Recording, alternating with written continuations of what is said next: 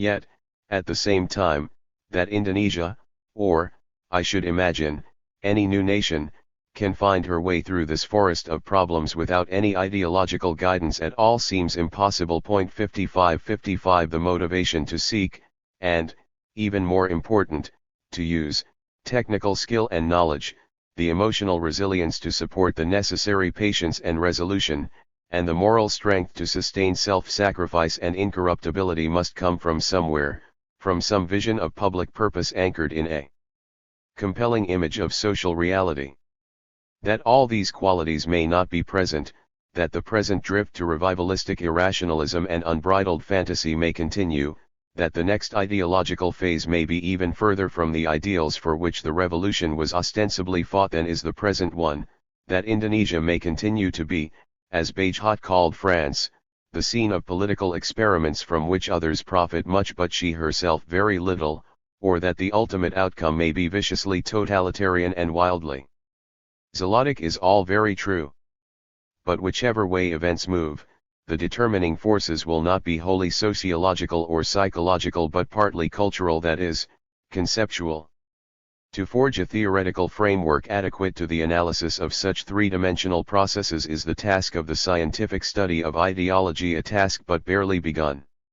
For an analysis of the role of ideology in an emerging African nation, conducted along lines similar to our own, CLA Fowler's Ideology and Culture in Uganda Nationalism, American Anthropologist 63, 1961 677-686.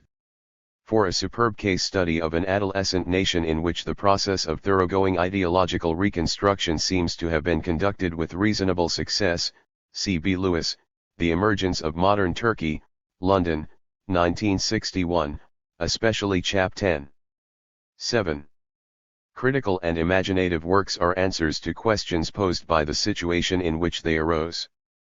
They are not merely answers, they are strategic answers, stylized answers. For there is a difference in style or strategy, if one says yes in tonalities that imply thank God, or in tonalities that imply alas.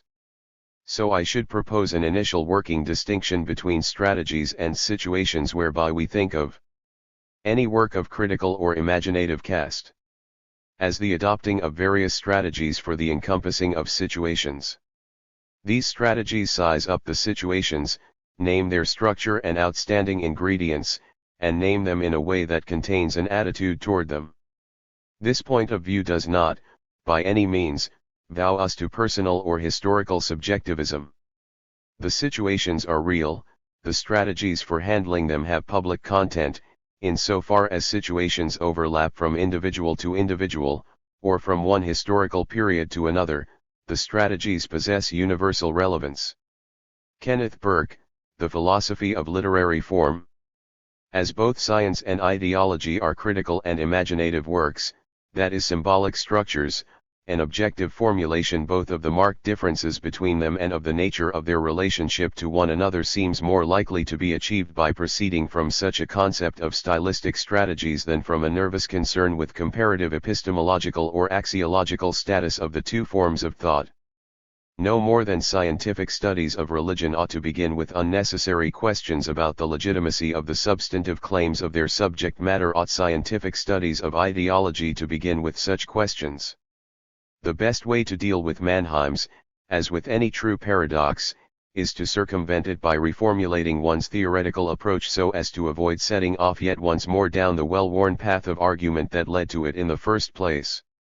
The differentia of science and ideology as cultural systems are to be sought in the sorts of symbolic strategy for encompassing situations that they respectively represent.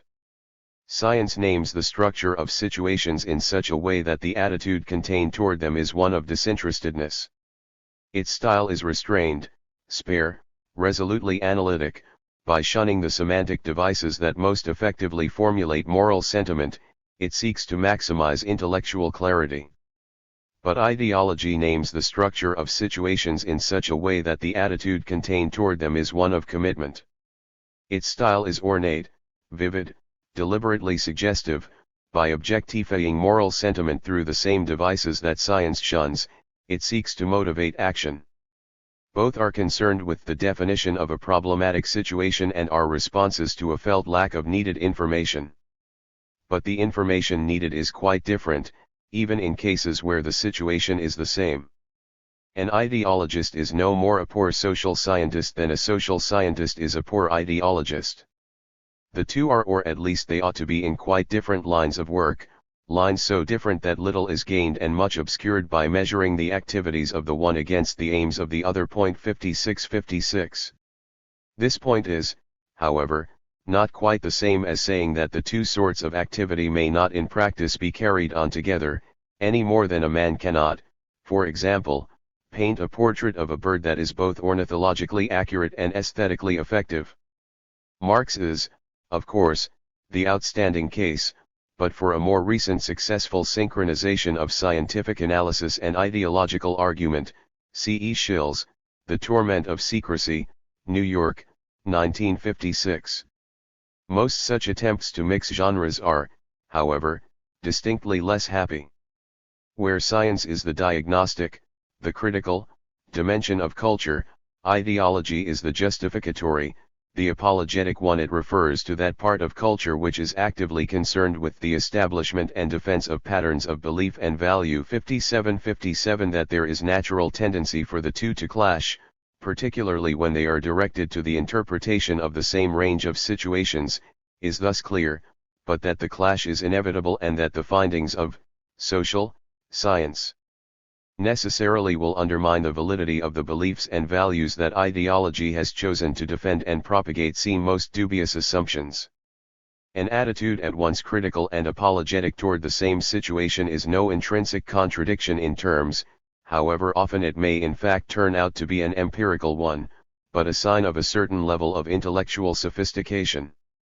One remembers the story, probably ben trovato, to the effect that when Churchill had finished his famous rally of isolated England, "We shall fight on the beaches, we shall fight on the landing grounds, we shall fight in the fields and in the streets, we shall fight in the hills," he turned to an aide and whispered, "And we shall hit them over the head with soda water bottles, because we haven't any guns."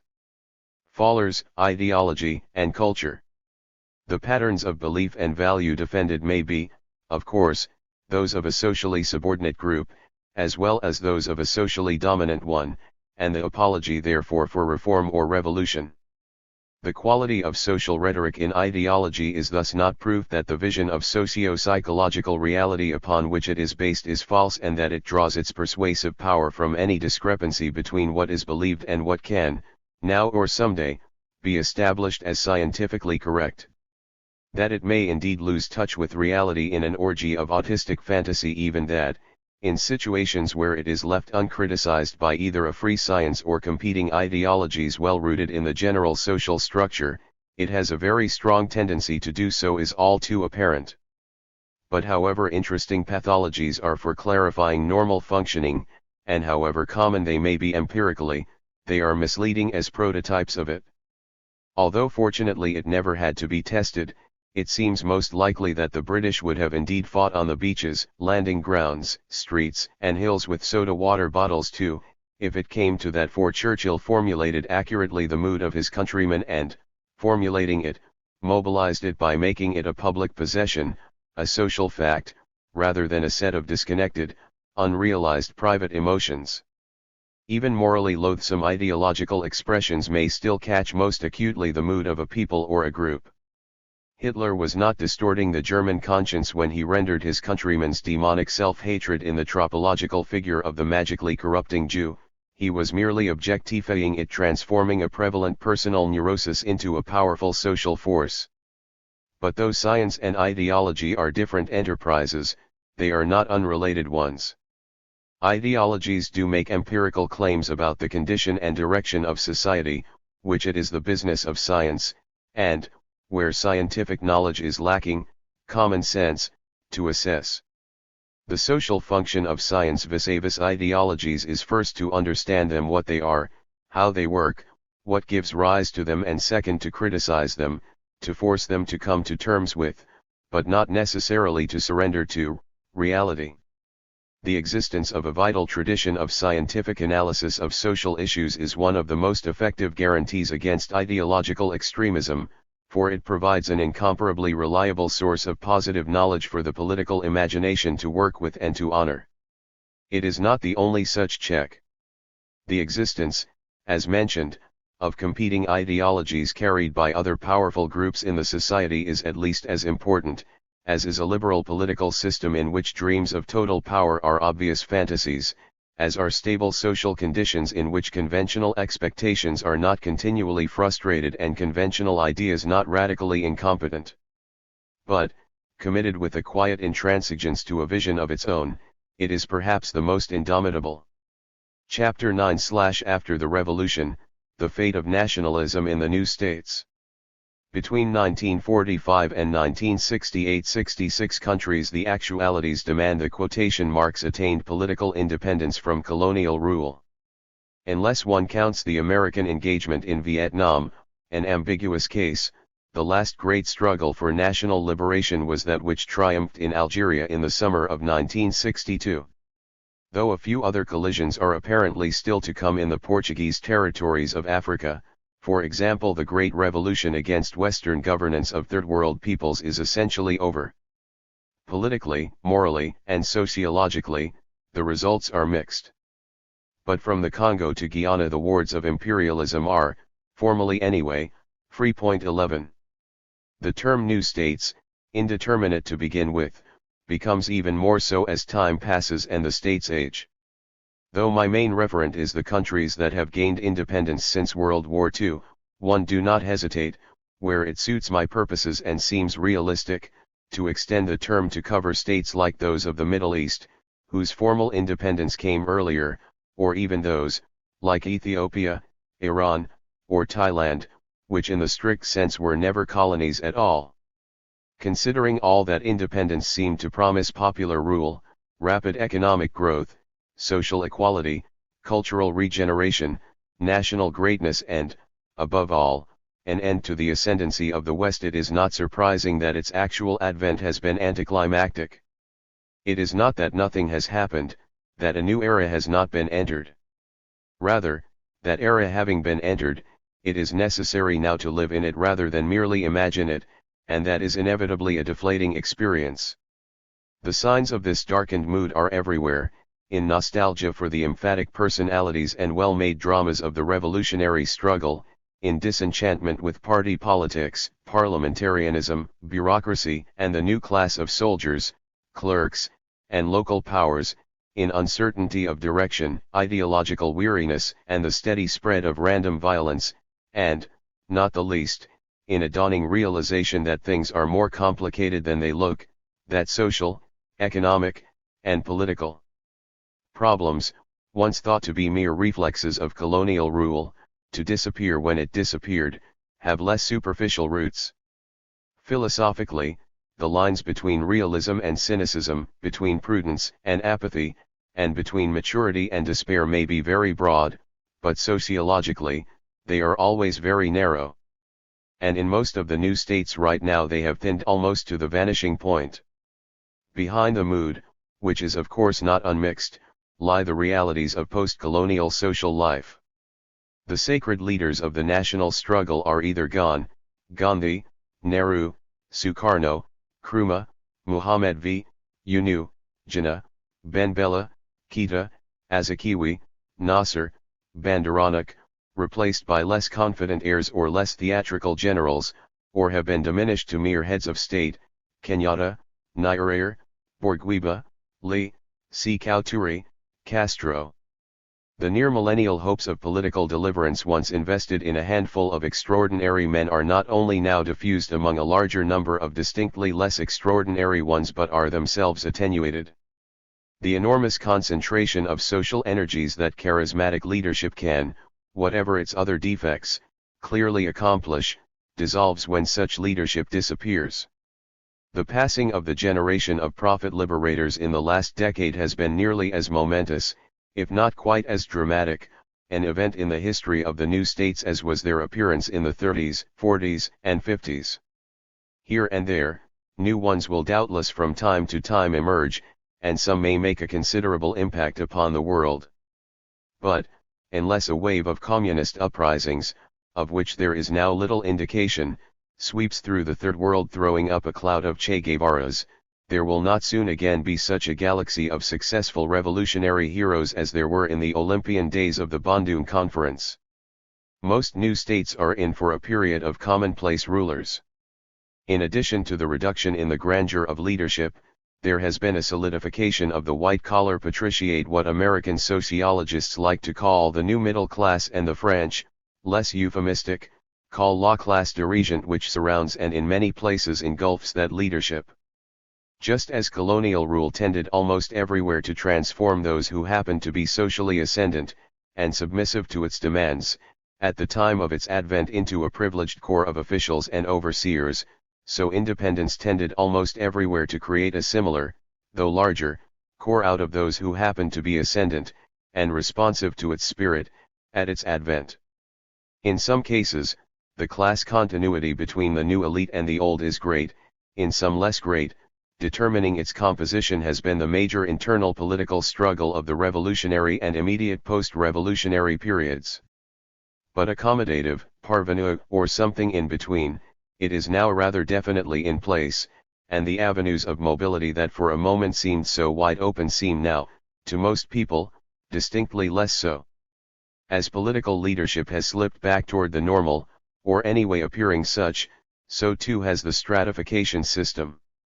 So too, indeed, has society as a whole.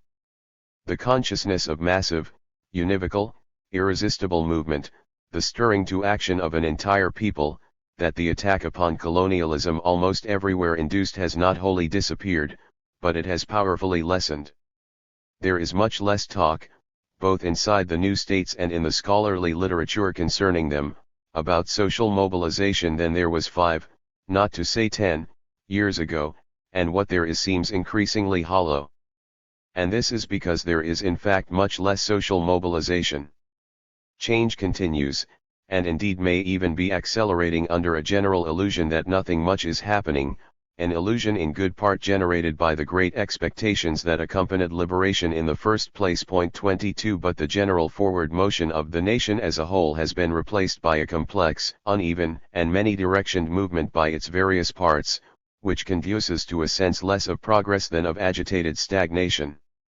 For an incisive, if anecdotal, discussion of the way in which contemporary social conditions in the Third World hamper the recognition of change on the part of the natives and foreign observers alike, C. A. Hirschman, Underdevelopment, Obstacles to the Perception of Change, and Leadership, Daedalus 97, 1968 925-937. For some comments of my own relative to the tendency of Western scholars and, inferentially, Third World intellectuals to underestimate the present rate, and to misconceive the direction, of change in the new states, see Myrdal's Mythology, Encounter, June 1969, pages 26-34. Yet, despite the sense of diluted leadership, renascent privilege, and arrested movement, the force of the great political emotion upon which the independence movement was everywhere built remains but slightly dimmed.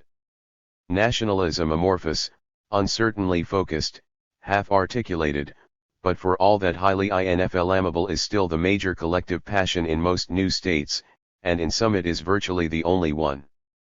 That, like the Trojan War, the world revolution may not take place as scheduled, that poverty, inequality, exploitation, superstition, and great power politics are going to be around for a while, is an idea, however galling, that most people at least can somehow contrive to live with. But, once aroused, the desire to become a people rather than a population, a recognized and respected somebody in the world who counts and is attended to, is, short of its satisfaction, apparently unappeasable. At least it has nowhere yet been appeased. Actually, the novelties of the post-revolutionary period have, in many ways, exacerbated it.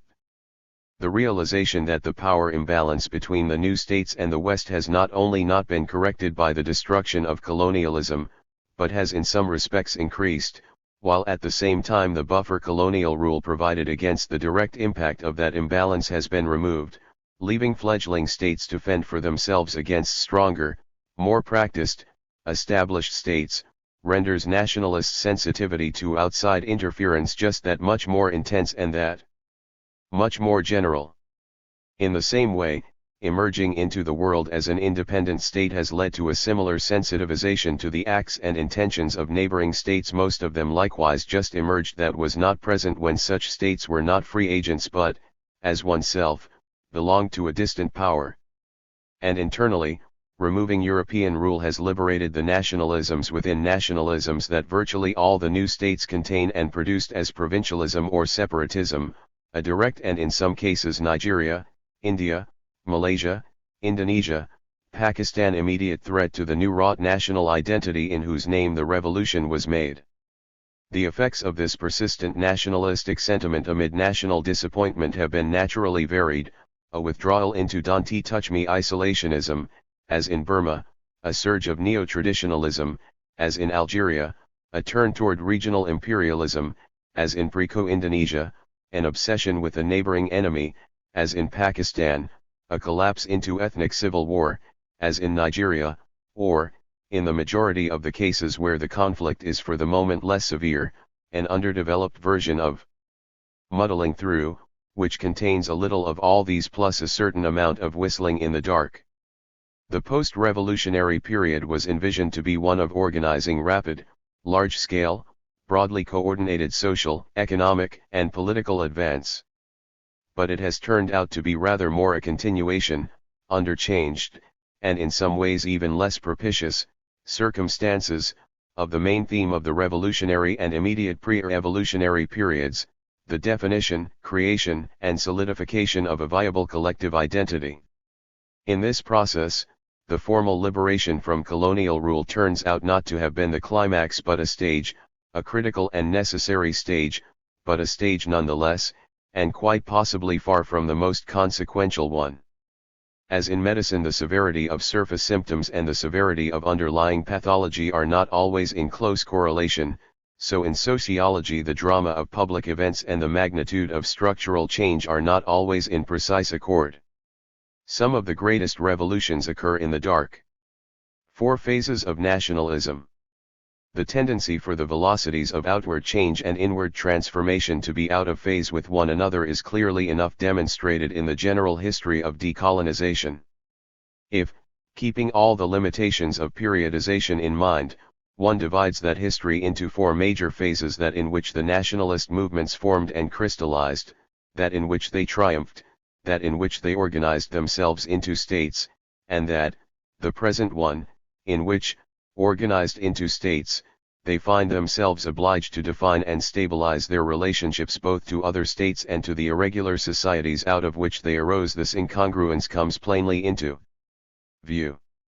The most obvious changes, those which caught and held the attention of the entire world, occurred in the second and third of these phases.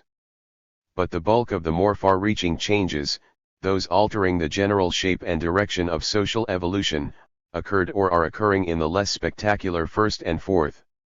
The first, formative stage of nationalism consisted essentially of confronting the dense assemblage of cultural, racial, local, and linguistic categories of self-identification and social loyalty that centuries of uninstructed history had produced with a simple, abstract, deliberately constructed, and almost painfully self-conscious concept of political ethnicity, a proper nationality in the modern manner.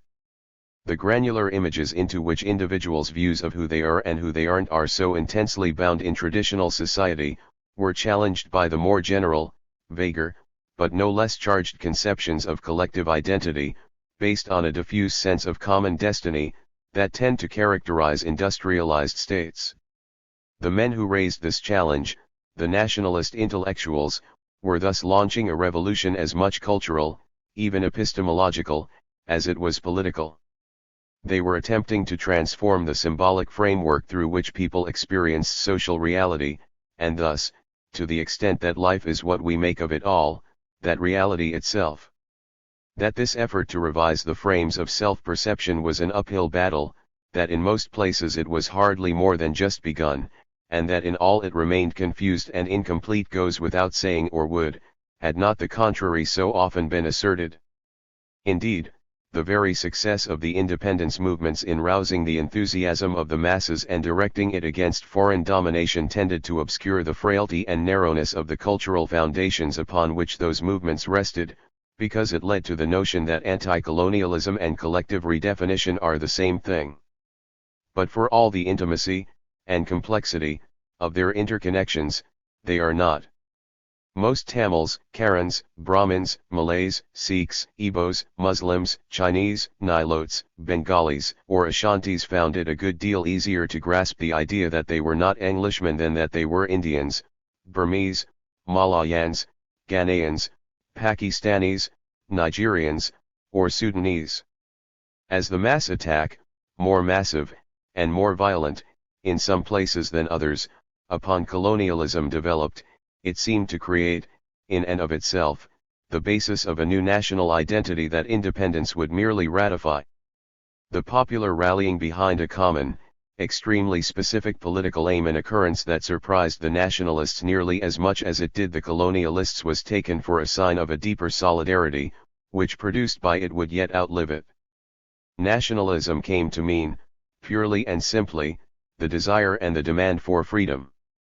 Transforming a people's view of themselves, their society, and their culture, the sort of thing that absorbed Gandhi, Jinnah, Fanon, Sukarno, Senghor, and indeed all the bitter theorists of national awakening, was identified, to a large extent by some of these same men, with the access of such peoples to self-government. Seek first the political kingdom, the nationalists would make the state, and the state would make the nation. The task of making the state turned out to be exacting enough to permit this illusion, indeed the whole moral atmosphere of the revolution, to be sustained for some time beyond the transfer of sovereignty. The degree to which this proved possible, necessary, or even advisable, varied widely from Indonesia or Ghana at one extreme to Malaysia or Tunisia at the other. But, with a few exceptions, by now all the new states have organized governments that maintain general dominion within their borders, and well or badly, function. And as government shakes down into some reasonably recognizable institutional form, party oligarchy, presidential autocracy, military dictatorship, reconditioned monarchism, or, very partially in the best of cases, representative democracy, it becomes less and less easy to avoid confronting the fact that to make Italy is not to make Italians. Once the political revolution is accomplished, and a state, if hardly consolidated, is at least established, the question, who are we, who have done all this, re-emerges from the easy populism of the last years of decolonization and the first of independence. Now that there is a local state rather than a mere dream of one, the task of nationalist ideologizing radically changes. It no longer consists in stimulating popular alienation from a foreign-dominated political order, nor with orchestrating a mass celebration of that order's demise.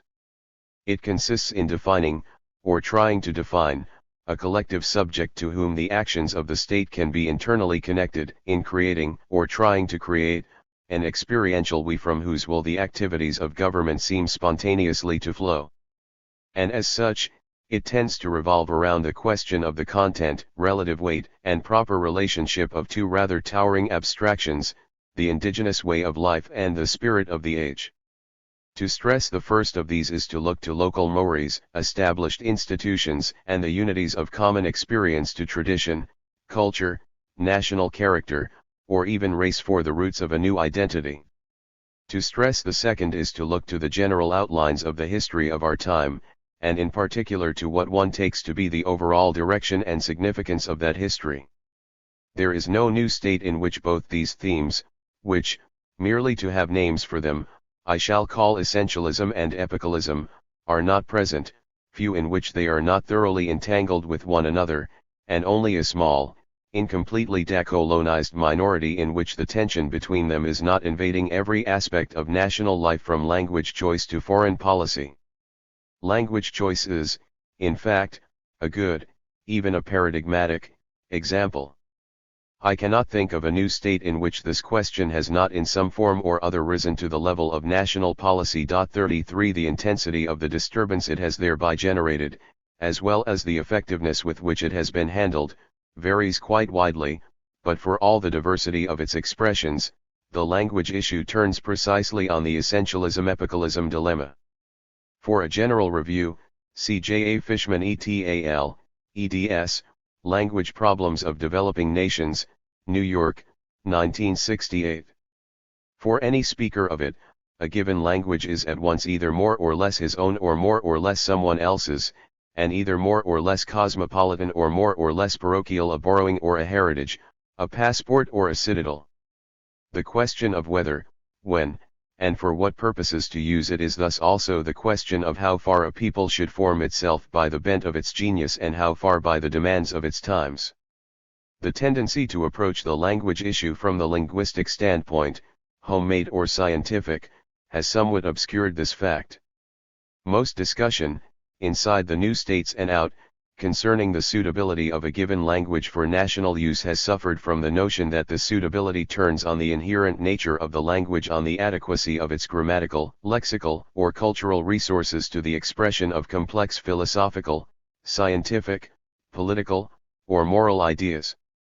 But what it really turns on is the relative importance of being able to give one's thoughts, however crude or subtle, the kind of force that speaking one's mother tongue permits, as against being able to participate in movements of thought to which only foreign, or in some cases literary, languages can give access.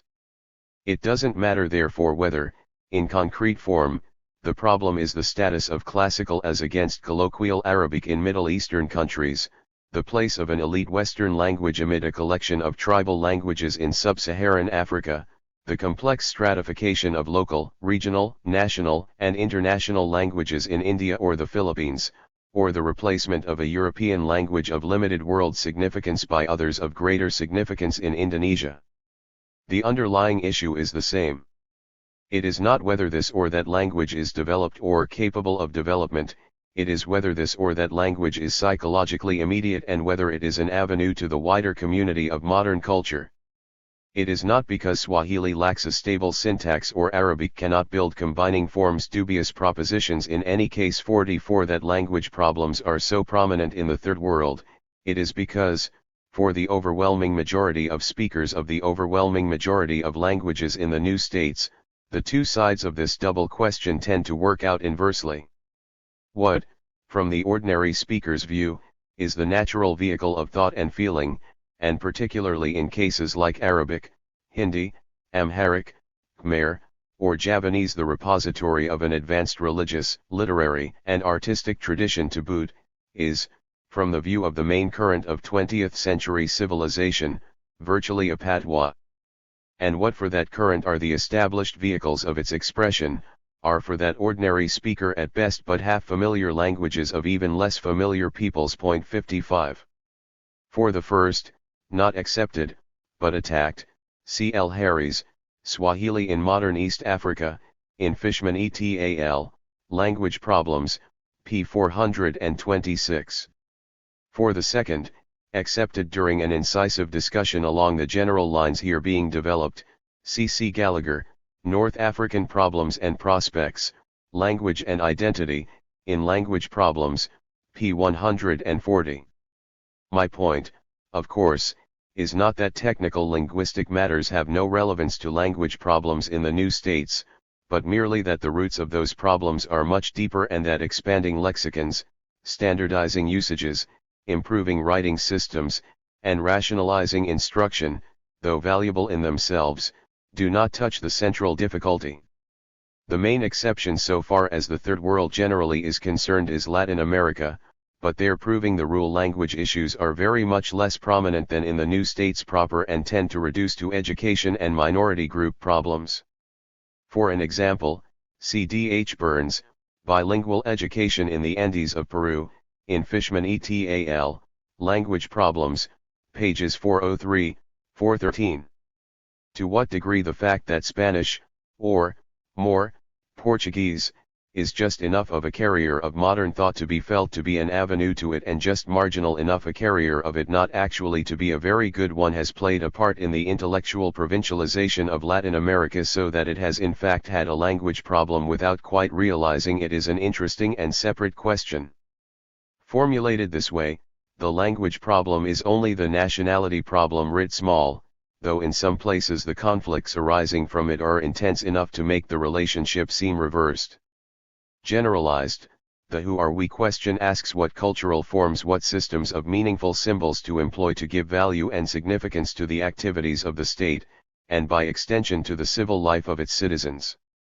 Nationalist ideologies built out of symbolic forms drawn from local traditions which are, that is, essentialist tend, like vernaculars, to be psychologically immediate but socially isolating, built out of forms implicated in the general movement of contemporary history, that is, epicalist, they tend, like lingua francas, to be socially deprovincializing but psychologically forced. However, rarely is such an ideology anywhere purely essentialist or purely epicalist. All are mixed, and one can speak at best only of a bias in one direction or another, and often not even of that. Nehru's image of India was doubtless heavily epicalist, Gandhi's doubtless heavily essentialist, but the fact that the first was the disciple of the second and the second the patron of the first, and neither managed to convince all Indians that he was not, in the one case, a brown Englishman, or, in the other, a medieval reactionary, demonstrates that the relation between these two routes to self-discovery is a subtle and even paradoxical one. Indeed, the more ideologized new states, Indonesia, Ghana, Algeria, Egypt, Ceylon, and the like, have tended to be both intensely epicalist and intensely essentialist at the same time, whereas countries more purely essentialist like Somalia or Cambodia, or epicalist like Tunisia or the Philippines, have been rather the exceptions. The tension between these two impulses to move with the tide of the present and to hold to an inherited course gives new state nationalism its peculiar air of being at once hell-bent toward modernity and morally outraged by its manifestations. There is a certain irrationality in this. But it is more than a collective derangement, it is a social cataclysm in the process of happening. Essentialism and epicalism. The interplay of essentialism and epicalism is not, therefore, a kind of cultural dialectic, a logistic of abstract ideas, but a historical process as concrete as industrialization and as tangible as war. The issues are being fought out not simply at the doctrine and argument level, though there is a great deal of both, but much more importantly in the material transformations that the social structures of all the new states are undergoing. Ideological change is not an independent stream of thought running alongside social process and reflecting, or determining, it is a dimension of that process itself. The impact within any new state society of the desire for coherence and continuity on the one hand and for dynamism and contemporaneity on the other is both extremely uneven and highly nuanced. The pull of indigenous tradition is felt most heavily by its appointed, and these days rather besieged, guardians, monks, mandarins, pundits, chiefs, ulama, and so on, that of what is usually referred to, not altogether accurately, as the West, by the urban youth, the troubled schoolboys of Cairo, Jakarta, or Kinshasa, who have surrounded words like Shab, Pemuda, and jeunesse with an aura of energy, idealism, impatience, and menace. But stretching out between these all too visible extremes is the great bulk of the population, among whom essentialist and epicalist sentiments are scrambled into a vast confusion of outlooks, which, because the current of social change produced it, only the current of social change can sort out. As illustrative cases, compressed to the dimensions of historical anecdotes, of the generation of this confusion and of the efforts now being made to dissolve it, Indonesia and Morocco can serve as well as any. My reason for choosing them is that they are the cases I happen to know firsthand, and, in dealing with the interplay between institutional change and cultural reconstruction, the degree to which one can substitute a synoptic vision for an intimate one is limited. Their experiences are, as all social experiences, unique. But they are not so different either from one another or from those of new states as a whole as to be unable to reveal, in their very particularity, some generic outlines of the problems faced by societies struggling to bring what they like to call their personality into a workable alignment with what they like to call their destiny. In Indonesia, the essentialist element is, and long has been, extremely unhomogeneous. To an extent, this is true for virtually all the new states, which tend to be bundles of competing traditions gathered accidentally into concocted political frameworks rather than organically evolving civilizations. But in Indonesia, the outlands at once of India, China, Oceania, Europe, and the Middle East, cultural diversity has been for centuries both especially great and especially complex. The edge of everything classical, it has been itself shamelessly eclectic. Up until about the third decade of this century, the several ingredient traditions Indic, Sunnitic, Islamic, Christian, Polynesian were suspended in a kind of half-solution in which contrasting, even opposed styles of life and world outlooks managed to coexist, if not wholly without tension, or even without violence, at least in some sort of usually workable, to each his own sort of arrangement. This modus vivendi began to show signs of strain as early as the mid-19th century, but its dissolution got genuinely underway only with the rise, from 1912 on, of nationalism, its collapse, which is still not complete, only in the revolutionary and post-revolutionary periods. For then what had been parallel traditionalisms, encapsulated in localities and classes, became competing definitions of the essence of the new Indonesia. What was once, to employ a term I have used elsewhere, a kind of cultural balance of power became an ideological war of a peculiarly implacable sort. Thus, in apparent paradox, though, in fact, it has been a nearly universal occurrence in the new states, the move toward national unity intensified group tensions within the society by raising settled cultural forms out of their particular contexts, expanding them into general allegiances, and politicizing them. As the nationalist movement developed, it separated into strands. In the revolution these strands became parties, each promoting a different aspect of the eclectic tradition as the only true basis of Indonesian identity.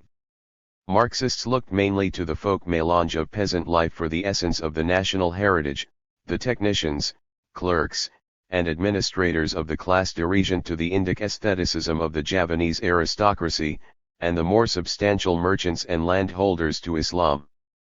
Village populism, cultural elitism, religious puritanism, some differences of ideological opinion can perhaps be adjusted, but not these. Rather than adjusted they were accentuated, as each strand attempted to graft a modernist appeal onto its traditionalist base. For the populist element, this was communism, and the Indonesian Communist Party, professing to discern an indigenous radical tradition in the collectivism, social egalitarianism, and anti-clericalism of rural life, became the chief spokesman both for peasant essentialism, especially Javanese peasant essentialism, and for a revolutionary epicalism of the usual rise of the masses sort.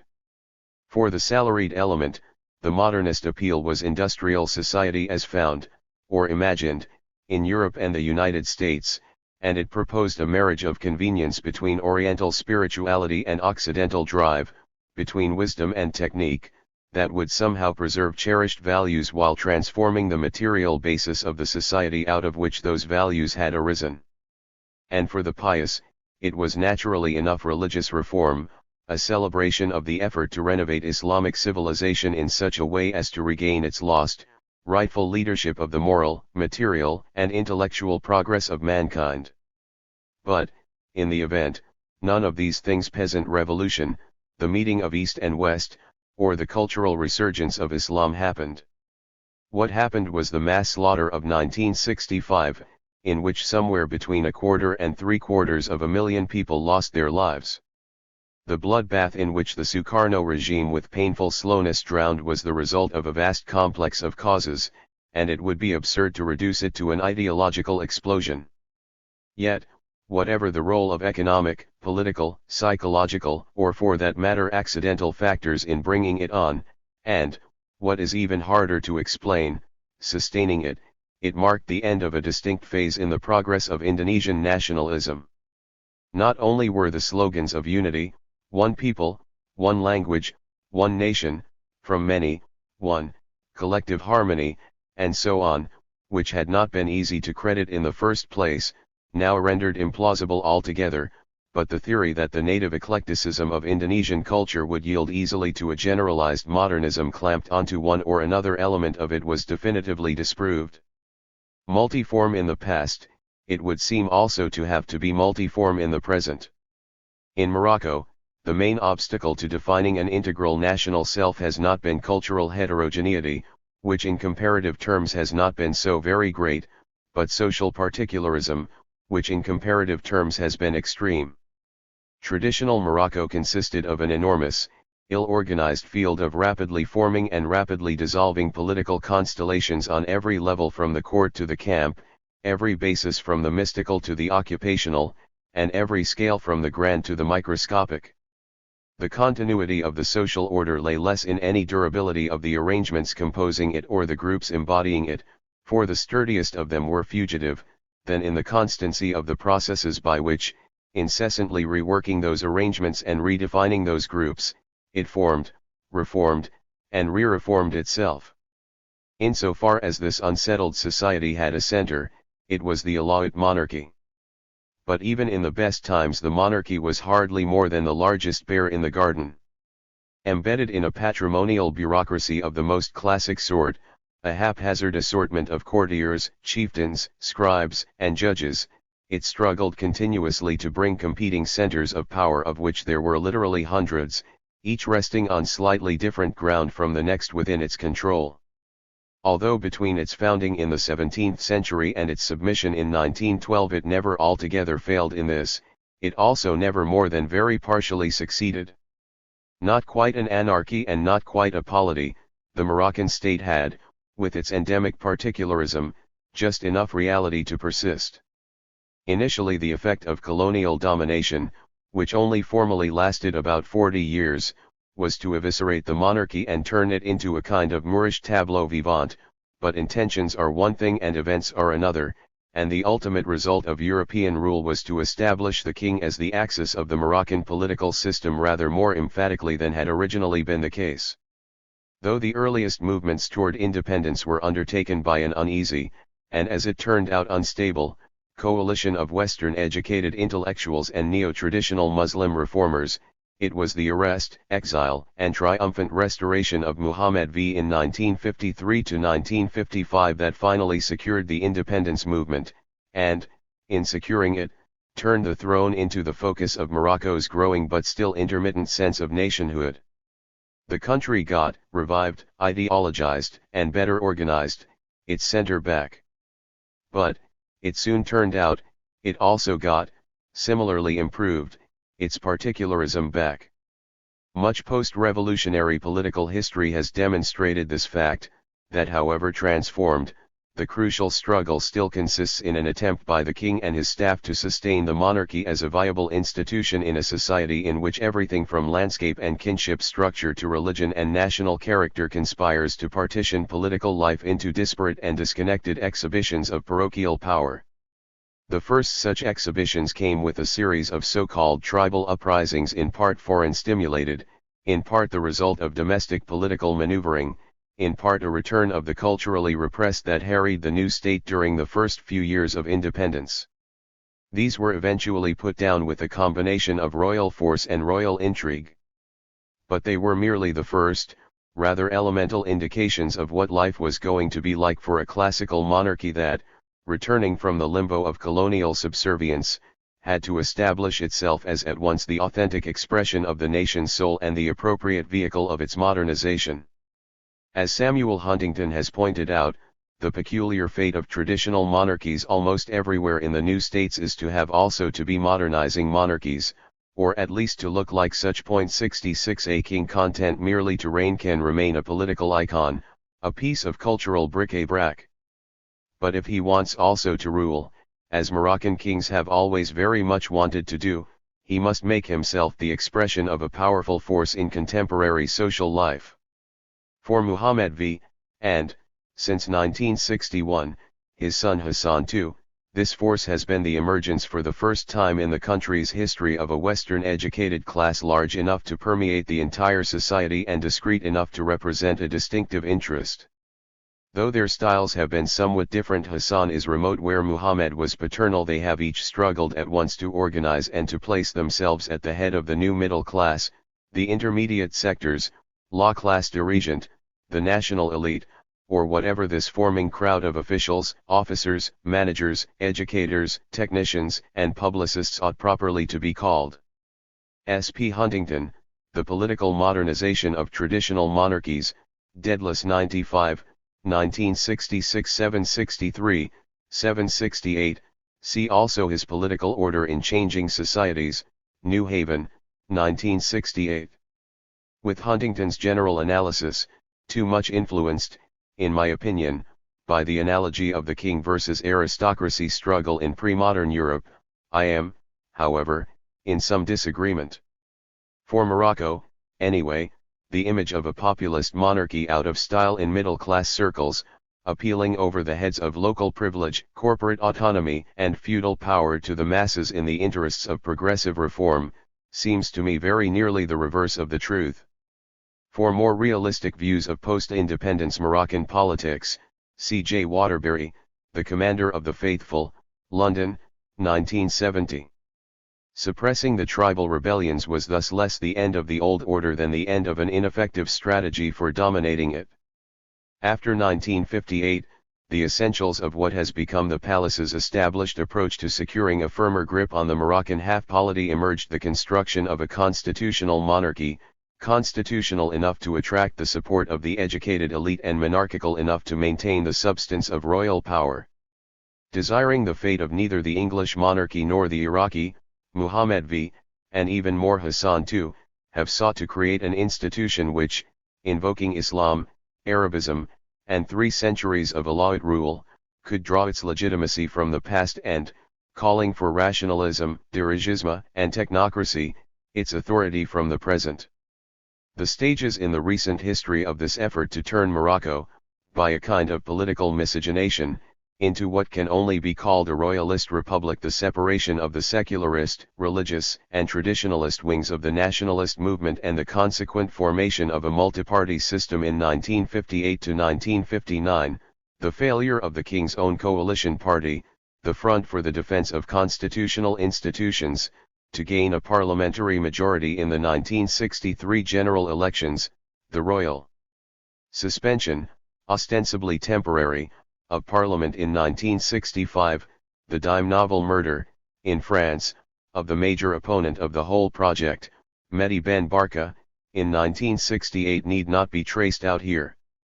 The point is that the tension between essentialism and epicalism is as observable in the vicissitudes of the post-revolutionary Moroccan political system as in those of the Indonesian, and if it has not as yet attained so flamboyant a denouement, and one may hope never will, it has been moving in the same direction of increasing unmanageability, as the relationship between what Edward Shills has called the will to be modern and what Mazzina called the need to exist and have a name grows steadily more involved. 77 And though the form it takes and the speed at which it moves naturally vary, the same process is occurring in, if perhaps not all, at least the overwhelming majority of the new states as, the revolution accomplished, the point of it is sought.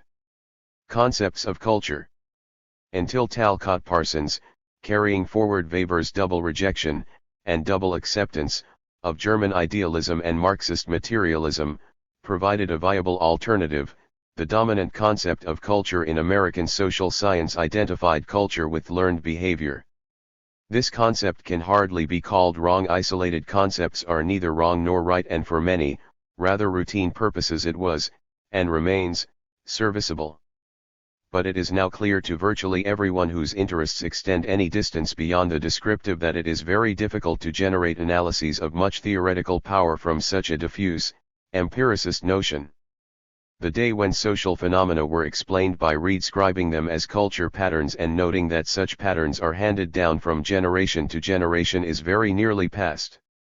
And Parsons, insisting in his grave and toneless voice that to interpret the way a group of human beings behave as an expression of their culture while defining their culture as the sum of the ways in which they have learned to behave is not terribly informative, is as responsible for its passing as any single figure in contemporary social science. In place of this near idea, Parsons, following not only Weber but a line of thought stretching back at least to Vico, has elaborated a concept of culture as a system of symbols by which man confers significance upon his own experience. Symbol systems, man-created, shared, conventional, ordered, and indeed learned, provide human beings with a meaningful framework for orienting themselves to one another, to the world around them, and to themselves. At once a product and a determinant of social interaction, they are to the process of social life as a computer's program is to its operations, the genic helix to the development of the organism, the blueprint to the construction of the bridge, the score to the performance of the symphony, or, to choose a humbler analogy, the recipe to the baking of the cake. So the symbol system is the information source that, to some measurable extent, gives shape, direction, particularity, and point to an ongoing flow of activity. Yet these analogies, which suggest a pre-existing template stamping form onto a process external to it, pass rather facilely over what has emerged as the central theoretical problem for this more sophisticated approach, namely, how to conceptualize the dialectic between the crystallization of such directive patterns of meaning and the concrete course of social life. There is a sense in which a computer's program is an outcome of prior developments in the technology of computing, a particular helix of phylogenetic history, a blueprint of earlier experiments in bridge building, a score of the evolution of musical performance, and a recipe of a long series of successful and unsuccessful cakes. But the simple fact that the information elements in these cases are materially separable from the processual one can, in principle anyhow, write out the program, isolate the helix, draw the blueprint, publish the score, note down the recipe makes them less useful as models for the interaction of cultural patterns and social processes where, a few more intellectualized realms like music and cake baking in part aside, the very question at issue is precisely how such a separation is, even in thought, actually to be effected. The workability of the Parsonian concept of culture rests almost entirely on the degree to which such a model can be constructed, on the degree to which the relationship between the development of symbol systems and the dynamics of social process can be circumstantially exposed, thereby rendering the depiction of technologies, rituals, myths, and kinship terminologies as man-made information sources for the directive ordering of human conduct more than a metaphor. This problem has haunted Parsons' writings on culture from the earliest days, when he regarded it as a set of Whiteheadian external objects psychologically incorporated into personalities and thus, by extension, institutionalized in social systems, to the most recent where he sees it more in the control mechanism terms of cybernetics. But nowhere has it come home more to roost than in discussing ideology, for, of all the realms of culture, ideology is the one in which the relationship between symbolic structures and collective behavior is at once the most conspicuous and the least clear. For Parsons, an ideology is but a special sort of symbol system. A system of beliefs held in common by members of a collectivity, which is oriented to the evaluative integration of the collectivity, by interpretation of the empirical nature of the collectivity and of the situation in which it is placed, the processes by which it developed to its given state, the goals to which its members are collectively oriented, and their relation to the future course of events. 88. Yet, left at that, this formulation fuses together modes of self-interpretation that do not entirely go together, and, glossing over the moral tension inherent in ideological activity, obscures the interior sources of its enormous sociological dynamism. In particular, the two clauses I have underscored, the interpretation of the empirical nature of the collectivity, and the interpretation of the situation in which that collectivity is placed, are not, as I hope I have by now demonstrated, as coordinate as practical enterprises in social self-definition as the mere and conjoining them might suggest. So far as new state nationalism is concerned, they are in fact very deeply, in some places irreconcilably, at odds. To deduce what the nation is from a conception of the world historical situation in which it is thought to be enclosed, epicalism produces one sort of moral political universe. To diagnose the situation with which the nation is faced from a prior conception of what it is intrinsically, essentialism produces quite another, and to combine the two, the most common approach, produces a confused assortment of mixed cases. For this reason, among others, nationalism is not a mere byproduct but the very stuff of social change in so many new states, not its reflection, its cause, its expression, or its engine, but the thing itself.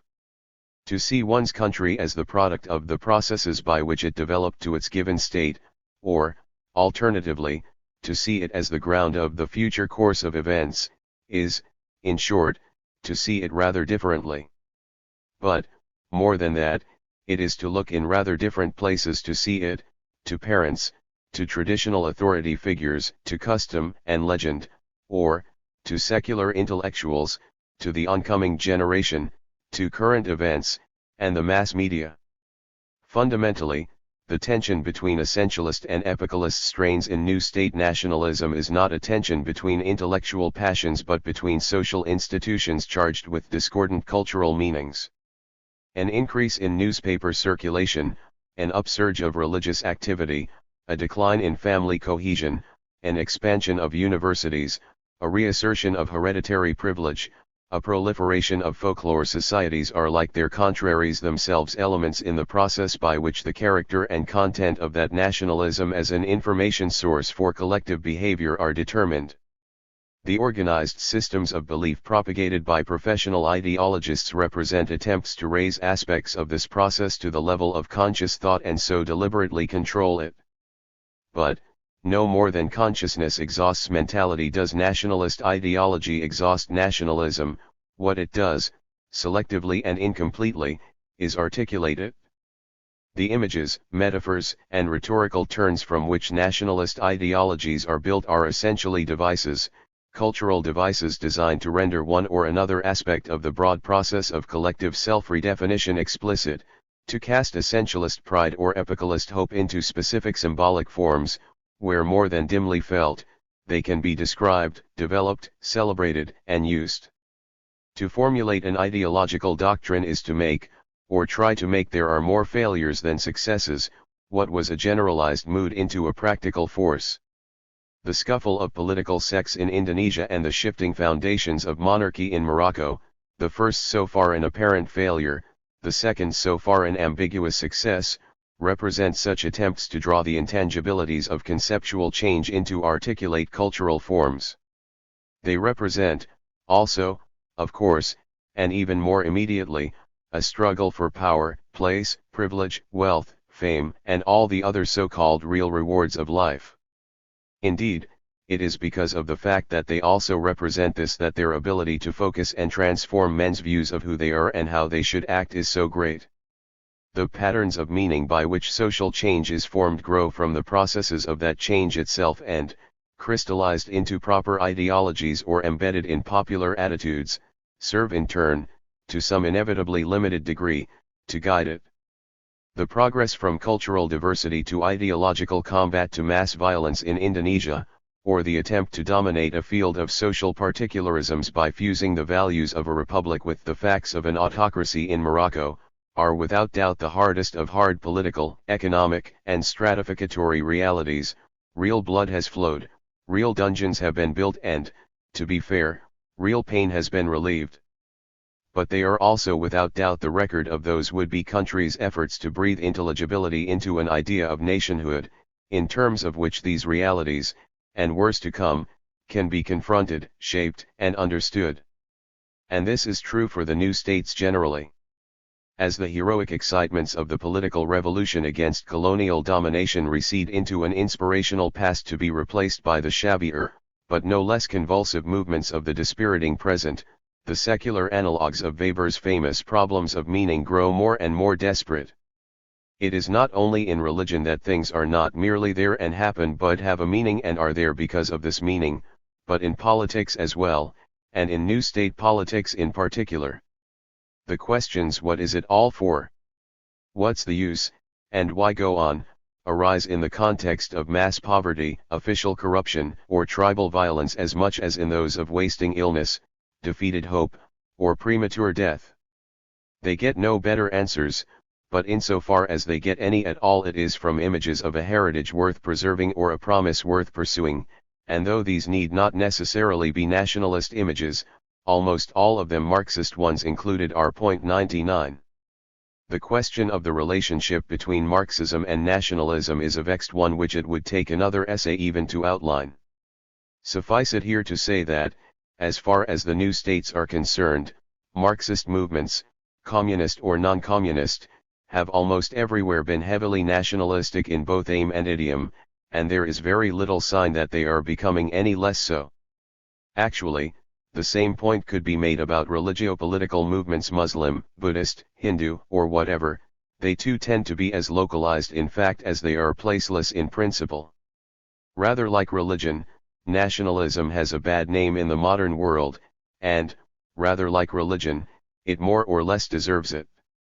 Between them, and sometimes in combination, religious bigotry and nationalist hatred have probably brought more havoc upon humanity than any two forces in history, and doubtless will bring a great deal more. Yet also rather like religion, nationalism has been a driving force in some of the most creative changes in history, and doubtless will be so again in many yet to come. It would seem, then, well to spend less time decrying it, which is a little like cursing the winds, and more in trying to figure out why it takes the forms it does and how it might be prevented from tearing apart even as it creates the societies in which it arises, and beyond that the whole fabric of modern civilization. For in the new states the age of ideology is not only not over, but, as the inchoate changes of self-conception wrought by the dramatic events of the past 40 years emerge into the public light of explicit doctrine, only just beginning. In preparing ourselves to understand and deal with it, or perhaps only to survive it, the Parsonian theory of culture, suitably amended, is one of our most powerful intellectual tools. Chapter 10 / The Integrative Revolution, Primordial Sentiments and Civil Politics in the New States. In 1948, scarcely a year after independence, Pundit Nehru found himself in the always unsettling position for an opposition politician finally come to power of being obliged to place in practice a policy he had long espoused but never liked. With Patel and Sitaramaiah, he was appointed to the Linguistic Provinces Committee. The Congress had supported the principle of linguistic determination of state boundaries within India almost since its founding, arguing, ironically enough, that British maintenance of arbitrary, that is, non-linguistic administrative units was part of a divide-and-rule policy. In 1920 it had actually reorganized its own regional chapters along linguistic lines so as better to secure its popular appeal. But with the echoes of partition perhaps still ringing in his ears, Nehru was deeply shaken by his experience on the Linguistic Committee, and with the candor that made him virtually unique among the leaders of the new states, he admitted it. This inquiry has been in some ways an eye-opener for us. The work of 60 years of the Indian National Congress was standing before us, face to face with centuries-old India of narrow loyalties, petty jealousies, and ignorant prejudices engaged in mortal conflict, and we were simply horrified to see how thin was the ice upon which we were skating. Some of the ablest men in the country came before us and confidently and emphatically stated that language in this country stood for and represented culture, race, history, individuality, and finally a sub-nation. 11. Quoted in S. Harrison, The Challenge to Indian Nationalism, Foreign Affairs 34, April 1956. 3. But, horrified or not, Nehru, Patel, and Sitaramaiah in the end were forced to endorse the claims of Andhra as a Telugu-speaking state, and the thin ice was broken. Within the decade India had been almost entirely reorganized along linguistic lines, and a wide range of observers, both domestic and foreign, were wondering aloud whether the country's political unity would survive this wholesale concession to narrow loyalties, petty jealousies, and ignorant prejudices. 22. For a very dim view, C. S. Harrison, India, The Most Dangerous Decades, Princeton, N.J., 1960. For a lively Indian view that sees the scheme of dividing India in the name of linguistic states as full of poison but yet necessary to make easy the way to democracy and to remove racial and cultural tension, see B.R. Ambedkar, Thoughts on Linguistic States, Delhi, ca. 1955. The problem that opened Nehru's eyes in such wide astonishment is phrased in linguistic terms, but the same problem phrased in a wide variety of terms is, of course, literally pandemic to the new states, as the countless references to dual or plural or multiple societies, to mosaic or composite social structures, to states that are not nations and nations that are not states, to tribalism, parochialism, and communalism, as well as to pan-national movements of various sorts demonstrate. When we speak of communalism in India, we refer to religious contrasts; when we speak of it in Malaya, we are mainly concerned with racial ones, and in the Congo with tribal ones. But the grouping under a common rubric is not simply adventitious, the phenomena referred to are in some way similar. Regionalism has been the main theme in Indonesian disaffection, differences in custom in Moroccan. The Tamil minority in Ceylon is set off from the Sinhalese majority by religion, language, race, region, and social custom. The Shiite minority in Iraq is set off from the dominant Sunnis virtually by an intra-Islamic sectarian difference alone. Pan-national movements in Africa are largely based on race, in Kurdistan, on tribalism, in Laos, the Shan states, and Thailand, on language.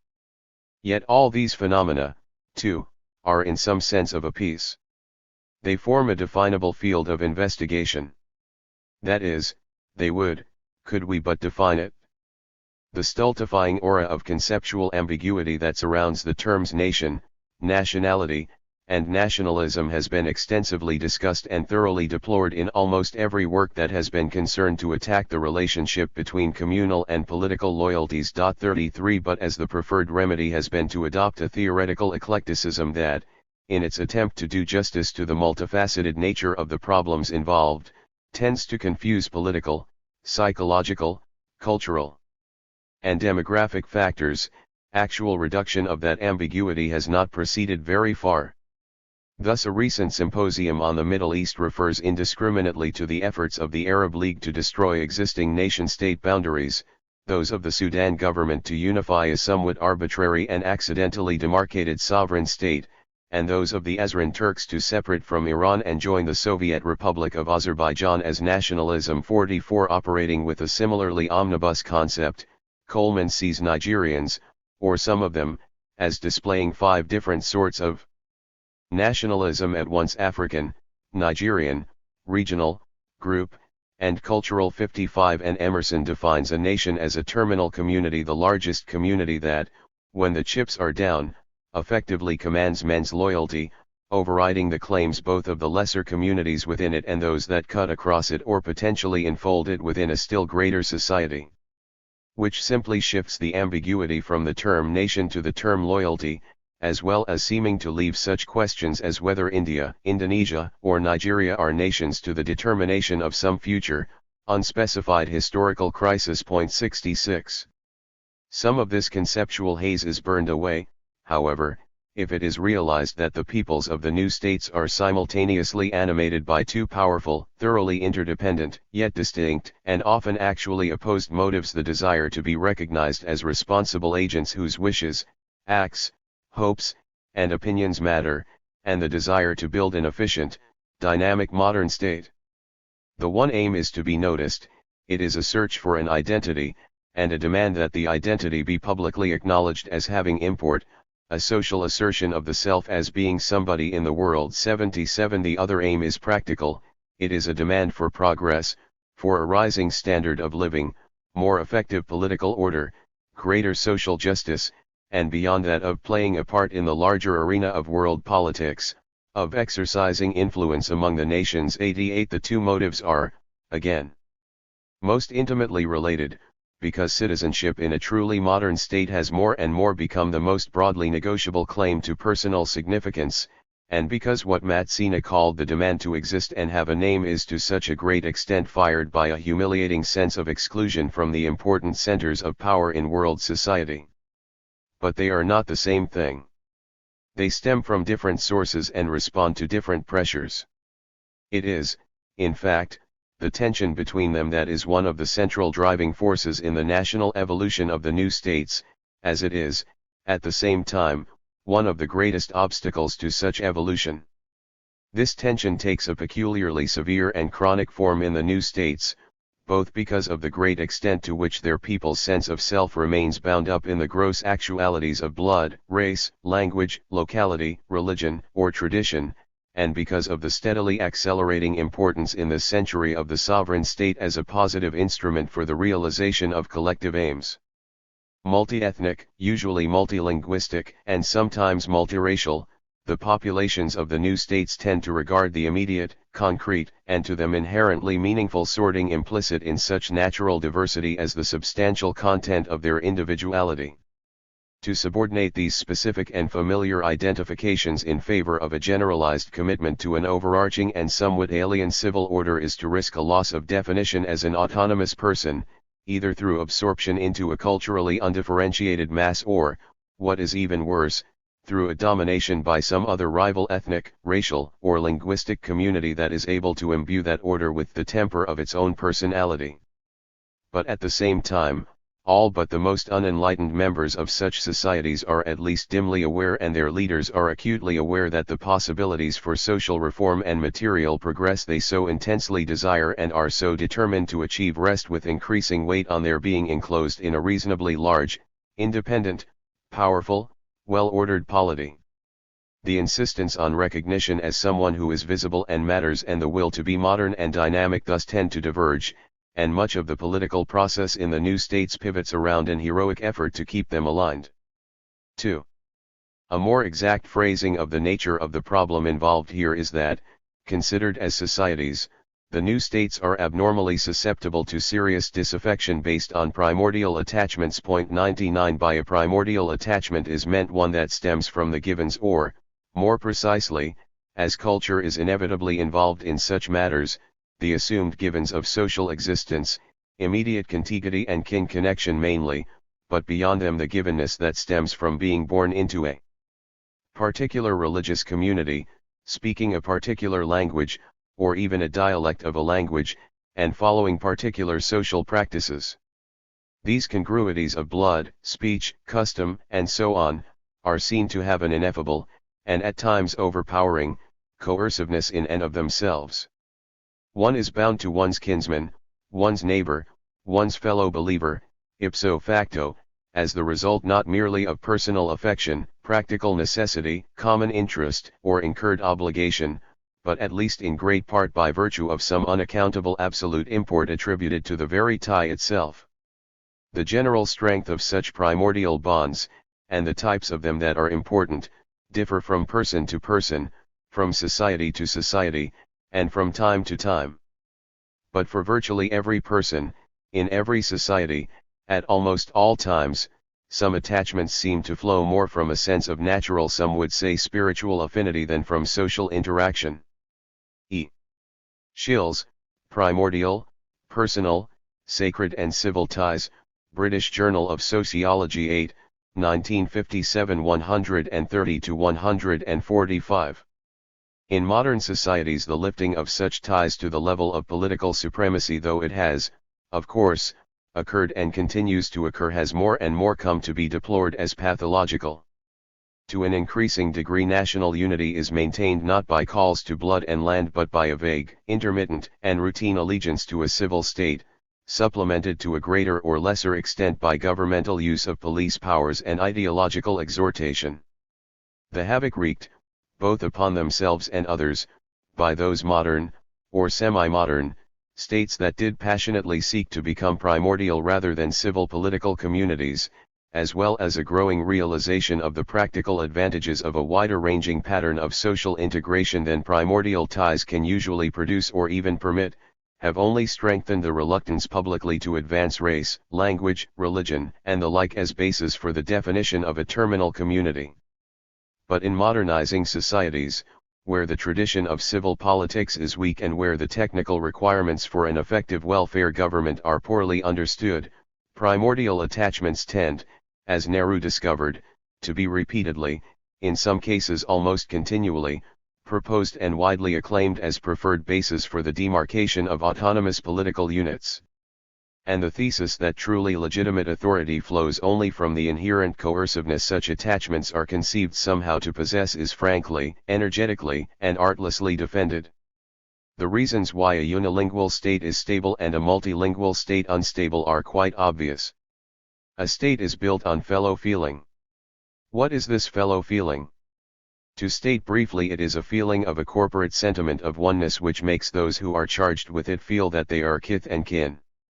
This feeling is a double-edged feeling.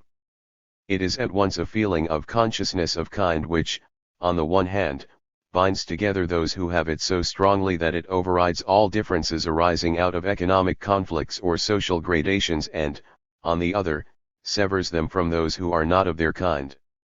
It is a longing not to belong to any other group. The existence of this fellow feeling is the foundation of a stable and democratic state. 1010. Ambedkar, Thoughts on Linguistic States, p. 11. Noting that the modern bilingual states of Canada, Switzerland, and, white, South Africa might be quoted against him, Ambedkar adds, it must not be forgotten that the genius of India is quite different than the genius of Canada, Switzerland, and South Africa. The genius of India is to divide, the genius of Switzerland, South Africa, and Canada to unite. In 1972, both this note and my passage about the declining role of primordial divisions in modern countries seem, to put it mildly, rather less convincing than they did in 1962, when this essay was originally written. But if events in Canada, Belgium, Ulster, and so on have made primordial definition seem less predominantly a new state phenomenon, they have made the general argument developed here seem even more germane. It is this crystallization of a direct conflict between primordial and civil sentiments, this longing not to belong to any other group, that gives to the problem variously called tribalism, parochialism, communalism, and so on, a more ominous and deeply threatening quality than most of the other, also very serious and intractable, problems the new states face. Here we have not just competing loyalties, but competing loyalties of the same general order, on the same level of integration. There are many other competing loyalties in the new states, as in any state, ties to class, party, business, union, profession, or whatever. But groups formed of such ties are virtually never considered as possible self-standing, maximal social units, as candidates for nationhood. Conflicts among them occur only within a more or less fully accepted terminal community whose political integrity they do not, as a rule, put into question. No matter how severe they become, they do not threaten, at least not intentionally, its existence as such. They threaten governments, or even forms of government, but they rarely, at best and then usually when they have become infused with primordial sentiments, threaten to undermine the nation itself, because they do not involve alternative definitions of what the nation is, of what its scope of reference is. Economic or class or intellectual disaffection threatens revolution, but disaffection based on race, language, or culture threatens partition, irredentism, or merger, a redrawing of the very limits of the state, a new definition of its domain. Civil discontent finds its natural outlet in the seizing, legally or illegally, of the state apparatus. Primordial discontent strives more deeply and is satisfied less easily. If severe enough, it wants not just Sukarno's or Nehru's or Mullah Hassan's head, it wants Indonesia's or India's or Morocco's. The actual foci around which such discontent tends to crystallize are various, and in any given case several are usually involved concurrently, sometimes at cross purposes with one another. On a merely descriptive level they are, nevertheless, fairly readily enumerable. 1111. For a similar but rather differently conceived and organized listing, see Emerson, Empire to Nation, chaps 6, 7, and 8. Assumed blood ties. Here the defining element is quasi-kinship. Quasi because kin units formed around known biological relationship, extended families, lineages, and so on, are too small for even the most tradition-bound to regard them as having more than limited significance, and the referent is, consequently, to a notion of untraceable but yet sociologically real kinship, as in a tribe. Nigeria, the Congo, and the greater part of sub-Saharan Africa are characterized by a prominence of this sort of primordialism. But so also are the nomads or semi-nomads of the Middle East, the Kurds, Baluchis, Pathans, and so on, the Nagas, Mundas, Santals, and so on, of India, and most of the so-called hill tribes of Southeast Asia. Race. Clearly, race is similar to assumed kinship, in that it involves an ethnobiological theory. But it is not quite the same thing.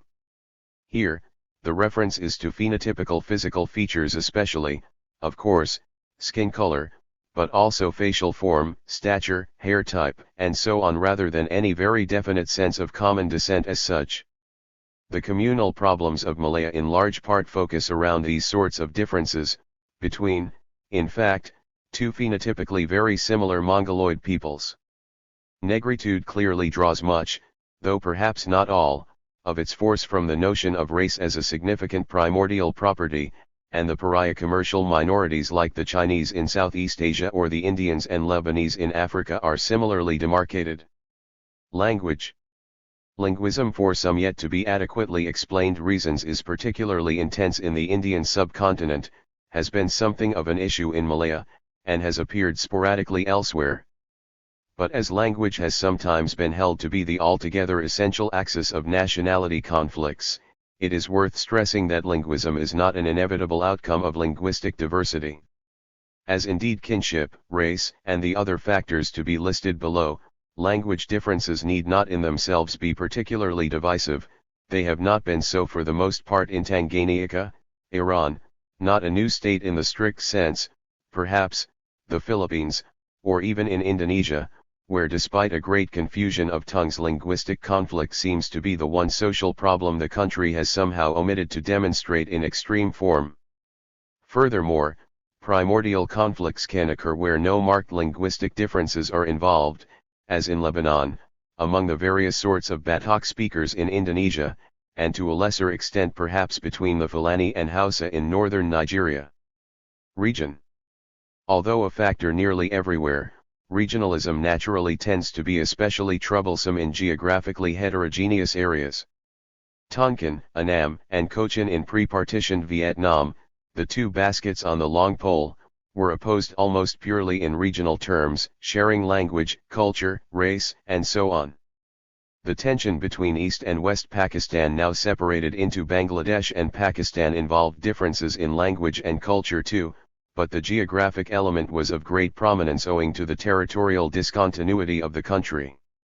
Java versus the outer islands in archipelagic Indonesia, and the northeast versus the west coast in mountain bisected Malaya, are other examples in which regionalism has been an important primordial factor in national politics.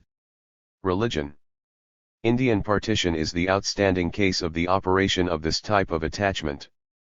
But Lebanon, the Christian Karens and the Muslim Arakanus in Burma, the Toba Bataks, Ambonesa and Mina Hassans in Indonesia, the Moros in the Philippines, the Sikhs in Indian Punjab and the Ahmadiyyas in Pakistan, and the Hausa in Nigeria are other well-known examples of its force in undermining or inhibiting a comprehensive civil sense.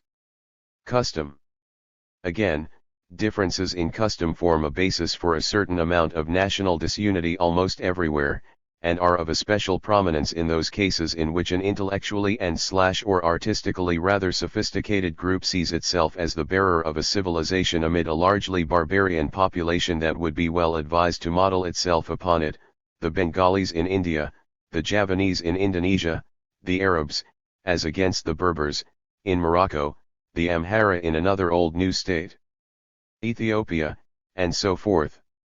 But it is important also to point out that even vitally opposed groups may differ rather little in their general style of life. Hindu Gujaratis and Maharashtrians in India, Baganda and Bunyoro in Uganda, Javanese and Sundanese in Indonesia. And the reverse holds also, the Balinese have far and away the most divergent pattern of customs in Indonesia, but they have been, so far, notable for the absence of any sense of primordial discontent at all.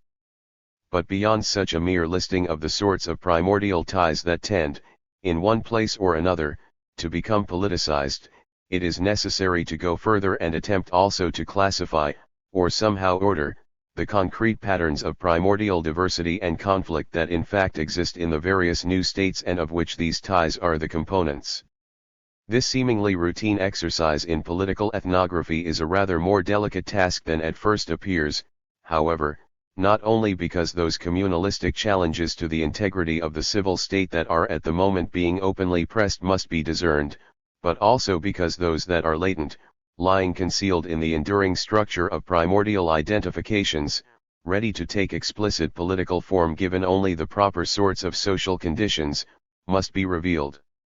The fact that the Indian minority in Malaya has not so far posed a very serious threat to the viability of the state does not mean that it might not do so if something odd happened to the world price of rubber, or if Mrs. Gandhi's hands-off policy toward overseas Indians should be replaced by one more like that of Mao toward the overseas Chinese. The Moro problem, which provided postgraduate field training for select members of several generations of West Pointers, now merely simmers in the Philippines, but it may not do so forever. The Free Thai movement seems dead at the moment, but it could revive with a change in Thailand's foreign policy or even with Pathet's success in Laos. Iraq's Kurds, several times ostensibly mollified, continue to show signs of restlessness. And so on. Primordially based political solidarities have a deeply abiding strength in most of the new states, but it is not always an active and immediately apparent one. Initially, a useful analytic distinction can be made with respect to this matter of classification between those allegiances that operate more or less wholly within the confines of a single civil state and those that do not but which run across them. Or, put somewhat differently, one can contrast those cases in which the racial, tribal, linguistic, and so on, reference group that is charged with a corporate sentiment of oneness is smaller than the existing civil state, and those where it is larger, or at least transcends its borders in some fashion. In the first instance, primordial discontent arises from a sense of political suffocation, in the second, from a sense of political dismemberment. Karen separatism in Burma, Ashanti in Ghana, or Baganda in Uganda are examples of the former, Pan-Arabism, Greater Somaliism, Pan-Africanism, of the latter. Many of the new states are plagued by both these sorts of problems at once. In the first place, most interstate primordial movements do not involve entire separate countries, as the Pan movements at least tend to do, but rather minorities scattered through several, for example, the Kurdistan movement to unite Kurds in Iran, Syria, Turkey, and the Soviet Union, perhaps the most unlikely to succeed political movement of all time, the Abaco movement of the late Mr. Kajavubu and his Republic of the Congo and Angola allies, the Dravidistan movement, insofar as it comes to see itself as extending across Pak Strait from South India into Ceylon, the movement, or perhaps it is so far only a formless sentiment, for a unified and sovereign Bengal Greater Bangladesh independent of both India and Pakistan. And there are even a few classical irredentist type problems scattered among the new states: the Malays in South Thailand, the Pashto speakers along the Afghan border of Pakistan, and so on, and when political boundaries become more firmly established in sub-Saharan Africa there will be a great many more of them. In all these cases, there is or there may develop both a desire to escape the established civil state and a longing to reunite a politically divided primordial community. 1212. The intensity, prevalence, or even the reality of such desires in each case is another matter, about which nothing is being asserted here. How much, if any, feeling in favor of assimilation to Malaya exists among the South Thailand Malays, the actual strength of the Abaco idea, or the attitudes of Tamils in Ceylon toward the Dravidian separatists of Madras are matters for empirical research. In the second place, interstate and intrastate primordial attachments often cross-cut one another in a complex network of balanced if most precariously balanced commitments. In Malaya, one of the more effective binding forces that has, so far at least, held Chinese and Malays together in a single state despite the tremendous centrifugal tendencies the racial and cultural difference generates is the fear on the part of either group that should the federation dissolve they may become a clearly submerged minority in some other political framework, the Malays through the turn of the Chinese to Singapore or China, the Chinese through the turn of the Malays to Indonesia. In a similar way, in Ceylon both the Tamils and Sinhalese manage to see themselves as minorities, the Tamils because 70% of the Ceylonese are Sinhalese, the Sinhalese because the 8 million of them in Ceylon are all there are, while in addition to the 2 million Tamils on the island there are 28 million more in South India. In Morocco, there has tended to be both a within-state split between Arab and Berber, and an extra-state split between partisans of Nasser's Pan-Arabism and of Bourguiba's regroupement Macrobin.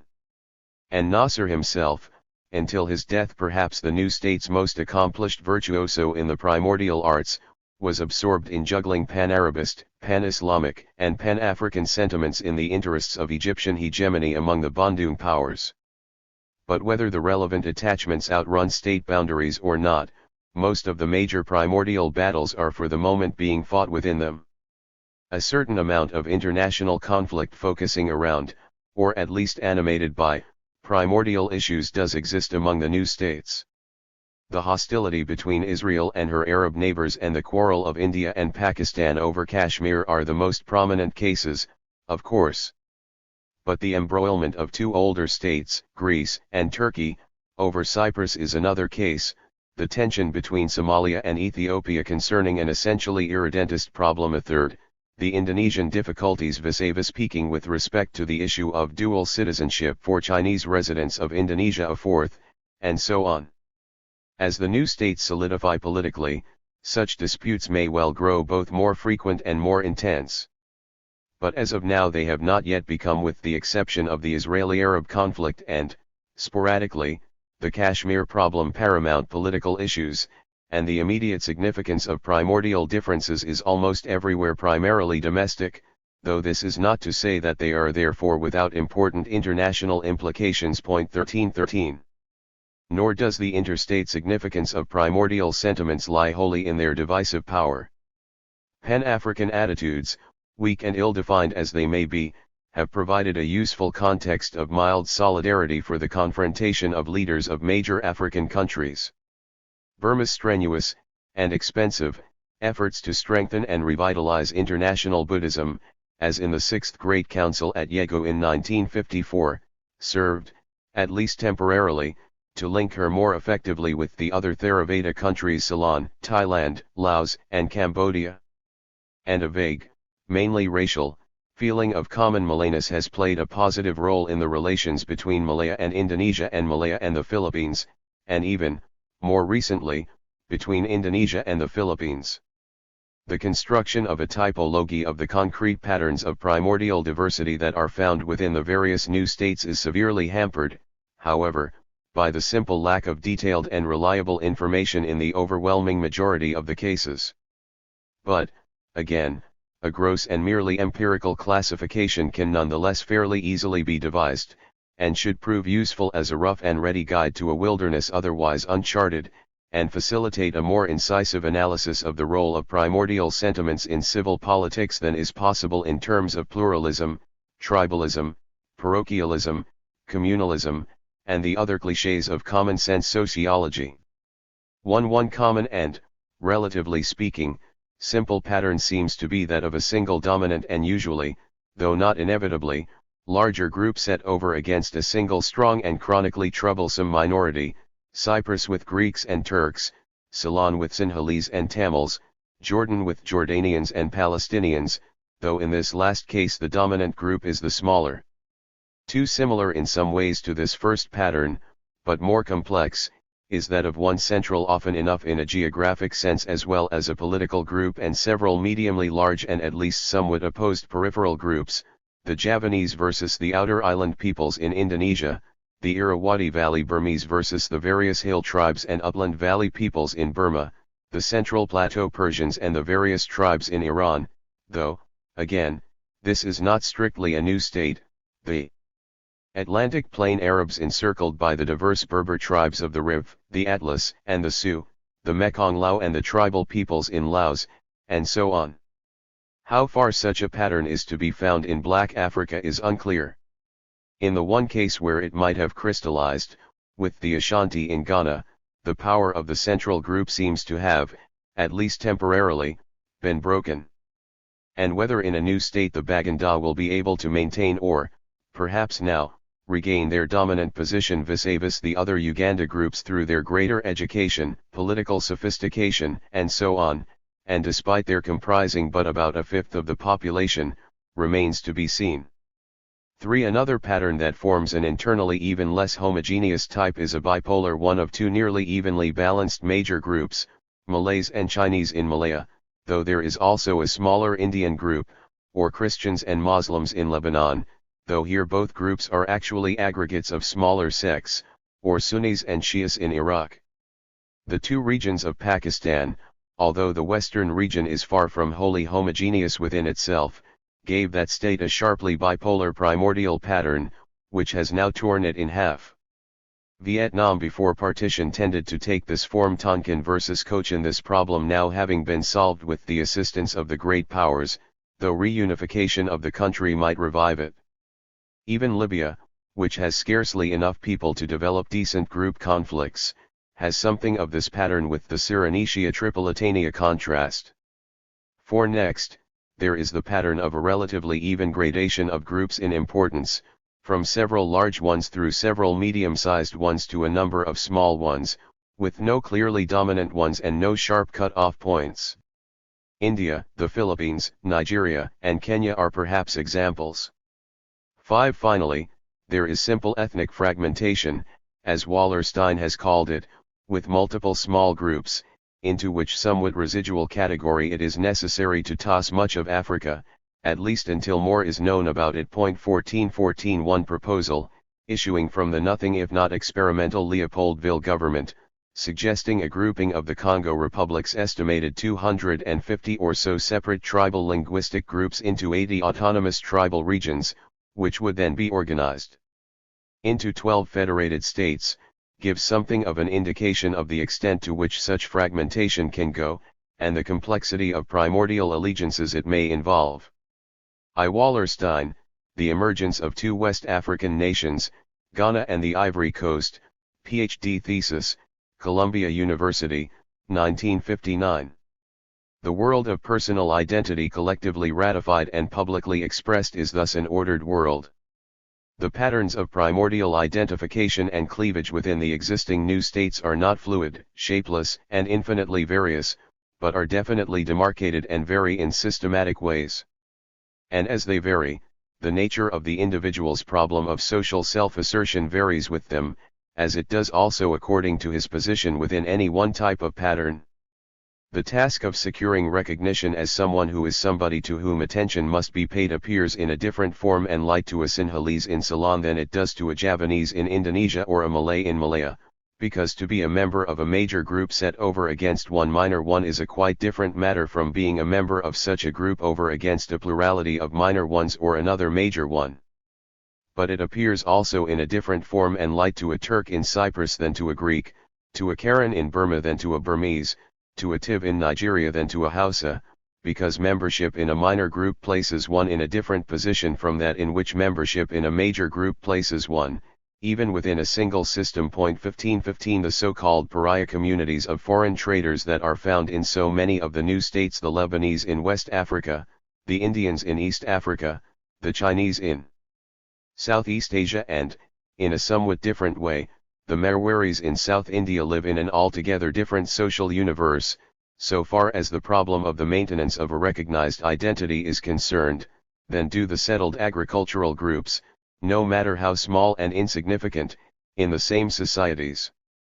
The network of primordial alliance and opposition is a dense, intricate, but yet precisely articulated one, the product, in most cases, of centuries of gradual crystallization.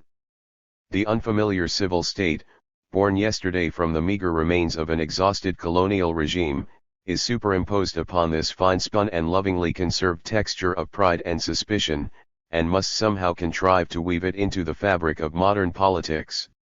For a brief discussion of this problem with respect to Indonesia, see Geertz, The Javanese Village, in Local, Ethnic, and National Loyalties in Village Indonesia, ed. G. W. Skinner, Yale University, Southeast Asia Studies, Cultural Report Series, No. 8, New Haven, 1959, pages 34 to 41. 3. The reduction of primordial sentiments to civil order is rendered more difficult, however, by the fact that political modernization tends initially not to quiet such sentiments but to quicken them. The transfer of sovereignty from a colonial regime to an independent one is more than a mere shift of power from foreign hands to native ones, it is a transformation of the whole pattern of political life, a metamorphosis of subjects into citizens. Colonial governments, like the aristocratic governments of pre-modern Europe in whose image they were fashioned, are aloof and unresponsive, they stand outside the societies they rule, and act upon them arbitrarily, unevenly, and unsystematically.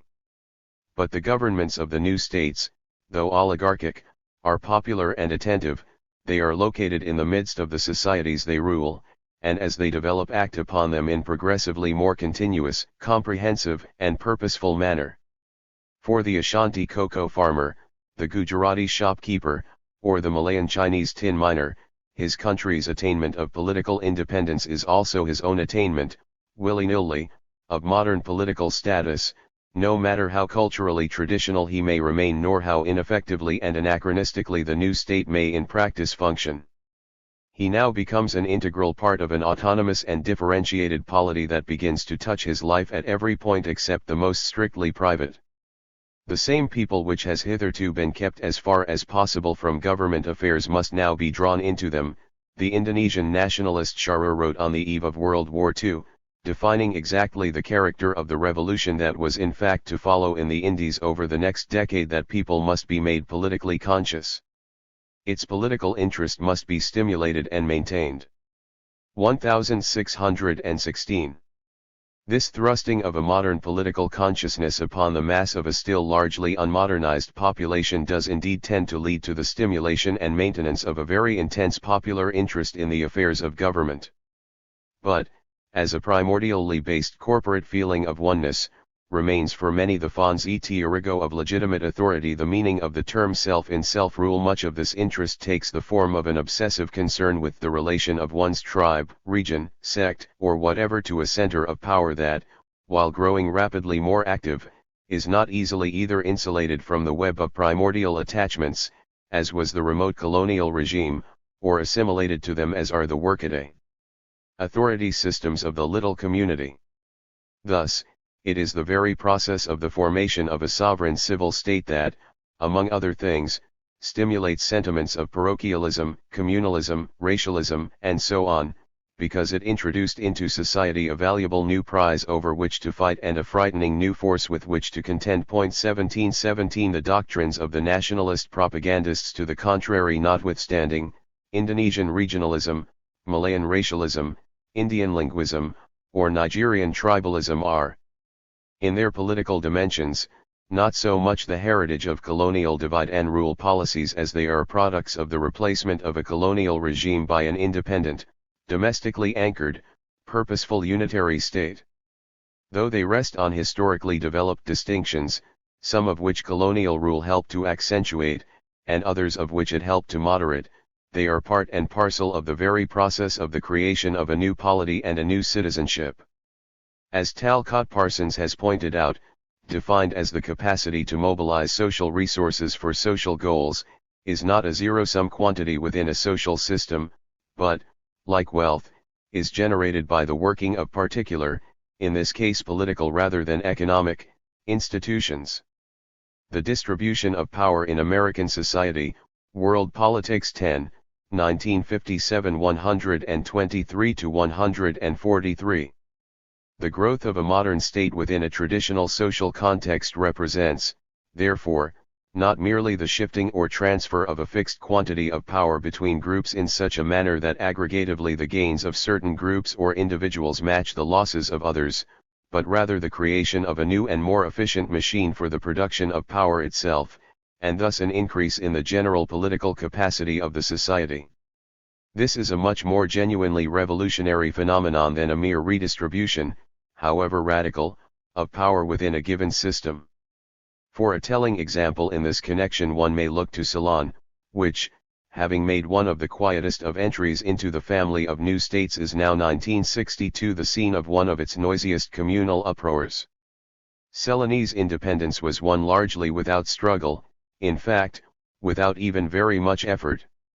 There was no embittered nationalist mass movement, as in most of the other new states, no loudly passionate hero leader, no die-hard colonial opposition, no violence, no arrests, no revolution really, for the 1947 transfer of sovereignty consisted of the replacement of conservative, moderate, aloof British civil servants by conservative, moderate, aloof British educated Ceylonese notables who, to more nativistic eyes at least, resembled the former colonial rulers in everything but the color of their skin.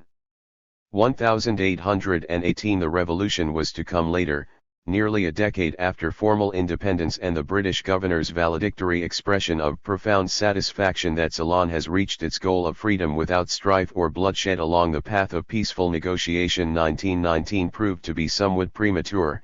In 1956 wild Tamil Sinhalese riots claimed more than 100 lives, in 1958, perhaps as many as 2,000. The country, 70% Sinhalese, 23% Tamil, has been marked by a certain amount of group tension for centuries. 2020 But such tension has taken the distinctively modern form of an implacable, comprehensive, and ideologically instigated mass hatred mainly since the late Swrd Bandaranak was swept into the premiership on a sudden wave of Sinhalese cultural, religious, and linguistic revivalism in 1956. Himself Oxford-educated, vaguely Marxist, and essentially secularist in civil matters, Bandaranak undermined the authority of the English-speaking, and bi-ethnic Colombo, patriciate by appealing openly, and one suspects somewhat cynically, to the primordial sentiments of the Sinhalese, promising a Sinhala-only linguistic policy, a place of pride for Buddhism and the Buddhist clergy, and a radical reversal of the supposed policy of pampering the Tamils, as well as rejecting Western dress.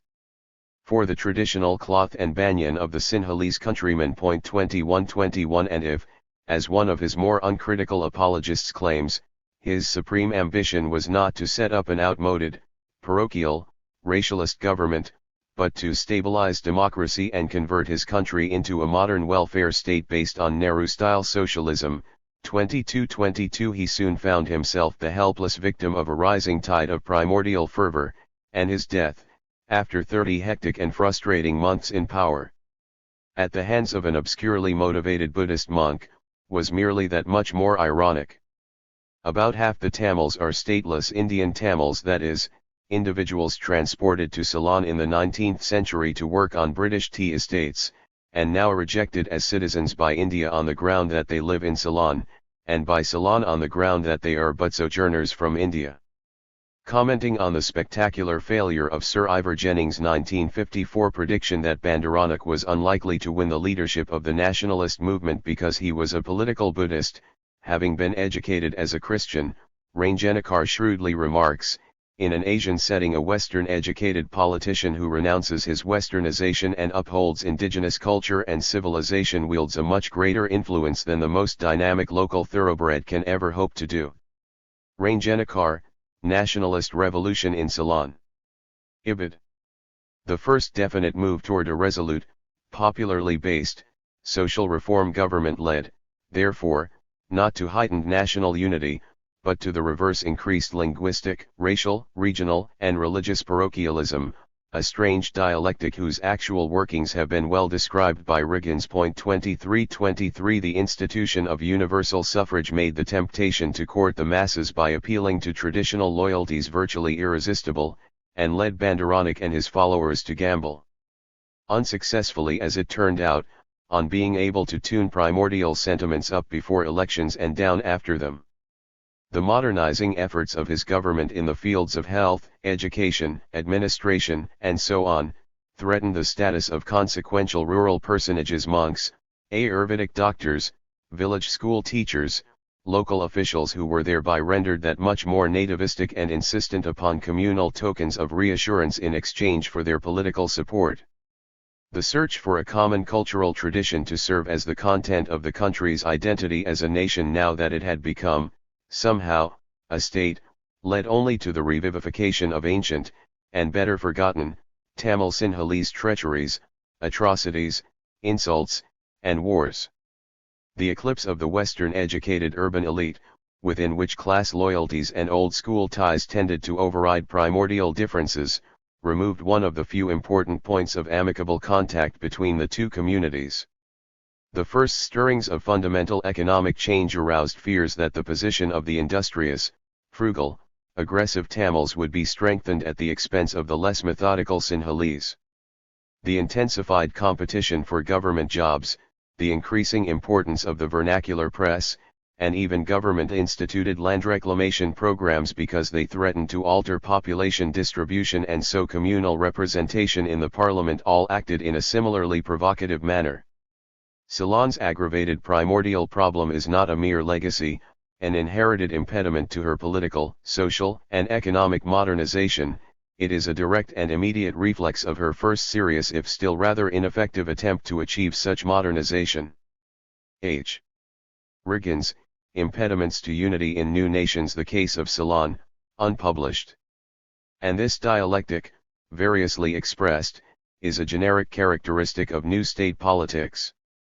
In Indonesia, the establishment of an indigenous unitary state made the fact that the thinly populated but mineral-rich outer islands produced the bulk of the country's foreign exchange earnings, while densely populated, resource-poor Java consumed the bulk of its income, painfully apparent in a way it could never become in the colonial era, and a pattern of regional jealousy developed and hardened to the point of armed revolt. 2424 in Ghana, Herd Ashanti pride burst into open separatism when, in order to accumulate development funds, Nkrumah's new national government fixed the cocoa price lower than what Ashanti cocoa growers wished it to be. 2525 in Morocco, Riffian Berbers, offended when their substantial military contribution to the struggle for independence was not followed by greater governmental assistance in the form of schools, jobs, improved communications facilities, and so on, revived a classic pattern of tribal insolence: refusal to pay taxes, boycott of marketplaces, retreat to a predatory mountain life in order to gain Rabat's regard. 2626 in Jordan, Abdullah's desperate attempt to strengthen his newly sovereign civil state through the annexation of Cisjordan, negotiation with Israel, and modernization of the army provoked his assassination by an ethnically humiliated pan-Arab Palestinian. 2727 Even in those new states where such discontent has not progressed to the point of open dissidence, there has almost universally arisen around the developing struggle for governmental power as such a broad penumbra of primordial strife. Alongside of, and interacting with, the usual politics of party and parliament, cabinet and bureaucracy, or monarch and army, there exists, nearly everywhere, a sort of parapolitics of clashing public identities and quickening ethnocratic aspirations. H. Fayeth, Indonesia, in GMCT. Kaheen, ed., Government and Politics of Southeast Asia, Ithaca, NY, 1959, pages 155 to 238, and Kaheen, GMCT, ed., Major Governments of Asia, Ithaca, NY, 1958, pages 471 to 592. This is not to say that the crystallization of regional enmities was the sole motivating force in the Padang Rebellion, nor that the Java Outer Islands contrast was the only axis of opposition. In all the quoted examples in this essay, the desire to be recognized as a responsible agent whose wishes, acts, hopes, and opinions matter is intertwined with the more familiar desires for wealth, power, prestige, and so on. Simple primordial determinism is no more defensible a position than economic determinism. What is more, this parapolitical warfare seems to have its own characteristic battlegrounds. There are certain specific institutional contexts outside the customary arenas of political combat into which it has a strong inclination to settle. Though primordial issues do, of course, turn up from time to time in parliamentary debates, cabinet deliberations, judicial decisions, and, more often, in electoral campaigns, they show a persistent tendency to emerge in purer, more explicit, and more virulent form in some places where other sorts of social issues do not ordinarily, or at least so often or so acutely, appear. One of the most obvious of these is the school system. Linguistic conflicts, in particular, tend to emerge in the form of school crises. Witness the fierce dispute between Malay and Chinese teachers' unions over the degree to which Malay should replace Chinese in Chinese schools in Malaya, the three-way guerrilla war between partisans of English, Hindi, and various local vernaculars as instruction media in India, or the bloody riots staged by Bengali-speaking university students to block the imposition of Urdu by West on East Pakistan. But religious issues, too, tend to penetrate educational contexts quite readily. In Muslim countries there is the enduring question of the reform of traditional Quranic schools toward Western forms. In the Philippines there is the clash between the American-introduced tradition of the secular public school and the intensified clerical effort to increase the teaching of religion in such schools, and in Madras there are the Dravidian separatists announcing sanctimoniously that education must be free from political, religious, or communal bias, by which they in fact mean that it must not stress Hindu writings such as the epic Ramayana 28:28. Even largely regional struggles tend to engulf the school system. In Indonesia the rise of provincial discontent was accompanied by a competitive multiplication of local institutions of higher learning to the point where, despite the extreme shortage of qualified instructors, there is now a faculty in nearly every major region of the country, monuments to past resentments and perhaps cradles for future ones. And a similar pattern may now be developing in Nigeria. If the general strike is the classical political expression of class warfare, and the coup d'état of the struggle between militarism and parliamentarianism, then the school crisis is perhaps becoming the classical political or parapolitical expression of the clash of primordial loyalties. There are a number of other poles around which parapolitical vortices tend to form, but so far as the literature is concerned they have been more noted in passing than analyzed in detail. Social statistics is an example. In Lebanon there has not been a census since 1932, for fear that taking one would reveal such changes in the religious composition of the population as to make the marvelously intricate political arrangements designed to balance sectarian interests unviable. In India, with its national language problem, just what constitutes a Hindi speaker has been a matter of some rather acrimonious dispute, because it depends upon the rules of counting. Hindi enthusiasts use census figures to prove that as many as half of India's people speak Hindi, including Urdu and Punjabi, while anti-Hindaists force the figure down as low as 30% by considering such matters as script differences, and evidently even religious affiliation of the speaker, as linguistically significant. Then, too, there is the closely related problem of what, in connection with the strange fact that according to the 1941 census of India there were 25 million tribal peoples but in the 1951 census only 1.7 million, Wiener has aptly called genocide by census redefinition 2929 in Morocco, published figures for the percentage of the population that is Berber run all the way from 35 to 60%, and some nationalist leaders would like to believe, or have others believe, that the Berbers are a French invention altogether. 3030 statistics, real or fancied, concerning the ethnic composition of the civil service are a favorite weapon of primordial demagogues virtually everywhere, being particularly effective where a number of local officials are members of a group other than the one they administrate.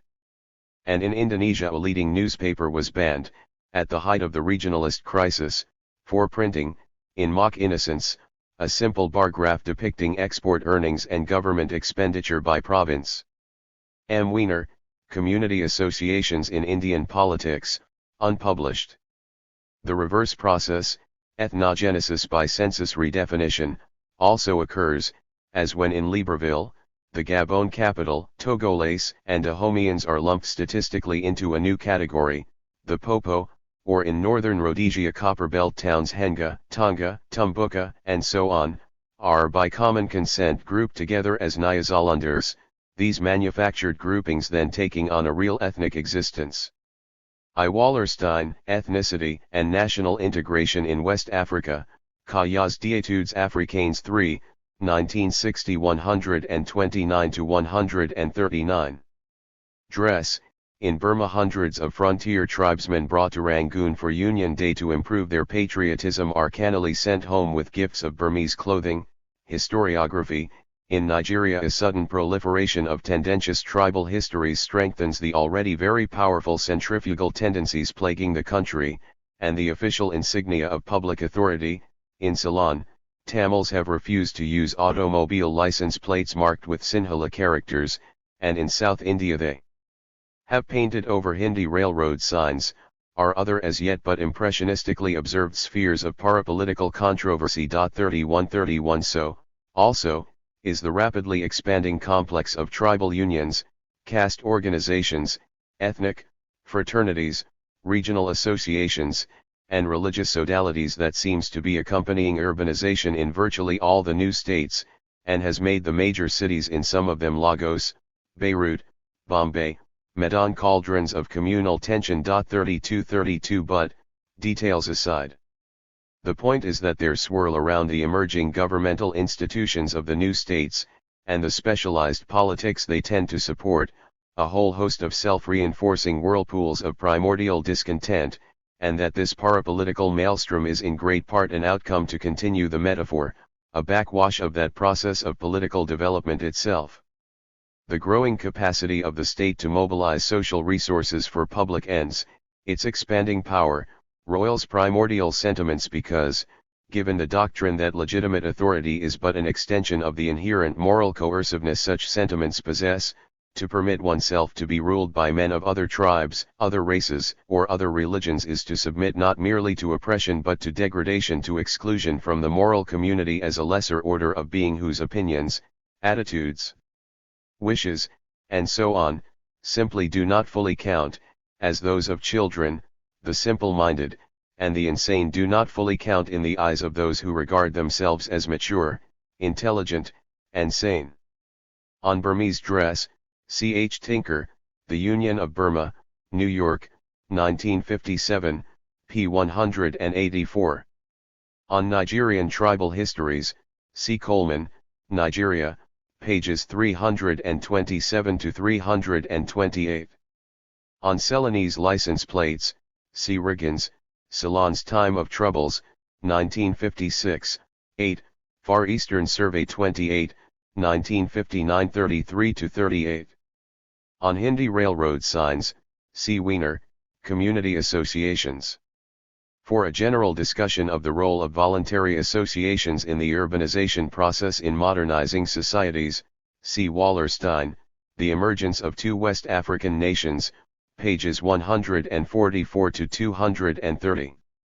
Though it can be moderated, this tension between primordial sentiments and civil politics probably cannot be entirely dissolved. The power of the givens of place, tongue, blood, looks, and way of life to shape an individual's notion of who, at bottom, he is and with whom, indissolubly, he belongs is rooted in the non-rational foundations of personality. And, once established, some degree of involvement of this unreflective sense of collective selfhood in the steadily broadening political process of the national state is certain, because that process seems to touch on such an extraordinarily wide range of matters. Thus, what the new states or their leaders must somehow contrive to do as far as primordial attachments are concerned is not, as they have so often tried to do, wish them out of existence by belittling them or even denying their reality, but domesticate them. They must reconcile them with the unfolding civil order by divesting them of their legitimizing force with respect to governmental authority, by neutralizing the apparatus of the state in relationship to them, and by channeling discontent arising out of their dislocation into properly political rather than parapolitical forms of expression. This goal, too, is not fully achievable, or at least has never yet been achieved even in Mr. Mbkar's Canada and Switzerland. The less said of South Africa in this connection, the better, with their supposed genius to unite. But it is relatively so, and it is upon the possibility of such relative achievement that the hope of the new states to turn the attack upon their integrity and their legitimacy by unfettered primordial enthusiasms rests. As with industrialization, urbanization, rest ratification, and the various other social and cultural revolutions these states seem fated to undergo, the containment of diverse primordial communities under a single sovereignty promises to tax the political capacity of their peoples to its utmost limits, in some cases, no doubt, beyond them. 4. This integrative revolution has, of course, already begun, and a desperate search for ways and means to create a more perfect union is everywhere underway. But it has merely begun and just got underway, so that if one surveys the new states on a broadly comparative basis, one is confronted with a bewildering picture of diverse institutional and ideological responses to what, for all its variation in outward form, is essentially a common problem: the political normalization of primordial discontent. The new states are, today, rather like naive or apprentice painters or poets or composers, seeking their own proper style, their own distinctive mode of solution for the difficulties posed by their medium. Imitative, poorly organized, eclectic, opportunistic, subject to fads, ill-defined, uncertain, they are exceedingly difficult to order typologically, either in classical categories or invented ones, in the same paradoxical way that it is usually so much more difficult to classify immature artists firmly into schools or traditions than it is mature ones who have found their own unique style and identity. Indonesia, India, Nigeria, and the rest share, in the matter at hand, only a predicament, but a predicament that is one of the main stimuli to political creativity for them, pressing them onto a restless experimentation in order to find ways to extricate themselves from it and triumph over it. Again, this is not to say that all this creativity will ultimately be successful. There are monk states as there are monk artists, as France perhaps demonstrates. But it is the recalcitrance of primordial issues that, among other things, keeps the process of incessant political, and even constitutional, innovation going, and gives to any attempt at systematic classification of new state polities a radically provisional, if not simply premature, quality. An attempt to order the various governmental arrangements now emerging in the new states as means for coping with problems arising from linguistic, racial, and so on, heterogeneity must begin, therefore, with a simple empirical review of a number of such arrangements, a mere setting out in model form of existing experiments. From such a review it should be possible to derive a sense of at least the ranges of variation involved, a notion of the general dimensions of the social field within which these arrangements are taking shape. Typologizing becomes, in this approach, a matter, not of devising constructed types, ideal or otherwise, which will isolate fundamental constancies of structure amid the confusion of phenomenal variation, but of determining the limits with which such variation takes place, the domain over which it plays. Here, a sense of such ranges, dimensions, limits, and domains can perhaps best be conveyed, in a kaleidoscopic sort of way, by the rapid presentation of a series of snapshot pictures of the integrative revolution as it seems to be proceeding in several selected new states, showing different concrete patterns of primordial diversity and different modes of political response to those patterns. Indonesia, Malaya, Burma, India, Lebanon, Morocco, and Nigeria, culturally distinct and geographically scattered, are as appropriate subjects as any for this type of flying survey of divided nations en route ex hypothesis to unity. 3333. Indonesia. Until about the beginning of 1957, the regional tension between Java and the outer islands was kept in bounds by a combination of the continuing momentum of revolutionary solidarity, a broadly representative multi-party system, and a characteristically Indonesian bisection of paramount executive power in an institution called the Dwi Tunggal, loosely, dual leadership, in which the two veteran nationalist leaders, Sukarno, a Javanese, and Mohammed Hatta, a Sumatran, shared primacy as president and vice president of the republic. Since then, the solidarity has faded, the party system collapsed, and the Dwi Tunggal split.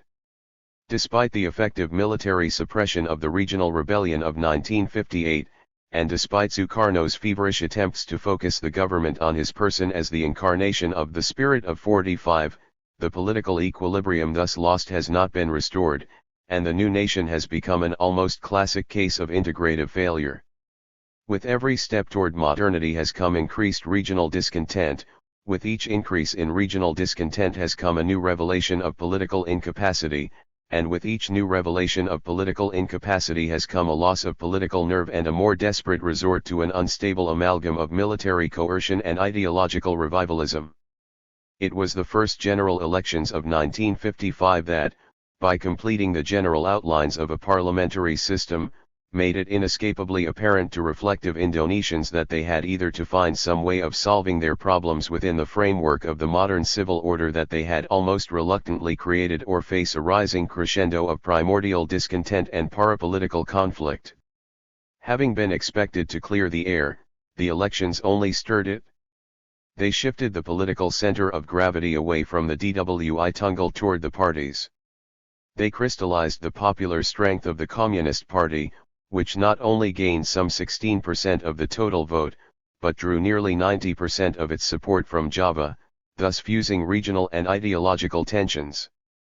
They dramatized the fact that the interest of some of the more important centers of power in the society, the army, the Chinese, certain outer island export traders, and so on, were not adequately represented in the formal political system. And they shifted the basis of qualification for political leadership away from revolutionary distinction toward mass appeal. At once the elections demanded that, if the existing civil order were to be maintained and developed, a whole new set of relationships among the president, vice president, parliament, and cabinet be worked out, that an aggressive, well-organized totalitarian party hostile to the very conception of democratic, multi-party politics be contained, that important groups outside the parliamentary framework be brought into effective relation to it, and that a new basis for elite solidarity other than the shared experiences of 1945 to 1949 be found. Given extremely intractable economic problems, a Cold War international environment, and a large number of long-standing personal vendettas among the highly placed, it would perhaps have been surprising had this multiple demand been met. But there is no reason to believe that, given the requisite political talents, it could not have been. In any case, it was not. By the end of 1956 the always delicate relationship between Sukarno and Hatta became so strained that the latter resigned, an action that in essence withdrew the stamp of legitimacy from the central government so far as many of the leading military, financial, political, and religious groups in the outer islands were concerned. The duumvirate had been the symbolic, and to a great extent the real, guarantee of the recognition of the various outer island peoples as full and equal partners with the so much more numerous Javanese in the Republic, a quasi-constitutional warranty that the Javanese tail would not be permitted to wag the Indonesian dog. Sukarno, part Javanese mystic and part inveterate eclectic, and Hatta, part Sumatran Puritan and part shirt-sleeve administrator, supplemented one another not only politically but primordially. Sukarno summed up the syncretic high culture of the elusive Javanese, Hatta, the Islamic mercantilism of the less subtle outer islanders.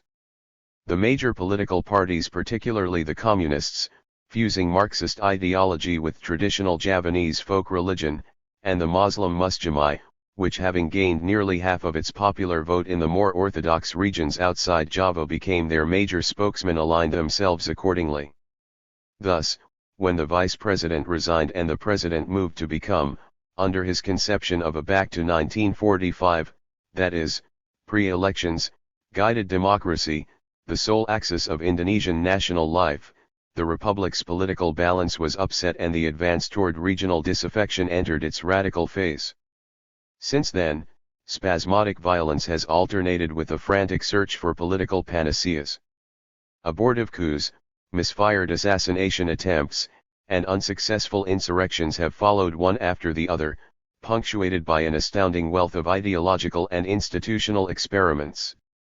New life movements have given way to guided democracy movements, and guided democracy movements to back to the 1945 Constitution movements, while governmental structures, national councils, state planning commissions, constitutional conventions, and so on have multiplied like weeds in a neglected garden.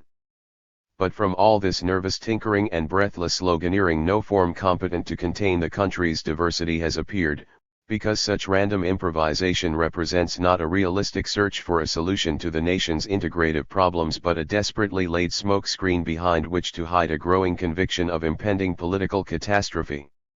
For the moment, a new, de facto duumvirate divides leadership. Sukarno, calling ever more shrilly for a renewal of the revolutionary spirit of unity, and Lieutenant General A.H. Nasution, Defense Minister and former Army Chief of Staff, and another colorless Sumatran professional, directing the military in its expanded role as a quasi-civil service.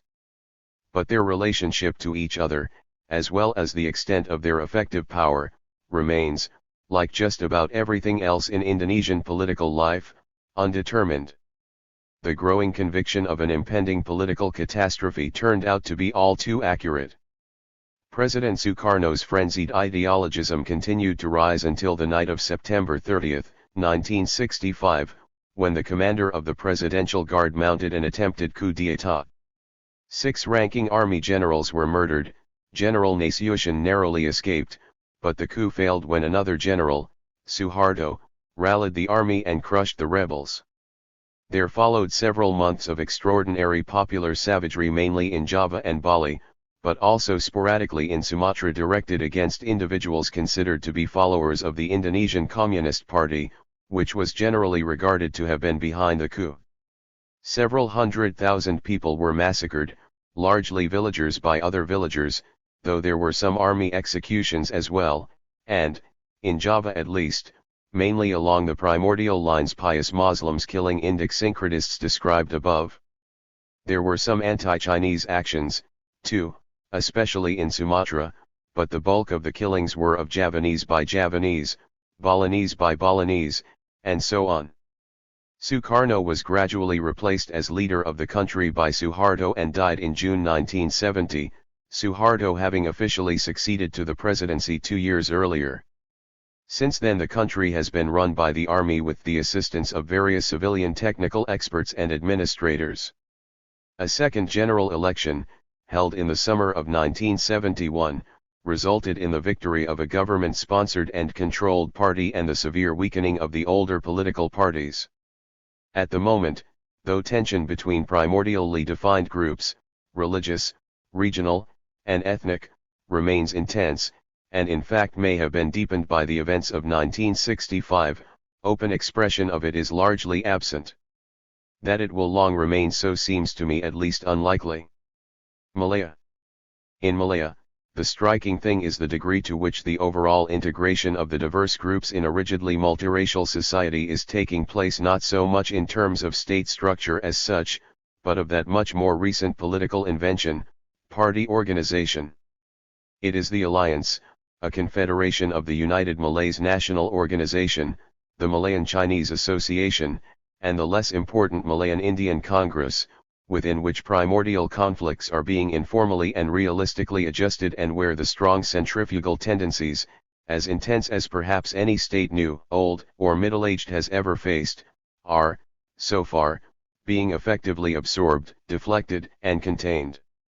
Formed in 1952, at the height of the terrorist emergency, by conservative, English-educated, upper-class elements in the Malay and Chinese communities, the Indians, never quite certain which way to jump, joined a year or two later. The alliance is one of the most remarkable examples of the successful practice of the art of the impossible in the whole sphere of new state politics. A federated, non-communal party of subparties, themselves frankly, explicitly, and on occasion enthusiastically communal in appeal, set in a context of primordial suspicion and hostility that would make the Habsburg Empire seem like Denmark or Australia. On the mere surface of things, it ought not to work. The important question is, anyway, whether it will continue to work. Malaya has been independent only since mid-1957, has benefited from relatively favorable economic conditions, from the communist insurrection aside a fairly smooth transfer of sovereignty and the continuing presence Anglaise this has made possible, and the ability of a conservative, somewhat rationalistic oligarchy to convince the mass of the population that it is a more suitable vehicle for their aspirations than the left-wing, emotionally populist sort of leadership that characterizes most of the other new states. Is alliance rule merely the lull before the storm as was United National Party rule, which it rather resembles, in Ceylon? Is it destined to weaken and disintegrate when the social and economic seas roughen as did the Indonesian DWI Tunggal multiparty system? Is it, in a word, too good to last? The omens are mixed. In the first general election, held prior to revolution, the alliance captured 80% of the popular vote and 51 of the 52 elected seats in the Federal Legislative Council, to become virtually the sole legitimate heir to the colonial regime, but in the 1959 elections, the first held subsequent to independence, it lost a good deal of ground to more simply communal parties, its popular vote falling to 51% and its seats to 73 of 103. The Malay sector, the UMNO, was weakened by the unexpected sweep of the pious, rural, heavily Malay northeast by an intensely communal party calling for an Islamic theocratic state, the restoration of Malay sovereignty, and Greater Indonesia. The Chinese and Indian wings were undercut by Marxist parties in the large towns along the tin and rubber-rich central west coast, where large numbers of new, lower-class Chinese and Indian voters had entered the rolls under the liberalized post-independence citizenship laws, the Marxism adapting itself, here as elsewhere, to primordial loyalties with little difficulty. Buffeted by these losses which first became apparent in the state elections held a couple of months prior to the federal ones, the alliance in fact came very close to splitting altogether. The losses of the UMNO tempted younger, less conservative elements in the MCA to press for a greater number of Chinese candidacies, for an explicit condemnation by the alliance of Malay racialism, and for a review of state educational policy with respect to the language problem in Chinese schools. Hothead elements in the UMNO responded in kind, and though the rift was patched, or patched over, in time for the elections, several of the younger leaders of the MCA resigned, and the UMNO girded itself to expel primordial agitators in its own midst. Thus, although as in Indonesia, the holding of general elections brought latent primordial issues into such a focus that they had to be faced directly rather than concealed behind a facade of nationalist rhetoric, in Malaya political talents seem, so far, to have been rather more competent to this task. Though the alliance is less absolutely dominant and perhaps somewhat less integrated than it was in the immediate post-independence period, it is still quite comfortably in power and still an effective civil framework within which very intense primordial issues can be adjusted and contained rather than allowed to run free in parapolitical confusion. The pattern that seems to be developing, and perhaps crystallizing, is one in which a comprehensive national party, with its three subparts or subparties, comes almost to comprise the state and is assailed by a field of small parties, by class parties for being too communal, and communal parties for not being communal enough, and by both for being undemocratic and reactionary, each of which is trying to knock chips off one or another part of it by attacking the points of strain that develop within it as it functions and by appealing more openly to primordial sentiments. The intricate inner working of the alliance as it endeavors to hold the vital center against efforts from all directions to undermine its basic source of strength, a matter of fact, quid pro quo, all in the same boat political understanding among Malay, Chinese, and Indian leaders is thus the quintessence of the integrative revolution as it is proceeding in Malaya. In 1963 Malaya became Malaysia, a federation of Malaya proper, i.e., the Peninsula, Singapore, and the North Bornean territories of Sarawak and Sabah. The alliance remained the majority party, but the major Singapore party, the People's Action Party, sought to make inroads among the Peninsula Chinese, undercutting the MCA and thus threatening the alliance and the Chinese-Malay political balance. In August 1965 the strains became such that Singapore left the federation and became independent. Intense opposition to the new federation from Indonesia and to Sabah's inclusion in it from the Philippines only added to the stresses involved in the forming of the new political entity. In the general elections of May 1969 the narrow alliance majority was lost, mainly because of the failure of the MCA to hold Chinese support, much of which went to the essentially Chinese Democratic Action Party, but also to further gains by the Islamist Malay Communalist Party mentioned in the text, which got nearly a quarter of the vote. The MCA, feeling it had lost the confidence of the Chinese community, then quit the alliance, bringing on a full-fledged crisis. Later in the same month savage communal riots broke out in the capital, Kuala Lumpur, in which about 150 persons were killed, most of them in an extremely brutal fashion, and communications between the Chinese and Malay communities broke down almost totally. Emergency rule was imposed, and the situation calmed. In September 1970, Tunku Abdul Rahman, who had headed the UMNO and the alliance since their founding, retired and was replaced by his longtime deputy and the strong man of the regime, Tun Abdul Razak. The state of emergency was finally ended and parliamentary government restored after 21 months, in February of 1971. For the moment the situation seems to have stabilized, and the alliance still holds against the communalist attempts to chip away at it.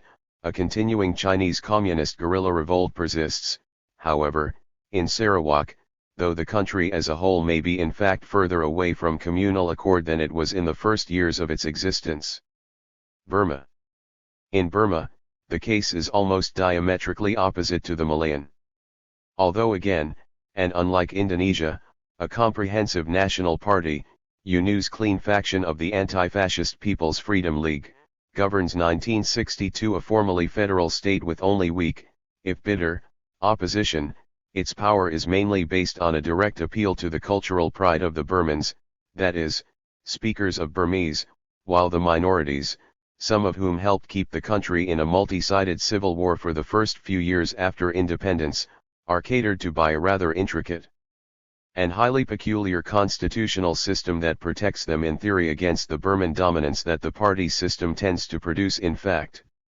Here the government itself is to a very great extent the obvious agency of a single, central primordial group, and it is faced, therefore, with a very serious problem of maintaining legitimacy in the eyes of members of peripheral groups more than one-third of the population who are naturally inclined to see it as alien, a problem it has attempted to solve largely by a combination of elaborate legal gestures of reassurance and a good deal of aggressive assimilationism.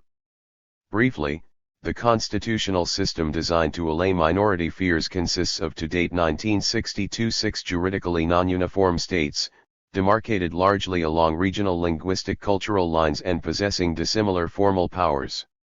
Some states have a surely nominal right of secession, others not. Each state has somewhat different electoral arrangements, and controls its own elementary schools. The elaboration of state governmental structure varies from the Chin, which has hardly any local autonomy whatever, to the Shan, where traditional feudal chiefs have been able to maintain a goodly number of their traditional rights, while Burma proper is not viewed as a constituent state within the Union at all, but as virtually indistinguishable from it. The degree to which territorial boundaries match primordial realities varies with the Karen the most chronically discontented, and the small Kaya state evidently resting on the politically convenient invention of a red Karen race. From each of these states a delegation is elected to the upper house of the bicameral Union legislature, the Chamber of Nationalities, which is heavily weighted in favor of the minority peoples. In the Union government this chamber is overshadowed by the popularly chosen lower house, the Chamber of Deputies, but as each state delegation to it sits, along with the lower house representatives from its state, to form the state council that governs the state, it has significant local importance.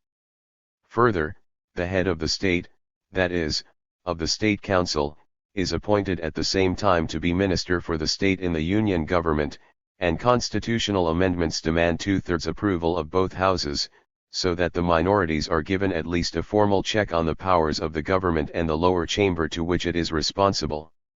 And finally, the presidency of the Union, a largely ceremonial office, is rotated, by informal agreement rather than explicit constitutional provision, among ethnic groups.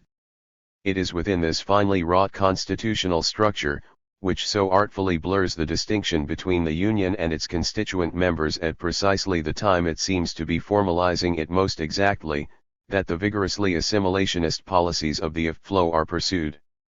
This tradition of Burmanization, or of what some minority groups more bluntly call FFLO imperialism, traces back to the very beginnings of the nationalist movement in the Buddhist student clubs at the turn of the century, and by the 30s the Thaikins were calling for an independent nation in which Burmese would be the national language, Burman dress would be the national costume, and the classical role of the, predominantly Burman, Buddhist monkhood as teacher, guide, and counselor to the secular government would be restored. Since independence and the accession of the pietistic Thakin Nu to the premiership, the government has moved strenuously to bring about these ends, the noticeable relaxation of the assimilative pressure during the year and a half of military rule being followed by an even more intense assertion of such pressure following U Nu's landslide re-election on a Buddhism as a state religion platform in 1960. In Burma proper his clean of flow captured outright about 80% of the lower house seats, in the states and the disaffected Arakan area, about a third. As a result, most of the political adjustments of primordial interests in Burma have tended to be cast, in form at least, in juristic terms, to be carried out in a rather odd and artificial vocabulary of constitutional legalism. The Karen's conviction that the official boundaries of their state were too circumscribed to compensate for the loss of the special privileges they enjoyed under the colonial regime helped send them into revolt.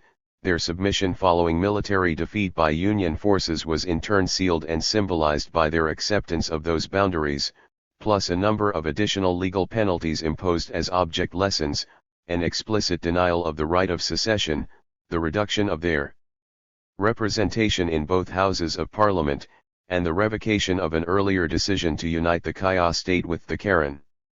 Similarly, the primordial discontent of the Arakans and the Mons, which has also periodically flared into open violence, has been expressed in demands for Arakans and Mon states, which U Nu has at length been forced to support despite his oft-reiterated opposition to the formation of any more states.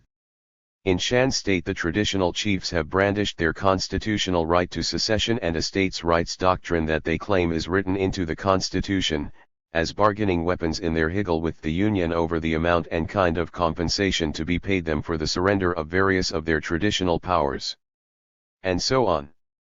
This irregular and unorthodox constitutional framework, which is so nicely exact in language and so usefully vague in meaning that not even Burmese lawyers seem able to tell whether the Union is in fact a federal or a unitary state, 3434 allows the single-party, Burman-centered flow regime to pursue its strongly assimilationist policies in almost all aspects of actual government, while maintaining at least minimal loyalty from the non-Burman Burmese, something it did not have a decade ago.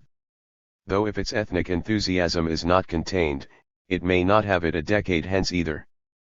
Fairbairn, some minority problems in Burma. In March of 1962 General Ne Win took over the Burmese government via a military coup d'état from U Nu, who was imprisoned. Ne Win instituted a policy of extreme isolationism for Burma, which, among other things, has made it difficult to find out much in detail concerning what is going on in the country. What does seem clear is that armed opposition by ethnic minority groups has continued at about the previous level and has indeed become almost institutionalized as a regular aspect of the national scene. In January 1971, U Nu, who had by then been released from prison, set up headquarters for a National Liberation Front in western Thailand, adjoining the rebellious Burmese Shan states. Little seems yet to have come of that, but the Karen, Shan, and Kachin revolts seem to be continuing apace. The Karens were awarded a state in South Burma in 1969 by Ne Win, but, regarding the grant of autonomy as too limited, launched an offensive in early 1971 aimed at toppling Ne Win. In February of 1971 a United National Liberation Front was formed including, the rebel elements of, the Karens, Mons, Chins, and Shans. The Kachins, who have their own independence army, agreed to cooperate but not to join. Thus, although it is very difficult to tell, given the near closure of Burma to outside observation, how much all of this comes to on the ground, it seems apparent that not only has the characteristic pattern of Burmese primordial dissidence not changed under Ne Win but it has hardened into an enduring feature of the political landscape. India, that vast and various labyrinth of religious, linguistic, regional, racial, tribal, and caste allegiances, is developing a many-sided political form to match for baffling irregularity her Didalian social and cultural structure. Waddling in em Forster's gently mocking image, at this late hour to take her seat among the nations, she is beset by virtually the entire range of primordial conflicts complexly superimposed one upon the other. One peels off Punjabi linguism and finds Sikh religious communalism, scratches Tamil regionalism and finds anti-Brahmin racialism, views Bengali cultural arrogance from a slightly different angle and sees greater Bengal patriotism. No general and uniform political solution to the problem of primordial discontent seems possible in such a situation, only a loose assemblage of diverse, locally adapted, ad hoc solutions, related to one another only incidentally and pragmatically. The policies suitable for the tribal dissidents of the Assam Naga are not generalizable to the caste-based disaffection of peasant landlords in Andhra.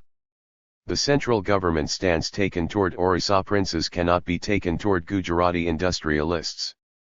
The problem of Hindu fundamentalism in Uttar Pradesh, the heartland of Indic culture, takes a rather different form in Dravidian Mysore.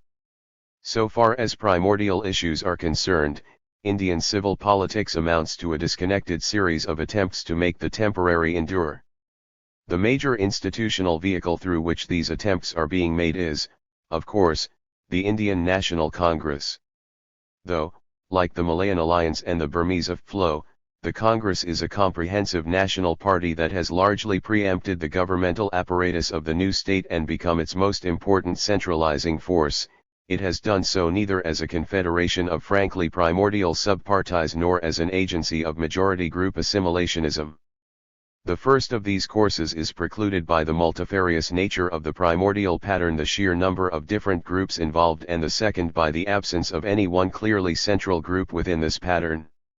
As a result, the Congress, its slightly North Indian complexion aside, has tended to become an ethnically neutral, resolutely modernist, somewhat cosmopolitan force on the national level at the same time that it has built up a multiplicity of separate, and to a large extent independent, parochial party machines to secure its power on the local level.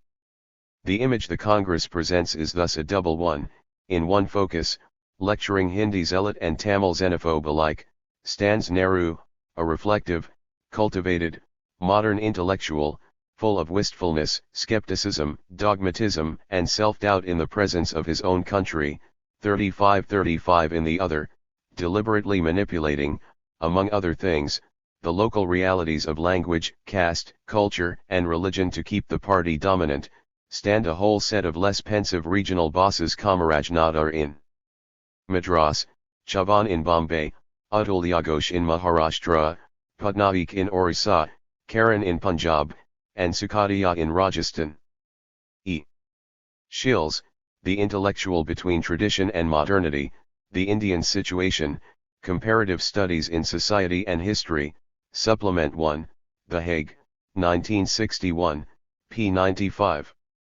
Now, of course, it is his daughter, Mrs. Gandhi, who stands there, and rather less wistfully, but the pattern remains.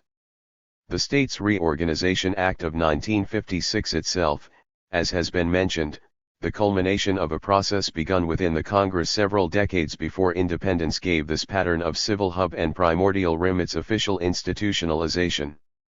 The division of the country into linguistically demarcated subunits is, in fact, part and parcel of the general approach of attempting to insulate parapolitical forces from national concerns by sequestering them in local contexts. Unlike those of Burma, the states of India have real and explicitly, perhaps too explicitly, spelled out constitutional powers in every field from education and agriculture to taxation and public health, so that the political process centering around the state assemblies and the formation of state governments is far from being an inconsequential matter. It is on the state level that perhaps the bulk of the bitter hand-to-hand clashes that form the everyday substance of Indian domestic politics are coming to take place, and where the adjustments of parochial interests are coming to be effected, insofar as they are effected at all.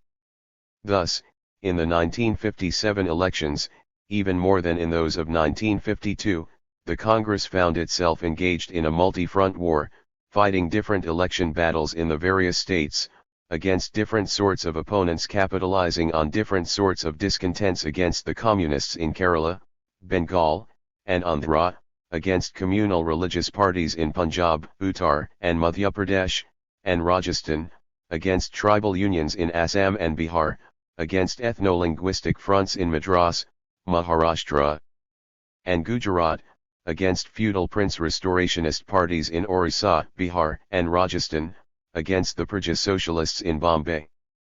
Not all these struggles pivoted around primordial issues, but virtually all, even those involving leftist class parties, seem to have been significantly influenced by them. 36 in any case, as none of these opposition parties was able to spread beyond the few strongholds where the particular veins they tapped proved comparatively rich, the Congress as the only genuinely national party was able to maintain overwhelming control of both the central and, with a few exceptions, the state governments. Even though it captured less than half the popular vote. The success of the Kerala Communist Party as the first regional communist party in India to capture control of a state government can be explained, above all, by its ability to manipulate the regional patriotism of all Kerala at the same time that it manipulated politically strategic class lobbies within linguistic boundaries. Harrison, India, p. 193.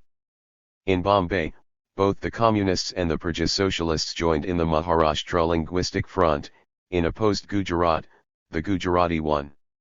How, out of this conglomerate hodgepodge of courthouse machinations arises the rather cerebral, dispassionate, moralistic Central Congress government to serve as a kind of extraordinary committee for the conduct of foreign policy, as a comprehensive social and economic planning commission, and as a symbolic expression of all Indian national identity, is something of an Eastern mystery. Most observers put it down, rather without analysis, to Nehru's charismatic force as a nationalist hero. His position as apostolic heir to Gandhi and avatar of independence bridges the gulf between his own cosmopolitan intellectualism and the provincial horizons of the mass of his people.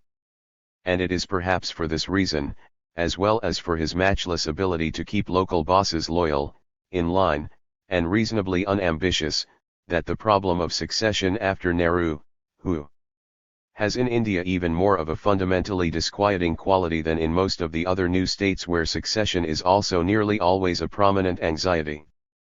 The fact that India has been held together up to now, Ambedkar says flatly, is due to the force of Congress party discipline. But how long is the Congress to last? The Congress is Pandit Nehru and Pandit Nehru is Congress. But is Pandit Nehru immortal? Anyone who applies his mind to these questions will realize that the Congress will not last until the sun and the moon. 3737. If the Burmese integrative problem is to restrain primordial enthusiasm at the center, the Indian seems to be to restrain it at the periphery. Ambedkar, Thoughts on Linguistic States, p. 12. The Chinese attack may, of course, provide an even more powerful cement than Nehru a common enemy. The fears surrounding the succession problem, real enough when the above was written, proved to be baseless. After Nehru's death in May 1964, and a brief period of rule by Lal Bahadur Shastri, the apostolic succession pattern was re-established with the accession to the prime ministership of Nehru's daughter and Gandhi's namesake, Mrs. Indira Gandhi. In the early phases of her regime, the Congress lost ground, and a series of upheavals on the state level led to the imposition of direct central government rule in several states. In May 1969, President Zakir Hussain, a Muslim, died, threatening the Hindu-Muslim understanding within India and precipitating a showdown between Mrs. Gandhi and the traditional Congress bosses, which Mrs. Gandhi decisively won. Though faced with continued upheaval on the state level, Mrs. Gandhi won a decisive victory in the general elections of March 1971, capturing undisputed control of the government. The Bangladesh Revolt, perhaps the most dramatic, and certainly the most successful, primordial separatism in the new states so far, broke out later in the year, followed by Indian intervention and the short, successful war with Pakistan. With all this, the Congress's ability to keep India's multiple primordial groups under control has surely at least temporarily increased. But that the problem persists is clear from a wide range of events, stretching from the continuing Naga revolt in Assam to continuing Sikh riots in Punjab. Indeed, the Bangladesh example may prove a two-sided one for India in the long run, not only in Bengal itself, but elsewhere. In February of this year, 1972, the Dravidian Advancement Party launched a campaign for Tamil Nadu, an autonomous Tamil state in South India, drawing an open parallel with Bangladesh and accusing Mrs. Gandhi of behaving like General Yahya Khan. Thus, though the increased strength of the Congress central government has for one moment somewhat cooled down India's multi-front war against primordialism, it has very far from ended it. Lebanon. Lebanon may be, as Philip Hitti has pointed out, not much larger than Yellowstone Park, but it is a good deal more astonishing.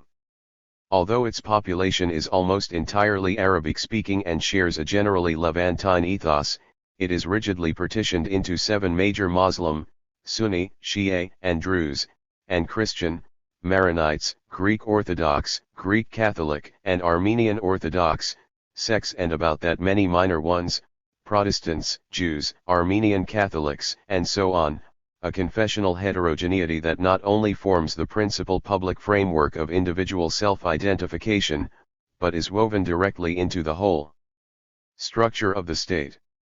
Seats in the parliament are allotted on a strictly sectarian basis according to demographic proportions that are fixed by law and that have remained essentially unchanged in the 5 elections held since independence. Paramount executive authority is not merely bisected, but trisected, with the president of the country conventionally a Maronite, the prime minister a Sunni, and the chairman of parliament a Shiite. Cabinet posts are carefully doled out on a confessional basis, and a similar balance is maintained in the civil service from ministry secretaries, district administrators, and diplomatic posts all the way down to rank-and-file clerical jobs. The judicial system is equally a maze of religious pluralism, with both the laws themselves and the courts applying them varying as to sect, final authority in personal law cases sometimes lying outside the boundaries of the country altogether. Arab province and Christian outpost, modern commercial entrepot and last relic of the Ottoman millet system, Lebanon is almost as much an entente as a state. The sort of politics this entente supports are equally wondrous. Political parties, though formally present, play as yet but a marginal role. The struggle for pelf and power pivots instead around strong local leaders, who tend to be either important absentee landlords or, in the freehold sections of the country, heads of large and prominent extended families. Each of these faction chiefs, whose following is bound to him in essentially traditional rather than ideological terms, then forms alliances with similar faction chiefs from other locally represented sects, yielding in the election campaign a Tammany Hall sort of one Irishman, one Jew, one Italian ticket balancing.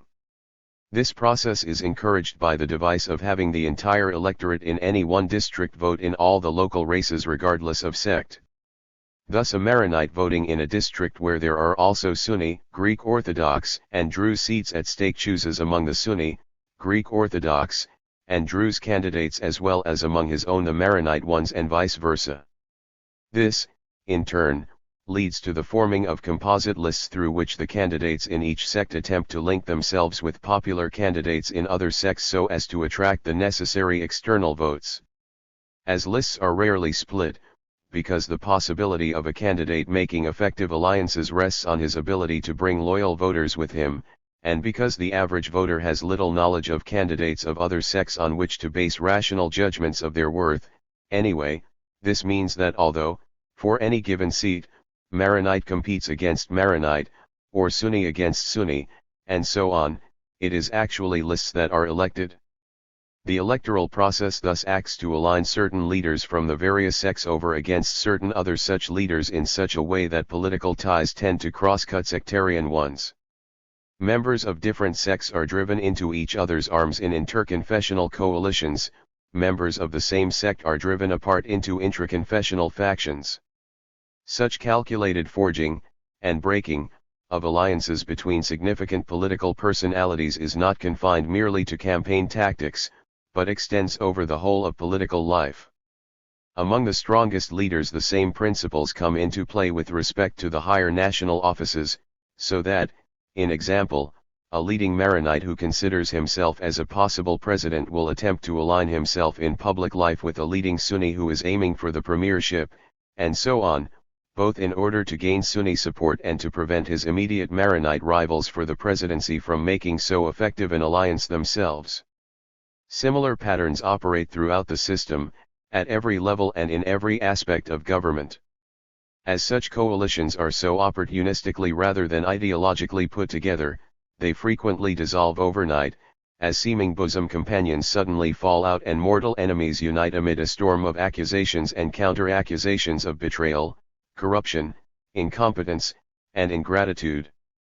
The pattern is thus fundamentally an individualistic, even egoistic, one, despite its grounding in traditional religious, economic, and kinship groupings, with each would-be political power scheming to advance his career by a skillful manipulation of the system. Both places on tickets led by strong figures and votes themselves are bought. During the 1960 elections the amount of money in circulation rose 3 million leb, rivals are slandered and, on occasion, physically attacked, favoritism, nepotic or otherwise, is accepted procedure, and spoils are considered the normal reward of office. There is no right in Lebanon, Ayoub's Mount Lebanon Druses say, there is only silver and the fix 3838. Ayoub, political structure, p. 82. Yet out of all this low cunning has come not only the most democratic state in the Arab world, but the most prosperous, and one that has in addition been able with one spectacular exception to maintain its equilibrium under intense centrifugal pressures from two of the most radically opposed extra-state primordial yearnings extant, that of the Christians, especially the Maronites, to be part of Europe, and that of the Muslims, especially the Sunnis, to be part of Pan-Arabia. The first of these motives finds expression mainly in a so-called isolationist view of Lebanon as a special and unique phenomenon among the Arab states, a nice piece of mosaic, whose distinctiveness must be jealously conserved. The second takes the form of a call for reunion with Syria. And insofar as Lebanese politics escapes the merely personal and traditional and becomes involved with general ideas and issues, it is in these terms that it tends to polarize. The one spectacular exception to the maintenance of equilibrium, the 1958 Civil War and American intervention, was in great part precipitated by just this sort of atypical ideological polarization. On the one hand, President Shamon's unconstitutional attempt to succeed himself and, presumably, to align Lebanon more closely with the West in order to enhance Christian power against the rising tide of Nasserism, excited the ever-present Muslim fears of Christian domination. On the other, the sudden outburst of pan-Arab enthusiasm stimulated by the Iraqi Revolution and Syria's turn toward Cairo led to the equally ever-present Christian fear of drowning in a Muslim sea. But the crisis and the Americans passed. Shamon was, at least temporarily, discredited for dividing the country. The pan-Arabist fever was, also at least temporarily, checked by a renewed conviction, even within Sunni circles, that the integrity of the Lebanese state must at all costs be preserved. Civil rule was quickly restored, and by 1960 a new election could be held peacefully enough, bringing back most of the old familiar faces to the old familiar stands. It seems, therefore, that Lebanese politics, as they are now constituted, must remain personalistic, factional, opportunistic, and unprogrammatic if they are to work at all. Given the extreme confessional heterogeneity and the penetration of this heterogeneity throughout the entire organization of the state, any increase in ideologized party politics tends very quickly to lead to an unstable Christian-Muslim polarization over the pan-Arab issue and to the breakdown of the cross-sect links that in the course of normal political maneuvering divide the sects and unite, if somewhat precariously, the government. Machiavellian calculation and religious toleration are opposite sides of the same coin in Lebanon. In the short run, anyway, the alternative to silver and the fix may very well be national dissolution. Though sorely tried by the continuation of the Arab-Israeli confrontation, and especially by the appearance of the Palestinian commandos as an important political force in the area, the Lebanese nice piece of mosaic remains intact. Indeed, of all the countries reviewed here, Lebanon has continued to be the most effective in containing its deep primordial cleavages, and though harassed by economic difficulties, by the presence of small radical groups of left and right, no major multi-sectarian parties have yet been able to form, and by frequent outbursts of popular violence, the Lebanese political system continues to function about as it has since the end of World War II.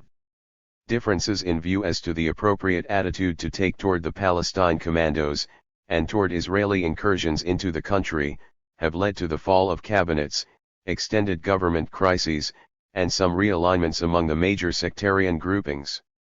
In 1970, the Christian-supported president won by only one vote over his Muslim-backed opponent, despite the unwritten rule that the post is reserved for a Maronite. But as the cabinet continues to be headed by a Muslim, the established arrangements persist, and the government's authority vis-a-vis the Palestinian commandos and their Lebanese supporters has increased, especially since the defeat of the commandos by the Jordanian army in September 1970. Nothing lasts forever, especially in the eastern Mediterranean, but to date Lebanon continues to be a proof that although extreme primordial diversity may make political equilibrium permanently precarious, it does not necessarily, in and of itself, make it impossible. Morocco. Across the whole of the Middle East except for Nile-bound Egypt runs an ancient social contrast between, as Kuhn puts it, the tame and the insolent, the domestic and the independent, between those living within the political, economic, and cultural orbit of the great generative cities and those living, if not precisely outside that orbit, along its fringes and providing the supply of rebels who, since the beginning of the Bronze Age, have kept the urban civilizations refreshed and in motion. 3939 Between the central power of the Shahs and Sultans and the stubborn libertarianism of the outlying tribes there existed, and to a great extent still exists, a delicate balance. When the state was strong, the tribes were obliged to give it at least grudging recognition and to check their anarchic impulses. When it was weak, they ignored it, plundered it, or one or another of them even overthrew it to become in turn the carriers and defenders of the urban great tradition. For the better part of the time, however, neither fully effective despotism nor mere tribal rampage prevailed. Rather, an uneasy truce between center and perimeter was maintained, tying them together in a loose system of give and take under which mountaineers and nomads come to town freely, their fastnesses are left alone, and they let the caravans of travelers, traders, and pilgrims cross their territories without hindrance or inconvenience over and above the normal rigors of travel. 4040. C. Kuhn, Caravan, London, 1952, p. 295. Ibid, pages 264 to 265. In Morocco, this contrast has always been particularly strong, in part because so much of the terrain is mountainous, in part because of the gradual superimposition, after the 7th century, of an Arabic culture migrant from the east upon a relatively large indigenous Berber population, and in part because of the country's relatively great distance from the primary foci of Middle Eastern civilization in Egypt and Mesopotamia. The complex early history of the region aside, the establishment of the Arabized, Islamic reformist Sharifian dynasty toward the end of the 17th century and the subsequent royal efforts to reduce the field of Berber customary law in favor of Quranic law, to repress saint worship and cultic practices, and to purify Islamic belief of local pagan accretions, reinforce the distinction between Bled al-Maxan, the land of government, and Bled as-Siba, the land of insolence. Claiming direct descent from the Prophet, the meaning of the term Sharif, the dynasty, which rules until today, attempted to assert both spiritual and temporal power over the more Arabized population of the Atlantic plain as well as over the more Berberized ones of the encircling Rif and Atlas mountains, but though the spiritual claim that of imamship has been commonly accepted, the temporal has been more of a sometime thing, particularly in the peripheral upland regions. Thus arose perhaps the most striking and distinctive feature of the Moroccan political system, the attachment of the urban and peasant populations of the plain to the Sultan as autocratic head of a rather developed patrimonial bureaucracy, the Maxan, of ministers, notables, soldiers, magistrates, clerks, policemen, and tax collectors, and the attachment of the tribal peoples to his person as lord of the believers, but not to his secular government or its representatives. By the time of the establishment of the French and Spanish protectorates in 1912, the Sultanate had become so seriously weakened by a combination of internal corruption and external subversion that it was unable to exert effective control not merely over the mountains but in the plain as well. Though for a decade or so the seigneurial proconsulship of Marshal Lyautey held the tribes in check and, in a somewhat paternalistic way, reinvigorated the Maxan bureaucracy. After his departure, his successors initiated the so-called Berber policy, dedicated to drawing a sharp distinction between Arab and Berber and isolating the latter from the influence of the Maxan entirely. Special Berber schools, designed to produce a Berber elite, were set up, Messianization increased, and most important, the symbolic supremacy of Quranic law, and thus of the Sultan as Imam, was undermined by the placing of the mountain tribes under the French criminal code and officially recognizing the judicial competence of customary law tribal councils in civil disputes. Coinciding with the rise of the intense Islamic Puritanism of the Egyptian and Afghan Parisian reformers Abduh and al-Afghani among the notables of the Arabized towns, and particularly those around the ancient Qarawiyyan University at Fez, the Berber policy and its implied threat to Islam stimulated the growth of nationalism under the banner of defending the faith against European-sponsored secularization and Christianization. Thus, even if under rather seriously altered conditions, the national movement in Morocco has also taken the classic form of attempting to strengthen the integrative power of a generally Mid-Eastern urban civilization against the centrifugal tendencies of tribal particularism. The exile of Sultan Mohammed V by the French in 1953 and his wildly triumphant return as a national hero in 1955 put the cap on this political and cultural revival of the Maxan, and inaugurated, after independence was achieved, a new state regime perhaps most aptly described as a modernizing autocracy. 41 With the French and the Spanish gone, the Rabat Sultanate has become again the double-pronged pivot of the system. The major nationalist party, the Istiqlal, its independent power undercut by the lack, thus far, of national elections of a genuine parliament, has become the incumbent of a somewhat modernized but still essentially patrimonial Maxan. Led by conservative Arabized notables of the lowland cities and towns, and again most especially of Fez, la ville sainte de l'Islam, la métropole de l'Arabisme, et la vraie capitale du Maroc. 42 It has acted as the administrative arm of the throne, a college of viziers dominating the royal appointed councils of government, the party rationalized civil bureaucracy, and the reinstated, and reformed, Islamic judicial system. But as the attitude toward Istiqlal among the tribesmen has been, like their attitude to earlier palace officialdoms, at best lukewarm and at worst actively hostile, the relationship between the Sultan and at least the more intact, peripheral tribes has remained essentially personal. Loyal to the king and resistant to his government, the tribes have been, since the transfer of sovereignty as they were before it, the main source of primordial threats to national integration. For this concept and its analytic implications, C.D. Apter, The Political Kingdom in Uganda, Princeton, N.J., 1961, pages 20-28. Favre, L. E. Maroc. Since working in Morocco, I would now formulate some of these matters a bit differently. C.C. Geertz, Islam Observed, Religious Development in Morocco and Indonesia, New Haven, 1968, ESP. Chap 3. Since 1956, heartland-hinterland crises have come thick and fast. The absorption into the royal army of the irregular military force formed from among the tribes during the Sultan's exile, the so-called Liberation Army, has proved to be a most ticklish task, leading to open clashes. Only after the king firmly removed the royal army from Istiqlal influence and attached it directly to the palace under his son, Prince Muley Hassan, as chief of staff, was the tension in part eased.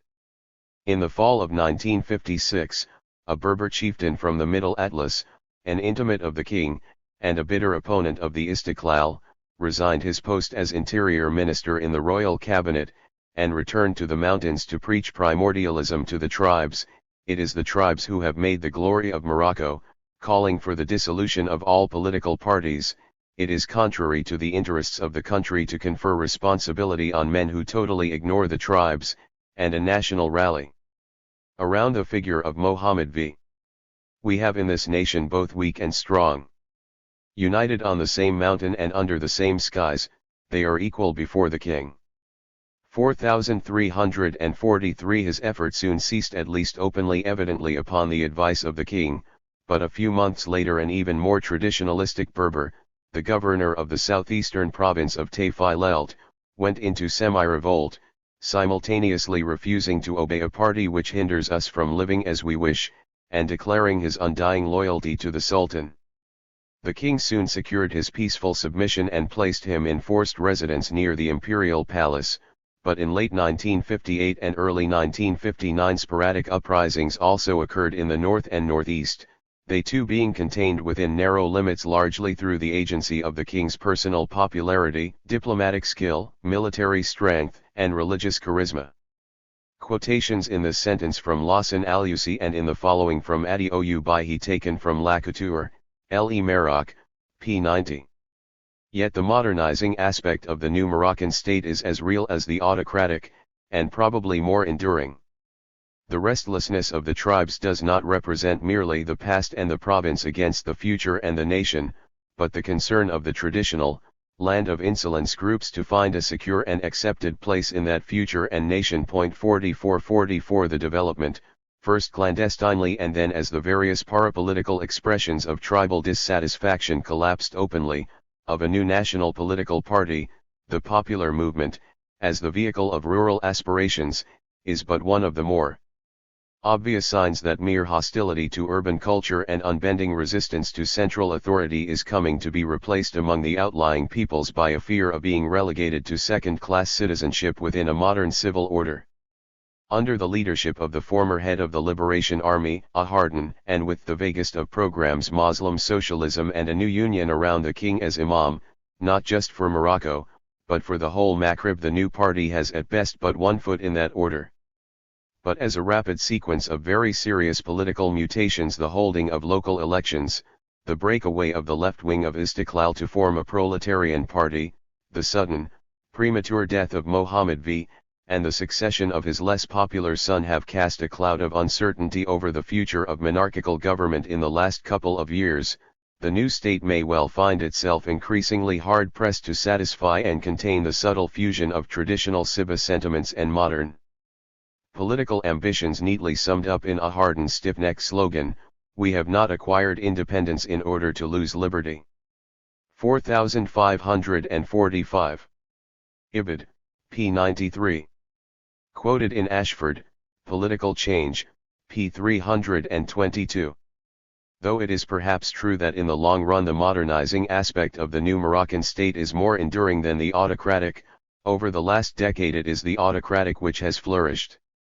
The king, Hassan II, suspended the constitution and dissolved parliament in 1965 after riots in Casablanca led to the death, largely at the hands of government forces, of anywhere from 30, the official count, to several hundred people. The king took direct control of the government, ruling by executive fiat and systematically reducing the influence of the two major parties, the Islamist Istiqlal and the Socialist Union Nationale de Forces Populaires, and the urban Arab masses which, for the most part, formed their constituencies. The period was one of accelerating neo-traditionalism, as Hassan attempted to draw various sorts of local notables, many of them Berber, and army officers, the great majority of them Berber, into direct, personal loyalty to the throne. In 1970, the so-called state of exception was at least nominally ended when the king promulgated a new constitution and announced general elections.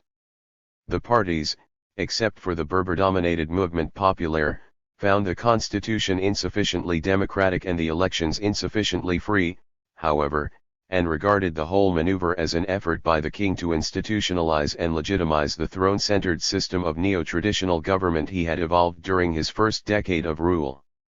Thus, though the elections were held and the constitution approved under conditions generally held to be less than honest, the pattern of court and notables politics persisted. This pattern came to something of a dramatic dissolution with the attempted army coup at the king's 42nd birthday picnic in July of 1970, in which about 100 of the approximately 500 guests, many of them foreign, were killed. A major, 5 colonels, and 4 generals were executed almost immediately.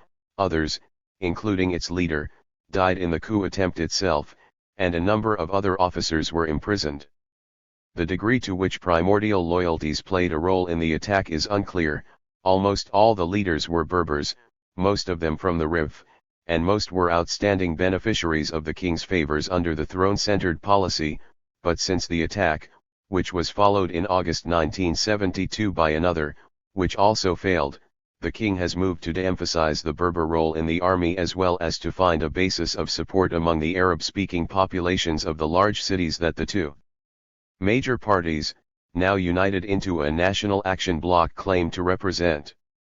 Thus, whatever the reality of the Bled al-Makhzen/Bled as-Siba contrast might, or might not, ever have been, and I would now be inclined to regard it as having never been as clear-cut or simple as European scholarship described it, the distinction partly cultural, partly linguistic, partly social, partly a kind of ethnopolitical myth, a traditional, almost instinctive way of perceiving group differences between Arab and Berber remains an important, if elusive, factor in Moroccan national life. Nigeria. The distinctive feature of Nigerian political life as it has evolved since World War II has been what Coleman has called the regionalization of nationalism 46-46, whereas in most of the other new states the final phases of the pursuit of independence saw a progressive unification of diverse elements into an intensely solidary opposition to colonial rule, open dissidence emerging only after devolution and the inevitable waning of revolutionary comradeship. In Nigeria, tension between various primordial groups increased in the last decade of dependency. After 1946, the Nigerian struggle for freedom was less a matter of defying foreign authority and more a matter of drawing boundaries, founding capitals, and distributing powers in such a way as to dampen and contain sharpening ethno-regional hostilities prior to the disappearance of that authority. It was marked not so much by growing insurgency in order to force the British to leave as by feverish negotiation, in both Lagos and London, in order to create a modus vivendi among the Yoruba, Igbo, and Hausa Fulani so that they could leave. Coleman, Nigeria, pages 319 to 331. The arrangement ultimately devised, in a 240-page, fine-print constitution, was a radically federal one, composed of three powerful constituent regions: the northern, the south, eastern, and the south, western, each with its own capital, its own parliament, cabinet, and high court, and its own budget.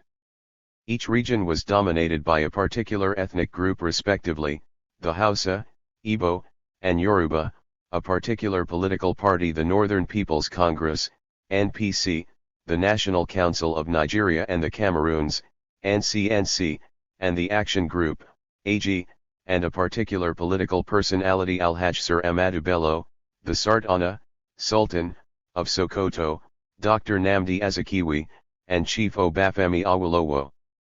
Perched, somewhat insecurely, on top of these regional strongholds was the federal government at Lagos as the arena in which the sort of two-against-one coalition politics one would naturally expect from this type of three-person game took place, and out of whose changeful processes the authoritative leadership to fill the vacuum at the center of the system was supposed at length to emerge. The sort of form that leadership was to take, who was to provide it, and how, in the working of this Swiss clock governmental mechanism, it was to actually be produced remained, however, entirely obscure. In the meantime, the triangular pattern of primordial identification crystallized in the country at large, as the tribal societies of traditional Nigeria gradually regrouped themselves into the regional linguistic, and in the Muslim north, religious, folk societies of modern Nigeria. But though increasingly important as the country's ethnic skeleton, this pattern did not exhaust the full variety of ingrained consciousness of kind, because in each region there remained a large number of smaller groups outside the core Hausa, Yoruba, and Igbo areas at least somewhat resistant to assimilation to these broader subnational entities.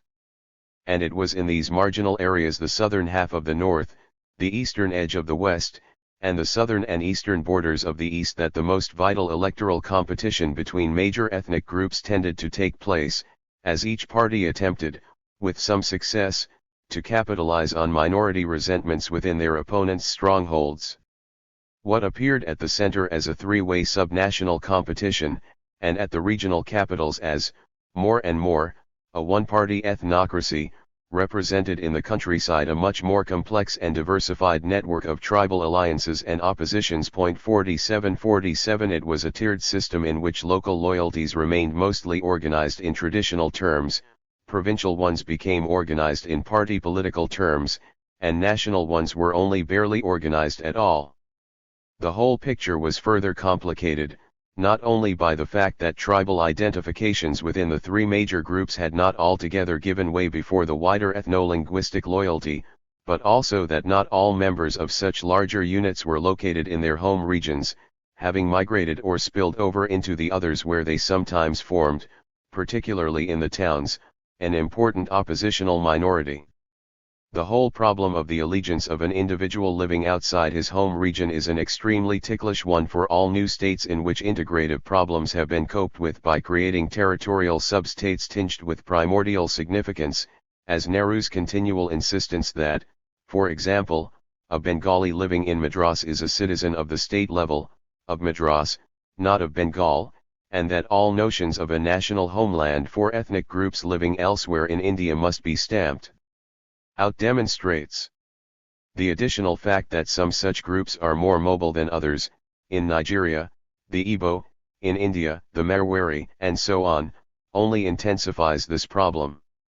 Thus, although the regionalization of nationalism process led to the establishment of a party system and constitutional structure in which Nigeria's several hundred primordial groups, ranging from the nearly 6 million Hausa to tribal fragments of only a few hundred were able, for a while, to live in at least reasonable amity, it also created a void at the very heart of national political life and left the country more or less acephalous.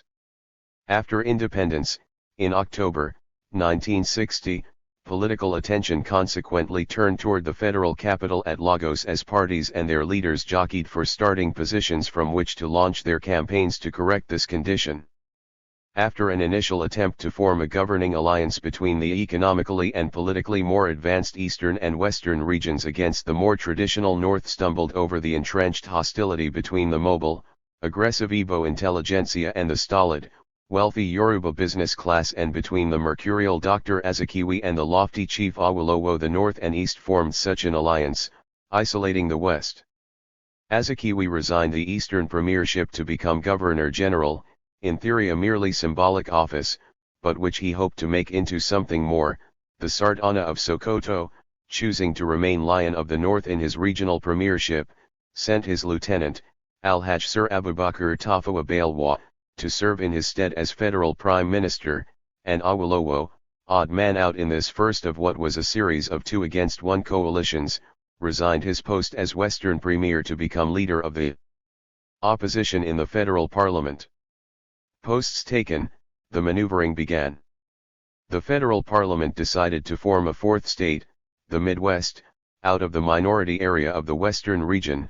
Awolowo shifted from a markedly right to a markedly left-wing ideological position in an attempt to shake the somewhat Tory government and ride the anti-neocolonialism horse to power, splitting the action group in the process. Tensions within the NCNC between the increasingly accommodative old guard and the still radical young Turks increased, and so on. But all this more confused issues than clarified them, complicated matters rather than simplified them. Independent, as this is written, for less than a year, Nigeria, the newest of the new states considered here, offers but the most unformed materials upon which to base an assessment of its essential character and probable future. Possessed of what would appear to be an extraordinarily unwieldy set of political institutions hurriedly put together in the last hectic years of constitution-making before independence, lacking a comprehensive national party, a supereminent political leader, an overarching religious tradition or a common cultural background, and seemingly of several minds about what to do with freedom now that it has, almost as a matter of course, received it, it has an unusually tentative, up in the air quality, even for a new state. Nigeria was the least well-defined of the generally ill-defined states reviewed as examples in my original essay. At the time, its situation seemed at once the most hopeful and the most ominous. Hopeful, because it seemed to have escaped the usual upheavals of decolonization, to be large enough to be economically viable, and to have inherited a moderate, well-trained, and experienced elite, ominous, because its primordial group tensions were both extremely great and unbelievably complex. The sense of ominousness proved to be the prophetic one. In January 1966, a military coup led to the death of a number of northern political leaders, including Sir Abubakar Tafawa Balewa, and the establishment of an Igbo-led military regime. A second coup, led by a northerner from a minor, that is, non-Hausa, tribe, Colonel Yakubu Gowon, eventuated in the massacre of somewhere between 10 and 30,000 Igbos living in the Hausa areas of the north, while anywhere from 200,000 to 1.5 million Igbos fled from the north to their eastern region homeland. In May of 1967, Colonel Gowon assumed emergency powers and sought to divide the eastern region into 3 states as a device to increase the power of the non-Igbo Easterners and decrease that of the Igbos. The Igbos, forming themselves into the Republic of Biafra, rebelled, and, after nearly 3 years of some of the most bitter warfare of modern times, perhaps more than 2 million people were killed and countless others died of starvation, were suppressed by the federal government under Gowon, now a general and head of the country.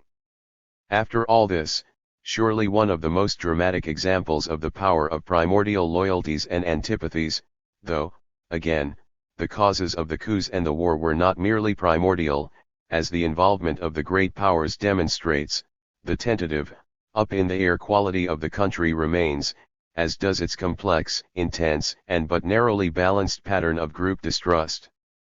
V.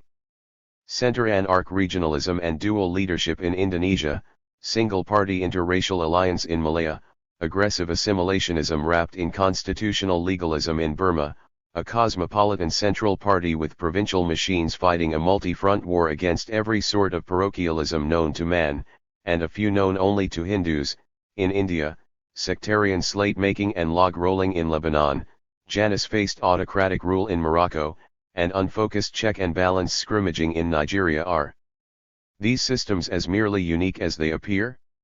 From this array of efforts after political order, does any evidence emerge for the claim that the integrative revolution is a general process? Over the cases reviewed here, at least, one common developmental tendency does stand out, the aggregation of independently defined, specifically outlined traditional primordial groups into larger, more diffuse units whose implicit frame of reference is not the local scene but the nation in the sense of the whole society encompassed by the new civil state. The leading principle in terms of which this lumping is mainly carried out varies region in Indonesia, race in Malaya, language in India, religion in Lebanon, custom in Morocco, and quasi-kinship in Nigeria. Whether it involves becoming an outer islander in addition to a Minangkabau, a Kachin over and above a Duleng, a Christian as well as a Maronite, or a Yoruba rather than only an Egba, the process, though variously advanced, both as between countries and within them, is general. It is a progressive extension of the sense of primordial similarity and difference generated from the direct and protracted encounter of culturally diverse groups in local contexts to more broadly defined groups of a similar sort interacting within the framework of the entire national society, an extension Friedman has described particularly well for Malaya. Malaya was and remains a culturally plural society. Paradoxically, from a purely structural point of view, its plural nature is more marked today than ever before. Nationalism and political independence in their early phases have tended to define, on a pan-Malayan basis, ethnic blocs which in former times were merely categories. Then the social map of Malaya was, so to speak, made up of a kaleidoscope of small culturally defined units rearranging themselves in accordance with local conditions. The Malays did not interact with the Chinese and the Indians. Some Malays interacted with some Chinese and some Indians. But as Malays, Chinese and Indians come to be realized as structural entities on a nationwide scale, they can begin to have total relations with one another. 4848. Friedman, Plural Society in Malaya. The emergence of a nationwide system of ethnic blocs engaged in total relations with one another sets the stage for a direct clash between personal identity and political integrity in the new states. By generalizing and extending tribal, racial, linguistic, or other principles of primordial solidarity, Such a system permits the maintenance of a profoundly rooted consciousness of kind, and relates that consciousness to the developing civil order. It allows one to continue to claim public acknowledgement of one's existence and import in terms of the familiar symbols of group uniqueness, while at the same time becoming more and more drawn into a political society cast in a mold wholly different from the natural community those symbols define. But, on the other hand, it also simplifies and concentrates group antagonisms, raises the specter of separatism by superimposing a comprehensive political significance upon those antagonisms, and, particularly when the crystallizing ethnic blocs outrun state boundaries, stirs international controversies. The integrative revolution does not do away with ethnocentrism, it merely modernizes it. Yet modernizing ethnocentrism does render it more easily reconciled to the presence of developed national political institutions. The effective operation of such institutions does not require the simple replacement of primordial ties and identifications by civil ones. In all probability, such a replacement is a sheer impossibility. What it does demand is an adjustment between them, an adjustment such that the processes of government can proceed freely without seriously threatening the cultural framework of personal identity, and such that whatever discontinuities in consciousness of kind happen to exist in the general society do not radically distort political functioning. At least as they have been conceived here, primordial and civil sentiments are not ranged in direct and implicitly evolutionary opposition to one another in the manner of so many of the theoretical dichotomies of classical sociology, Gemeinschaft and Gesellschaft, mechanical and organic solidarity, folk and urban society. The history of their development does not consist simply of the expansion of the one at the expense of the other. Their marked tendency to interfere with one another in the new state stems not from any natural and irremovable antipathy between them, but rather from dislocations arising from the differing patterns of change intrinsic to each of them as they respond to the disequilibrating forces of the mid-20th century. Their clash is an outcome of the contrasting sorts of transformation that traditional political institutions and traditional modes of self-perception undergo as they move along their separate paths toward modernity. On the self-perception side, the nature of the modernizing process is virtually uninvestigated. It is not usually even recognized that such a process exists. The already mentioned aggregation of narrowly circumscribed tribal, linguistic, religious, and so on, groups into larger, more generalized ethnic blocs set within the context of a common social frame is certainly a crucial part of it. A simple, coherent, broadly defined ethnic structure, such as is found in most industrial societies, is not an undissolved residue of traditionalism but an earmark of modernity. But how this reconstruction of the system of primordial affiliation takes place, the stages through which it passes, the forces that advance or retard it, the transformations in personality structure it involves, all are largely unknown. The comparative sociology, or social psychology, of ethnic change remains to be written. With respect to the political side, it can hardly be said that the problem is unrecognized, for the notion of a civil society, of the nature of citizenship and the diffuse social sentiments on which it rests, has been a central concern of political science since Aristotle. But it remains nonetheless vague, much easier to point to than describe, much easier to sense than to analyze. What the civic sense more than anything else seems to involve is a definite concept of the public as a separate and distinct body and an attendant notion of a genuine public interest, which, though not necessarily superior to, is independent of and at times even in conflict with, both private and other sorts of collective interest. When we talk about the changing forms of civil politics in the new states or elsewhere, it is the vicissitudes of just this sense of the public and the public interest, its waxings and wanings, its alterations in mode of expression, to which we refer. Again, however, though we have at least a general idea of the nature of civility and the range of forms through which it is materialized in industrial states, very little is known about the processes by which the present patterns have come to be what they are. A genuine civil sense is often even denied incorrectly, in my opinion, to traditional states at all. In any case, the stages through which a modern sense of political community arises out of a traditional one have been at best but impressionistically traced, and thus both the roots and the character of civility remain obscure. A satisfactory understanding of the reasons for the chronic tension in the new states between the need to maintain a socially ratified personal identity and the desire to construct a powerful national community demands, therefore, a more circumstantial tracing of the stages through which their relationship to one another passes as each proceeds along the special lines of its own development. And it is in the histories of those states as they unfold before our eyes that such a tracing is most readily to be accomplished. The diverse constitutional, quasi-constitutional, or simply ad hoc experiments in government that characterize at least those new states described here represent, among other things, an attempt to establish a pattern of politics in which the looming headlong clash of primordial and civil loyalties can be averted. Whether ethnic differentiation is given its political expression in terms of territorial subunits, political parties, government posts, executive leadership, or, as is most common, one or another combination of these, the effort is everywhere to find a formula that will keep the pace of modernization of the nation's sense of selfhood in step with the parallel modernization not only of its political, but of its economic, stratificatory, domestic, and so on, institutions as well.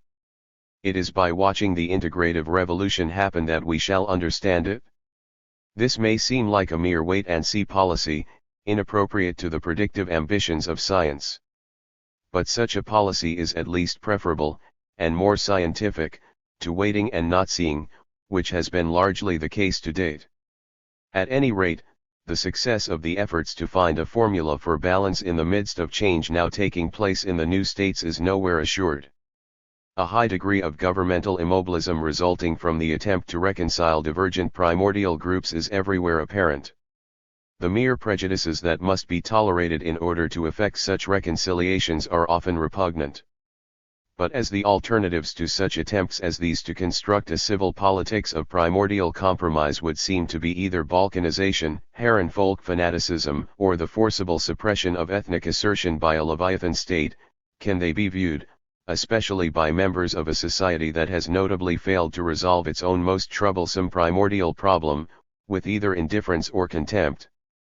Chapter 11 / The Politics of Meaning. One of the things that everyone knows but no one can quite think how to demonstrate is that a country's politics reflect the design of its culture. At one level, the proposition is indubitable. Where else could French politics exist but France? Yet, merely to state it is to raise doubts. Since 1945, Indonesia has seen revolution, parliamentary democracy, civil war, presidential autocracy, mass murder, and military rule. Where is the design in that? Between the stream of events that make up political life and the web of beliefs that comprises a culture, it is difficult to find a middle term.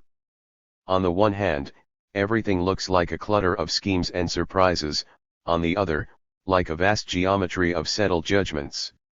What joins such a chaos of incident to such a cosmos of sentiment is extremely obscure, and how to formulate it is even more so. Above all, what the attempt to link politics and culture needs is a less breathless view of the former and a less aesthetic view of the latter.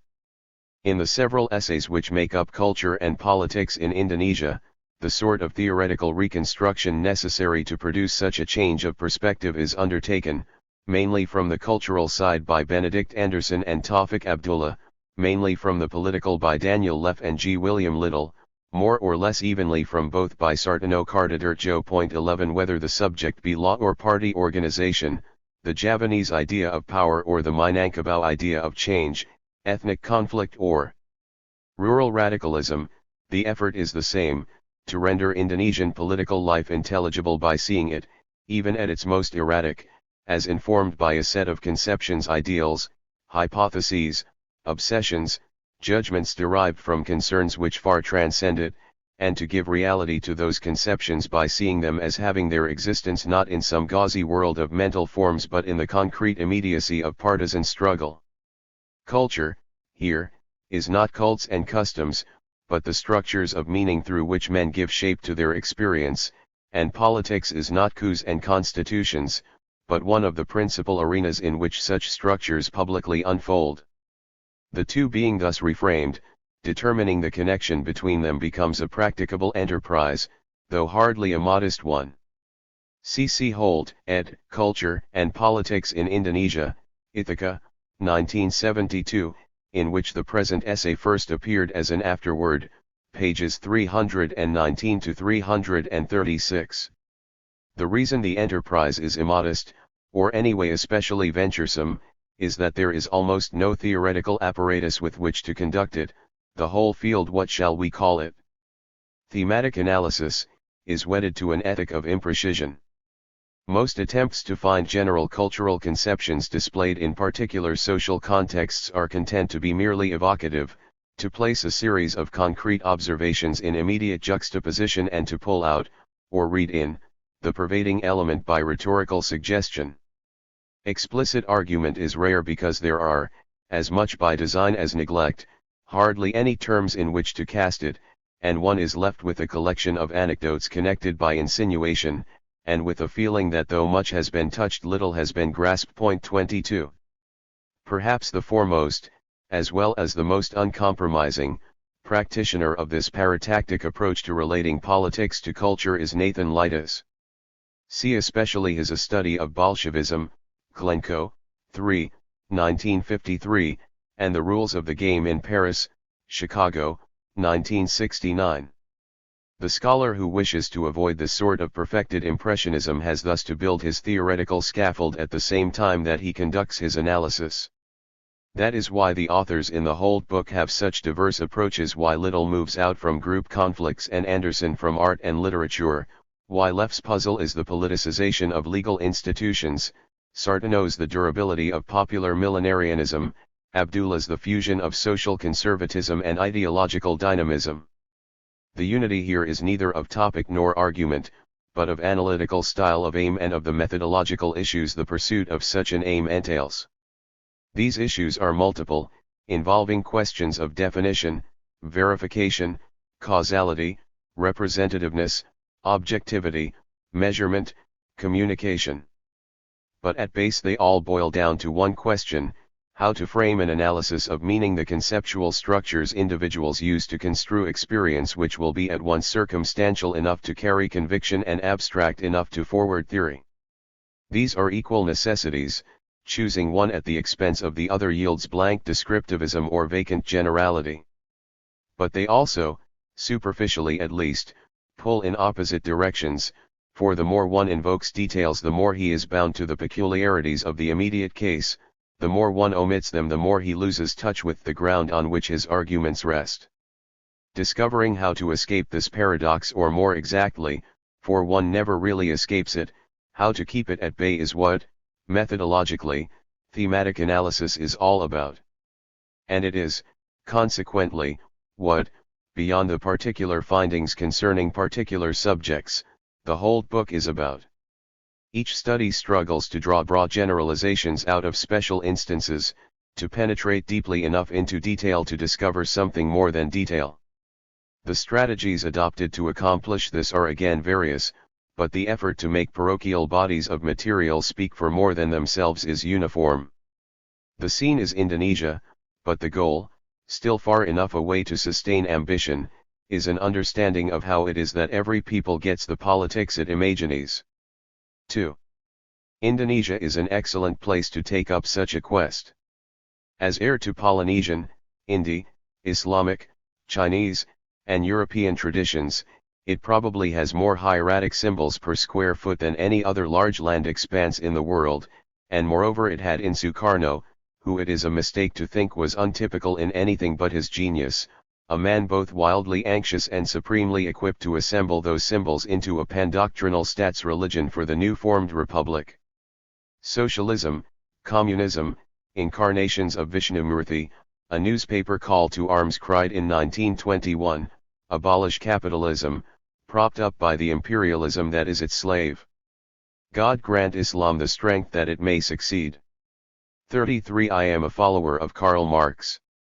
I am also a religious man, Sukarno announced some decades later. I have made myself the meeting place of all trends and ideologies. I have blended, and blended them until finally they became the present Sukarno. 44. Quoted, from Udasan Hindia, in Bidam, Sukarno and the Struggle for Indonesian Independence, Ithaca, 1969, p. 39. Quoted in L. Fisher, The Story of Indonesia, New York, 1959, p. 154. For a similar statement from a public speech of Sukarno, see Dam, Sukarno and the Struggle, p. 200. Yet, on the other hand, the very density and variety of symbolic reference has made of Indonesian culture a swirl of tropes and images into which more than one incautious observer has merely disappeared. 55 With so much meaning lying scattered openly around, it is nearly impossible to frame an argument relating political events to one or another strain of it which is totally lacking in plausibility. In one sense, seeing cultural reflections in political activities is extremely easy in Indonesia, but this only makes the isolation of precise connections that much more difficult.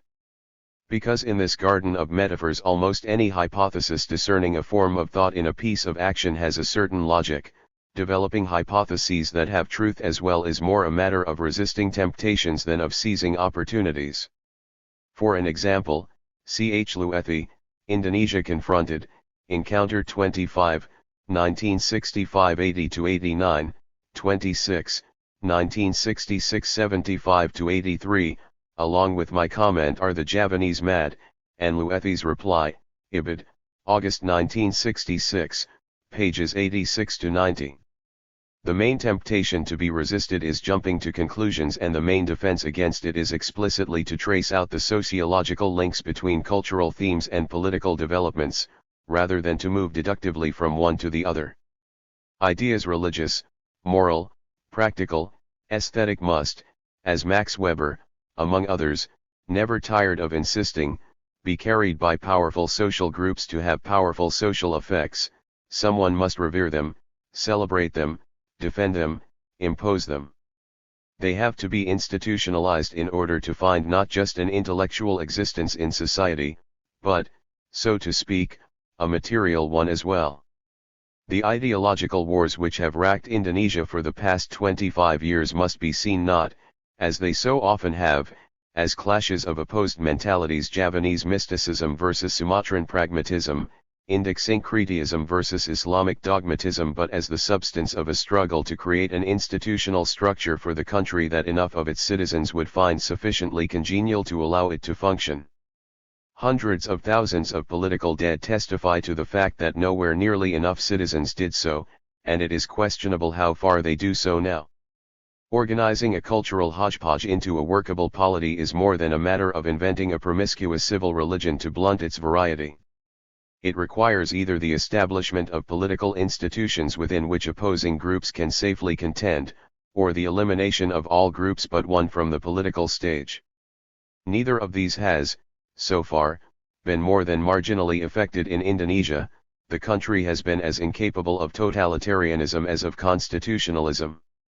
Rather, almost every institution in the society, army, bureaucracy, court, university, press, party, religion, village, has been swept by great tremors of ideological passion which seem to have neither end nor direction. If Indonesia gives any overall impression, it is of a state monk, a country which, unable to find a political form appropriate to the temper of its people, stumbles on apprehensively from one institutional contrivance to the next. A great part of the problem, of course, is that the country is archipelagic in more than geography. Insofar as it displays a pervasive temper, it is one riven with internal contrasts and contradictions. There are the regional differences, the rhetorical combativeness of the Minangkabau and the reflective elusiveness of the Javanese. For example, there are the faith and custom ethnic divergences among even closely related groups, as in the East Sumatran boiling pot. There are the class conflicts reflected in the nativistic movement material and the vocational ones reflected in that of the struggle for a workable legal system. There are racial minorities, Chinese and Papuans, religious minorities, Christians and Hindus, local minorities, Jakarta Batak, Surabaya Madura Set. The nationalist slogan, "One people, one country, one language," is a hope, not a description. The hope that the slogan represents, however, is not necessarily unreasonable. Most of the larger nations of Europe grew out of a cultural heterogeneity hardly less marked.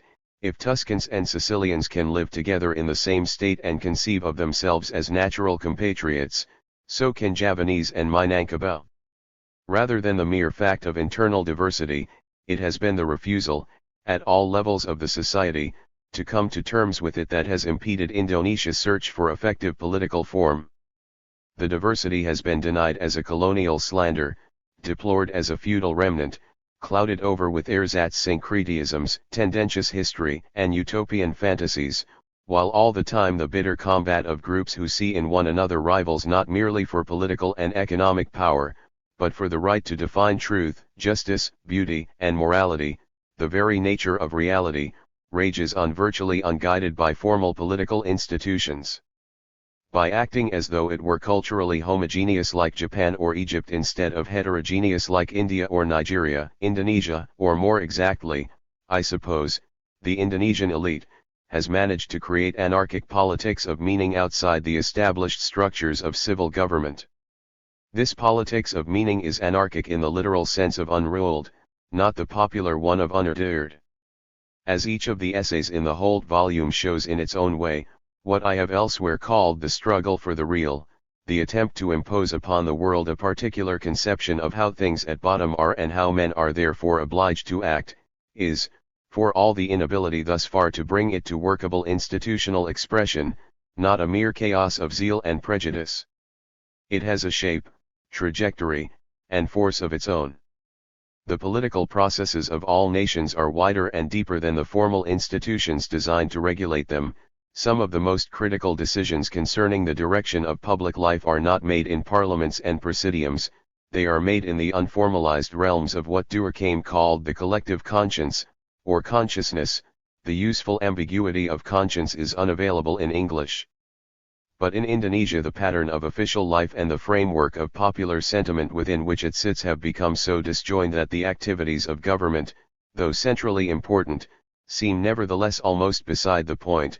Mere routinisms convulsed again and again by sudden eruptions from the screened off, one almost wants to say, repressed, political course along which the country is in fact moving. The more accessible events of public life, political facts in the narrower sense, do about as much to obscure this course as to reveal it. Insofar as they reflect it, as of course they do so obliquely and indirectly, as dreams reflect desires or ideologies' interests. Discerning it is more like interpreting a constellation of symptoms than tracing a chain of causes. The studies in the whole book therefore diagnose and assess, rather than measure and predict. Fragmentation in the party system bespeaks an intensification of ethnic self-consciousness, enfeeblement of formal law, renewed commitment to conciliatory methods of dispute settlement.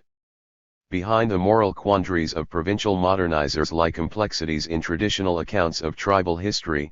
Behind the explosiveness of rural protest, enthrallment with cataclysmic images of change, behind the theatrics of guided democracy, archaic conceptions of the sources of authority. Taken together, these exercises in political exegesis begin to expose the faint outlines of what the Indonesian Revolution in fact amounts to, an effort to construct a modern state in contact with its citizens' conscience, a state with which they can, in both senses of the word, come to an understanding. One of the things Sukarno was right about, though in fact he had something rather different in mind, was that it is, this revolution, not over. 3. The classical problem of legitimacy, how do some men come to be credited with the right to rule over others, is peculiarly acute in a country in which long-term colonial domination created a political system that was national in scope but not in complexion. For a state to do more than administer privilege and defend itself against its own population, its acts must seem continuous with the selves of those whose state it pretends it is, its citizens to be, in some stepped-up, amplified sense, their acts. This is not a mere question of consensus. A man does not have to agree with his government's acts to see himself as embodied in them any more than he has to approve of his own acts to acknowledge that he has, alas, himself performed them. It is a question of immediacy, of experiencing what the state does as proceeding naturally from a familiar and intelligible we. A certain amount of psychological sleight of hand is always required on the part of government and citizenry in the best of cases. But when a country has been governed for 200 years or so by foreigners, it is, even after they have been displaced, a yet more difficult trick. The political tasks that loomed so formidable as independence was reached for ending the domination of outside powers, creating leadership cadres, stimulating economic growth, and sustaining a sense of national unity have indeed turned out to be that and more since independence has been gained. But they have been joined by another task, less clearly envisaged then and less consciously recognized now, that of dispelling the aura of alienness from the institutions of modern government. Much of the symbol-mongering that went on under the Sukarno regime, and which has been moderated rather than ended under its successor, was a half-deliberate attempt to close the cultural gulf between the state and society that, if not altogether created by colonial rule, had been enormously widened by it. The great crescendo of slogans, movements, monuments, and demonstrations which reached a pitch of almost hysterical intensity in the early 60s was, in part anyway, designed to make the nation-state seem indigenous. As it was not indigenous, disbelief and disorder spiraled upward together, and Sukarno was destroyed, along with his regime, in the collapse which ensued. Even without the complicating factor of colonial rule, however, the modern state would seem alien to local tradition in a country like Indonesia, if only because such a state's conception of itself as a specialized instrument for the coordination of all aspects of public life has no real counterpart in such a tradition.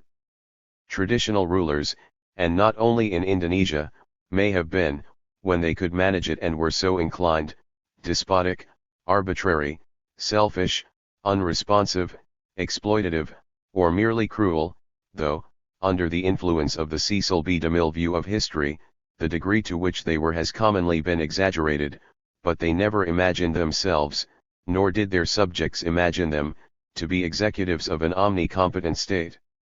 Mostly they governed to proclaim their status, protect, or, where possible, enlarge, their privileges, and exercise their style of life, and insofar as they regulated matters beyond their immediate reach, which was commonly very little, they did so only derivatively, as a reflex of concerns more stratificatory than properly political.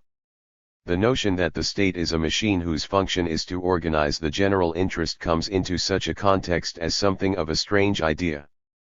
So far as popular reaction is concerned, the results of that strangeness have been the usual ones: a degree of curiosity, a degree more of fear, heightened expectancy, and a great deal of puzzlement. It was to such a confusion of sentiment that Sukarno's symbol-wielding was a failed response, but the various matters discussed in the whole book are others, less concocted, so less ephemeral.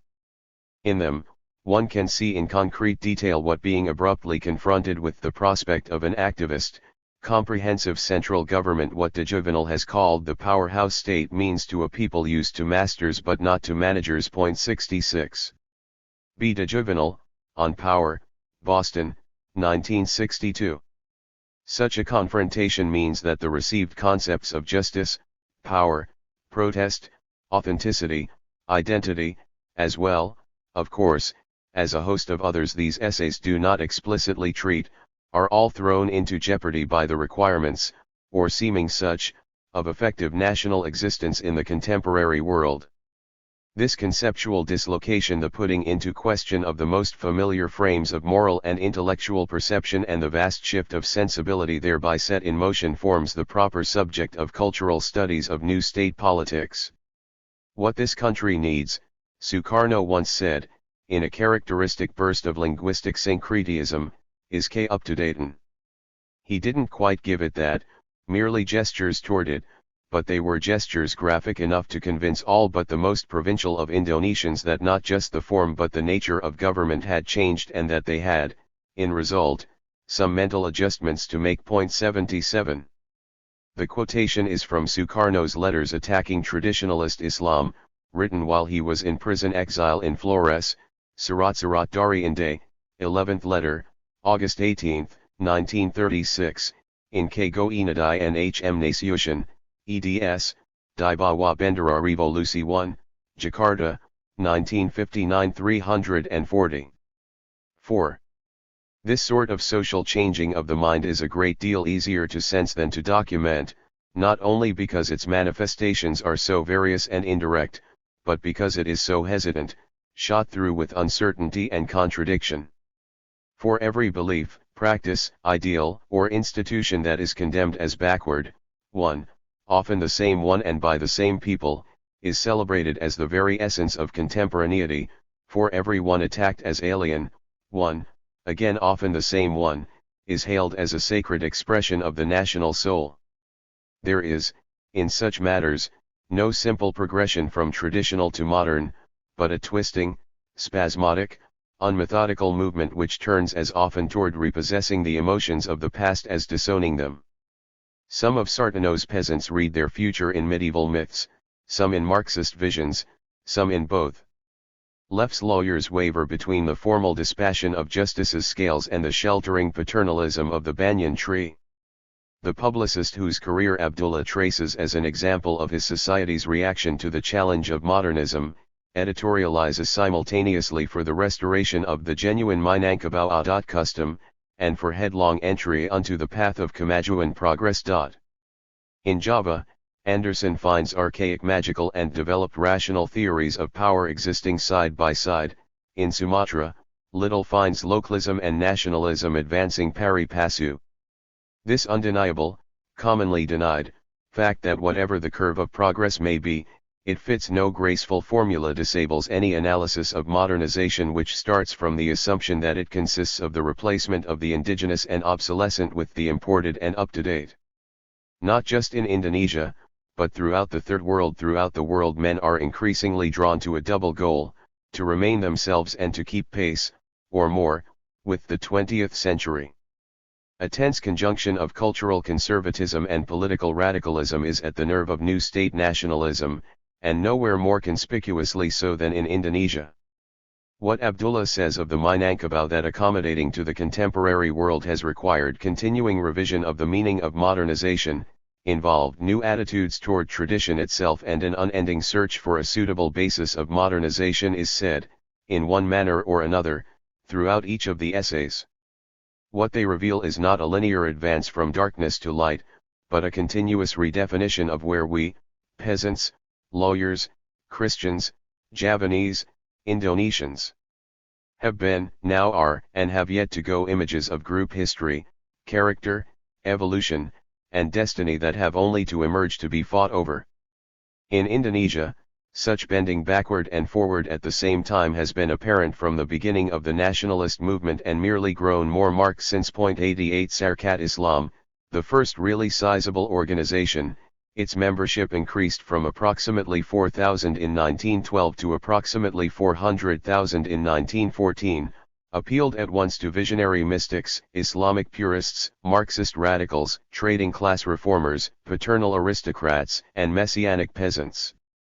When this commotion disguised as a party came to pieces, as it did in the 20s, it separated not into the reactionary and progressive wings of revolutionary mythology, but into a whole series of factions, movements, ideologies, clubs, conspiracies, what Indonesians call aliran, streams, seeking to fasten one or another form of modernism onto one or another strand of tradition. For the history of Indonesian nationalism, on which my remarks here are but passing commentary, see J. M. Plevier, Overtikt van de ontwikkeling der nationalistische beweging in Indonesië in de jaren 1930-1942, The Hague, 1953, A.K. Pringgodigdo, Sejarah Pergerakan Rakyat Indonesia, Jakarta, 1950, D. M. G. Kook, O. M. de Vrijheid, Jakarta, 1950, Dam, Sukarno and the Struggle, GMCT.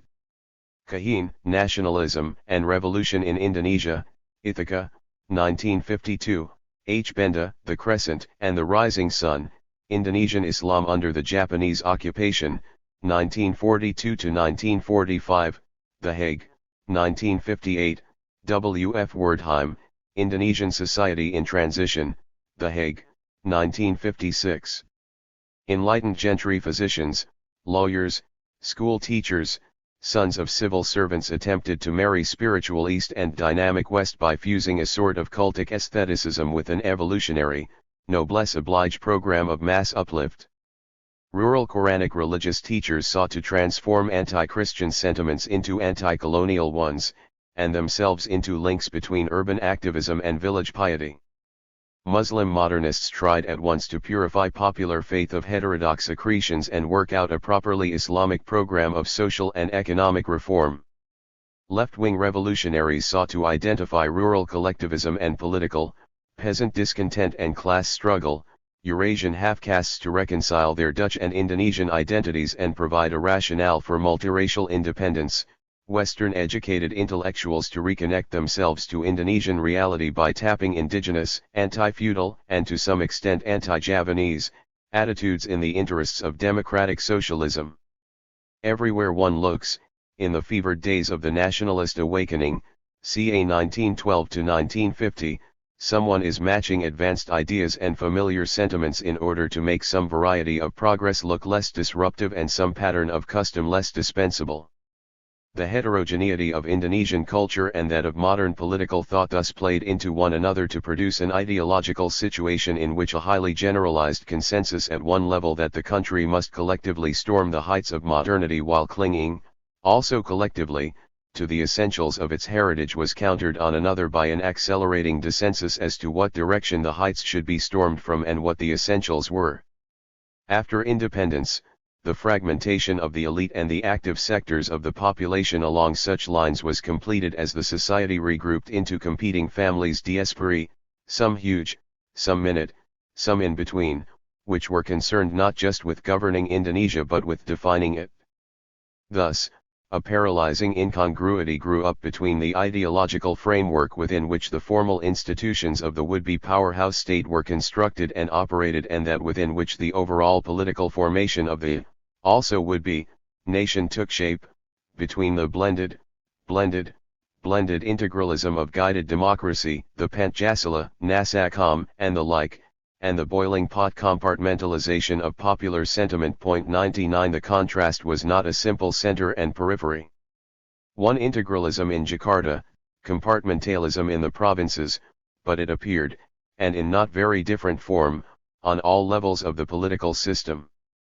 From the village coffee shops where Sartino's peasants laid their small plans to the bureaus of Merdeka Square where Anderson's ministerials laid their larger ones, political life proceeded in a curious kind of double-level way, in which a rivalry, again not just for power but for the power above power, the right to specify the terms under which direction of the state, or even mere official existence, is granted went on, wrapped in the generous phrases of common struggle, historic identity, and national brotherhood. For the state ideology of the Republic until the mid-60s, ch. Feith, Dynamics of Guided Democracy, in R.T. McVeigh, ed., Indonesia, New Haven, 1963, pages 309 to 409, for popular divisions, RRJ, Religion and Politics in Rural Central Java, Southeast Asia Studies, Cultural Report Series No. 12, New Haven, 1963, G. W. Skinner, ed., Local, Ethnic and National Loyalties in Village Indonesia, Southeast Asia Studies, Cultural Report Series No. 8, New Haven, 1959, and R. W. Little. Ethnicity, Party, and National Integration, New Haven, 1970. The rather schizoid political atmosphere thus created can be sensed in the debates of the Constitutional Convention of 1957 to 1958, see Tentang Dasar Negara Republik Indonesia Dalam Constituent, 3 volumes. Jakarta, 1958. That is, political life proceeded in this way until October 1, 1965. The bungled coup and its savage aftermath, perhaps 250,000 dead in 3 or 4 months, brought to open view the cultural disarray 50 years of political change had created, advanced, dramatized, and fed upon. 1010 The wash of nationalist clichés soon clouded the scene again, for one can no more stare at the abyss than at the sun. But there can be very few Indonesians now who do not know that, however clouded, the abyss is there, and they are scrambling along the edge of it, a change of awareness which may prove to be the largest step in the direction of a modern mentality they have yet made. The death estimate is that of John Hughes, The End of Sukarno, London, 1968, p. 189. Estimates range from 50,000 to a million, no one really knows, and the killing was on so grand a scale that to debate numbers seems obtuse. Hughes' account of the coup, the massacres, and the ascendancy of Suharto, though not very analytic, is probably as reliable and even-handed as any. For other discussions, from varying points of view, see R. Chapelain, Time Out of Hand, New York, 1969, D.S. Leff, Indonesia 1965, The Year of the Coup, Asian Survey 6, No. 2, 1966 103-110, W. F. Wertheim, Indonesia Before and After the Untung Coup, Pacific Affairs 39, 1966 115-127, B. Gunawan, Kudeta, Staatsgreep in Jakarta, Meppel, 1968, J. M. van der Cruyff, Interpretations of the 1965 Indonesian Coup, A Review of the Literature, Pacific Affairs 43, No. 4, 1970-1971 557-577, E. Utrecht, Indonesisch Nieuwsblad, Ontbinding en Herkolonisati, Amsterdam, 1970, H. P. Jones, Indonesia, The Possible Dream, New York, 1971, L. Ray, Dossier on the Indonesian Drama, New Left Review, 1966 26-40, A. C. Brackman, The Communist Collapse in Indonesia, New York, 1969. To my mind, the literature on the coup, right, left, and center, has been marred by obsessive concern with the exact roles of Sukarno and of the Indonesian Communist Party in the immediate events of the plot, not unimportant issues, but more important for understanding the moment than for understanding the country, at the expense of its meaning for the development of Indonesian political consciousness. V. Whatever social scientists might desire, there are some social phenomena whose impact is immediate and profound, even decisive, but whose significance cannot effectively be assessed until well after their occurrence, and one of these is surely the eruption of great domestic violence. The Third World has seen a number of these eruptions over the 25 years it has been coming into being: the partition of India, the Congo Mutiny, Biafra, Jordan. But none can have been more shattering than the Indonesian, nor more difficult to evaluate. Since the terrible last months of 1965, all scholars of Indonesia, and especially those trying to penetrate the country's character, are in the uncomfortable situation of knowing that a vast internal trauma has shaken their subject but not knowing, more than vaguely, what its effects have been. The sense that something has happened for which no one was prepared, and about which no one yet quite knows what to say, haunts the essays in the whole volume, making them read, sometimes, like the agon of a play with the crisis left out. But there is no help for this, the crisis is still happening. 1111. The fact that no one predicted the massacres has sometimes been instanced as an example of the futility of social science. Many studies did stress the enormous tensions and the potential for violence in Indonesian society. Moreover, anyone who announced before the fact that 250,000 or so people were about to be slaughtered in 3 months of rice field carnage would have been regarded, and rightly, as having a rather warped mind. What this says about reason faced with unreason is a complicated matter, but what it does not say is that reason is powerless because not clairvoyant. Of course, some of the outward effects are clear. The Indonesian Communist Party, on its claims the third largest in the world, has been, at least for the present, essentially destroyed. There is military rule. Sukarno was first immobilized, then, with that controlled, relentless grace the Javanese call Hollis, deposed, and has since died. The confrontation with Malaysia has ended. The economic situation has markedly improved. Domestic security, at the cost of large-scale political detentions, has come to virtually the entire country for almost the first time since independence. The flamboyant desperation of what now is called the old order has been replaced by the muted desperation of the new order. But the question what has changed, is still, when it refers to the culture, a baffling one. Surely, so great a catastrophe, especially as it mostly occurred in villages among villagers, can hardly have left the country unmoved, yet how far and how permanently it has been moved is impossible to say. Emotions surface extremely gradually, if extremely powerfully. In Indonesia, the crocodile is quick to sink, they say, but slow to come up. Both writings on Indonesian politics and those politics themselves are permeated right now with the inconfidence derived from waiting for that crocodile to come up. In the history of comparable political seizures, however, and when one looks at the history of the modern world, they are easy enough to find. Some outcomes seem more common than others. Perhaps the most common is a failure of nerve, a constriction of the sense of possibility. Massive internal bloodlettings like the American or the Spanish Civil Wars have often subjected political life to the sort of muffled panic we associate with psychic trauma more generally, obsession with signs, most of them illusory, that it is about to happen again, perfection of elaborate precautions, most of them symbolic, to see that it doesn't, and irremovable conviction, most of it visceral, that it is going to anyway, all resting, perhaps, on the half-recognized desire that it do so and to get it over with.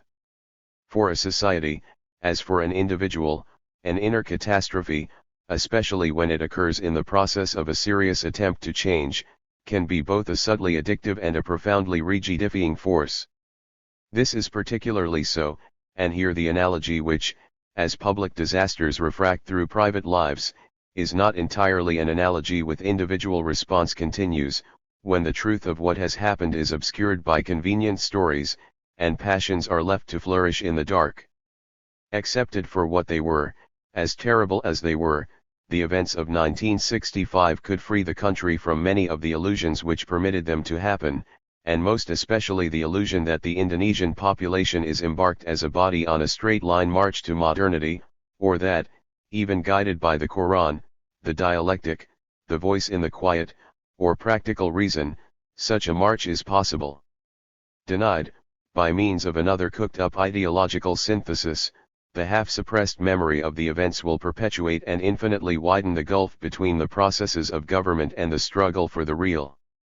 At an enormous cost, and one which need not have been paid, the Indonesians would seem to an outsider to have now demonstrated to themselves with convincing force the depth of their dissensus, ambivalence, and disorientation. Whether the demonstration has in fact been convincing to the insiders, for whom such revelations about themselves must inevitably be terrifying, is another question. Indeed, it is the central question of Indonesian politics at this juncture of history.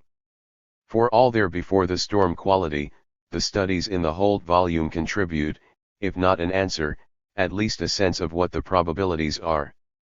However great a disruptive force the massacres may, or may not, have been, the conceptual matrix within which the country has been moving cannot have changed radically, if only because it is deeply embedded in the realities of Indonesian social and economic structure, and they have not.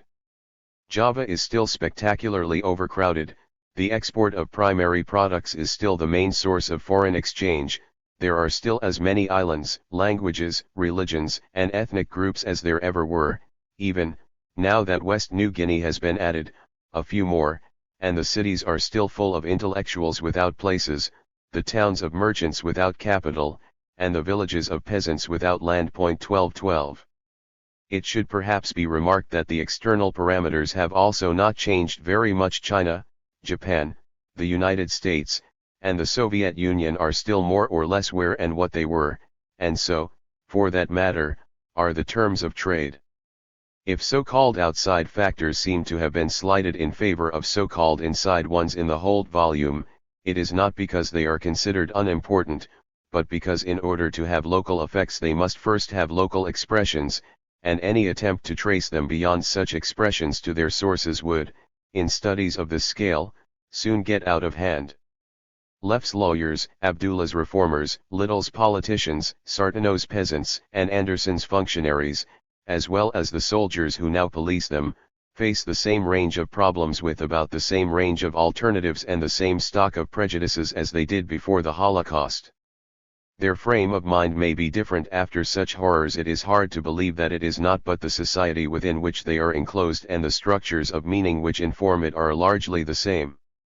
Cultural interpretations of politics are powerful to the degree that they can survive, in an intellectual sense, the events of politics, and their ability to do that depends on the degree to which they are well grounded sociologically, not on their inner coherence, their rhetorical plausibility, or their aesthetic appeal.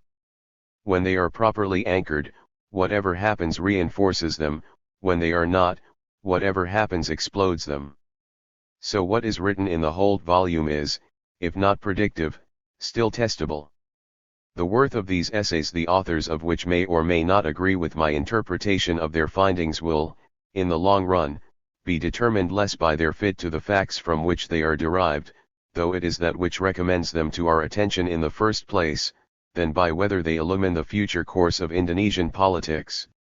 As the consequences of the last decade appear in the next, we shall begin to see whether what has been said here about Indonesian culture is penetrating or wrong-headed, whether it enables us to construe what happens in terms of it or leaves us straining for understanding against the grain of what we thought was so. Meanwhile, we can only wait for the crocodile along with everyone else, recalling, as a bar to the sort of moral presumptuousness that neither Americans nor Indonesians are at this time very well positioned to effect, what Jacob Burckhardt, who perhaps deserves to be called the founder of thematic analysis, said in 1860 about the dubious business of judging peoples. It may be possible to indicate many contrasts and shades of difference among different nations, but to strike the balance of the whole is not given to human insight. The ultimate truth with respect to the character, the conscience, and the guilt of a people remains forever a secret, if only for the reason that its defects have another side, where they reappear as peculiarities or even as virtues. We must leave those who find pleasure in passing sweeping censures on whole nations, to do so as they like. The people of Europe can maltreat, but happily not judge one another. A great nation, interwoven by its civilization, its achievements, and its fortunes with the whole life of the modern world, can afford to ignore both its advocates and its accusers. It lives on with or without the approval of theorists. 1313. Chapter 12/Politics Past, Politics Present, Some Notes on the Uses of Anthropology in Understanding the New States. In recent years, the main meeting ground of the various branches of learning which in some uncertain way make up the social sciences has been the study of the so-called Third World, the forming nations and tottering states of Asia, Africa, and Latin America. In this enigmatical setting, anthropology, sociology, political science, history, economics, psychology, as well as that oldest of our disciplines, soothsaying, have found themselves in the unfamiliar position of dealing severally with essentially the same body of data. The experience has not always been a comfortable one. The meeting ground has often turned into a battleground, and the lines of professional demarcation have hardened. As Englishmen abroad are often more British than in London, so economists abroad are often more econometrical than at MIT.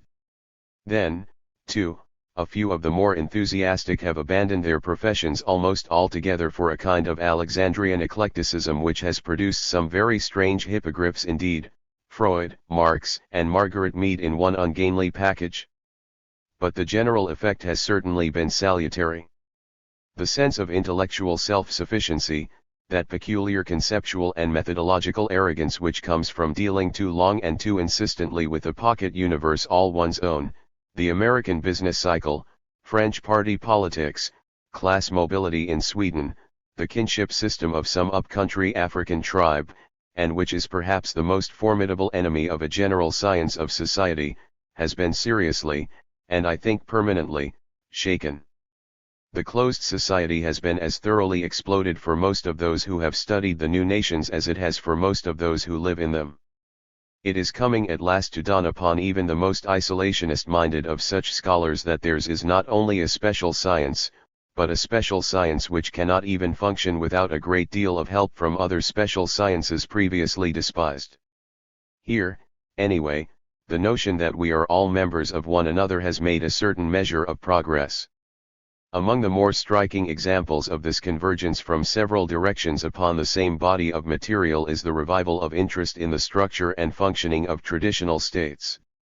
In the past several years, the need to develop a general political science of pre-industrial societies in order to have, as the sociologist Frank Sutton has put it, a base point from which to understand the transitional societies which crowd the present scene has been felt with increasing intensity on a wide variety of quarters. 11 As the quarters have been various, so too have the responses. But Max Weber's half-century-old essay on patrimonialism in Wirtschaft und Gesellschaft is no longer the isolated monument that Sutton, writing only a decade or so ago, then rightly called it. It is now but one among a whole set of discourses, some more monumental than others and a few too monumental altogether, on the nature of government in, to have a word for them, peasant societies, societies with too many resemblances to our own for us to stigmatize them as primitive and too few for us to celebrate them as modern. To simplify, there have been four major lines of attack developing over the last decade or so on this question of the nature of traditional politics.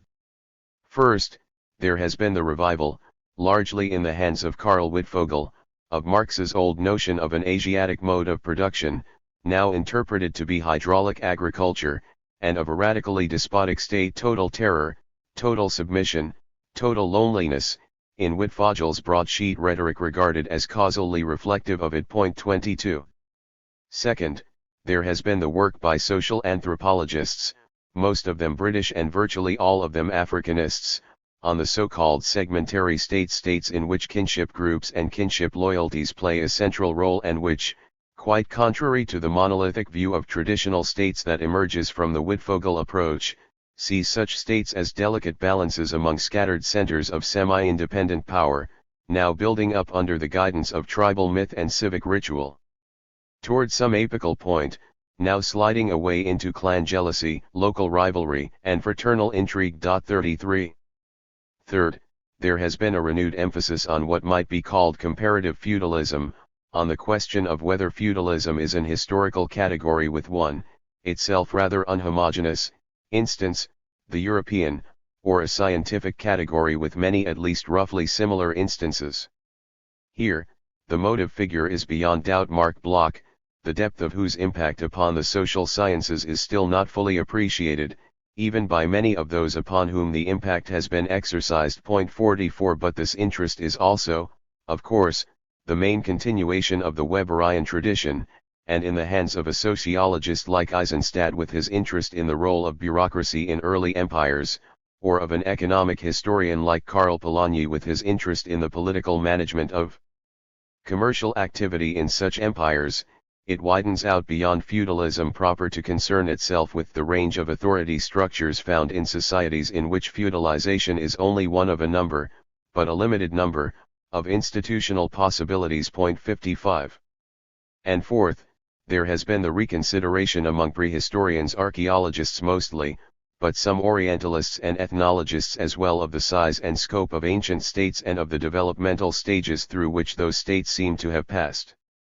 Maya, Teotihuacan, Indus, Angkor, Majapahit, Inca, Mesopotamia, Egypt. All the magical names stand less these days for glittering Bronze Age barbarisms born adult out of Gordon Child's urban revolution and more for extended, gradualistic developmental cycles, some of them similar, some of them different.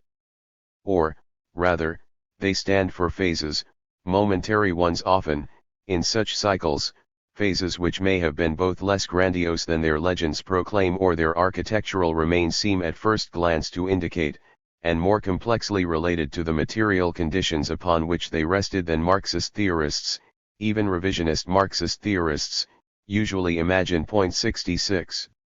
Anthropologists have been deeply involved in all four of these lines of attack upon the nature of government in peasant societies. Two of them, the study of segmentary states and of the developmental cycles of prehistorical states, have been almost exclusively anthropological. But Wittfogel's theories have had an enormous impact as well. We have had applications of them by anthropologists to Tibet, the Valley of Mexico, the pueblos of the southwestern United States, and certain parts of Africa. The comparative institutions approach has been less frequently pursued, partly because Weber tends to frighten anthropologists, but his fine Germanic hand can be seen quite clearly in a number of recent studies of some of the more developed of black African states Buganda, Buzaga, Fulani, Ethiopia, Ashanti. In becoming thus involved, anthropologists have, as I have suggested, been drawn willy-nilly into an enterprise far wider than the confines of their own discipline and so find themselves faced with the unforeseen question of what, qua anthropologists rather than as self-made sociologists, historians, political scientists, or whatever, they have to offer to this wider enterprise. The easy answer to this, still preferred in certain circles, is data, preferably anomalous data which will demolish some sociologists' high-raw theory. But to accept that answer is to reduce anthropology to a kind of spiteful ethnography, capable, like some literary censor, of disapproving of intellectual constructions but not of creating, or perhaps even of understanding, any. With respect to Professor Sutton's large vision of a general comparative political science of pre-industrial societies, I, for one, think it can contribute more than that.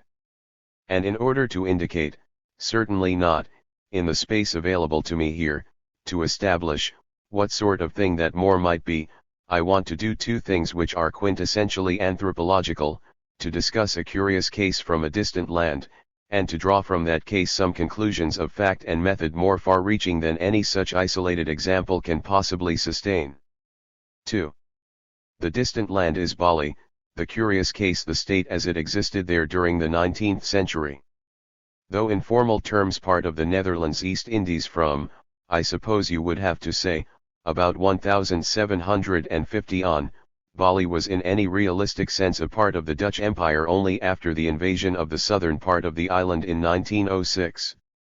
For all intents and purposes, the Balinese state in the 19th century was an indigenous structure, and although, like any social institution, it had changed over the course of the centuries not the least as a result of the Dutch presence in Java, it had done so but slowly and marginally. To simplify my description of what, in fact, totally resists simplification, I shall first discuss the cultural foundations of the state, the beliefs and values, for the most part religious ones, which animated it, gave it direction, meaning, and form, and second, I shall discuss the social structural arrangements, the political instruments, in terms of which it attempted, with but intermittent success, to sustain such direction and achieve such form. This separation between ideas and institutions will later turn out not to have been so merely pragmatic as it looks, however, but to have been the very axis of my argument. In connection with the cultural foundations of the state, let me present briefly three Balinese notions of what, speaking now in the ethnographic present, supralocal politics are all about. The first of these I shall call the doctrine of the exemplary center, the second, the concept of sinking status, and the third, the expressive conception of politics, the conviction that the principal instrumentalities of rule lie less in the techniques of administration than in the arts of the theater. The doctrine of the exemplary center is in essence a theory of the nature and basis of sovereignty. This theory holds that the court and capital is at once a microcosm of supernatural order and image, as Robert Heineggeldern has put it, of the universe on a smaller scale and the material embodiment of political order. 77 It is not just the nucleus, the engine, or the pivot of the state, it is the state. And this curious equation of the seat of rule with the dominion of rule is more than a passing metaphor, it is a statement of a ruling political idea, namely, that by the mere act of providing a model, a paragon, a faultless image of civilized existence, the court shapes the world around it into at least a rough facsimile of its own excellence. The ritual life of the court, and in fact the life of the court generally, is thus paradigmatic, not merely reflective of social order. What it is reflective of, as the priests declare, is the supernatural order, the timeless Indian world of the gods upon which men should, in strict proportion to their status, seek to pattern their lives. 88. The crucial task of legitimation, the reconciliation of this political metaphysic with the actual distribution of power in classical Bali, was effected by means of a myth, characteristically enough a colonizing myth. In 1343, the armies of the great East Javanese kingdom of Majapahit were supposed to have defeated, near a place called Gelgul, those of the king of Bali, a supernatural monster with the head of a pig, a surpassing event in which the Balinese see the source of virtually their entire civilization, even, as, with but a handful of exceptions, they regard themselves as descendants of the Javanese invaders, not the Balinese defenders, of themselves. Like the myth of the Founding Fathers in the United States, the myth of the Majapahit conquest became the origin tale by means of which actual relations of command and obedience were explained and justified. Whatever scattered elements of genuine historicity this legend may have aside, and I have in any case given only the most schematized summary of what is a very involved and multi-version tale indeed, it expresses in the concrete images of a just so story the Balinese view of their political development. In Balinese eyes, the foundation of a Javanese court at Gelgul, where, it is held, the palace was designed to mirror in exact detail the palace of that most exemplary of exemplary centers, Majapahit itself, created not just a center of power that had existed before but a standard of civilization. The Majapahit conquest was considered the great watershed of Balinese history because it cut off the ancient Bali of animal barbarism from the renascent Bali of aesthetic elegance and liturgical splendor. The transfer of the capital, and the dispatch of a Javanese noble, draped with magical paraphernalia, to inhabit it, was the transfer of a civilization, the establishment of a court which in the very act of reflecting divine order generated human order. This reflection and this ordering were not, however, conceived to have maintained their purity and their force until the 19th century, but rather to have clouded and weakened as time passed.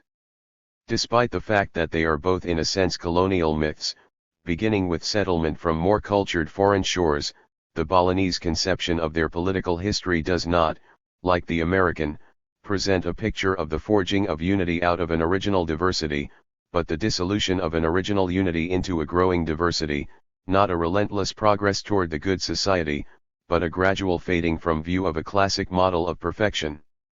This fading is conceived to have taken place both over space and through time. The notion, certainly incorrect, is that during the Gelgul period, from about 1300 to about 1700, Bali was ruled from a single capital, but that after that period a series of revolts and fissions took place leading to the establishment of capitals in each of the major regions as lesser members of the royal house fled to them to set up shop as exemplary rulers on their own. In turn, splinters from these splinters led to tertiary capitals in the regions of the various secondary capitals, and so on, if not quite ad infinitum, very nearly so. Details aside, the final, that is, 19th century, result was an acrobat's pyramid of kingdoms of varying degrees of substantial autonomy and effective power, the main lords of Bali holding the paramount lord upon their shoulders and standing in turn upon the shoulders of the lords whose status was derivative for their own as theirs was from him, and so on down the line. The exemplary center among exemplary centers was still Gelgul, or rather its direct heir, Klungkung, its radiance dimming, naturally, as it diffused through this progressively coarser medium. More than that, however, its own luster weakened as its pristine concentration of charisma, brought over as a package from Java, diffused out into these lesser centers.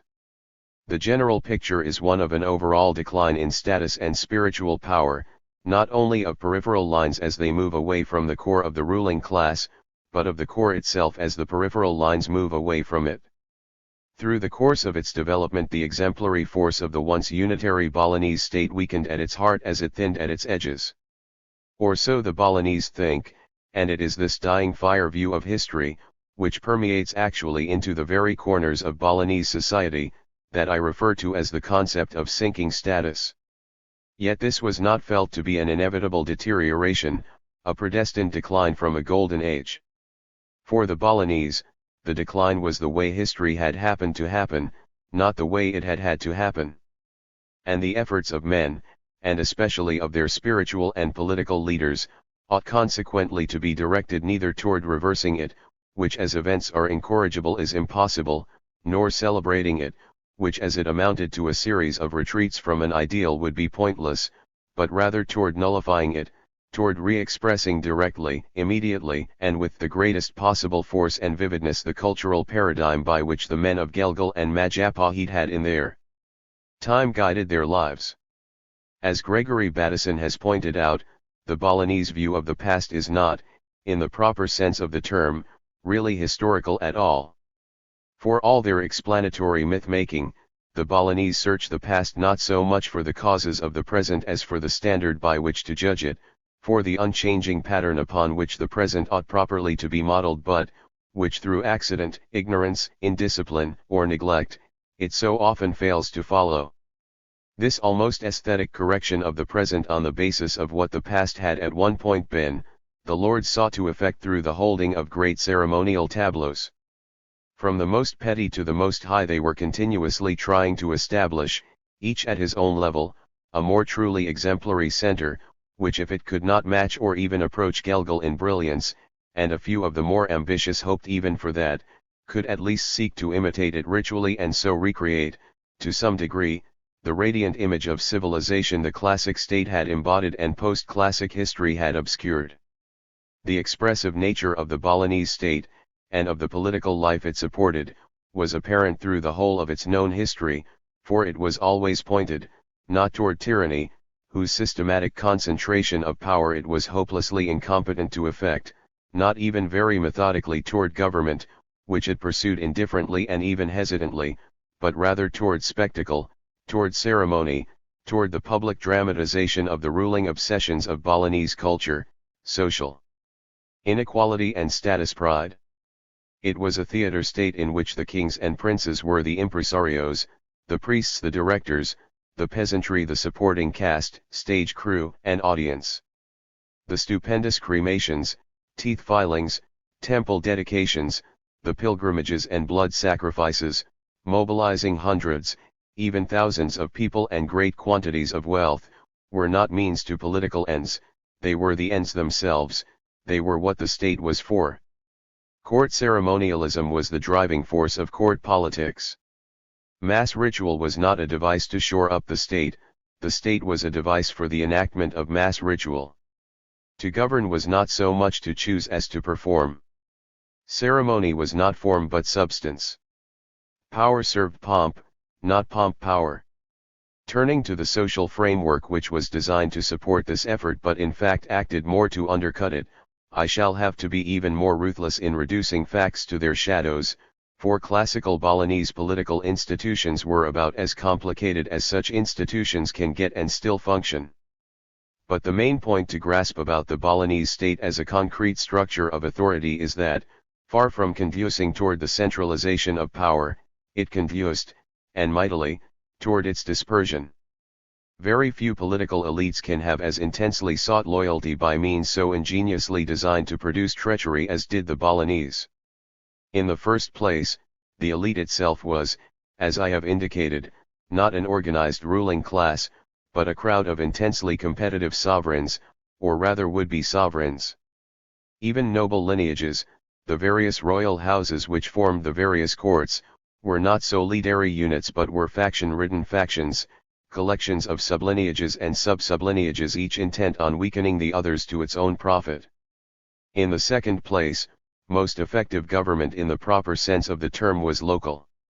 Hamlets not only had written constitutions, popular councils, and executive arms, but they resisted, quite effectively, court participation in local affairs. Irrigation was in the hands of a separate, also local, corporate body, of which there were hundreds over the countryside, and rather than leading to the development of a centralized bureaucracy to manage waterworks, the system effectively precluded the emergence of such a bureaucracy. Local lineages, temple congregations, voluntary groups were equally autonomous, equally jealous of their rights vis-a-vis both one another and the state. In the third place, the structural ties between the state, that is, any particular court, and this complex of local institutions, the village, if you will, were themselves multiple and non-coordinate. The three main obligations laid by the gentry on the peasantry: military ritual support, land rent, and taxation, were not fused but distributed among three different sorts of ties. A man might well owe ritual and military support to one lord, render rent to a second, and pay taxes to yet a third. Even worse, such ties were not, for the most part, territorially concentrated, so a man and his neighbor, who might well be his brother, could, and often did, owe political allegiance to different lords. But to break this off before we disappear into the enchanted woods altogether, the point is that supralocal political organization in Bali did not consist in a neat set of hierarchically organized sovereign states, sharply demarcated from one another and engaged in foreign relations across well-drawn frontiers. Still less did it consist in any overall domination by a single-centered apparatus state under an absolute despot, hydraulic or otherwise. What it consisted in was an extended field of highly dissimilar political ties, thickening into nodes of varying size and solidity at strategic points on the landscape and then thinning out again to connect, in a marvelously convolute way, virtually everything with everything else. The struggle at each point in this diverse and mobile field was more for men, for their deference, their support, and their personal loyalty, than it was for land. Political power was embodied less in property than in people, was more a matter of the accumulation of prestige than of territory. The disagreements among the various princedoms were virtually never concerned with border problems but with delicate questions of mutual status and most especially with right to mobilize particular bodies of men, even particular men, for state ritual and, what was really the same thing, warfare. Korn relates an anecdote concerning South Celebes, where political arrangements approximated those of Bali, which makes this point with the grave irony of traditional wit. 99 The Dutch, who wanted, for the usual administrative reasons, to get the boundary between two petty princedoms straight once and for all, called in the princes concerned and asked them where indeed the borders lay. Both agreed that the border of princedom lay at the furthest point from which a man could still see the swamps, while the border of princedom lay at the furthest point from which a man could still see the sea. Had they, then, never fought over the land in between, from which one could see neither swamp nor sea? Mijnheer, one of the old princes replied, we had much better reasons to fight with one another than these shabby hills.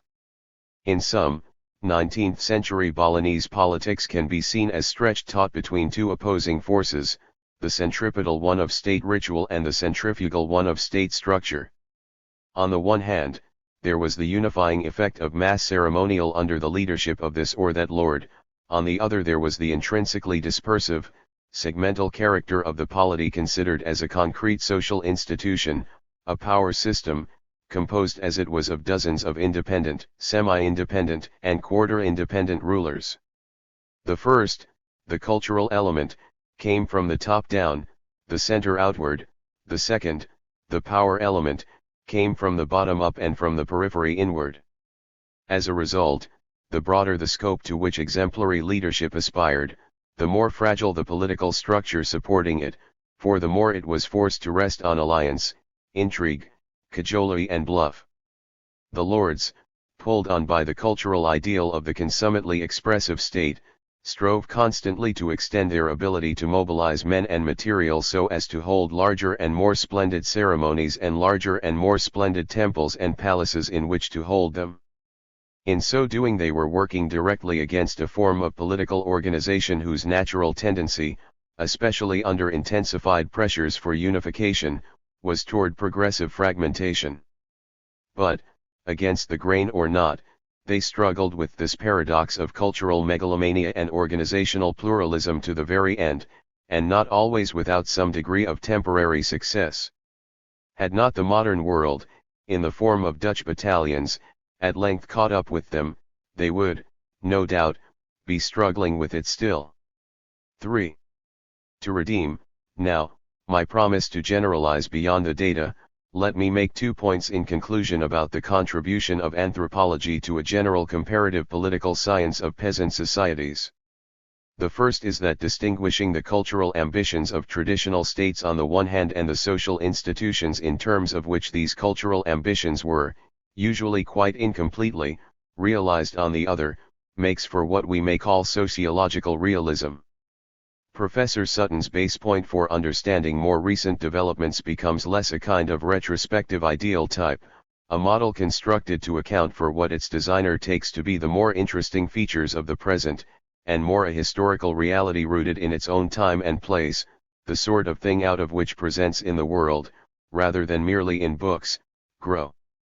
And second, this increase in sociological realism makes it possible to approach the central question in this area: what in fact are the relationships between the way in which new state polities behave and the way in which traditional ones behaved, without succumbing to either of two equally misleading, and, at the moment, equally popular, propositions, that contemporary states are the mere captives of their pasts, reenactments in thinly modern dress of archaic dramas, or that such states have completely escaped their pasts, are absolute products of an age which owes nothing to anything but itself.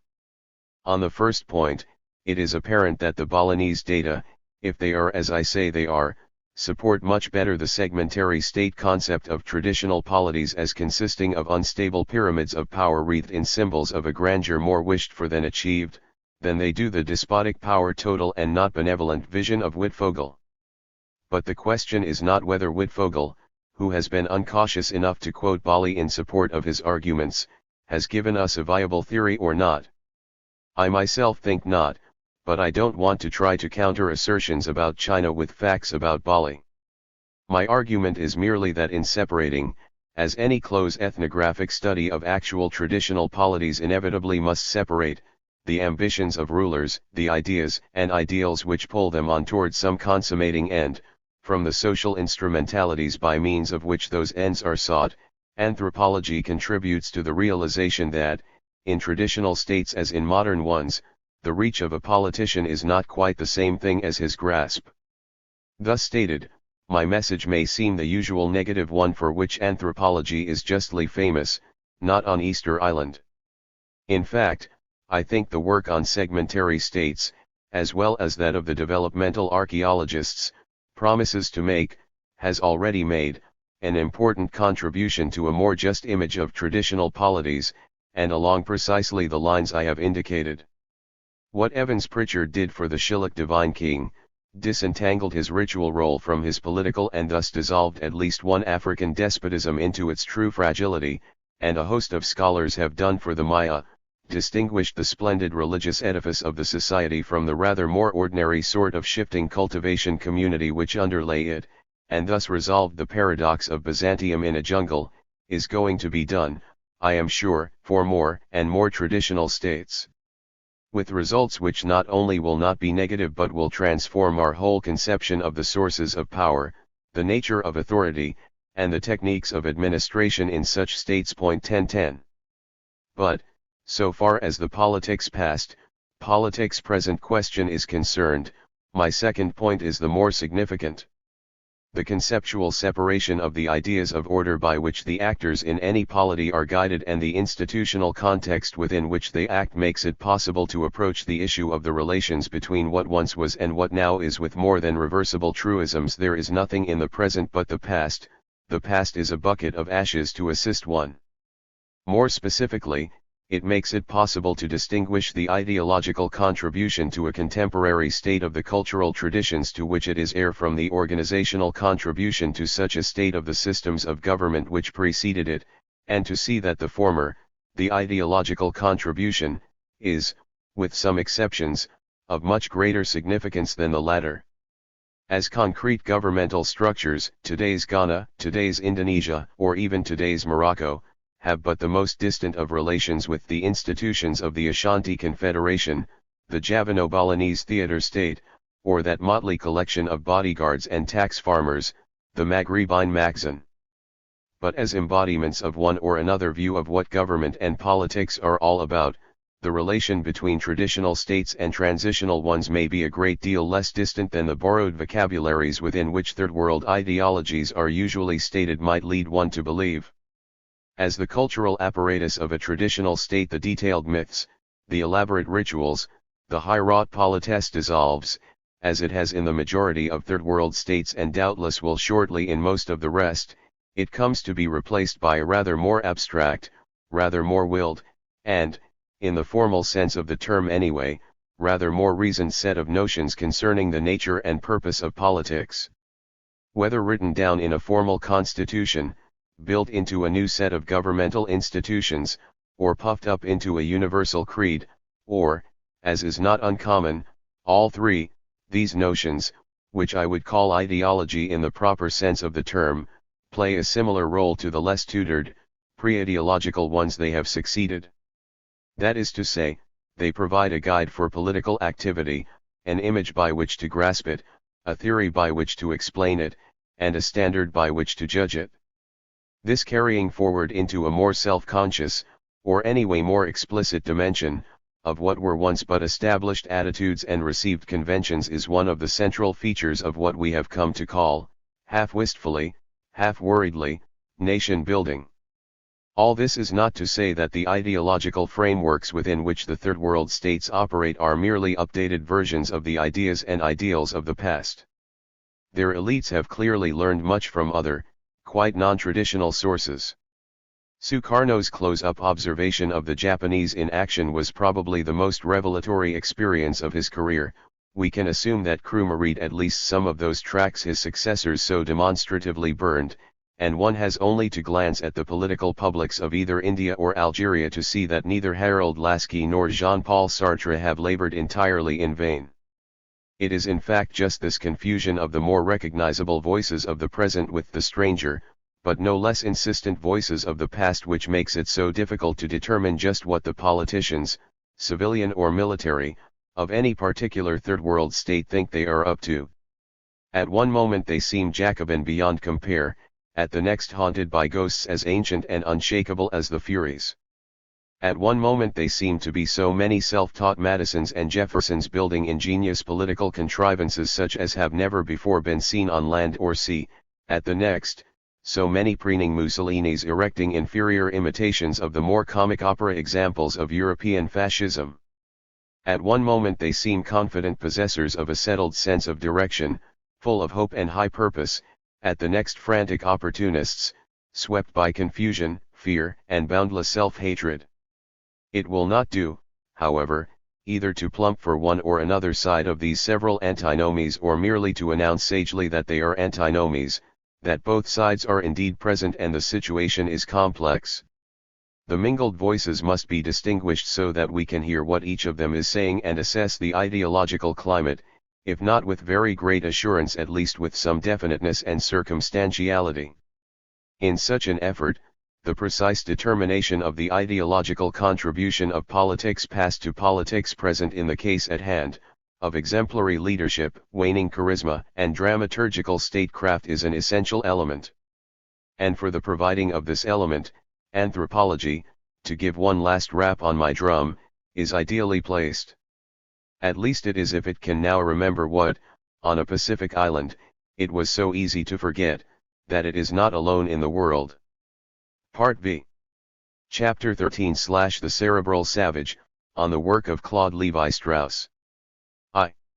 What, after all, is one to make of savages?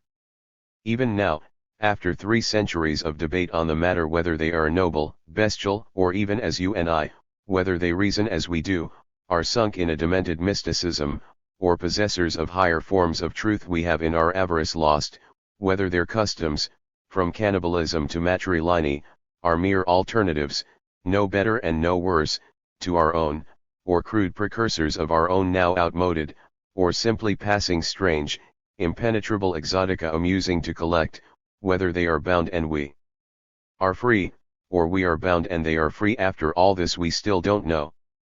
For the anthropologist, whose profession it is to study other cultures, the puzzle is always with him. His personal relationship to his object of study is, perhaps more than for any other scientist, inevitably problematic. Know what he thinks a savage is and you have the key to his work. You know what he thinks he himself is, and, knowing what he thinks he himself is, you know in general what sort of thing he is going to say about whatever tribe he happens to be studying. All ethnography is part philosophy, and a good deal of the rest is confession. In the case of Claude Lévi-Strauss, professor of social anthropology in the Collège de France and the center right now of a degree of general attention which men who spend their lives studying far-off peoples do not usually get. Sorting out the spiritual elements from the descriptive is particularly difficult. On the other hand, no anthropologist has been more insistent on the fact that the practice of his profession has consisted of a personal quest, driven by a personal vision, and directed toward a personal salvation. I owe myself to mankind just as much as to knowledge. History, politics, the social and economic universe, the physical world, even the sky, all surround me in concentric circles, and I can only escape from those circles in thought if I concede to each of them some part of my being. Like the pebble which marks the surface of the wave with circles as it passes through it, I must throw myself into the water if I am to plumb the depths. On the other hand, no anthropologist has made greater claims for ethnology as a positive science. The ultimate goal of the human sciences is not to constitute man but to dissolve him. The critical importance of ethnology is that it represents the first step in a process which includes others. Ethnographic analysis tries to arrive at invariance beyond the empirical diversity of societies. This initial enterprise opens the way for others, which are incumbent on the natural sciences, the reintegration of culture into nature and generally of life into the whole of its physico-chemical conditions. One can understand, therefore, why I find in ethnology the principle of all research.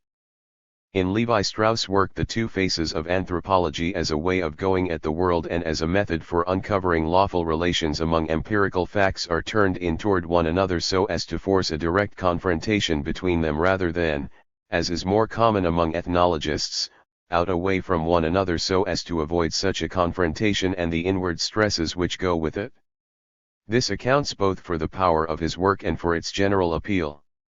It rings with boldness and a kind of reckless candor. But it also accounts for the more intraprofessional suspicion that what is presented as high science may really be an ingenious and somewhat roundabout attempt to defend a metaphysical position, advance an ideological argument, and serve a moral cause. There is, perhaps, nothing so terribly wrong about this, but, as with Marx, it is well to keep it in mind, lest an attitude toward life be taken for a simple description of it. Every man has a right to create his own savage for his own purposes. Perhaps every man does. But to demonstrate that such a constructed savage corresponds to Australian Aborigines, African tribesmen, or Brazilian Indians is another matter altogether. The spiritual dimensions of Levi Strauss' encounter with his object of study, what trafficking with savages has meant to him personally, are particularly easy to discover, for he has recorded them with figured eloquence in a work which, though it is very far from being a great anthropology book, or even an especially good one, is surely one of the finest books ever written by an anthropologist. Tristes Tropiques. 11 Its design is in the form of the standard legend of the heroic quest, the precipitate departure from ancestral shores grown familiar, stultifying, and in some uncertain way menacing, a philosophy post at a provincial lycée in Le Bruns, France, the journey into another, darker world, a magical realm full of surprises, tests, and revelations, the Brazilian jungles of the Cudivio, Borora, Nambiquara, and Tupicawahib, and the return, resigned and exhausted, to ordinary existence, farewell to savages, then farewell to journeying, with a deepened knowledge of reality and the obligation to communicate what one has learned to those who, less adventurous, have stayed behind. The book is a combination autobiography, traveler's tale, philosophical treatise, ethnographic report, colonial history, and prophetic myth. For what, after all, have I learned from the masters I have listened to, the philosophers I have read, the societies I have investigated, and that very science in which the West takes a pride? Simply a fragmentary lesson or two which, if laid end to end, would reconstitute the meditations of Buddha at the foot of his tree. The sea journey was uneventful, a prelude. Reflecting upon it 20 years later, he compares his position to that of the classical navigators. They were sailing toward an unknown world, one hardly touched by mankind, a Garden of Eden spared the agitations of history for some 10 or 20 millennia. he was sailing toward a spoiled world, one which these navigators, and the colonists who followed them, had destroyed in their greed, their cultural arrogance, and their rage for progress. Nothing was left of the terrestrial garden but remnants. Its very nature had been transformed and had become historical where it once was eternal, and social where it once was metaphysical. Once the traveler found civilizations radically different from his own awaiting him at the end of his journey. Now he finds impoverished imitations of his own, set off here and there by the relics of a discarded past. It is not surprising that he finds Rio disappointing. The proportions are all wrong. Sugarloaf Mountain is too small, the bay is placed the wrong way round, the tropical moon seems overblown with only shanties and bungalows to set it off. He arrived as a delayed Columbus to make a flattening discovery, the tropics are not so much exotic as out of date. Ashore, the descent into the depths begins. The plot thickens, grows phantasmagorial, and arrives at a denouement wholly unforeseen. There are no Indians in the outskirts of Sao Paulo as he had been promised in Paris by, of all people, the head of the École Normale. Where in 1918 2/3 of the state was marked on the map as unexplored territory, inhabited only by Indians, not a single native Indian was left by 1935, when, in search of a human society reduced to its basic expression, he took up his post as professor of sociology in the new university there. The nearest were several hundred miles away on a reservation, but they were not very satisfying. Neither true Indians nor true savages, they were a perfect example of that social predicament which is becoming ever more widespread in the second half of the 20th century. They were former savages, that is to say ones on whom civilization had been abruptly forced, and, as soon as they were no longer a danger to society, civilization took no further interest in them.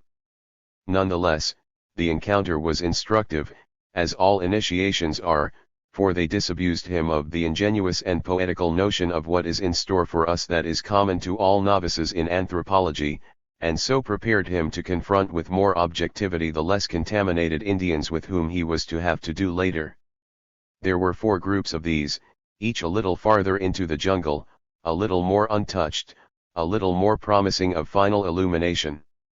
The Kituvio in the middle Paraguay intrigued him for their body tattoos in whose elaborate designs he thought he could see a formal representation of their aboriginal social organization, by then largely decayed. The Borora, deeper into the forest, were rather more intact. Their numbers had been radically reduced by disease and exploitation, but they still lived in the old village pattern and struggled to maintain both their clan system and their religion.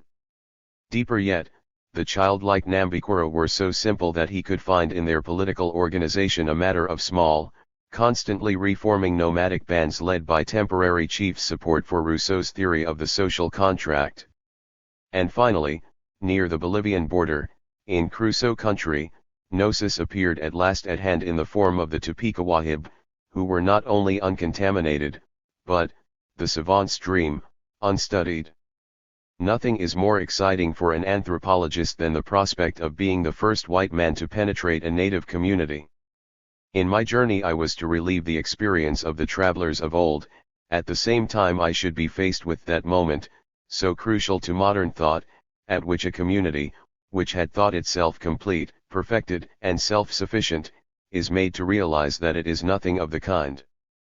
The counter-revelation in short, the fact that it is not alone in the world, that it is but part of a vast human ensemble, and that to know itself it must first look at the unrecognizable image of itself in that mirror of which one long-forgotten splinter was about to give out, for myself alone, its first and last reflection. With such great expectations it came then as a distinct disappointment that rather than providing a purified vision of primitivity these ultimate savages proved intellectually inaccessible, beyond his grasp. He, quite literally, could not communicate with them. I had wanted to pursue the primitive to its furthest point. Surely my wish has been gratified by these delightful people whom no white man had seen before me, and none would ever see again?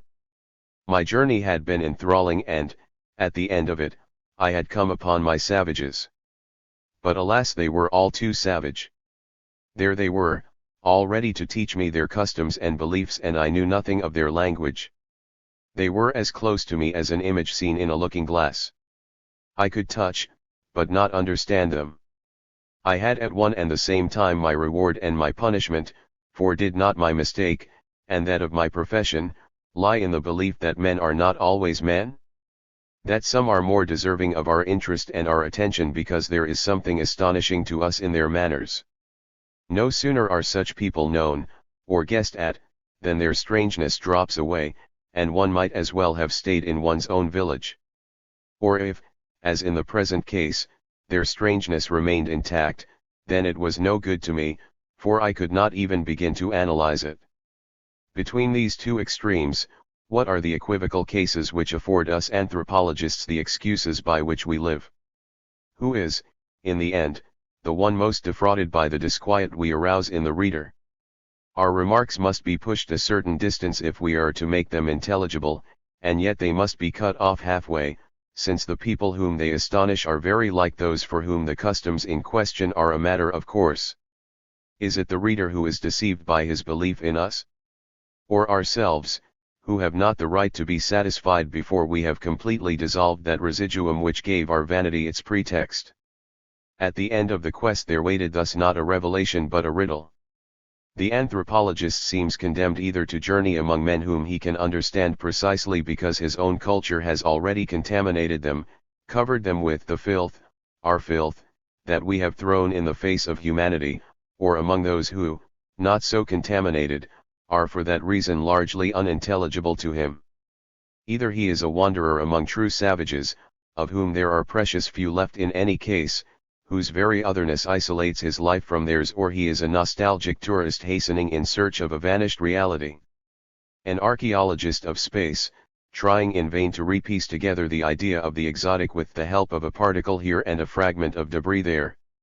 Confronted with looking-glass men he can touch but not grasp, and with half-ruined men pulverized by the development of Western civilization, Levi Strauss compares himself to the Indian in the legend who had been to the world's end and there asked questions of peoples and things and was disappointed in what he heard. I am the victim of a double infirmity, what I see is an affliction to me, what I do not see a reproach. Must the anthropologist therefore despair? Are we never to know savages at all? No, because there is another avenue of approach to their world than personal involvement in it, namely, the construction out of the particles and fragments of debris it is still possible to collect, or which have already been collected, of a theoretical model of society which, though it corresponds to none which can be observed in reality, will nonetheless help us towards an understanding of the basic foundations of human existence. And this is possible because despite the surface strangeness of primitive men and their societies, they are, at a deeper level, a psychological level, not alien at all. The mind of man is, at bottom, everywhere the same, so that what could not be accomplished by a drawing near, by an attempt to enter bodily into the world of particular savage tribes, can be accomplished instead by a standing back, by the development of a general, closed, abstract, formalistic science of thought, a universal grammar of the intellect. It is not by storming the citadels of savage life directly, seeking to penetrate their mental life phenomenologically, a sheer impossibility, that a valid anthropology can be written. It is by intellectually reconstituting the shape of that life out of its filth-covered archaeological remains, reconstructing the conceptual systems that, from deep beneath its surface, animated it and gave it form. La pensée savage actually departs from an idea first set forth in Tristes Tropiques with respect to the Kituvio and their sociological tattoos, namely, that the totality of a people's customs always forms an ordered whole, a system. The number of these systems is limited. Human societies, like individual human beings, never create out of whole cloth but merely choose certain combinations from a repertory of ideas anteriorly available to them. Stock themes are endlessly arranged and rearranged into different patterns, variant expressions of an underlying ideational structure which it should be possible, given enough ingenuity, to reconstitute. The job of the ethnologist is to describe the surface patterns as best he can, to reconstitute the deeper structures out of which they are built, and to classify those structures, once reconstituted, into an analytical scheme rather like Mendeleev's periodic table of the elements. After that, all that would remain for us to do would be to recognize those structures which particular societies had in fact adopted. Anthropology is only apparently the study of customs, beliefs, or institutions. Fundamentally it is the study of thought. In La Pensée Savage, this governing notion that the universe of conceptual tools available to the savage is closed and he must make do with it to build whatever cultural forms he builds reappears in the guise of what Levi-Strauss calls the science of the concrete. Savages build models of reality, of the natural world, of the self, of society. But they do so not as modern scientists do by integrating abstract propositions into a framework of formal theory, sacrificing the vividness of perceived particulars for the explanatory power of generalized conceptual systems, but by ordering perceived particulars into immediately intelligible wholes. The science of the concrete arranges directly sensed realities, the unmistakable differences between kangaroos and ostriches, the seasonal advance and retreat of flood waters, the progress of the sun or the phases of the moon. These become structural models representing the underlying order of reality, as it were, analogically. Savage thought extends its grasp by means of imagines mundi. It fashions mental constructions which render the world intelligible to the degree that they contrive to resemble it. This uncanonical science, which we prefer to call primary rather than primitive, puts a philosophy of finitude into practice. The elements of the conceptual world are given, prefabricated as it were, and thinking consists in fiddling with the elements. Savage logic works like a kaleidoscope whose chips can fall into a variety of patterns while remaining unchanged in quantity, form, or color. The number of patterns producible in this way may be large if the chips are numerous and varied enough, but it is not infinite. The patterns consist in the disposition of the chips vis-a-vis one another, that is, they are a function of the relationships among the chips rather than their individual properties considered separately. And their range of possible transformations is strictly determined by the construction of the kaleidoscope, the inner law which governs its operation. And so it is too with savage thought.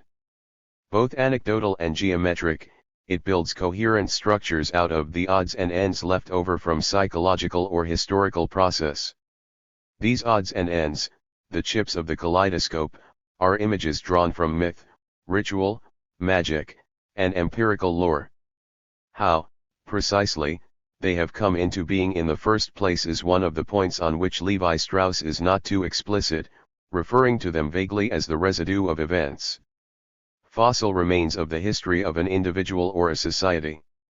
Such images are inevitably embodied in larger structures in myths, ceremonies, folk taxonomies, and so on, for, as in a kaleidoscope, one always sees the chips distributed in some pattern, however ill-formed or irregular.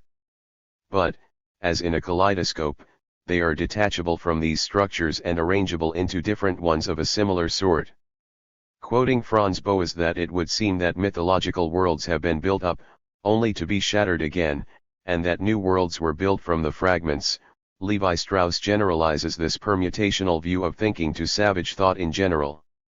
It is all a matter of shuffling discrete, and concrete, images, totem animals, sacred colors, wind directions, sun deities, or whatever so as to produce symbolic structures capable of formulating and communicating objective, which is not to say accurate, analyses of the social and physical worlds. Consider totemism. Long regarded as an autonomous, unitary institution, a kind of primitive nature worship to be explained in terms of mechanical theories of one sort or another, evolutionist, functionalist, psychoanalytic, utilitarian, it is for Levi-Strauss only a special case of this overall tendency to build conceptual schemes out of particular images.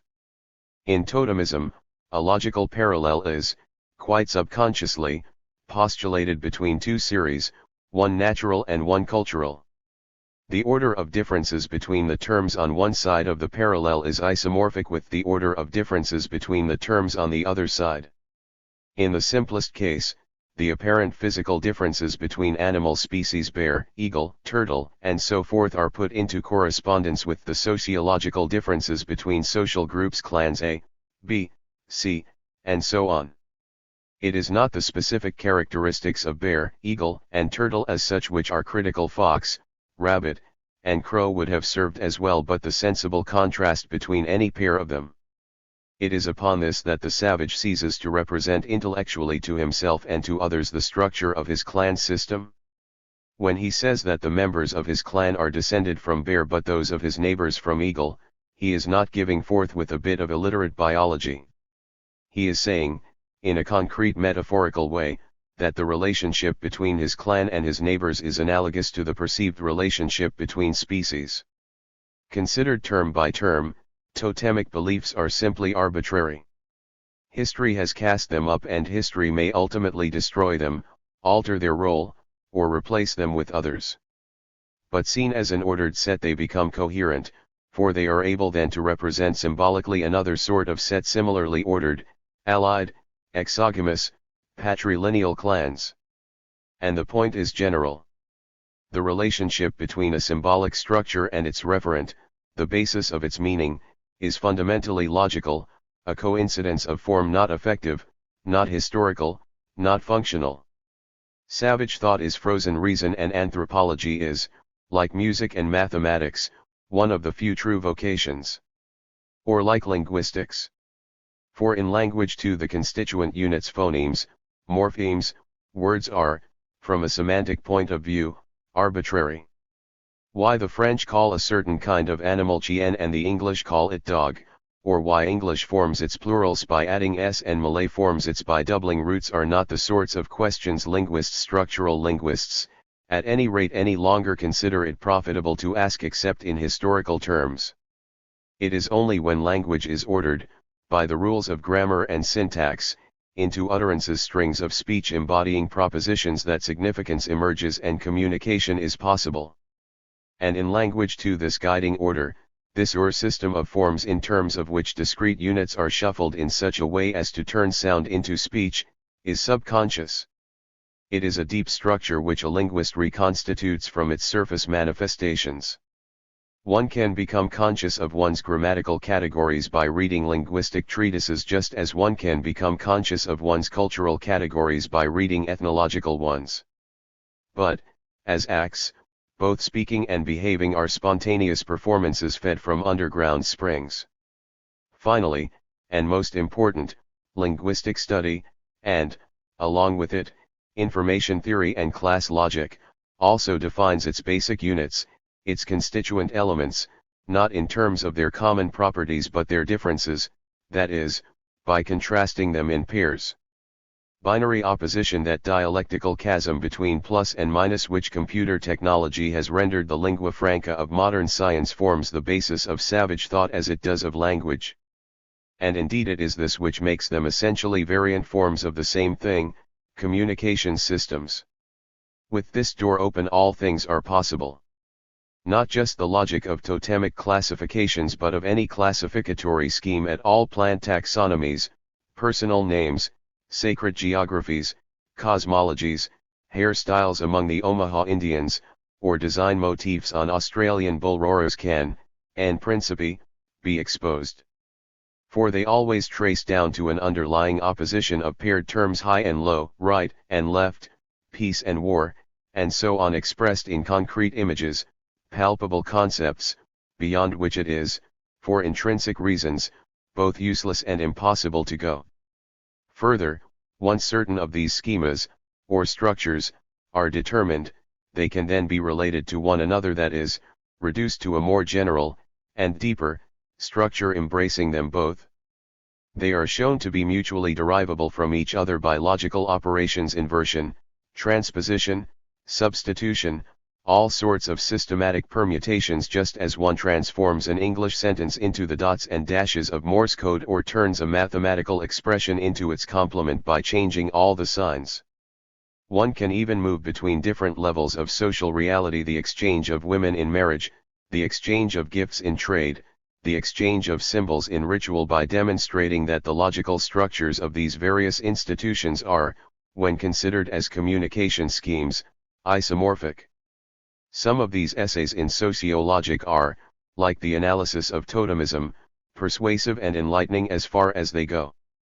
Inasmuch as any metaphysical content or effective aura these beliefs may have is vigorously excluded from attention, this is not really so very far. Others, like the attempt to show that totemism and caste are capable, by means of a very simple transformation, of being reduced to variant expressions of the same general underlying structure, are at least intriguing if not precisely convincing. And others, like the attempts to show that the different ways in which horses, dogs, birds, and cattle are named form a coherent three-dimensional system of complementary images cross-cut by relations of inverted symmetry, are triumphs of self-parody. They are exercises in depth interpretation far-fetched enough to make even a psychoanalyst blush. It is all terribly ingenious. If a model of society which is eternal and universal can be built up out of the debris of dead and dying societies, a model which reflects neither time, nor place, nor circumstance, but, this from totemism, a direct expression of the structure of the mind, and behind the mind, probably of the brain, then this may well be the way to build it. 3. For what Levi Strauss has made for himself is an infernal culture machine. It annuls history, reduces sentiment to a shadow of the intellect, and replaces the particular minds of particular savages in particular jungles with the savage mind immanent in us all. It has made it possible for him to circumvent the impasse to which his Brazilian expedition led, physical closeness and intellectual distance, by what perhaps he always really wanted, intellectual closeness and physical distance. I stood out against the new tendencies in metaphysical thinking which were then, i.e., in 1934, beginning to take shape, he wrote in THIRD-WORLDISM, explaining his dissatisfaction with academic philosophy and his turn towards anthropology. Phenomenology I found unacceptable, insofar as it postulated a continuity between experience and reality. That one enveloped and explained the other I was quite willing to agree, but I had learnt that there is no continuity in the passage between the two, and that to reach reality we must first repudiate experience, even though we may later reintegrate it into an objective synthesis in which sentimentality plays no part. As for the trend of thought which was to find fulfillment in existentialism, it seemed to me to be the exact opposite of true thought, by reason of its indulgent attitude toward the illusions of subjectivity. To promote private preoccupations to the rank of philosophical problems is dangerous. Excusable as an element in teaching procedure, but perilous in the extreme if it leads the philosopher to turn his back on his mission.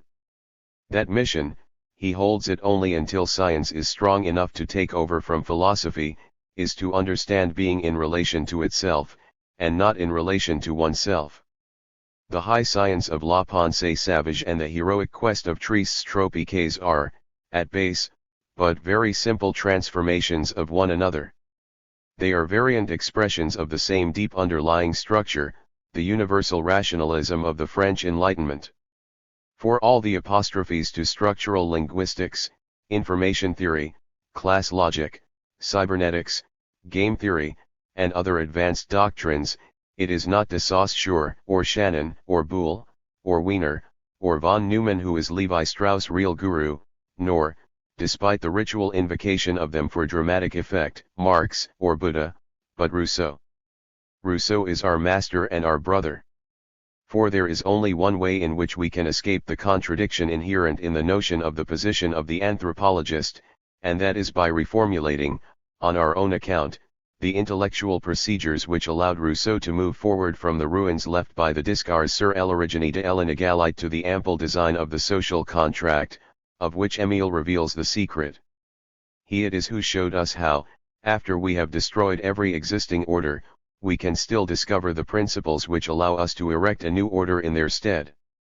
Like Rousseau, Levi Strauss searches not after all for men, whom he doesn't much care for, but for man, with whom he is enthralled. It is, as much in La Pensée Savage as in THIRD-WORLDISM, the jewel in the lotus he is after. The unshakable basis of human society is not really social at all but psychological, irrational, universal, eternal, and thus, in the great tradition of French moralism, virtuous mind. Rousseau, of all the philosophes the nearest to being an anthropologist, demonstrates the method by which the paradox of the anthropological traveler who comes either too late to find savagery or too early to appreciate it can at last be solved. We must, as he did, develop the ability to penetrate the savage mind by employing, to provide Levi Strauss with what he perhaps least needs, another expression, what might be called epistemological empathy. The bridge between our world and that of our subjects, extinct, opaque, or merely tattered, lies not in personal confrontation which, so far as it occurs, corrupts both them and us. It lies in a kind of experimental mind-reading. And Rousseau, trying on himself modes of thought taken from elsewhere or merely imagined, in order to demonstrate that every human mind is a locus of virtual experience where what goes on in the minds of men, however remote they may be, can be investigated, was the first to undertake it. One understands the thought of savages neither by mere introspection nor by mere observation, but by attempting to think as they think and with their materials. What one needs, aside from obsessively detailed ethnography, is a Neolithic intelligence. The philosophical conclusions which for Levi Strauss follow from this postulate that savages can only be understood by reenacting their thought processes with the debris of their cultures add up, in turn, to a technically reconditioned version of Rousseauian moralism. Savage, wild, undomesticated, modes of thought are primary in human mentality. They are what we all have in common. The civilized, tamed, domesticated, thought patterns of modern science and scholarship are specialized productions of our own society. They are secondary, derived, and, though not unuseful, artificial. Although these primary modes of thought, and thus the foundations of human social life, are undomesticated like the wild pansy, that spectacularly untranslatable pun which gives La Pensée Savage its title, they are essentially intellectual, rational, logical, not emotional, instinctive, or mystical.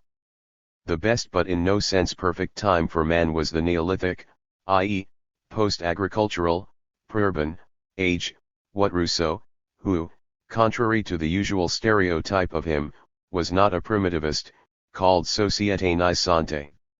For it was then that this mentality flourished, producing, out of its science of the concrete, those arts of civilization, agriculture, animal husbandry, pottery, weaving, food conservation and preparation, and so on, which still provide the foundations of our existence. It would have been better for man had he kept to this middle ground between the indolence of the primitive state and the questing activity to which we are prompted by our armor propria, instead of abandoning it, by some unhappy chance, for the restless ambitiousness, the pride and egoism, of mechanical civilization. But he has left it. The task of social reform consists in turning us again toward that middle state, not by drawing us back into the Neolithic but by presenting us with compelling reminders of its human achievements, its sociological grace, so as to draw us forward into a rational future where its ideals, the balancing of self-regard with general sympathy, will be even more fully realized. And it is a scientifically enriched anthropology, legitimizing the principles of savage thought and restoring them to their rightful place, which is the appropriate agency of such reform. Progress toward humanness, that gradual unfolding of the higher intellectual faculties Rousseau called perfectibility, was destroyed by cultural parochialism, armed with a half-grown science. Cultural universalism, armed with a mature science, will once more set it in motion. If the human race has so far concentrated on one task, and one alone, that of building a society in which man can live, then the sources of strength on which our remote ancestors drew are present also in ourselves. All the stakes are still on the board, and we can take them up at any time we please. Whatever was done, and done badly, can be begun all over again. The golden age, wrote Rousseau, which blind superstition situated behind or ahead of us is in us. Human brotherhood acquires a palpable significance when we find our image of it confirmed in the poorest of tribes, and when that tribe offers us an experience which, when joined with many hundreds of others, has a lesson to teach us. 4. But perhaps more interesting than this modernized profession of a classical faith in, to use Hooker's phrase, the perpetual and general voice of man, is what the fate of such an attempt to set King Reason back upon his throne in the guise of the cerebral savage will be in today's world.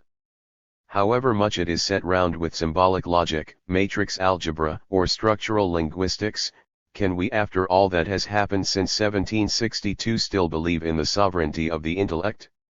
After a century and a half of investigations into the depths of human consciousness which have uncovered vested interests, infantile emotions, or a chaos of animal appetites, we now have one which finds there the pure light of natural wisdom that shines in all alike. It will doubtless be greeted, in some quarters, with a degree of welcome, not to say relief. Yet that such an investigation should have been launched from an anthropological base seems distinctly surprising. For anthropologists are forever being tempted, as Levi Strauss himself once was, out of libraries and lecture halls, where it is hard to remember that the mind of man is no dry light, into the field, where it is impossible to forget it. Even if there are not many true savages out there anymore, there are enough vividly peculiar human individuals around to make any doctrine of man which sees him as the bearer of changeless truths of reason and original logic proceeding from the structure of the mind seem merely quaint, an academic curiosity. That Levi Strauss should have been able to transmute the romantic passion of Tristes Tropiques into the hypermodern intellectualism of La Pensée Savage is surely a startling achievement. But there remain the questions one cannot help but ask. Is this transmutation science or alchemy? Is the very simple transformation which produced a general theory out of a personal disappointment real or a sleight of hand? Is it a genuine demolition of the walls which seem to separate mind from mind by showing that the walls are surface structures only, or is it an elaborately disguised evasion necessitated by a failure to breach them when they were directly encountered? Is Levi Strauss writing, as he seems to be claiming in the confident pages of La Pensée Savage, a prolegomenon to all future anthropology? Or is he, like some uprooted Neolithic intelligence cast away on a reservation, shuffling the debris of old traditions in a vain attempt to revivify a primitive faith whose moral beauty is still apparent but from which both relevance and credibility have long since departed? Chapter 14/Person, Time, and Conduct in Bali. The social nature of thought. Human thought is consummately social, social in its origins, social in its functions, social in its forms, social in its applications. At base, thinking is a public activity. Its natural habitat is the house yard, the marketplace, and the town square. The implications of this fact for the anthropological analysis of culture, my concern here, are enormous, subtle, and insufficiently appreciated. I want to draw out some of these implications by means of what might seem at first glance an excessively special, even a somewhat esoteric inquiry, an examination of the cultural apparatus in terms of which the people of Bali define, perceive, and react to, that is, think about individual persons. Such an investigation is, however, special and esoteric only in the descriptive sense. The facts, as facts, are of little immediate interest beyond the confines of ethnography, and I shall summarize them as briefly as I can. But when seen against the background of a general theoretical aim to determine what follows for the analysis of culture from the proposition that human thinking is essentially a social activity, the Balinese data take on a peculiar importance.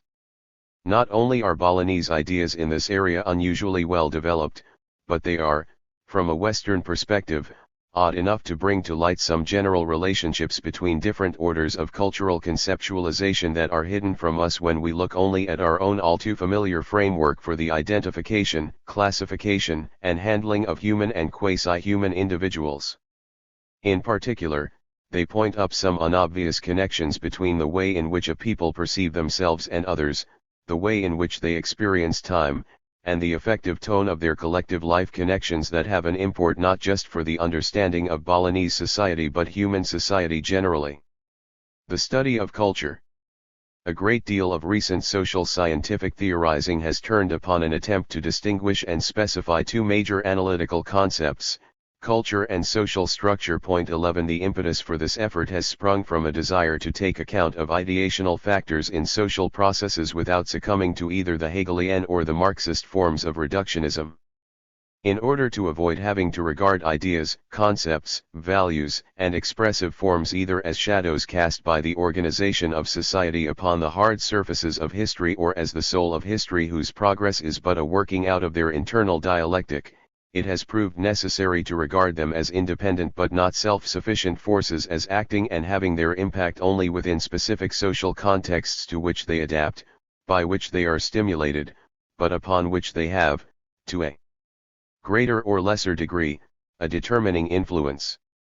Do you really expect, Mark Bloch wrote in his little book on the historian's craft, to know the great merchants of Renaissance Europe, vendors of cloth or spices, monopolists in copper, mercury, or alum, bankers of kings and the emperor, by knowing their merchandise alone? Bear in mind that they were painted by Holbein, that they read Erasmus and Luther. To understand the attitude of the medieval vassal to his seigneur, you must inform yourself about his attitude to his God as well.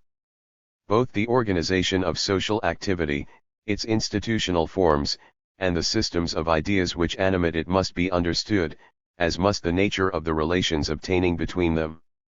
It is to this end that the attempt to clarify the concepts of social structure and of culture has been directed.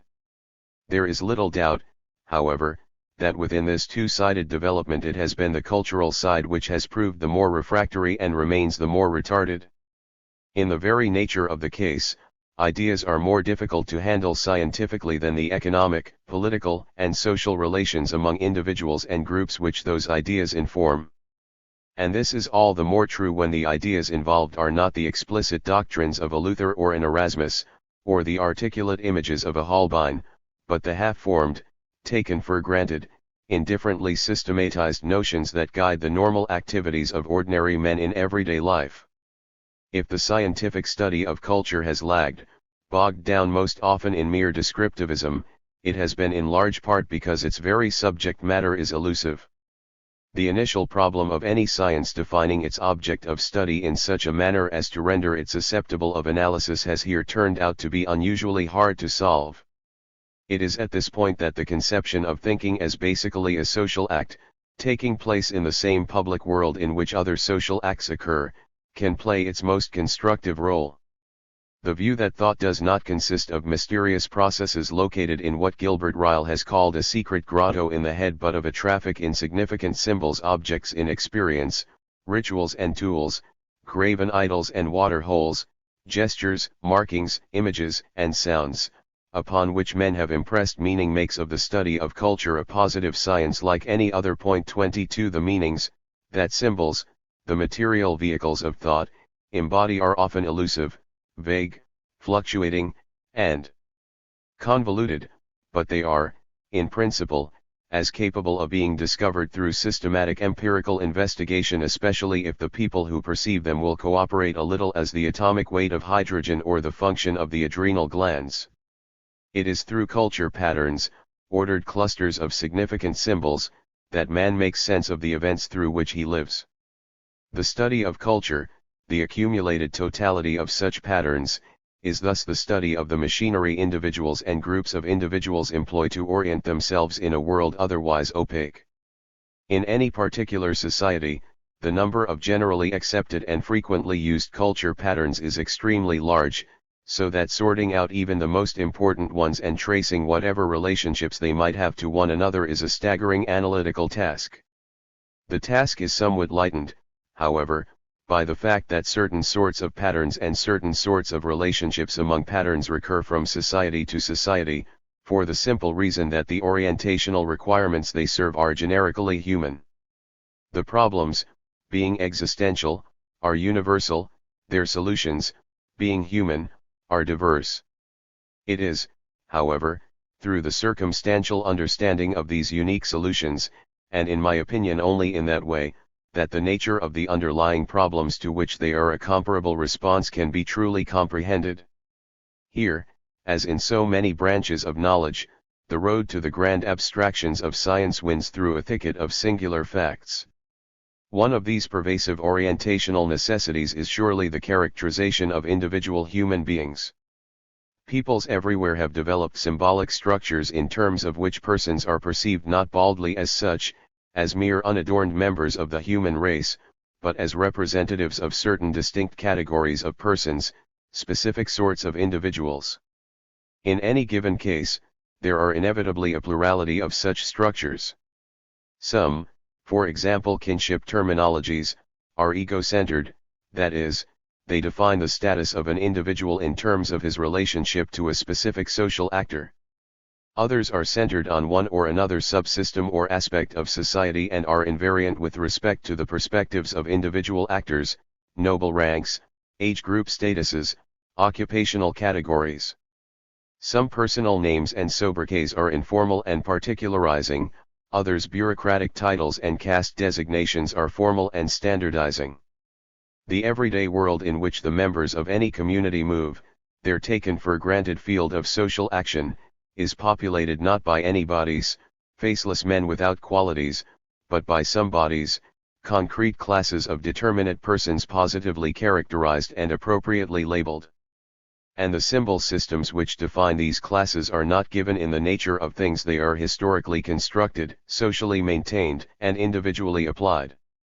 Even a reduction of the task of cultural analysis to a concern only with those patterns having something to do with the characterization of individual persons renders it only slightly less formidable, however.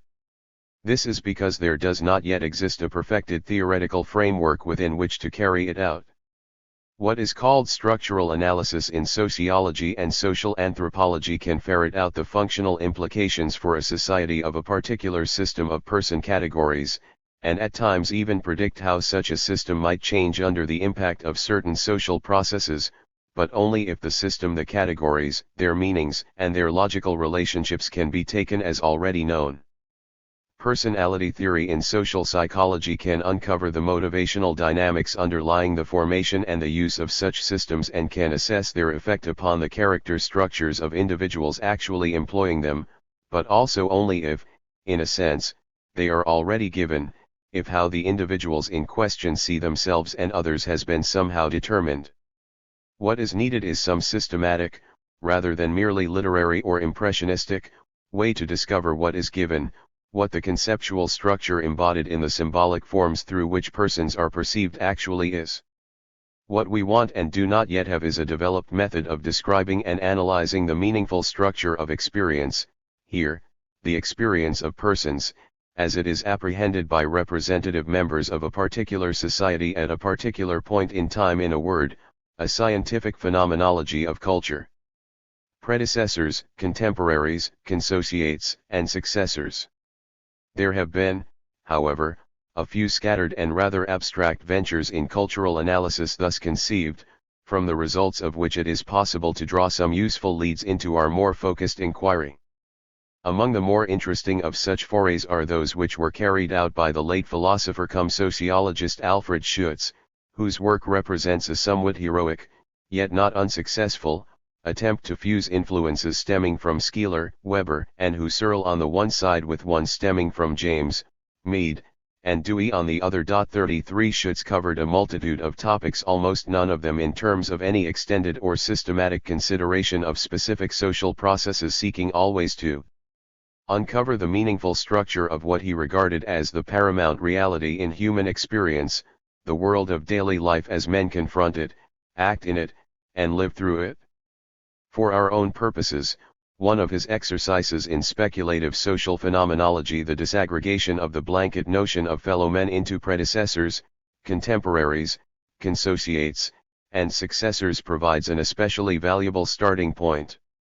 Viewing the cluster of culture patterns Bolognese used to characterize individuals in terms of this breakdown brings out, in a most suggestive way, the relationships between conceptions of personal identity, conceptions of temporal order, and conceptions of behavioral style which, as we shall see, are implicit in them. For an introduction to Geertz's work in this field, see his The Problem of Social Reality, Collected Papers, 1, ed. M. Natanson, The Hague, 1962. The distinctions themselves are not abstruse, but the fact that the classes they define overlap and interpenetrate makes it difficult to formulate them with the decisive sharpness analytical categories demand. Consociates are individuals who actually meet, persons who encounter one another somewhere in the course of daily life. They thus share, however briefly or superficially, not only a community of time but also of space. They are involved in one another's biography at least minimally, they grow older together at least momentarily, interacting directly and personally as egos, subjects, selves. Lovers, so long as love lasts, are consociates, as are spouses until they separate or friends until they fall out. So also are members of orchestras, players at games, strangers chatting on a train, hagglers in a market, or inhabitants of a village, any set of persons who have an immediate, face-to-face relationship. It is, however, persons having such relations more or less continuously and to some enduring purpose, rather than merely sporadically or incidentally, who form the heart of the category. The others shade over into being the second sort of fellow men, contemporaries. Contemporaries are persons who share a community of time but not of space, they live at, more or less, the same period of history and have, often very attenuated, social relationships with one another, but they do not, at least in the normal course of things, meet. They are linked not by direct social interaction but through a generalized set of symbolically formulated, that is, cultural, assumptions about each other's typical modes of behavior. Further, the level of generalization involved is a matter of degree, so that the graduation of personal involvement in consociate relations from lovers through chance acquaintances relations also culturally governed, of course here continues until social ties slip off into a thoroughgoing anonymity, standardization, and interchangeability. Thinking of my absent friend A, I form an ideal type of his personality and behavior based on my past experience of A as my consociate. Putting a letter in a mailbox, I expect that unknown people, called postmen, will act in a typical way, not quite intelligible to me, with the result that my letter will reach the addressee within typically reasonable time. Without ever having met a Frenchman or a German, I understand why France fears the rearmament of Germany. Complying with the rule of English grammar, I follow in my writings a socially approved behavior pattern of contemporary English-speaking fellow men to which I have to adjust to make myself understandable. And, finally, any artifact or utensil refers to the anonymous fellow man who produced it to be used by other anonymous fellow men for attaining typical goals by typical means. These are just a few of the examples, but they are arranged according to the degree of increasing anonymity involved and therewith of the construct needed to grasp the other and his behavior. 44. Ibid, pages 17 to 18. Brackets added, paragraphing altered. Finally, predecessors and successors are individuals who do not share even a community of time and so, by definition, cannot interact, and, as such, they form something of a single class over against both consociates and contemporaries, who can and do. But from the point of view of any particular actor they do not have quite the same significance. Predecessors, having already lived, can be known or, more accurately, known about, and their accomplished acts can have an influence upon the lives of those for whom they are predecessors, that is, their successors, though the reverse is, in the nature of the case, not possible. Successors, on the other hand, cannot be known, or even known about, for they are the unborn occupants of an unarrived future, and though their lives can be influenced by the accomplished acts of those whose successors they are, that is, their predecessors, the reverse is again not possible. 55. Where ancestor worship on the one side or ghost beliefs on the other are present, successors may be regarded as, ritually, capable of interacting with their predecessors, or predecessors of, mystically, interacting with their successors. But in such cases the persons involved are, while the interaction is conceived to be occurring, phenomenologically not predecessors and successors, but contemporaries, or even consociates. It should be kept clearly in mind that, both here and in the discussion to follow, distinctions are formulated from the actor's point of view, not from that of an outside, third-person observer. For the place of actor-oriented, sometimes miscalled subjective, constructs in the social sciences, see, T. Parsons, The Structure of Social Action, Glencoe, 3, 1937, especially the chapters on Max Weber's methodological writings. For empirical purposes, however, it is more useful to formulate these distinctions less strictly also, and to emphasize that, like those setting off consociates from contemporaries, they are relative and far from clear-cut in everyday experience. With some exceptions, our older consociates and contemporaries do not drop suddenly into the past, but fade more or less gradually into being our predecessors as they age and die, during which period of apprentice ancestorhood we may have some effect upon them, as children so often shape the closing phases of their parents' lives.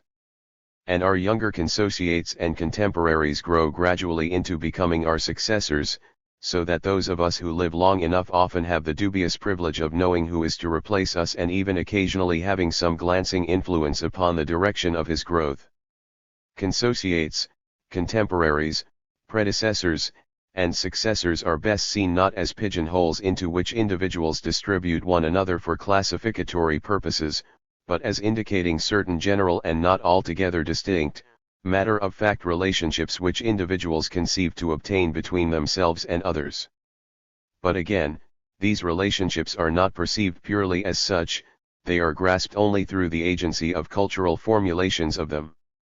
And, being culturally formulated, their precise character differs from society to society as the inventory of available culture patterns differs, from situation to situation within a single society as different patterns among the plurality of those which are available are deemed appropriate for application, and from actor to actor within similar situations as idiosyncratic habits, preferences, and interpretations come into play.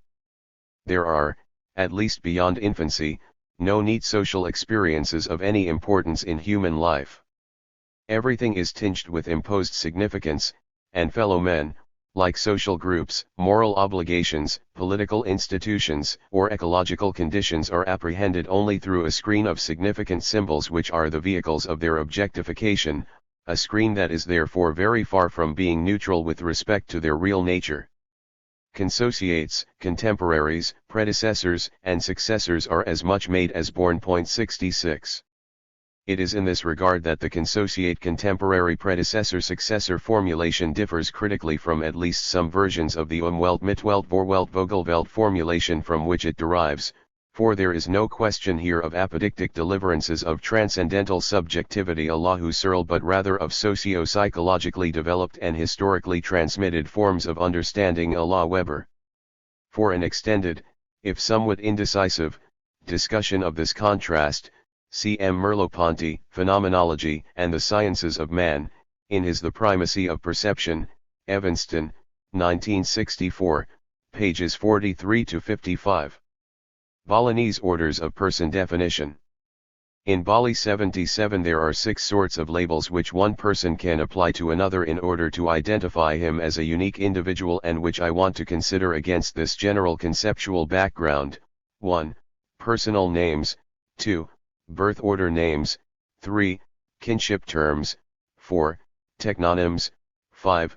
Status titles, usually called caste names in the literature on Bali, and 6.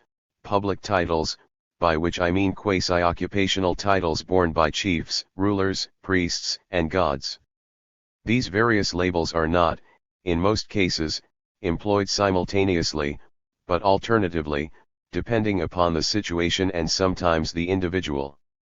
They are not, also, all the sorts of such labels ever used, but they are the only ones which are generally recognized and regularly applied. And as each sort consists not of a mere collection of useful tags but of a distinct and bounded terminological system, I shall refer to them as symbolic orders of person definition and consider them first serially, only later as a more or less coherent cluster. In the following discussion, I shall be forced to schematize Balinese practices severely and to represent them as being much more homogeneous and rather more consistent than they really are. In particular, categorical statements, of either a positive or negative variety, all Balinese, no Balinese, must be read as having attached to them the implicit qualification. So far as my knowledge goes, and even sometimes as riding roughshod over exceptions deemed to be abnormal. Ethnographically fuller presentations of some of the data here summarized can be found in H. and C. Geertz, Technonomy in Bali, Parenthood, Age Grading and Genealogical Amnesia, Journal of the Royal Anthropological Institute 94, Part 2, 1964-94, 108, C. Geertz, Tuhingan, a Balinese village, Bijdragen tot de Tal Dash, Land and Volkenkunda, 120, 1964 1, 33, and C. Geertz, Form and Variation in Balinese Village Structure, American Anthropologist 61, 1959-991, 1012. Personal names. The symbolic order defined by personal names is the simplest to describe because it is in formal terms the least complex and in social ones the least important. All Balinese have personal names, but they rarely use them, either to refer to themselves or others or in addressing anyone. With respect to one's forebears, including one's parents, it is in fact sacrilegious to use them. Children are more often referred to and on occasion even addressed by their personal names. Such names are therefore sometimes called child or little names, though once they are ritually bestowed 105 days after birth, they are maintained unchanged through the whole course of a man's life. In general, personal names are seldom heard and play very little public role. Yet, despite this social marginality, the personal naming system has some characteristics which, in a rather left-handed way, are extremely significant for an understanding of Balinese ideas of personhood.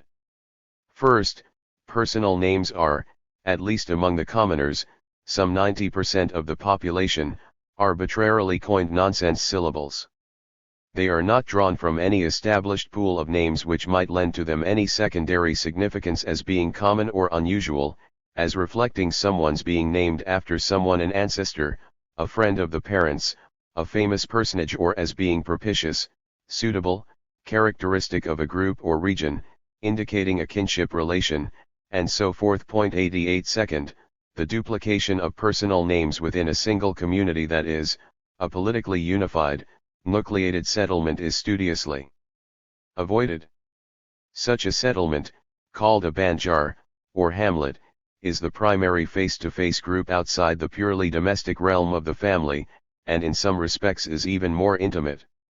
Usually highly endogamous and always highly corporate, the hamlet is the Balinese world of consociates par excellence, and, within it, every person possesses, however unstressed on the social level, at least the rudiments of a completely unique cultural identity. Third, personal names are monomyles, and so do not indicate familial connections, or in fact membership in any sort of group whatsoever. And, finally, there are, a few rare, and in any case only partial, exceptions aside, no nicknames, no epithets of the Richard the Lion-Hearted or Ivan the Terrible sort among the nobility, not even any diminutives for children or pet names for lovers, spouses, and so on. While personal names of commoners are mere inventions, meaningless in themselves, those of the gentry are often drawn from Sanskrit sources and mean something, usually something rather high-flown, like virtuous warrior or courageous scholar. But this meaning is ornamental rather than denotative, and in most cases what the meaning of the name is, as opposed to the simple fact that it has one, is not actually known. This contrast between mere babble among the peasantry and empty grandiloquence among the gentry is not without cultural significance, but its significance lies mainly in the area of the expression and perception of social inequality, not of personal identity. Thus, whatever role the symbolic order of person definition marked out by the personal naming system plays in setting Balinese off from one another or in ordering Balinese social relations is essentially residual in nature. One's name is what remains to one when all the other socially much more salient cultural labels attached to one's person are removed. As the virtually religious avoidance of its direct use indicates, a personal name is an intensely private matter. Indeed, toward the end of a man's life, when he is but a step away from being the deity he will become after his death and cremation, only he, or he and a few equally aged friends, may any longer know what in fact it is. When he disappears, it disappears with him. In the well-lit world of everyday life, the purely personal part of an individual's cultural definition, that which in the context of the immediate consociate community is most fully and completely his, and his alone, is highly muted. And with it are muted the more idiosyncratic, merely biographical, and, consequently, transient aspects of his existence as a human being, what, in our more egoistic framework, we call his personality, in favor of some rather more typical, highly conventionalized, and, consequently, enduring ones. Birth order names. The most elementary of such more standardized labels are those automatically bestowed upon a child, even a stillborn one, at the instant of its birth, according to whether it is the first, second, third, fourth, etc., member of a sibling set. There is some local and status group variation in usage here, but the most common system is to use Wayan for the first child, Anjoman for the second, maid, Ornanga, for the third, and Kshut for the fourth, beginning the cycle over again with Wayan for the fifth, Anjoman for the sixth, and so on. These birth order names are the most frequently used terms of both address and reference within the hamlet for children and for young men and women who have not yet produced offspring. Vocatively, they are almost always used simply, that is, without the addition of the personal name, Wayan, give me the hoe, and so forth. Referentially, they may be supplemented by the personal name, especially when no other way is convenient to get across which of the dozens of Wayans or Anjomans in the hamlet is meant, no, not Wayan Rugrug, Wayan Kapig, and so on. Parents address their own children and childless siblings address one another almost exclusively by these names, rather than by either personal names or kin terms. For persons who have had children, however, they are never used either inside the family or out, technonyms being employed, as we shall see, instead, so that, in cultural terms, Balinese who grow to maturity without producing children, a small minority, remain themselves children, that is, are symbolically pictured as such, a fact commonly of great shame to them and embarrassment to their consociates, who often attempt to avoid having to use vocatives to them altogether. 99. This is, of course, not to say that such people are reduced in sociological, much less psychological, terms to playing the role of a child, for they are accepted as adults, if incomplete ones, by their consociates. The failure to have children is, however, a distinct handicap for anyone desiring much local power or prestige, and I have for my part never known a childless man who carried much weight in hamlet councils, or for that matter who was not socially marginal in general. The birth order system of person definition represents, therefore, a kind of plus-ca change approach to the denomination of individuals. It distinguishes them according to four completely contentless appellations, which neither define genuine classes, for there is no conceptual or social reality whatsoever to the class of all Wayans or all Kshuts in a community, nor express any concrete characteristics of the individuals to whom they are applied, for there is no notion that Wayans have any special psychological or spiritual traits in common against Anjomans or Kshuts. These names, which have no literal meaning in themselves, they are not numerals or derivatives of numerals, do not, in fact, even indicate sibling position or rank in any realistic or reliable way. 10 A Wayan may be a fifth, or ninth, child as well as a first, and, given a traditional peasant demographic structure, great fertility plus a high rate of stillbirths and deaths in infancy and childhood, a maid or a Kshut may actually be the oldest of a long string of siblings and a Wayan the youngest. What they do suggest is that, for all procreating couples, births form a circular succession of Wayans, Anjomans, maids, Kshuts, and once again Wayans, an endless four-stage replication of an imperishable form. Physically men come and go as the ephemerae they are, but socially the dramatis personal remain eternally the same as new Wayans and Kshuts emerge from the timeless world of the gods, for infants, too, are but a step away from divinity, to replace those who dissolve once more into it. From a merely etymological point of view, they do have a certain aura of meaning, for they derive from obsolete roots indicating leading, medial, and following, but these gossamery meanings have no genuine everyday currency and are, if at all, but very peripherally perceived. Kinship terms. Formally, Balinese kinship terminology is quite simple in type, being of the variety known technically as Hawaiian or generational. In this sort of system, an individual classifies his relatives primarily according to the generation they occupy with respect to his own. That is to say, siblings, half-siblings, and cousins, and their spouses' siblings, and so forth, are grouped together under the same term. All uncles and aunts on either side are terminologically classed with mother and father. All children of brothers, sisters, cousins, and so on, that is, nephews of one sort or another, are identified with own children, and so on, downward through the grandchild, great-grandchild, etc., generations, and upward through the grandparent, great-grandparent, etc. Ones. For any given actor, the general picture is a layer cake arrangement of relatives, each layer consisting of a different generation of kin, that of actor's parents or his children, of his grandparents or his grandchildren, and so on, with his own layer, the one from which the calculations are made, located exactly halfway up the cake. 1111. In point of fact, the Balinese system, or, in all probability, any other system, is not purely generational, but the intent here is merely to convey the general form of the system, not its precise structure. For the full terminological system, ch and see Geertz, Technonomy in Bali. Given the existence of this sort of system, the most significant, and rather unusual, fact about the way it operates in Bali is that the terms it contains are almost never used vocatively, but only referentially, and then not very frequently. With rare exceptions, one does not actually call one's father, or uncle, father, one's child, or nephew/niece, child, one's brother, or cousin, brother, and so on. For relatives genealogically junior to oneself, vocative forms do not even exist.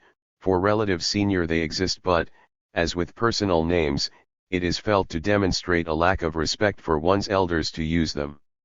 In fact, even the referential forms are used only when specifically needed to convey some kinship information. As such, almost never as general means of identifying people. Kinship terms appear in public discourse only in response to some question, or in describing some event which has taken place or is expected to take place, with respect to which the existence of the kin tie is felt to be a relevant piece of information. Are you going to father of Regreg's tooth filing? Yes, he is my brother.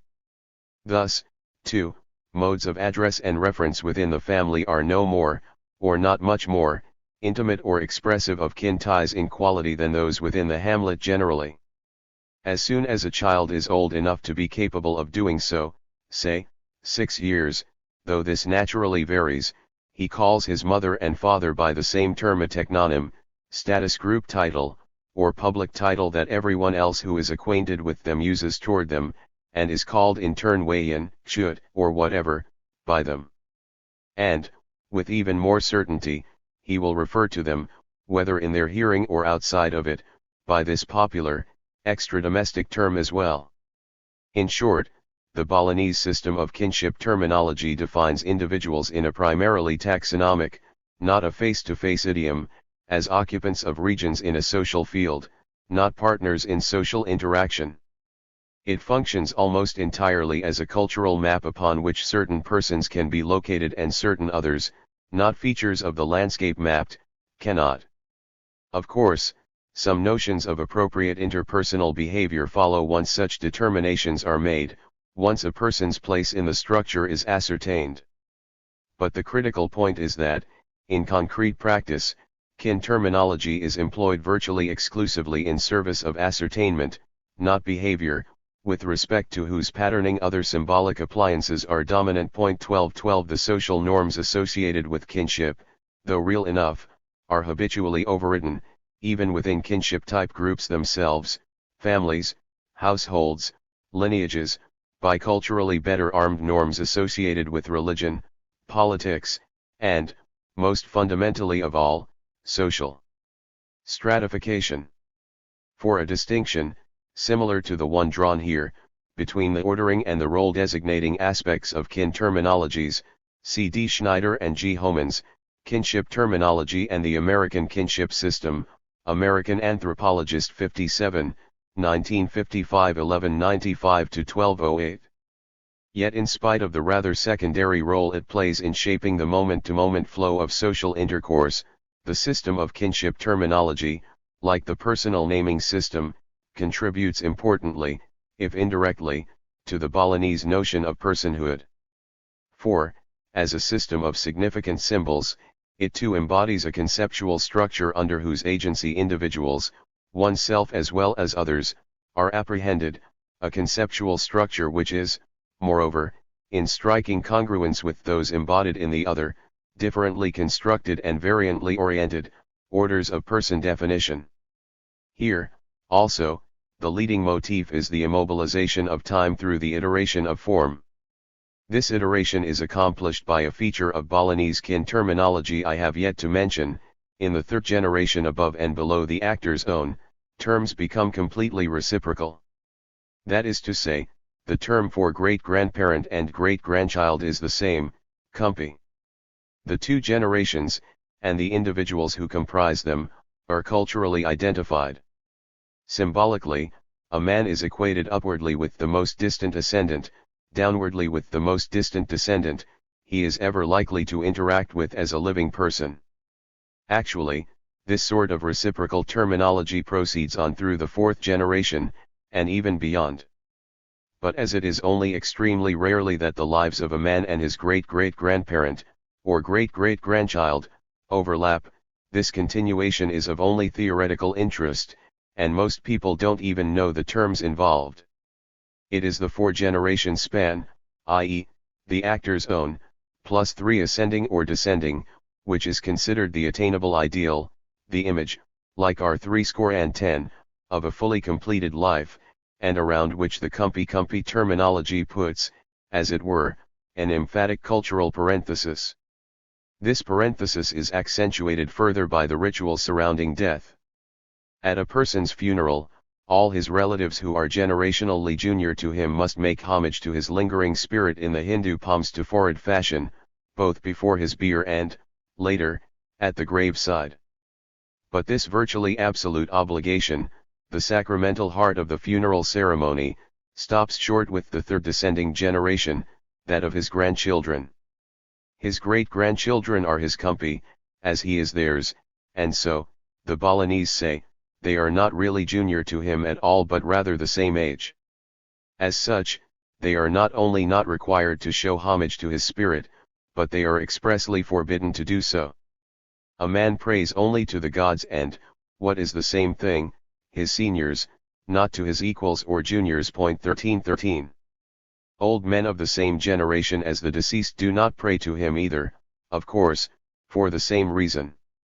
Balinese kinship terminology thus not only divides human beings into generational layers with respect to a given actor, it bends these layers into a continuous surface which joins the lowest with the highest so that, rather than a layer cake image, a cylinder marked off into 6 parallel bands called own, parent, grandparent, kumpi, grandchild, and child is perhaps more exact. 1414. What at first glance seems a very diachronic formulation, stressing the ceaseless progression of generations is, in fact, an assertion of the essential unreality or anyway the unimportance of such a progression.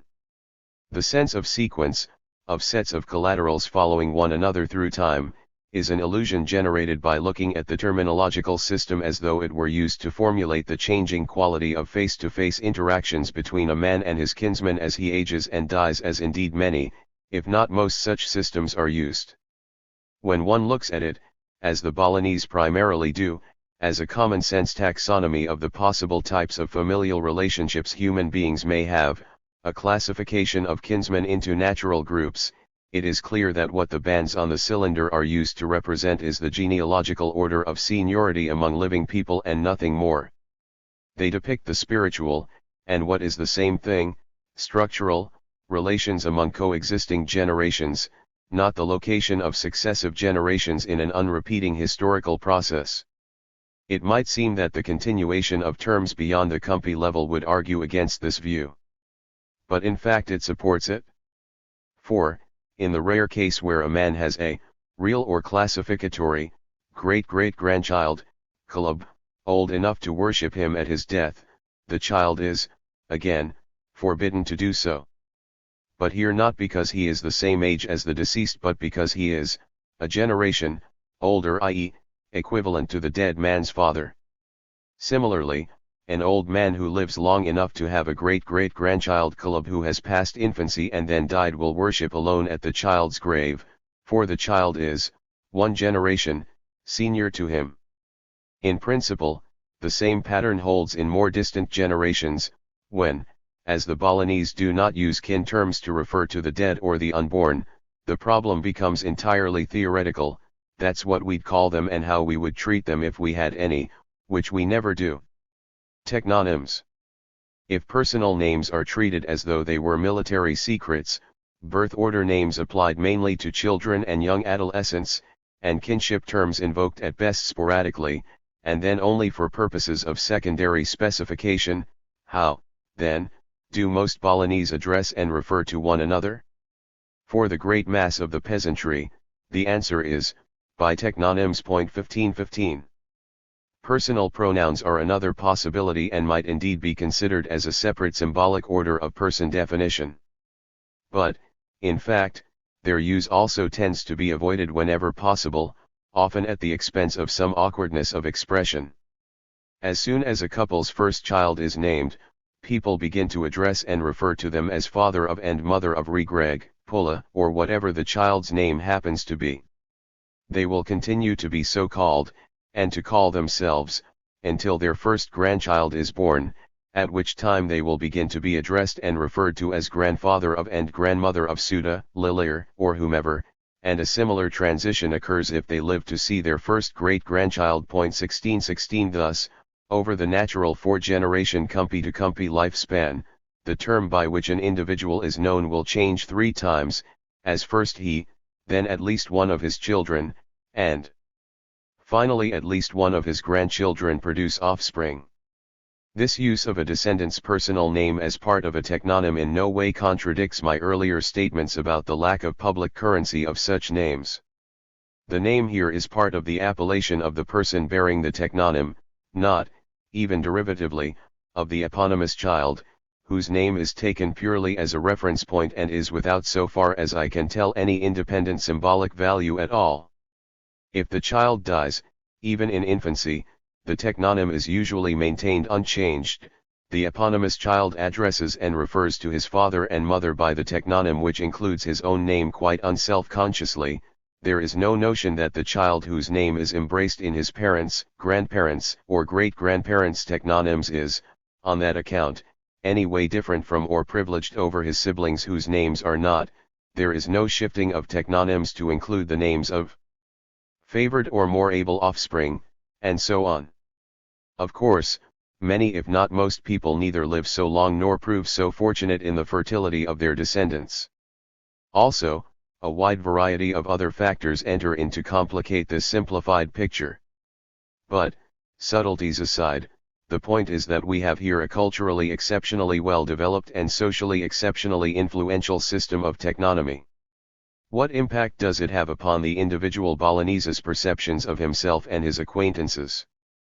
Its first effect is to identify the husband and wife pair, rather as the bride's taking on of her husband's surname does in our society, except that here it is not the act of marriage which brings about the identification but of procreation.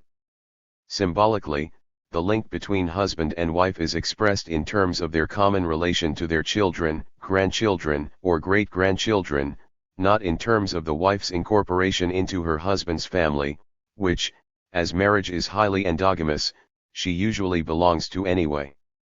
This husband-wife, or, more accurately, father-mother pair has very great economic, political, and spiritual importance. It is, in fact, the fundamental social building block.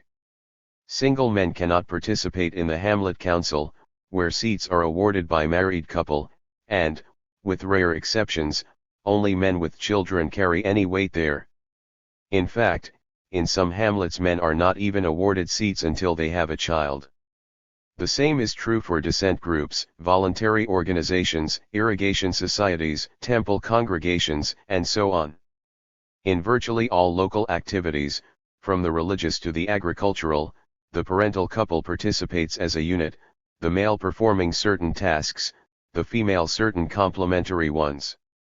By linking a man and a wife through an incorporation of the name of one of their direct descendants into their own, technonomy underscores both the importance of the marital pair in local society and the enormous value which is placed upon procreation. 1717. It also underscores another theme which runs through all the orders of person definition discussed here, the minimization of the difference between the sexes, which are represented as being virtually interchangeable so far as most social roles are concerned. For an intriguing discussion of this theme, see J. Balo, Rangda, and Barong, Locust Valley, NY, 1949. This value also appears, in a more explicit way, in the second cultural consequence of the pervasive use of technonyms, the classification of individuals into what, for want of a better term, may be called procreational strata. From the point of view of any actor, his hamlet mates are divided into childless people, called wayan, maid, and so on, people with children, called father, mother, of, people with grandchildren, called grandfather, grandmother, of, and people with great-grandchildren, called great-grandparent of. And to this ranking is attached a general image of the nature of social hierarchy. Childless people are dependent minors, fathers of our active citizens directing community life, grandfathers of our respected elders giving sage advice from behind the scenes, and great-grandfathers of our senior dependents, already half returned to the world of the gods. In any given case, various mechanisms have to be employed to adjust this rather too schematic formula to practical realities in such a way as to allow it to mark out a workable social ladder. But, with these adjustments, it does, indeed, mark one out, and as a result a man's procreative status is a major element in his social identity, both in his own eyes and those of everyone else.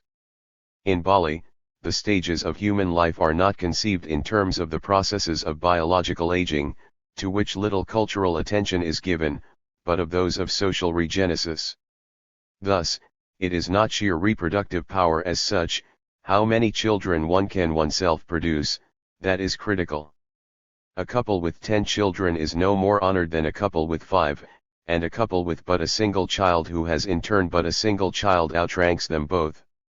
What counts is reproductive continuity, the preservation of the community's ability to perpetuate itself just as it is, a fact which the third result of technonomy, the designation of procreative chains, brings out most clearly. The way in which Balinese technonomy outlines such chains can be seen from the model diagram, Figure 1. For simplicity, I have shown only the male technonyms and have used English names for the referent generation. I have also arranged the model so as to stress the fact that technonymous usage reflects the absolute age, not the genealogical order, or the sex, of the eponymous descendants.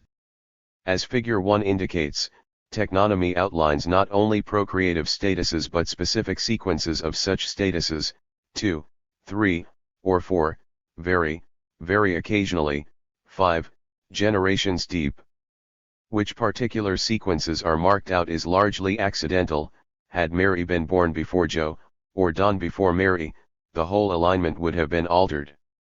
But though the particular individuals who are taken as referents, and hence the particular sequences of filiation which receive symbolic recognition, is an arbitrary and not very consequential matter, the fact that such sequences are marked out stresses an important fact about personal identity among the Balinese.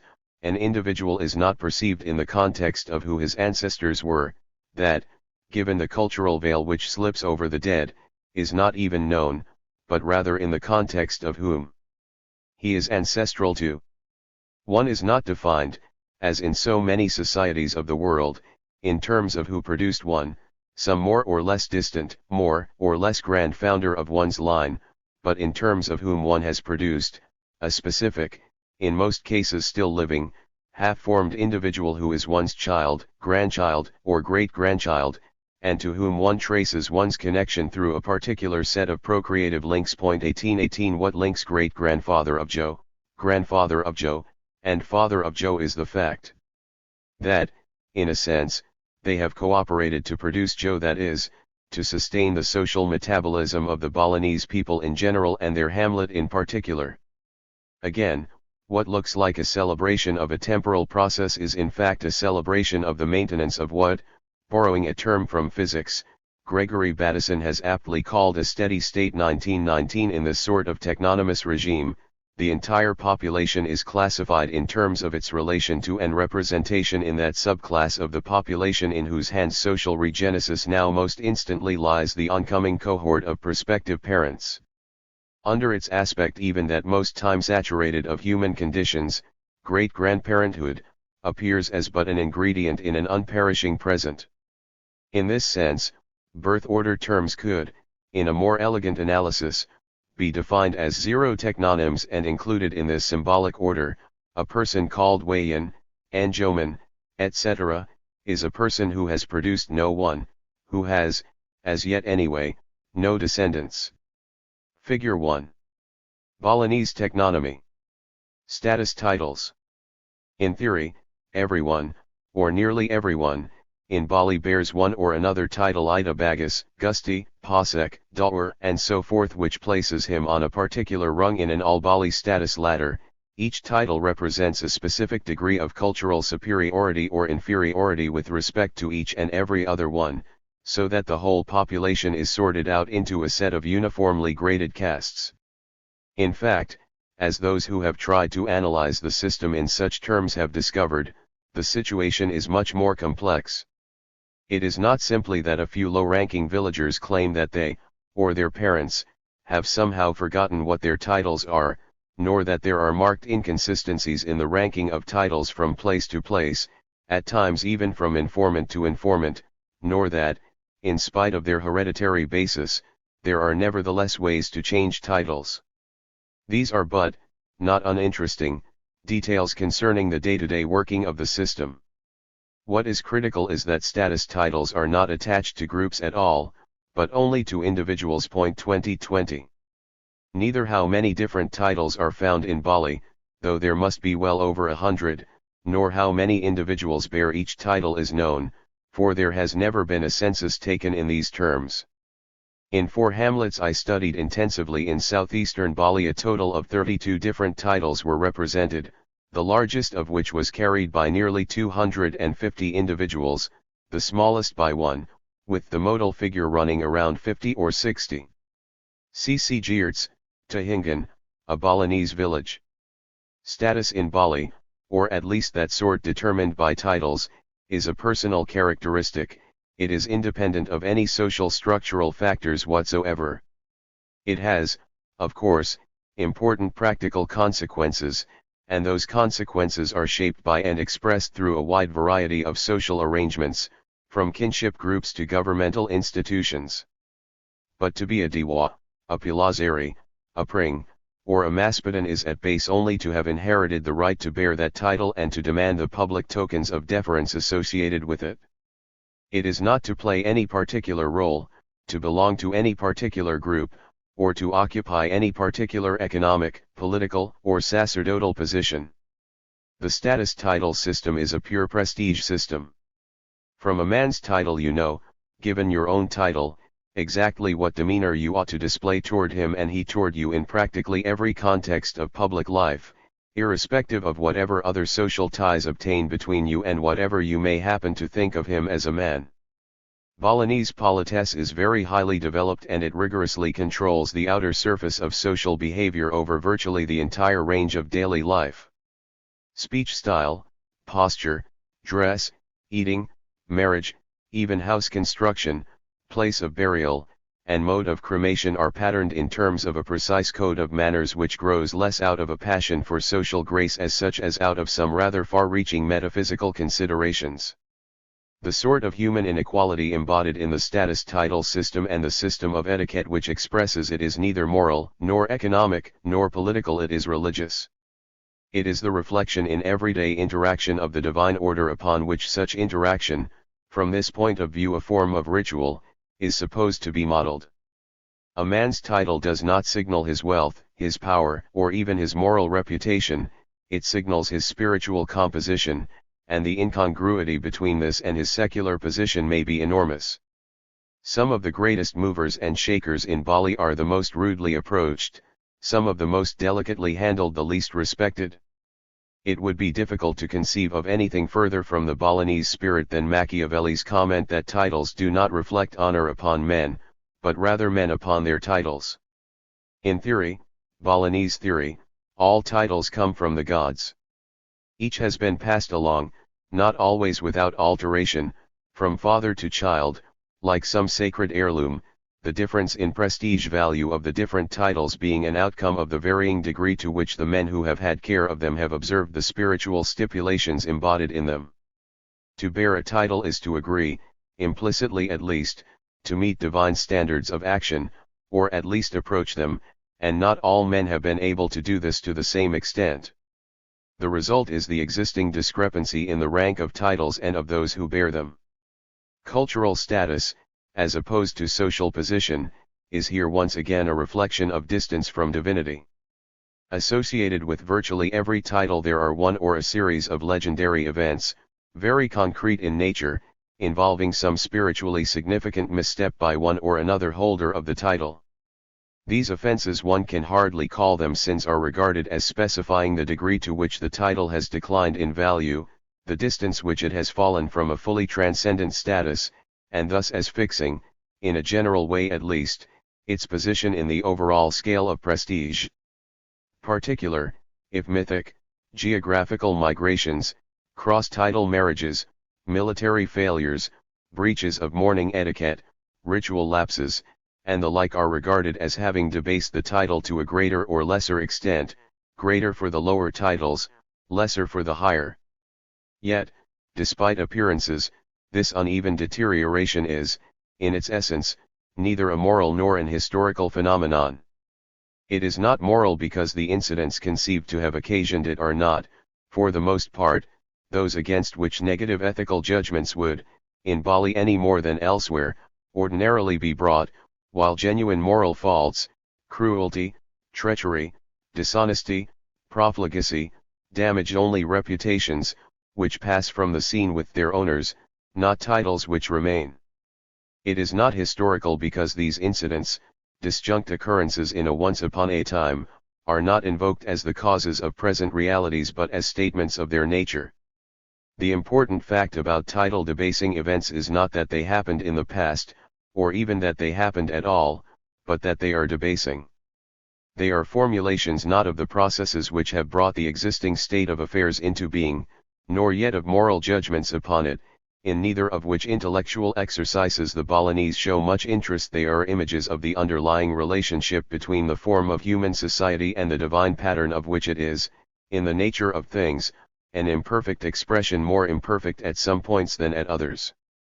But if, after all that has been said about the autonomy of the title system, such a relationship between cosmic patterns and social forms is conceived to exist, exactly how is it understood? How is the title system, based solely on religious conceptions, on theories of inherent differences in spiritual worth among individual men, connected up with what, looking at the society from the outside, we would call the realities of power, influence, wealth, reputation, and so on, implicit in the social division of labor? How, in short, is the actual order of social command fitted into a system of prestige ranking wholly independent of it so as to account for and, indeed, sustain the loose and general correlation between them which in fact obtains? The answer is, through performing, quite ingeniously, a kind of hat trick, a certain sleight of hand, with a famous cultural institution imported from India and adapted to local tastes, the Varna system. By means of the Varna system the Balinese inform a very disorderly collection of status pigeonholes with a simple shape which is represented as growing naturally out of it but which in fact is arbitrarily imposed upon it.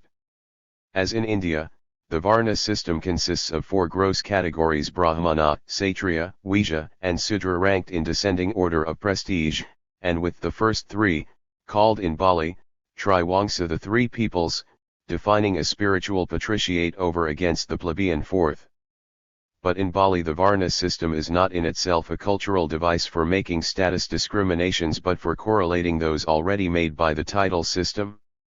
It summarizes the literally countless fine comparisons implicit in that system in a neat, from some points of view all too neat, separation of sheep from goats, and first quality sheep from second from third. 21 Men do not perceive one another as Kshatriyas or Sudras but as, say, Dewas or Kabuntuburs, merely using the Kshatriya-Sudra distinction to express generally, and for social organizational purposes, the order of contrast which is involved by identifying Dewa as a Kshatriya title and Kabuntubur as a Sudra one. Varna categories are labels applied not to men, but to the titles they bear. They formulate the structure of the prestige system. Titles, on the other hand, are labels applied to individual men. They place persons within that structure.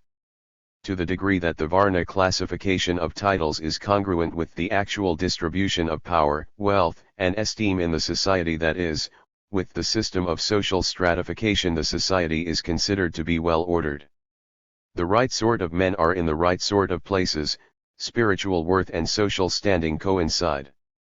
Varna categories are often subdivided, especially by high-status persons, into three ranked classes: superior, uttama, medium, madhya, and inferior, nista, the various titles in the overall category being appropriately subgrouped. A full analysis of the Balinese system of social stratification, as much Polynesian as Indian in type, cannot be given here. This difference in function between title and Varna is clear from the way in which the symbolic forms associated with them are actually used. Among the Triwangsa gentry, where, some exceptions aside, technonymy is not employed, an individual's title is used as his or her main term of address and reference. One calls a man Ida Bagas, Anjakan, or Gasi, not Brahmana, Kshatriya, or Vijja, and refers to him by the same terms, sometimes adding a birth order name for more exact specification, Ida Bagas maid, Anjakan Anjoman, and so forth.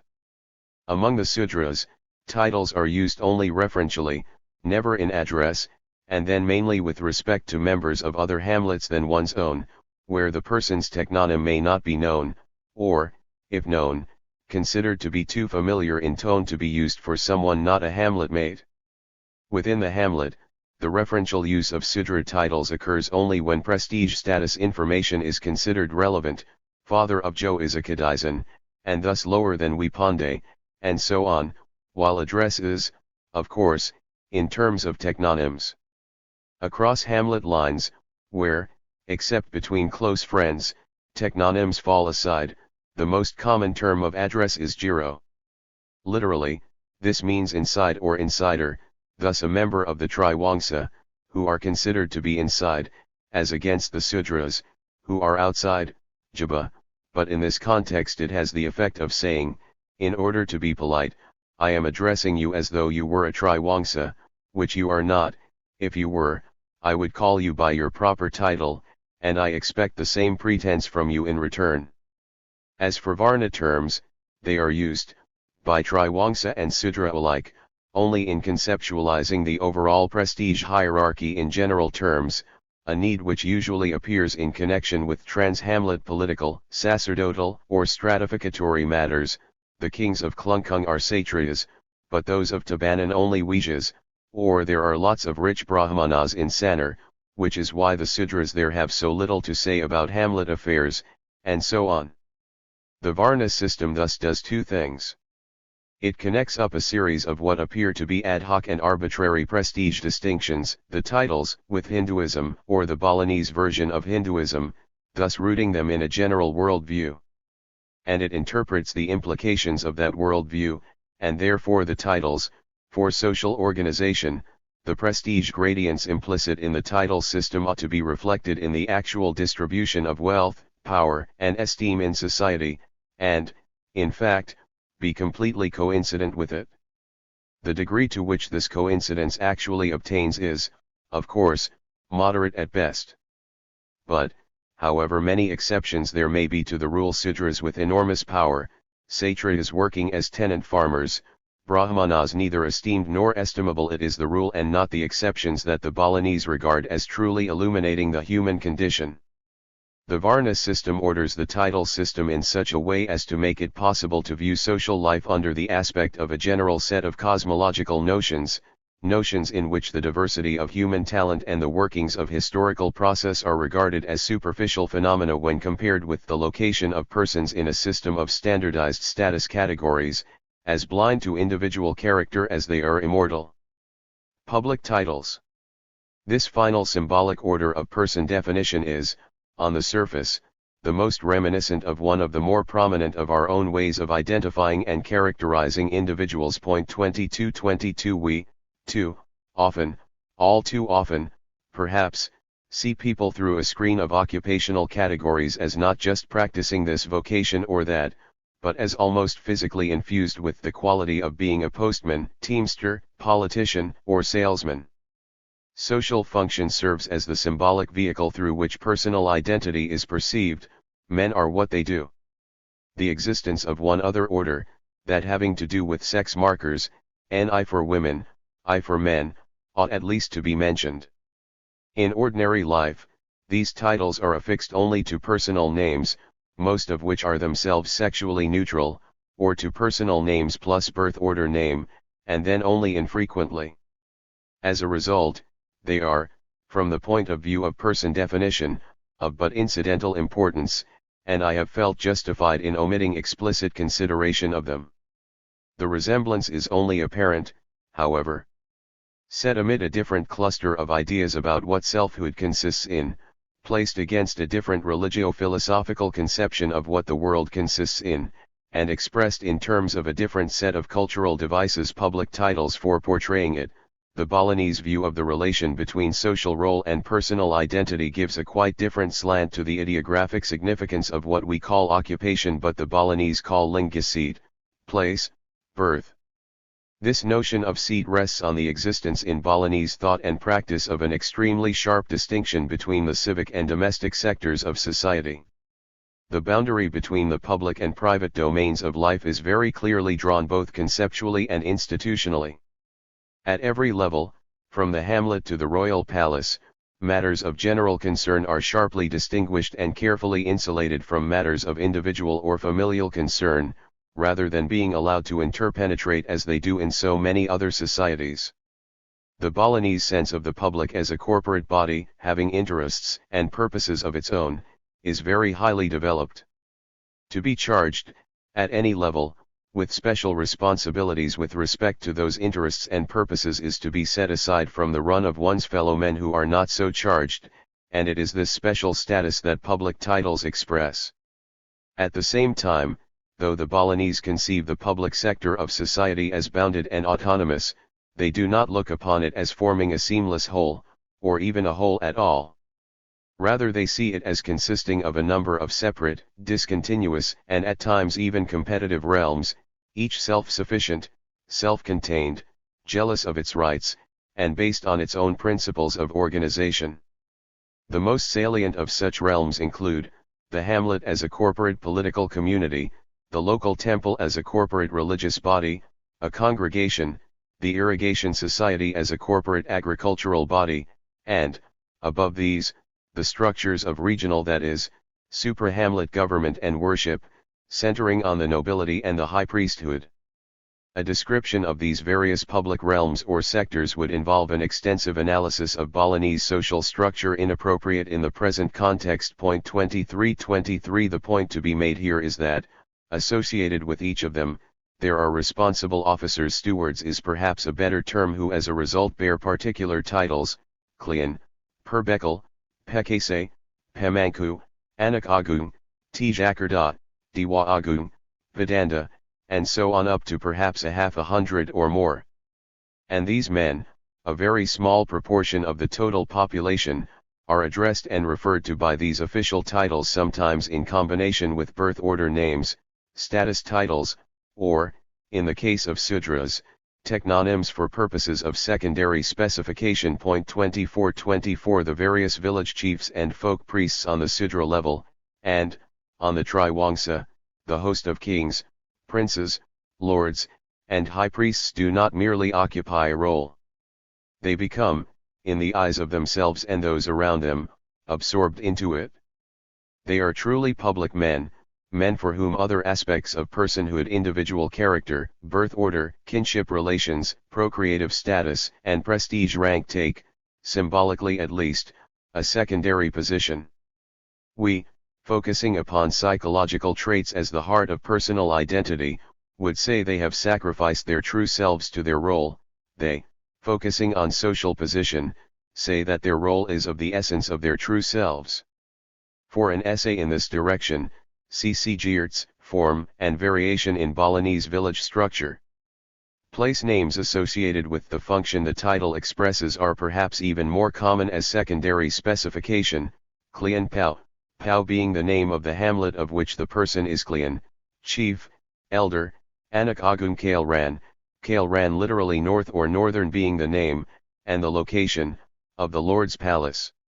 Access to these public title-bearing roles is closely connected with the system of status titles and its organization into Varna categories, a connection affected by what may be called the doctrine of spiritual eligibility.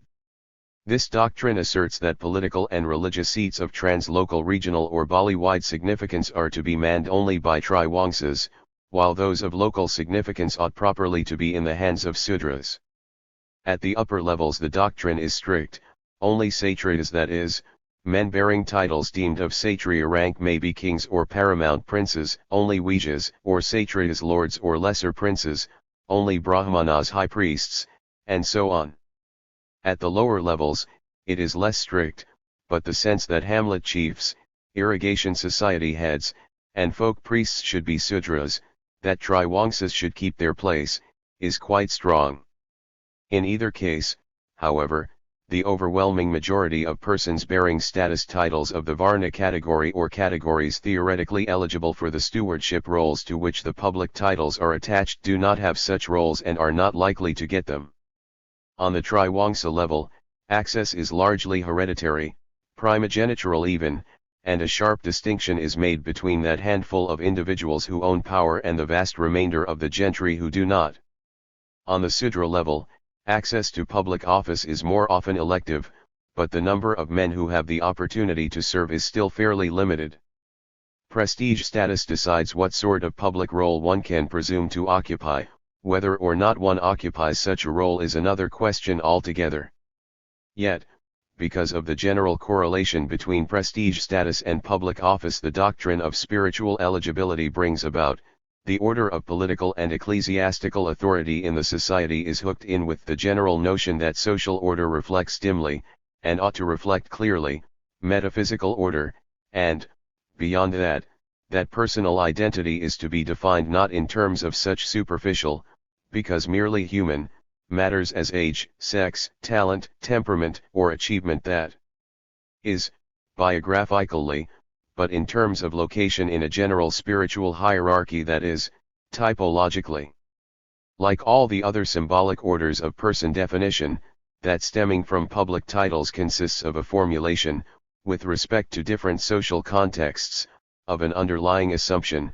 It is not what a man is as a man, as we would phrase it, that matters, but where he fits in a set of cultural categories which not only do not change but, being transhuman, cannot. And, here too, these categories ascend toward divinity, or with equal accuracy, descend from it, their power to submerge character and nullify time increasing as they go. Not only do the higher level public titles borne by human beings blend gradually into those borne by the gods, becoming at the apex identical with them, but at the level of the gods there is literally nothing left of identity but the title itself. All gods and goddesses are addressed and referred to either as Dewa, F. Dewey, or, for the higher ranking ones, Betara, F. Betari. In a few cases, these general appellations are followed by particularizing ones, Betara Guru, Dewey Sri, and so forth. But even such specifically named divinities are not conceived as possessing distinctive personalities, they are merely thought to be administratively responsible, so to speak, for regulating certain matters of cosmic significance, fertility, power, knowledge, death, and so on. In most cases, Balinese do not know, and do not want to know, which gods and goddesses are those worshipped in their various temples. There is always a pair, one male, one female, but merely call them Dewa, Dewey, Pura such and such god, goddess, of temple such and such. Unlike the ancient Greeks and Romans, the average Balinese shows little interest in the detailed doings of particular gods, nor in their motivations, their personalities, or their individual histories. The same circumspection and propriety is maintained with respect to such matters as is maintained with respect to similar matters concerning elders and superiors generally. 2525. Traditional texts, some of them fairly extensive, relating certain activities of the gods, do exist and fragments of the stories are known. But not only do these myths also reflect the typological view of personhood, the static view of time, and the ceremonialized style of interaction I am seeking to characterize, but the general reticence to discuss or think about the divine means that the stories they relate enter but slightly into Balinese attempts to understand and adapt to the world. The difference between the Greeks and the Balinese lies not so much in the sort of lives their gods lead, scandalous in both cases, as in their attitude toward those lives.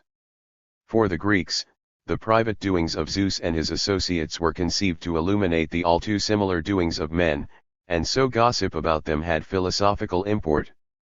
For the Balinese, the private lives of Badaraguru and his associates are just that, private, and gossip about them is unmannerly even, given their place in the prestige hierarchy, impertinent. The world of the gods is, in short, but another public realm, transcending all the others and imbued with an ethos which those others seek, so far as they are able, to embody in themselves. The concerns of this realm lie on the cosmic level rather than the political, the economic, or the ceremonial, that is, the human, and its stewards are men without features, individuals with respect to whom the usual indices of perishing humanity have no significance. The nearly faceless, thoroughly conventionalized, never-changing icons by which nameless gods known only by their public titles are, year after year, represented in the thousands of temple festivals across the island comprise the purest expression of the Balinese concept of personhood. Genuflecting to them, or, more precisely, to the gods for the moment resident in them, the Balinese are not just acknowledging divine power. They are also confronting the image of what they consider themselves at bottom to be, an image which the biological, psychological, and sociological concomitants of being alive, the mere materialities of historical time, tend only to obscure from sight. A cultural triangle of forces. There are many ways in which men are made aware, or rather make themselves aware, of the passage of time by marking the changing of the seasons, the alterations of the moon, or the progress of plant life, by the measured cycling of rites, or agricultural work, or household activities, by the preparation and scheduling of projected acts and the memory and assessment of accomplished ones, by the preservation of genealogies, the recital of legends, or the framing of prophecies. But surely among the most important is by the recognition in oneself and in one's fellow men of the process of biological aging, the appearance, maturation, decay, and disappearance of concrete individuals. How one views this process affects, therefore, and affects profoundly, how one experiences time. Between a people's conception of what it is to be a person and their conception of the structure of history there is an unbreakable internal link. Now, as I have been stressing, the most striking thing about the culture patterns in which Balinese notions of personal identity are embodied is the degree to which they depict virtually everyone: friends, relatives, neighbors, and strangers, elders and youths, superiors and inferiors, men and women, chiefs, kings, priests, and gods, even the dead and the unborn as stereotyped contemporaries, abstract and anonymous fellow men. Each of the symbolic orders of person definition, from concealed names to flaunted titles, acts to stress and strengthen the standardization, idealization, and generalization implicit in the relation between individuals whose main connection consists in the accident of their being alive at the same time, and to mute or gloss over those implicit in the relation between consociates, men intimately involved in one another's biographies, or between predecessors and successors, men who stand to one another as blind testator and unwitting heir. Of course, people in Bali are directly, and sometimes deeply, involved in one another's lives. They do feel their world to have been shaped by the actions of those who came before them and orient their actions towards shaping the world of those who will come after them. But it is not these aspects of their existence as persons, their immediacy and individuality, or their special, never to be repeated, impact upon the stream of historical events which are culturally played up, symbolically emphasized. It is their social placement, their particular location within a persisting, indeed an eternal, metaphysical order. 2626 The illuminating paradox of Balinese formulations of personhood is that they are in our terms anyway depersonalizing. It is the overall order which is conceived to be fixed, not the individual's location within it, which is movable, though more along certain axes than others. Along some, example birth order, it is not movable at all. But the point is that this movement is not, or anyway not primarily, conceived in what we would regard to be temporal terms. When a father of becomes a grandfather of, the alteration is perceived as being less one of aging than a change in social, and what is here the same thing, cosmic, coordinates, a directed movement through a particular sort of unchanging attribute, space. Also, within some symbolic orders of person definition, location is not conceived as an absolute quality because coordinates are origin dependent. In Bali, as elsewhere, one man's brother is another man's uncle. In this way, the Balinese blunt, though of course they cannot efface, three of the most important sources of a sense of temporality, the apprehension of one's comrades, and thus oneself with them, as perpetually perishing, the awareness of the heaviness with which the completed lives of the dead weigh upon the uncompleted lives of the living, and the appreciation of the potential impact upon the unborn of actions just now being undertaken. Consociates, as they meet, confront, and grasp one another in an immediate present, a synoptic now, and in so doing they experience the elusiveness and ephemerality of such a now as it slips by in the ongoing stream of face-to-face interaction.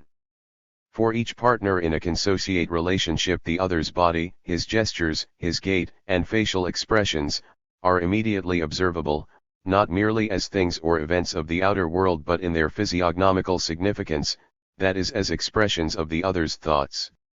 Each partner participates in the unrolling life of the other, can grasp in a vivid present the other's thoughts as they are built up step by step. They may thus share one another's anticipations of the future as plans, or hopes, or anxieties.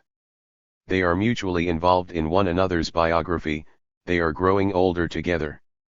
2727 As for predecessors and successors, separated by a material gulf, they perceive one another in terms of origins and outcomes, and in so doing experience the inherent chronologicality of events, the linear progress of standard, transpersonal time, the sort whose passage can be measured with clocks and calendars. 2828 In minimizing, culturally, all three of these experiences, that of the evanescing present consociate intimacy evokes, that of the determining past contemplation of predecessors evokes, and that of the moldable future anticipation of successors evokes in favor of the sense of pure simultaneity generated by the anonymized encounter of sheer contemporaries.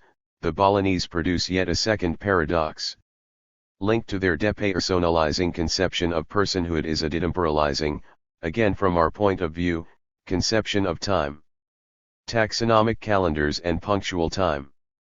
Balinese calendrical notions, their cultural machinery for demarcating temporal units, reflect this clearly, for they are largely used not to measure the elapse of time, nor yet to accent the uniqueness and irrecoverability of the passing moment, but to mark and classify the qualitative modalities in terms of which time manifests itself in human experience.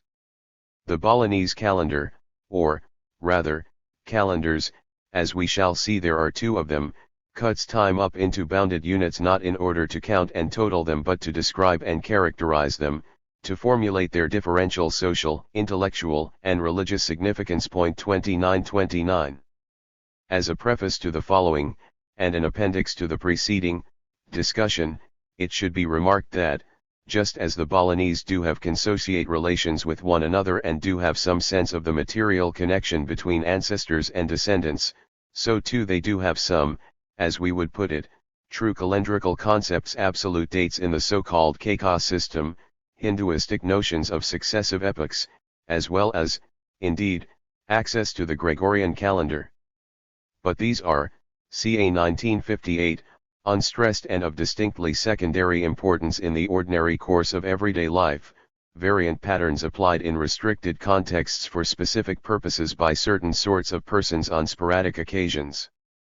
A complete analysis of Balinese culture, so far as such a thing is possible, would indeed have to take account of them, and from certain points of view they are not without theoretical significance.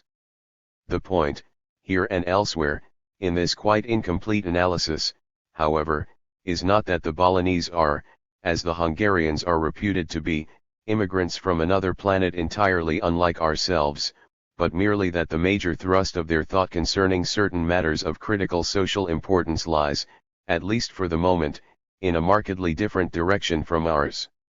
The two calendars which the Balinese employ are a lunar solar one and one built around the interaction of independent cycles of day names, which I shall call permutational. The permutational calendar is by far the most important. It consists of 10 different cycles of day names. These cycles are of varying lengths. The longest contains 10 day names, following one another in a fixed order, after which the first day name reappears and the cycle starts over. Similarly, there are 9, 8, 7, 6, 5, 4, 3, 2, and even the ultimate of a contemporized view of time, 1 day name cycles. The names in each cycle are also different, and the cycles run concurrently. That is to say, any given day has, at least in theory, 10 different names simultaneously applied to it, one from each of the 10 cycles. Of the 10 cycles, only those containing 5, 6, and 7 day names are of major cultural significance. However, although the 3-name cycle is used to define the market week and plays a role in fixing certain minor rituals, such as the personal naming ceremony referred to earlier. Now, the interaction of these 3 main cycles, the 5, the 6, and the 7, means that a given trinomially designated day, that is, one with a particular combination of names from all 3 cycles, will appear once in every 210 days, the simple product of 5, 6, and 7. Similar interactions between the 5 and 7 name cycles produce binomially designated days which turn up every 35 days, between the 6 and 7 name cycles binomially designated days which occur every 42 days, and between the 5 and 6 name cycles binomially designated days appearing at 30-day intervals. The conjunctions that each of these 4 periodicities, supercycles as it were, define, but not the periodicities themselves, are considered not only to be socially significant but to reflect, in one fashion or another, the very structure of reality. The outcome of all this wheels within wheels computation is a view of time as consisting of ordered sets of 30, 35, 42, or 210 quantum units, days, each of which units has a particular qualitative significance of some sort indexed by its trinomial or binomial name, rather like our notion of the unluckiness of Friday the 13th. To identify a day in the 42-day set and thus assess its practical and / or religious significance, one needs to determine its place, that is, its name, in the 6-name cycle, say, Ariang, and in the 7, say, Bodha. The day is Bodh Ariang, and one shapes one's actions accordingly. To identify a day in the 35-day set, one needs its place and name in the 5-name cycle, for example, Klyan, and in the 7 -- for example, Bodha Klyan. This is Rainan, the day on which one must set out small offerings at various points to feed the gods. For the 210-day set, unique determination demands names from all 3 weeks, for example, Bodha Ariang Klyan, which, it so happens, is the day on which the most important Balinese holiday, Galungan, is celebrated. 3030. Because the 37 name cycles, Yaku, which make up the 210-day supercycle are also named, they can be, and commonly are, used in conjunction with 5 and 7 day names, so eliminating the need to invoke names from the 6-name cycle. But this is merely a notational matter, the result is exactly the same, though the days of the 30 and 42-day supercycles are thus obscured. Balinese devises charts, lists, numerical calculation, mnemonics for making calendrical determinations and assessing their meaning are both complex and various, and there are differences in technique and interpretation between individuals, villages, and regions of the island. Printed calendars in Bali, a still not very widespread innovation, contrive to show at once the aku, the day in each of the 10 permutating cycles, including the one that never changes, the day and month in the lunar solar system, the day, the month, and year in the Gregorian and Islamic calendars, and the day, month, year, and year name in the Chinese calendar, complete with notations of all the important holidays from Christmas to Galungan these various systems define. For fuller discussions of Balinese calendrical ideas and their socio-religious meaning, see Argories, Holidays and Holy Days, in J. L. Swellengriebel, ed., Bali, The Hague, 1960, pages 115 to 129, together with the references cited there. Details aside, the nature of time reckoning this sort of calendar facilitates is clearly not durational but punctual. That is, it is not used, and could only with much awkwardness and the addition of some ancillary devices be used, to measure the rate at which time passes, the amount which has passed since the occurrence of some event, or the amount which remains within which to complete some project. It is adapted to and used for distinguishing and classifying discrete, self-subsistent particles of time days. The cycles and supercycles are endless, unanchored, uncountable, and, as their internal order has no significance, without climax. They do not accumulate, they do not build, and they are not consumed. They don't tell you what time it is, they tell you what kind of time it is. 3131. More accurately, the days they define tell you what kind of time it is. Though the cycles and supercycles, being cycles, are recurrent, it is not this fact about them which is attended to or to which significance is attached.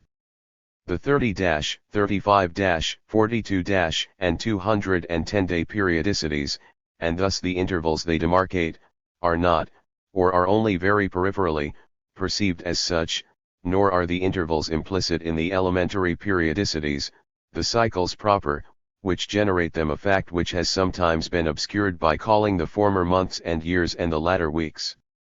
It is, one cannot stress it too strongly, only the days which really matter, and the Balinese sense of time is not much more cyclical than it is durative, it is particulate.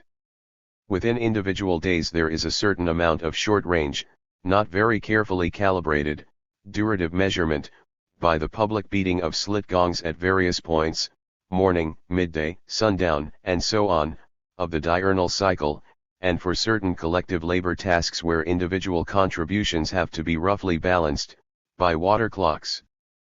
But even this is of little importance, in contrast to their calendrical apparatus. Balinese horological concepts and devices are very undeveloped. The uses of the permutational calendar extend to virtually all aspects of Balinese life.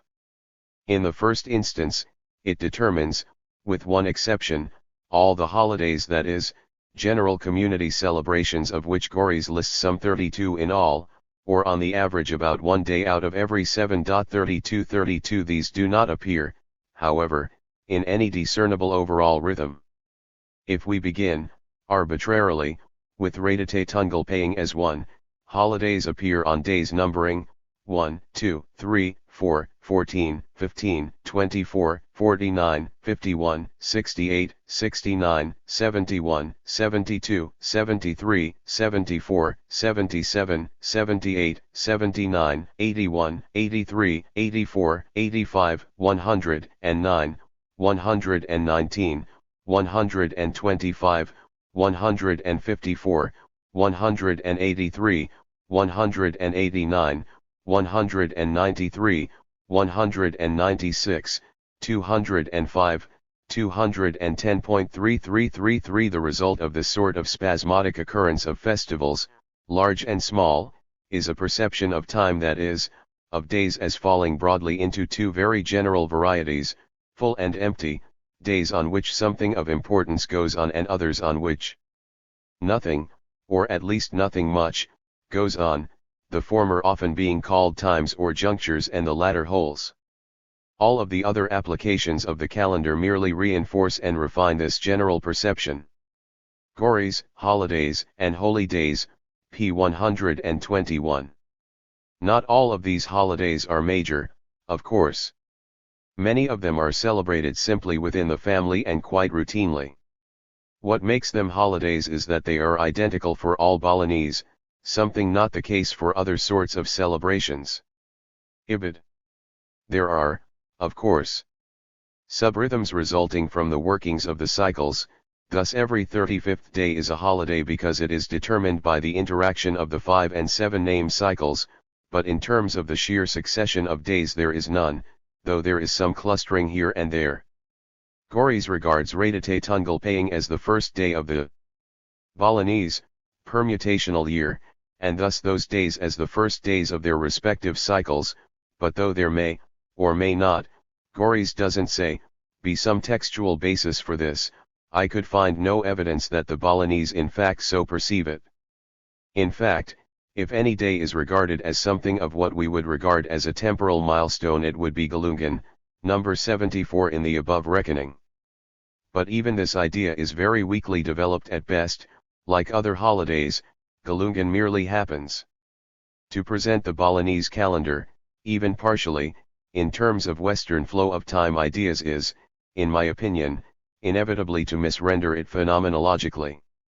Of these other applications, the most important is the determination of temple celebrations.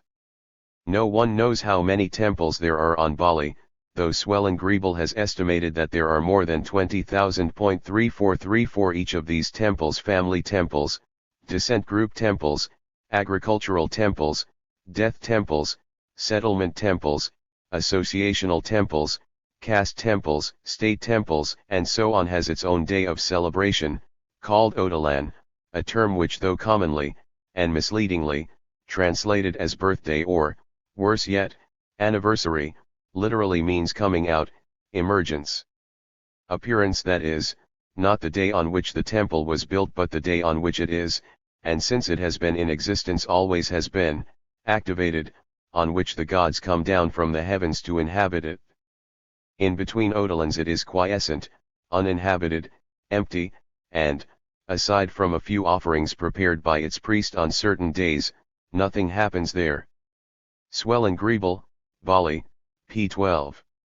These temples are of all sizes and degrees of significance, and Swellengribel notes that the Bureau of Religious Affairs on Bali gave a suspiciously precise figure, ca. 1953, of 4,661 large and important temples for the island, which, it should be remembered, is, at 2,170 square miles, about the size of Delaware. For the great majority of the temples, the Odalan is determined according to the permutational calendar. For the remainder, Odalans are determined by the lunar-solar calendar, which, as we shall see, comes to about the same thing so far as modes of time perception are concerned, again in terms of the interaction of the 5-, 6-, and 7 name cycles. What this means is that temple ceremonies which range from the incredibly elaborate to the almost invisibly simple are of, to put it mildly, frequent occurrence in Bali, though here too there are certain days on which many such celebrations fall and others on which, for essentially metaphysical reasons, none do. 3535. For a description of a full-blown Odalan, most of which last 3 days rather than just one, see J. Balo, Balinese Temple Festival, Locust Valley, NY, 1953. Again, Odalans are most commonly computed by the use of the Yaku rather than the 6-name cycle, together with the 5 and 7 name cycles. See Note 30. Balinese life is thus not only irregularly punctuated by frequent holidays, which everyone celebrates, but by even more frequent temple celebrations which involve only those who are, usually by birth, members of the temple.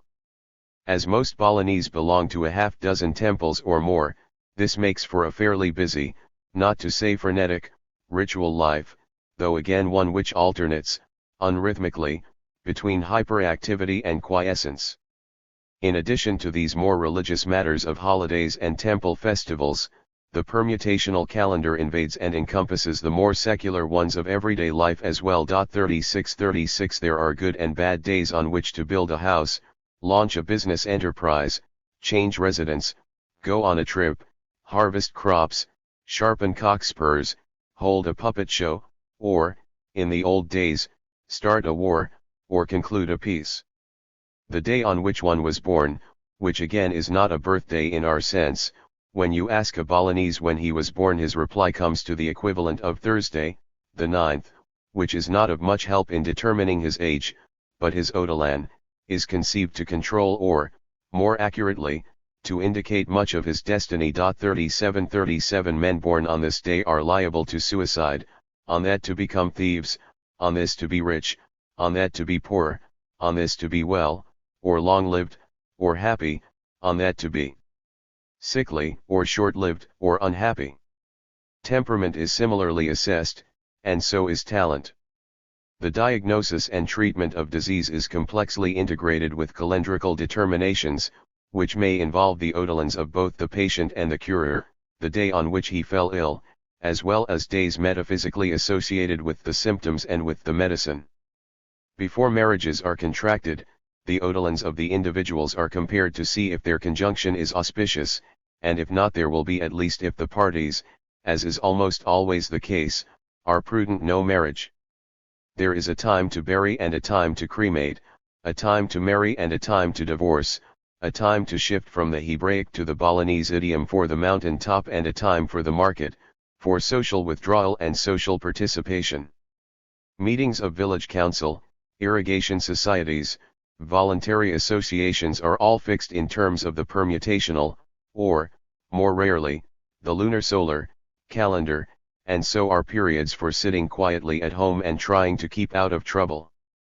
There are also various metaphysical conceptions associated with days bearing different names: constellations of gods, demons, natural objects, trees, birds, beasts, virtues and vices, love, hate, and so on, which explain why it has the character it has, but these need not be pursued here. In this area, as well as in the associated fortune-telling operations described in the text, theories and interpretations are less standardized, and computation is not confined to the 5-, 6-, and 7-name cycles, but extended to various permutations of the others, a fact which makes the possibilities virtually limitless. With respect to individuals, the term applied is more often odanan than odalan, but the root meaning is just the same: emerging, appearance, coming out. The lunar solar calendar, though constructed on a different basis, actually embodies the same punctual conception of time as the permutational. Its main distinction and, for certain purposes, advantage is that it is more or less anchored. It does not drift with respect to the seasons. This calendar consists of 12 numbered months which run from new moon to new moon. 38 These months are then divided into two sorts of, also numbered, days: lunar, Tithi, and solar, Diwasa. There are always 30 lunar days in a month, but, given the discrepancy between the lunar and solar years, there are sometimes 30 solar days in a month and sometimes 29. In the latter case, 2 lunar days are considered to fall on 1 solar day, that is, 1 lunar day is skipped. This occurs every 63 days, but, although this calculation is astronomically quite accurate, the actual determination is not made on the basis of astronomical observation and theory, for which the Balinese do not have the necessary cultural equipment, to say nothing of the interest. It is determined by the use of the permutational calendar.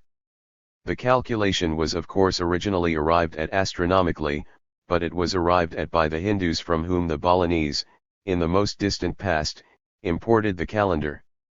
For the Balinese, the double lunar day, the day on which it is 2 days at once, is just one more special kind of day thrown up by the workings of the cycles and supercycles of the permutational calendar a priori, not a posteriori, knowledge. The names of the last 2 months borrowed from Sanskrit are not strictly speaking numbers as are those of the other 10, but in terms of Balinese perceptions they mean 11th and 12th. In any case, this correction still leaves a 9-11-day deviation from the true solar year, and this is compensated for by the interpolation of a leap month every 30 months, an operation which, though again originally a result of Hindu astronomical observation and calculation, is here simply mechanical. Despite the fact that the lunar solar calendar looks astronomical, and thus seems to be based on some perceptions of natural temporal processes, celestial clocks, this is an illusion arising from attending to its origins rather than its uses. Its uses are as divorced from observation of the heavens or from any other experience of passing time as are those of the permutational calendar by which it is so rigorously paced. As with the permutational calendar, it is the system, automatic, particulate, fundamentally not metrical but classificatory, which tells you what day, or what kind of day, it is, not the appearance of the moon, which, as one looks casually up at it, is experienced not as a determinant of the calendar but as a reflex of it. What is really real is the name or, in this case, the place, number of the day, its place in the trans-empirical taxonomy of days, not its epiphenomenal reflection in the sky. 3939. In fact, as another indic borrowing, the years are numbered too, but outside of priestly circles where familiarity with it is more a matter of scholarly prestige, a cultural ornament, than anything else, year enumeration plays virtually no role in the actual use of the calendar, and lunar solar dates are almost always given without the year, which is, with the rarest of exceptions, neither known nor cared about. Ancient texts and inscriptions sometimes indicate the year, but in the ordinary course of life the Balinese never date anything, in our sense of the term, except perhaps to say that some event, a volcanic eruption, a war, and so forth happened when I was small, when the Dutch were here, or, the Balinese illo tempore, in Majapahit times, and so on. In practice, the lunar solar calendar is used in the same way for the same sorts of things as the permutational. The fact that it is, loosely, anchored makes it rather more handy in agricultural contexts, so that planting, weeding, harvesting, and the like are usually regulated in terms of it, and some temples having a symbolic connection with agriculture or fertility celebrate their reception of the gods according to it. This means that such receptions appear only about every 355, in leap years, about 385, rather than 210 days. But otherwise the pattern is unchanged. In addition, there is one major holiday, Enjpi, to make quiet, which is celebrated according to the lunar solar calendar. Often called, by Western scholars, the Balinese New Year, even though it falls at the beginning, that is, the new moon, of not the first but the 10th month, and is concerned not with renewal or rededication but with an accentuated fear of demons and an attempt to render one's emotions tranquil. Enjpi is observed by an eerie day of silence. No one goes out on the streets, no work is conducted, no light or fire is lit, while conversation even within house yards is muted. The lunar solar system is not much used for fortune-telling purposes, though the new moon and full moon days are considered to have certain qualitative characteristics, sinister in the first case, auspicious in the second. In general, the lunar solar calendar is more a supplement to the permutational than an alternative to it. It makes possible the employment of a classificatory, full and empty, detemporalized conception of time in contexts where the fact that natural conditions vary periodically has to be at least minimally acknowledged. Ceremony, stage fright, and absence of climax. The anonymization of persons and the immobilization of time are thus but two sides of the same cultural process, the symbolic de-emphasis, in the everyday life of the Balinese, of the perception of fellow men as consociates, successors, or predecessors in favor of the perception of them as contemporaries. As the various symbolic orders of person definition conceal the biological, psychological, and historical foundation of that changing pattern of gifts and inclinations we call personality behind a dense screen of ready-made identities, iconic selves, so the calendar, or rather the application of the calendar, blunts the sense of dissolving days and evaporating years that those foundations and that pattern inevitably suggest by pulverizing the flow of time into disconnected, dimensionless, motionless particles. A sheer contemporary needs an absolute present in which to live. An absolute present can be inhabited only by a contemporized man. Yet, there is a third side to this same process which transforms it from a pair of complementary prepossessions into a triangle of mutually reinforcing cultural forces, the ceremonialization of social intercourse. To maintain the relative anonymization of individuals with whom one is in daily contact, to dampen the intimacy implicit in face-to-face relationships, in a word, to render consociates contemporaries, it is necessary to formalize relations with them to a fairly high degree, to confront them in a sociological middle distance where they are close enough to be identified but not so close as to be grasped, quasi-strangers, quasi-friends. The ceremoniousness of so much of Balinese daily life, the extent and the intensity to which interpersonal relations are controlled by a developed system of conventions and proprieties, is thus a logical correlate of a thoroughgoing attempt to block the more creatural aspects of the human condition: individuality, spontaneity, perishability, emotionality, vulnerability from sight.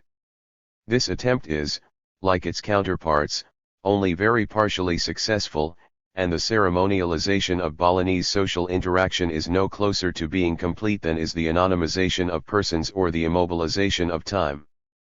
But the degree to which its success is wished for, the degree to which it is an obsessing ideal, accounts for the degree to which the ceremonialization obtains, for the fact that in Bali manners are not a mere matter of practical convenience or incidental decoration but are of deep spiritual concern.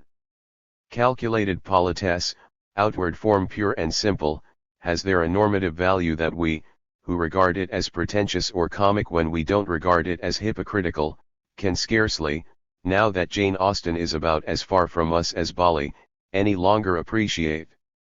Such an appreciation is rendered even more difficult by the presence within this industrious polishing of the surfaces of social life of a peculiar note, a stylistic nuance, we would not, I think, expect to be there. Being stylistic and being a nuance, though an altogether pervasive one, it is very difficult to communicate to someone who has not himself experienced it. Playful theatricality perhaps hits near it, if it is understood that the playfulness is not light-hearted but almost grave, and the theatricality not spontaneous but almost forced. Balinese social relations are at once a solemn game and a studied drama. This is most clearly seen in their ritual and, what is the same thing, artistic life, much of which is in fact but a portrait of and a mold for their social life.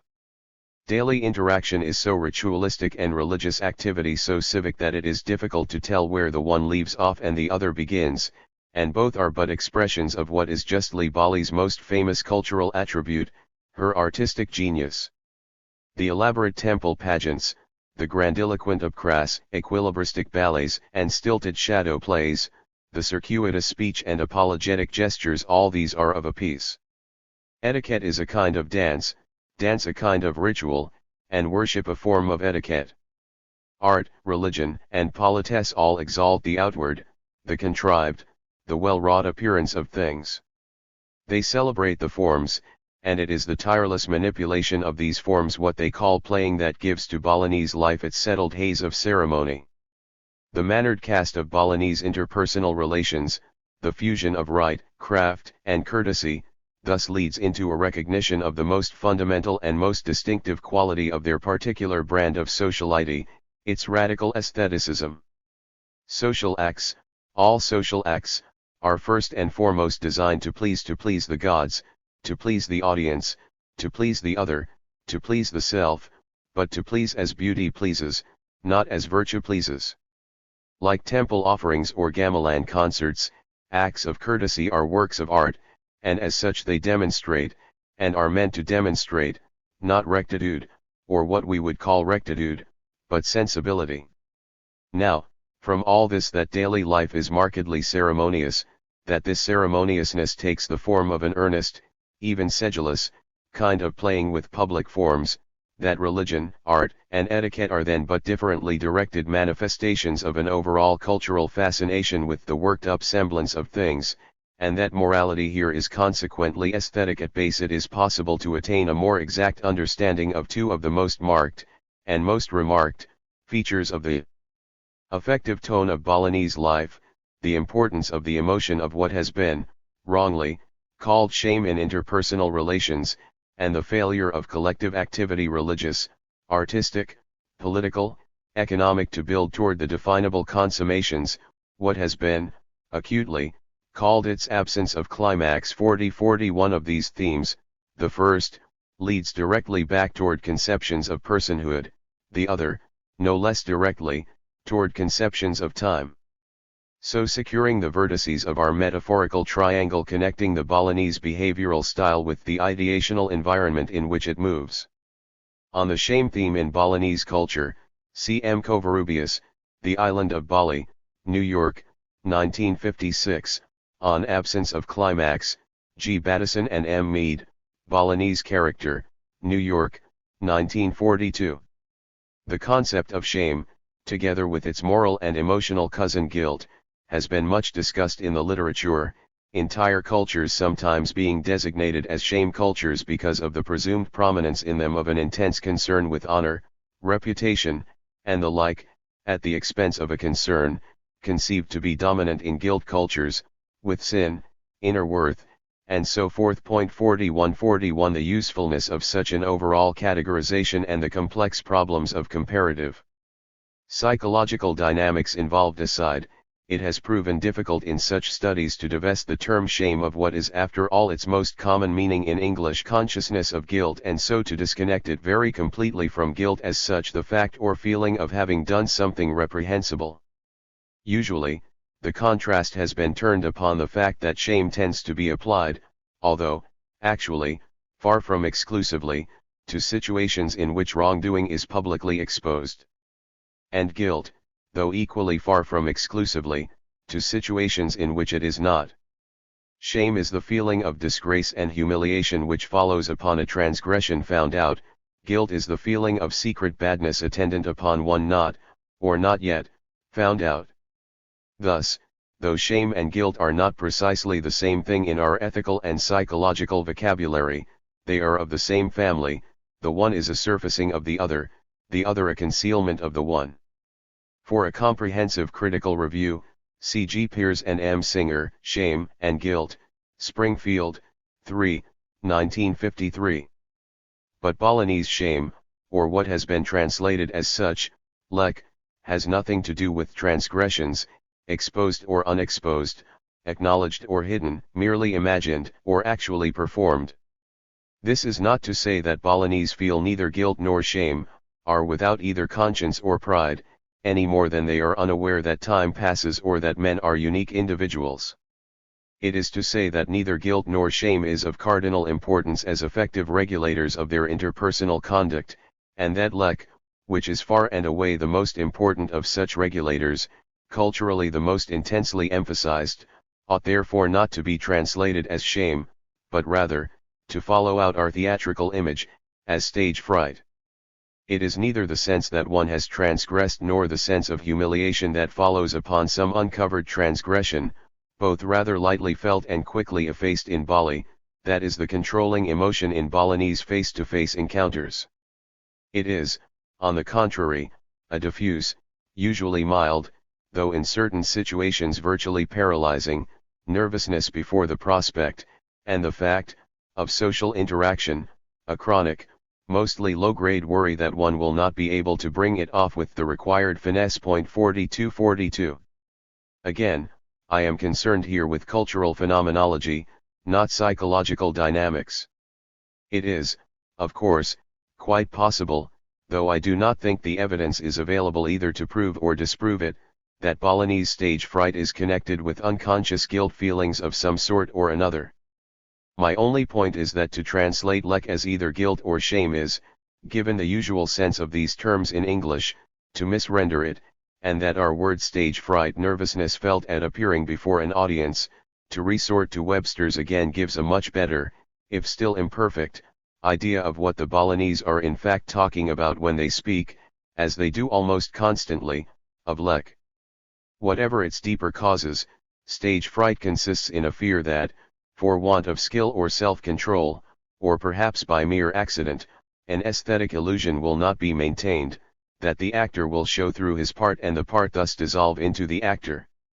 Aesthetic distance collapses, the audience, and the actor, loses sight of Hamlet and gains it, uncomfortably for all concerned, of bumbling John Smith painfully miscast as the Prince of Denmark. In Bali, the case is the same, if the drama more humble.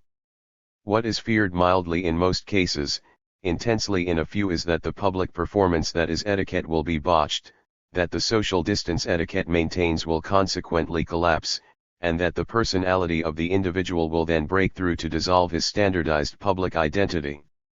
When this occurs, as it sometimes does, our triangle falls apart, ceremony evaporates, the immediacy of the moment is felt with an excruciating intensity, and men become unwilling consociates locked in mutual embarrassment, as though they had inadvertently intruded upon one another's privacy.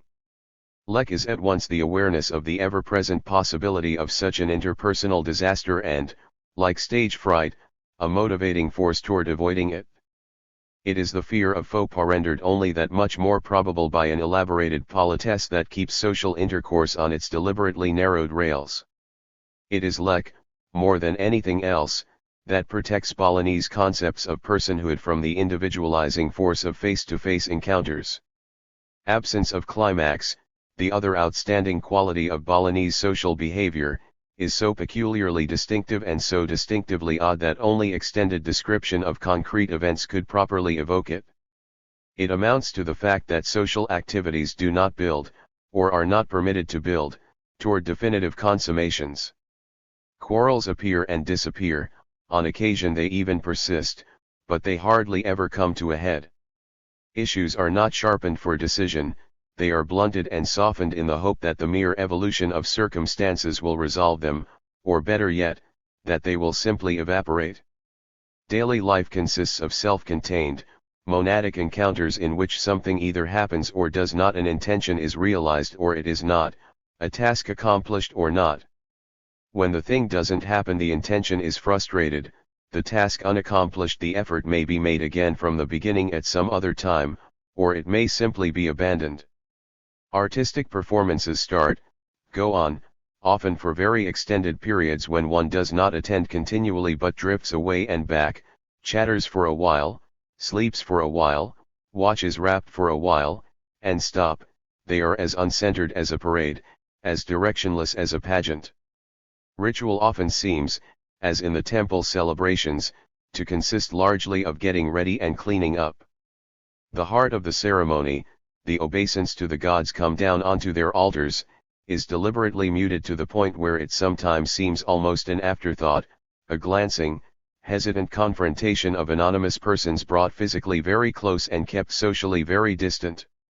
It is all welcoming and bidding farewell, foretaste and aftertaste, with but the most ceremonially buffered, ritually insulated sort of actual encounter with the sacred presences themselves. Even in such a dramatically more heightened ceremony as the Rangda Barong, fearful witch and foolish dragon combat ends in a state of complete irresolution, a mystical, metaphysical, and moral standoff, leaving everything precisely as it was, and the observer, or anyway the foreign observer, with the feeling that something decisive was on the verge of happening but never quite did. 43-43. For a description of the Rangda, Barong combat, see J. Balo, Rangda and Barong. For a brilliant evocation of its mood, G. Battison and M. Mead, Balinese character. See also above, pages 114 to 118. In short, events happen like holidays. They appear, vanish, and reappear, each discrete, sufficient unto itself, a particular manifestation of the fixed order of things. Social activities are separate performances, they do not march toward some destination, gather toward some denouement. As time is punctual, so life is. Not orderless, but qualitatively ordered, like the days themselves, into a limited number of established kinds. Balinese social life lacks climax because it takes place in a motionless present, a vectorless now. Or, equally true, Balinese time lacks motion because Balinese social life lacks climax. The two imply one another, and both together imply and are implied by the Balinese contemporization of persons. the perception of fellow men, the experience of history, and the temper of collective life, what has sometimes been called ethos, are hooked together by a definable logic. But the logic is not syllogistic, it is social. Cultural integration, cultural conflict, cultural change. Referring as it does both to formal principles of reasoning and to rational connections among facts and events, logic is a treacherous word, and nowhere more so than in the analysis of culture. When one deals with meaningful forms, the temptation to see the relationship among them as immanent, as consisting of some sort of intrinsic affinity, or disaffinity, they bear for one another, is virtually overwhelming. And so we hear cultural integration spoken of as a harmony of meaning, cultural change as an instability of meaning, and cultural conflict as an incongruity of meaning, with the implication that the harmony, the instability, or the incongruity are properties of meaning itself, as, say, sweetness is a property of sugar or brittleness of glass. Yet, when we try to treat these properties as we would sweetness or brittleness, they fail to behave, logically, in the expected way. When we look for the constituents of the harmony, the instability, or the incongruity, we are unable to find them resident in that of which they are presumably properties. One cannot run symbolic forms through some sort of cultural assay to discover their harmony content, their stability ratio, or their index of incongruity. One can only look and see if the forms in question are in fact coexisting, changing, or interfering with one another in some way or other, which is like tasting sugar to see if it is sweet or dropping a glass to see if it is brittle, not like investigating the chemical composition of sugar or the physical structure of glass. The reason for this is, of course, that meaning is not intrinsic in the objects, acts, processes, and so on, which bear it, but as Durkheim, Weber, and so many others have emphasized, imposed upon them, and the explanation of its properties must therefore be sought in that which does the imposing men living in society. The study of thought is, to borrow a phrase from Joseph Levinson, the study of men thinking, 44:44, and as they think not in some special place of their own, but in the same place, the social world, that they do everything else. The nature of cultural integration, cultural change, or cultural conflict is to be probed for there, in the experiences of individuals and groups of individuals as, under the guidance of symbols, they perceive, feel, reason, judge, and act. J. Levinson, Modern China and Its Confucian Past, Garden City, 1964, p. 212. Here, as elsewhere, I use thinking to refer not just to deliberate reflection but intelligent activity of any sort, and meaning to refer not just to abstract concepts but significance of any sort. This is perhaps somewhat arbitrary, and a little loose, but one must have general terms to talk about general subjects, even if what falls under such subjects is very far from being homogeneous. To say this is, however, not to yield to psychologism, which along with logicism is the other great saboteur of cultural analysis. For human experience, the actual living through of events is not mere sentience, but, from the most immediate perception to the most mediated judgment, significant sentience, sentience interpreted, sentience grasped. For human beings, with the possible exception of neonates, who except for their physical structure are human only in posse anyway, all experience is construed experience, and the symbolic forms in terms of which it is construed thus determine, in conjunction with a wide variety of other factors ranging from the cellular geometry of the retina to the endogenous stages of psychological maturation, its intrinsic texture. To abandon the hope of finding the logic of cultural organization in some Pythagorean realm of meaning is not to abandon the hope of finding it at all. It is to turn our attention toward that which gives symbols their life, their use. 45:45. Every sign by itself seems dead. What gives it life? In use it is alive. Is life breathed into it there, or is its use its life? L. Wittgenstein, Philosophical Investigations, New York, 1953, p. 128e. Italics in original. What binds Balinese symbolic structures for defining persons, names, kin terms, technonyms, titles, and so on, to their symbolic structures for characterizing time, permutational calendars, and so forth, and both of these to their symbolic structures for ordering interpersonal behavior, art, ritual, politesse, and so on, is the interaction of the effects each of these structures has upon the perceptions of those who use them, the way in which their experiential impacts play into and reinforce one another. A penchant for contemporizing fellow men blunts the sense of biological aging. A blunted sense of biological aging removes one of the main sources of a sense of temporal flow. A reduced sense of temporal flow gives to interpersonal events an episodic quality. Ceremonialized interaction supports standardized perceptions of others. Standardized perceptions of others support a steady-state conception of society. A steady-state conception of society supports a taxonomic perception of time. And so on. One could begin with conceptions of time and go around, in either direction, the same circle. The circle, though continuous, is not in a strict sense closed, because none of these modes of experience is more than a dominant tendency, a cultural emphasis, and their subdued opposites, equally well rooted in the general conditions of human existence and not without some cultural expression of their own, coexist with them, and indeed act against them. Yet, they are dominant, they do reinforce one another, and they are persisting. And it is to the state of affairs, neither permanent nor perfect, that the concept cultural integration, what Weber called Sinnzusammenhang, can be legitimately applied. In this view, cultural integration is no longer taken to be a sui generis phenomenon locked away from the common life of man in a logical world of its own. Perhaps even more important, however, it is also not taken to be an all-embracing, completely pervasive, unbounded one. In the first place, as just noted, patterns counteractive to the primary ones exist as subdominant but nonetheless important themes in, so far as we can tell, any culture. In an ordinary, quite un-Hegelian way, the elements of a culture's own negation are, with greater or lesser force, included within it. With respect to the Balinese, for example, an investigation of their witch beliefs, or, to speak phenomenologically, witch experiences, as inverses of what might be called their person beliefs, or of their trance behavior as an inverse of their etiquette, would be most enlightening in this respect and would add both depth and complexity to the present analysis.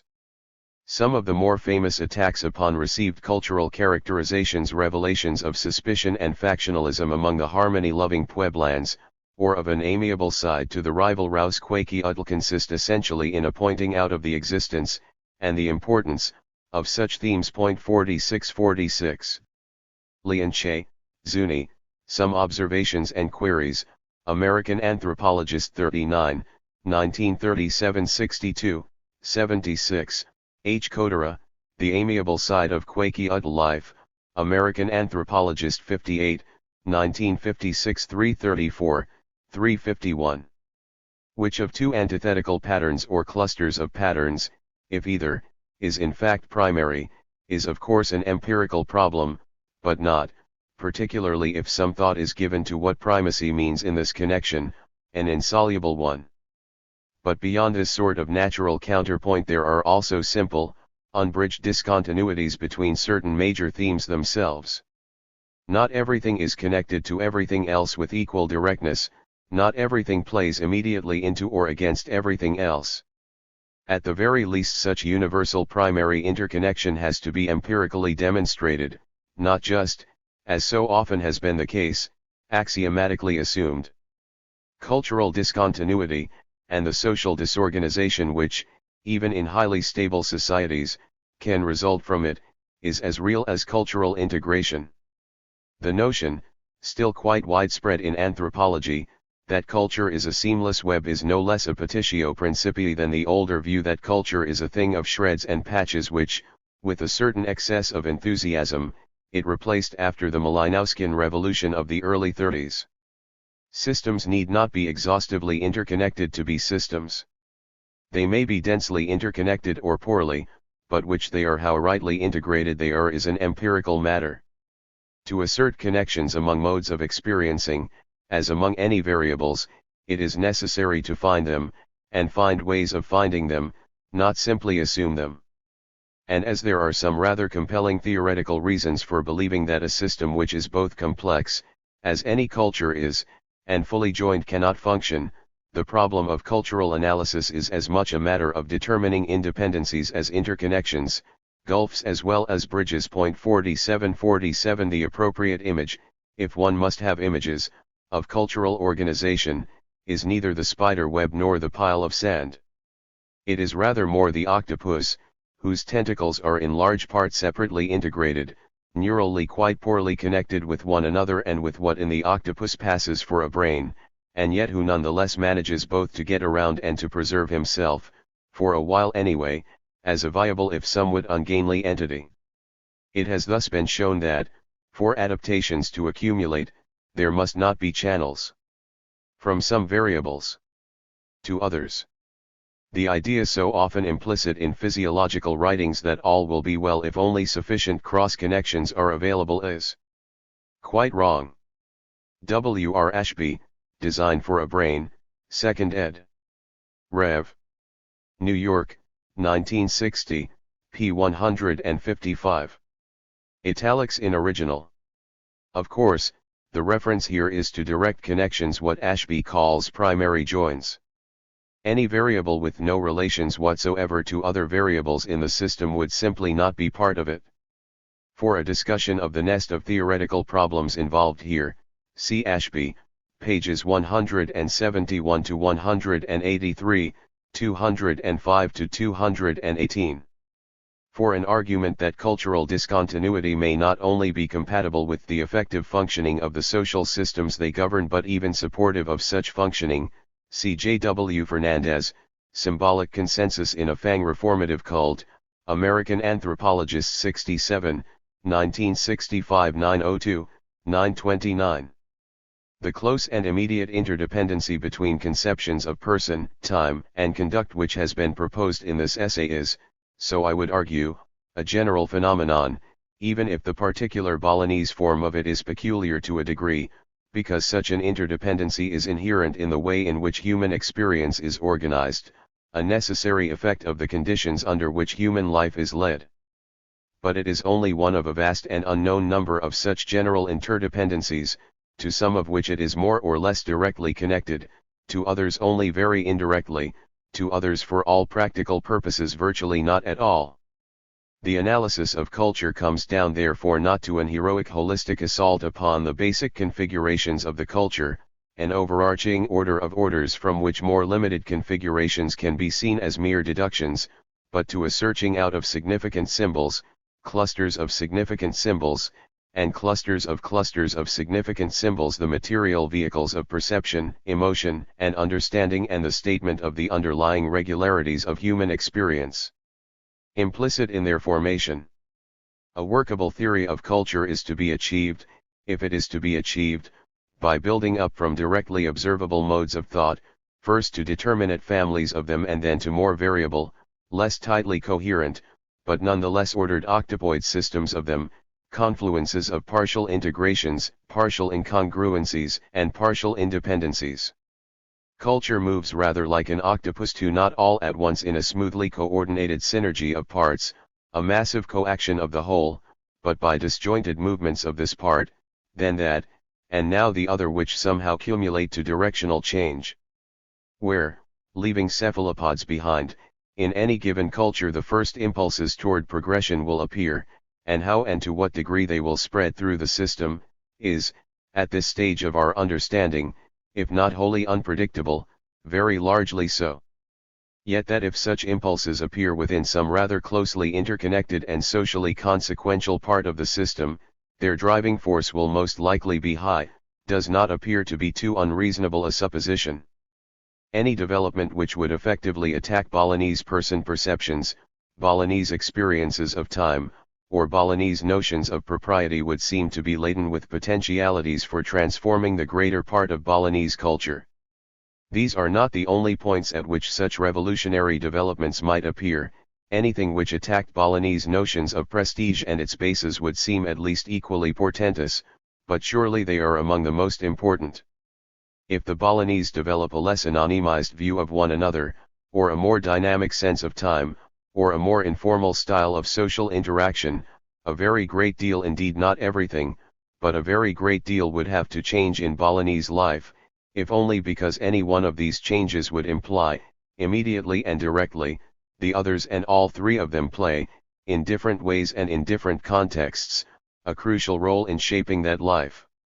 Such cultural changes could, in theory, come from within Balinese society or from without, but considering the fact that Bali is now part of a developing national state whose center of gravity is elsewhere in the great cities of Java and Sumatra, it would seem most likely to come from without.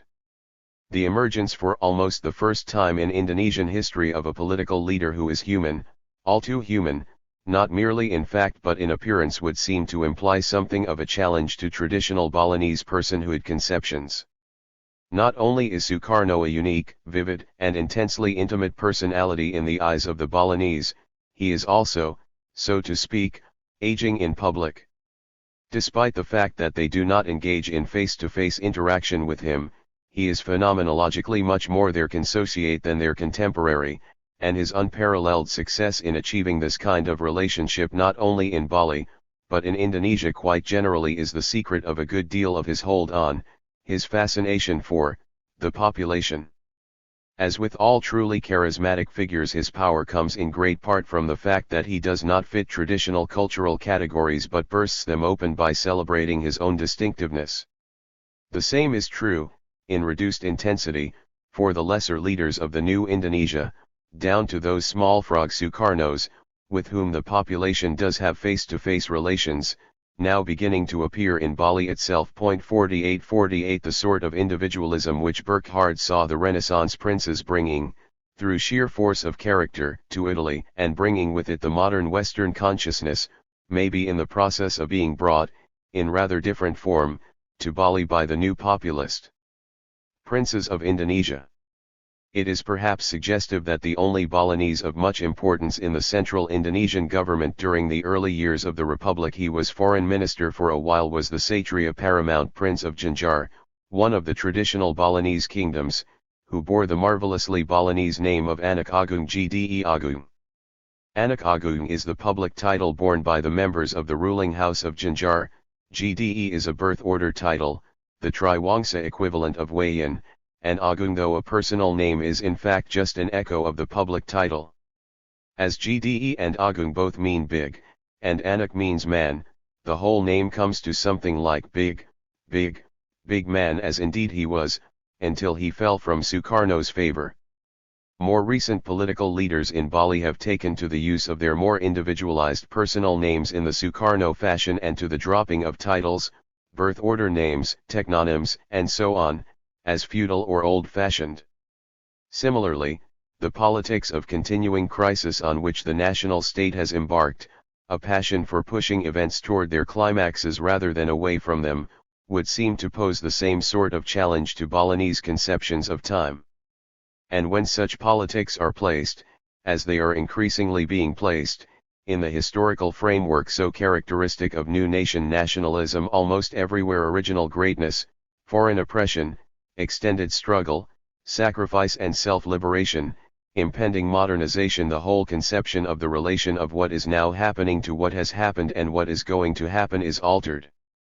And finally, the new informality of urban life and of the pan-Indonesian culture which dominates it, the growth in importance of youth and youth culture, with the consequent narrowing, sometimes even the reversal, of the social distance between generations, the sentimental comradeship of fellow revolutionaries, the populist equalitarian of political ideology, Marxist and non-Marxist alike, appears to contain a similar thread to the ethos, or behavioral style, side of the Balinese triangle. All this is admittedly mere speculation, though, given the events of the 15 years of independence, not wholly groundless speculation, and when, how fast, and in what order Balinese perceptions of person, time, and conduct will change is, if not wholly unpredictable in general, largely so in detail. But as they do change, which seems to me certain, and in fact already to have well begun. 49 The sort of analysis here developed of cultural concepts as active forces, of thought as a public phenomenon with effects like other public phenomena, should aid us in discovering its outlines, its dynamics, and, even more important, its social implications. Nor, in other forms and with other results, should it be less useful elsewhere. Chapter 15/Deep Play, Notes on the Balinese Cockfight. The Raid. Early in April of 1958, my wife and I arrived, malarial and diffident, in a Balinese village we intended, as anthropologists, to study. A small place, about 500 people, and relatively remote, it was its own world. We were intruders, professional ones, and the villagers dealt with us as Balinese seem always to deal with people not part of their life who yet press themselves upon them, as though we were not there. For them, and to a degree for ourselves, we were non-persons, specters, invisible men. We moved into an extended family compound, that had been arranged before through the provincial government, belonging to one of the four major factions in village life. But except for our landlord and the village chief, whose cousin and brother-in-law he was, everyone ignored us in a way only a Balinese can do. As we wandered around, uncertain, wistful, eager to please, people seemed to look right through us with a gaze focused several yards behind us on some more actual stone or tree. Almost nobody greeted us, but nobody scowled or said anything unpleasant to us either, which would have been almost as satisfactory. If we ventured to approach someone, something one is powerfully inhibited from doing in such an atmosphere, he moved, negligently but definitely, away. If, seated or leaning against a wall, we had him trapped, he said nothing at all, or mumbled what for the Balinese is the ultimate non-word yes. The indifference, of course, was studied, the villagers were watching every move we made, and they had an enormous amount of quite accurate information about who we were and what we were going to be doing. But they acted as if we simply did not exist, which, in fact, as this behavior was designed to inform us, we did not, or anyway not yet. This is, as I say, general in Bali. Everywhere else I have been in Indonesia, and more latterly in Morocco, when I have gone into a new village, people have poured out from all sides to take a very close look at me, and, often an all too probing feel as well. In Balinese villages, at least those away from the tourist circuit, nothing happens at all. People go on pounding, chatting, making offerings, staring into space, carrying baskets about while one drifts around feeling vaguely disembodied. And the same thing is true on the individual level. When you first meet a Balinese, he seems virtually not to relate to you at all.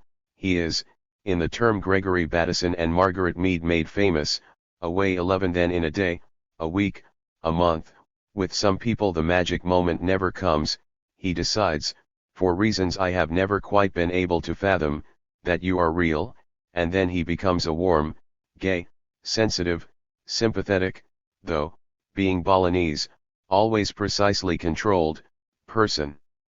You have crossed, somehow, some moral or metaphysical shadow line.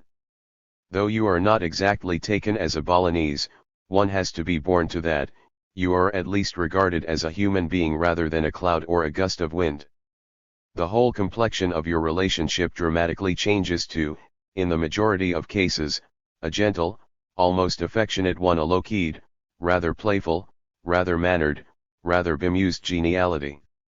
My wife and I were still very much in the gust of wind stage, a most frustrating, and even, as you soon begin to doubt whether you are really real after all, unnerving one, when, 10 days or so after our arrival, a large cockfight was held in the public square to raise money for a new school.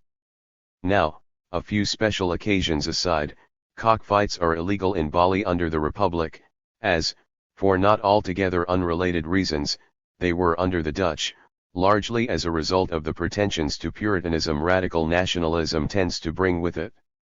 The elite, which is not itself so very Puritan, worries about the poor, ignorant peasant gambling all his money away, about what foreigners will think, about the waste of time better devoted to building up the country. It sees cockfighting as primitive, backward, unprogressive, and generally unbecoming an ambitious nation. And, as with those other embarrassments, opium smoking, begging, or uncovered breasts, it seeks, rather unsystematically, to put a stop to it.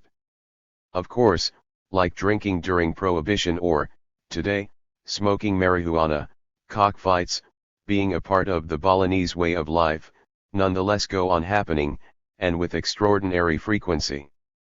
And, as with Prohibition or marijuana, from time to time the police, who, in 1958 at least, were almost all not Balinese but Javanese, feel called upon to make a raid, confiscate the cocks and spurs, fine a few people, and even now and then expose some of them in the tropical sun for a day as object lessons which never, somehow, get learned, even though occasionally, quite occasionally, the object does.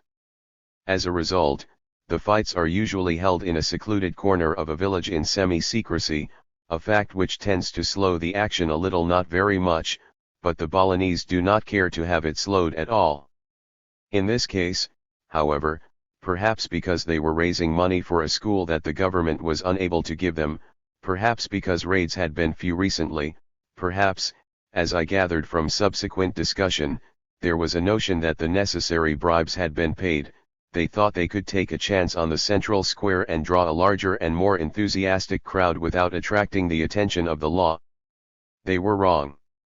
In the midst of the third match, with hundreds of people, including, still transparent, myself and my wife, fused into a single body around the ring, a superorganism in the literal sense, a truck full of policemen armed with machine guns roared up.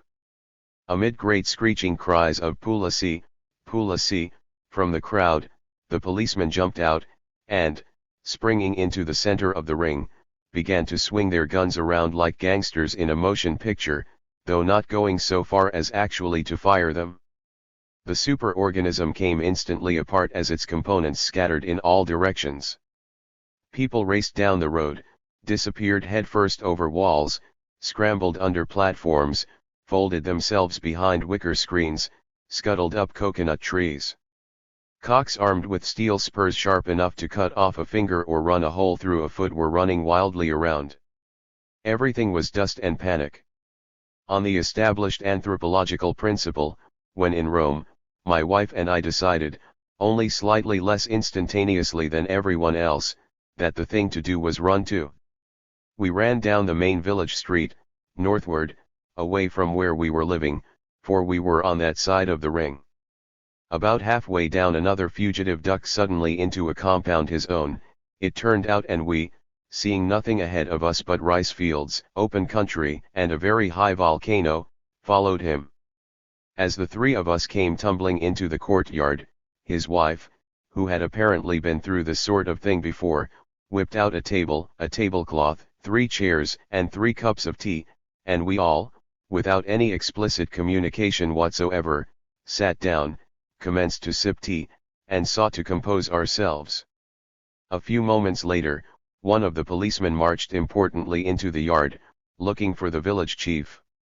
The chief had not only been at the fight, he had arranged it. When the truck drove up, he ran to the river, stripped off his sarong, and plunged in so he could say, when at length they found him sitting there pouring water over his head, that he had been away bathing when the whole affair had occurred and was ignorant of it. They did not believe him and fined him 300 rupiah, which the village raised collectively.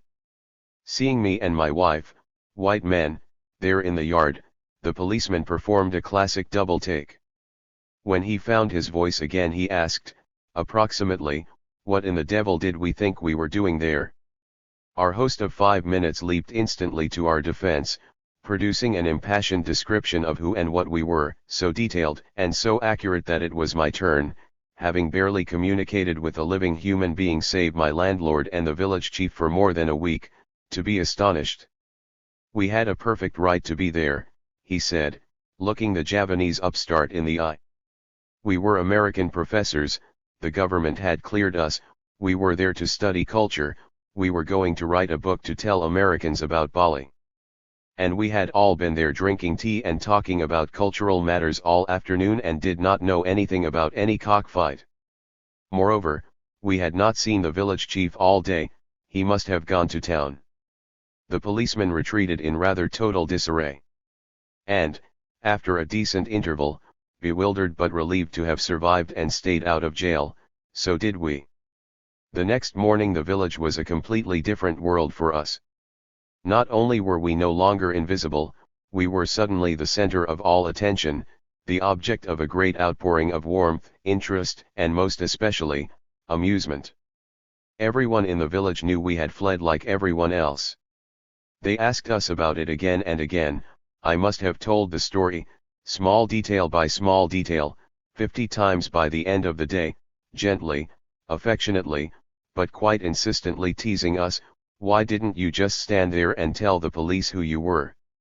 Why didn't you just say you were only watching and not betting? Were you really afraid of those little guns? As always, kinesthetically minded and, even when fleeing for their lives, or, as happened 8 years later, surrendering them, the world's most poised people, they gleefully mimicked, also over and over again, our graceless style of running and what they claimed were our panic-stricken facial expressions. But above all, everyone was extremely pleased and even more surprised that we had not simply pulled out our papers, they knew about those too, and asserted our distinguished visitor status, but had instead demonstrated our solidarity with what were now our Coville loggers. What we had actually demonstrated was our cowardice, but there is fellowship in that too.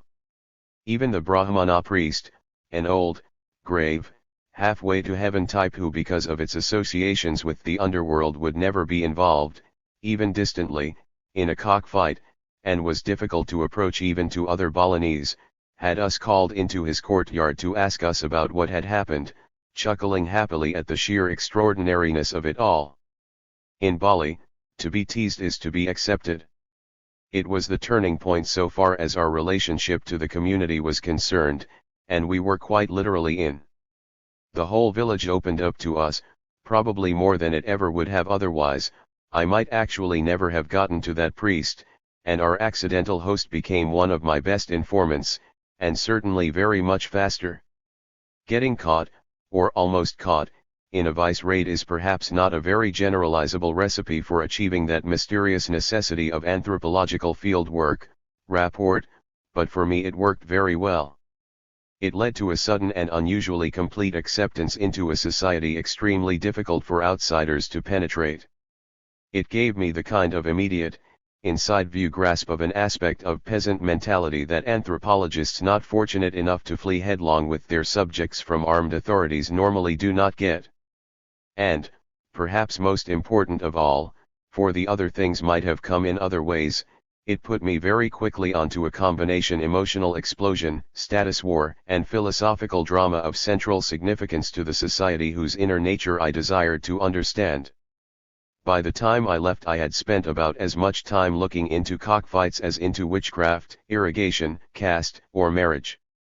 Of cocks and men. Bali, mainly because it is Bali, is a well-studied place. Its mythology, art, ritual, social organization, patterns of child rearing, forms of law, even styles of trance, have all been microscopically examined for traces of that elusive substance Jane Balo called the Balinese temper 22 but, aside from a few passing remarks, the cockfight has barely been noticed, although as a popular obsession of consuming power it is at least as important a revelation of what being a Balinese is really like as these more celebrated phenomena. 33 As much of America surfaces in a ballpark, on a golf links, at a racetrack, or around a poker table, much of Bali surfaces in a cock ring. For it is only apparently cocks that are fighting there. Actually, it is men. To anyone who has been in Bali any length of time, the deep psychological identification of Balinese men with their cocks is unmistakable. The double entendre here is deliberate. It works in exactly the same way in Balinese as it does in English, even to producing the same tired jokes, strained puns, and uninventive obscenities. Bateson and Mead have even suggested that, in line with the Balinese conception of the body as a set of separately animated parts, cocks are viewed as detachable, self-operating penises, ambulant genitals with a life of their own. 44 And while I do not have the kind of unconscious material either to confirm or disconfirm this intriguing notion, the fact that they are masculine symbols par excellence is about as indubitable, and to the Balinese about as evident, as the fact that water runs downhill. Ibid, pages 25 to 26. The cockfight is unusual within Balinese culture in being a single-sex public activity from which the other sex is totally and expressly excluded. Sexual differentiation is culturally extremely played down in Bali, and most activities, formal and informal, involve the participation of men and women on equal ground, commonly as linked couples. From religion, to politics, to economics, to kinship, to dress, Bali is a rather unisex society, a fact both its customs and its symbolism clearly express.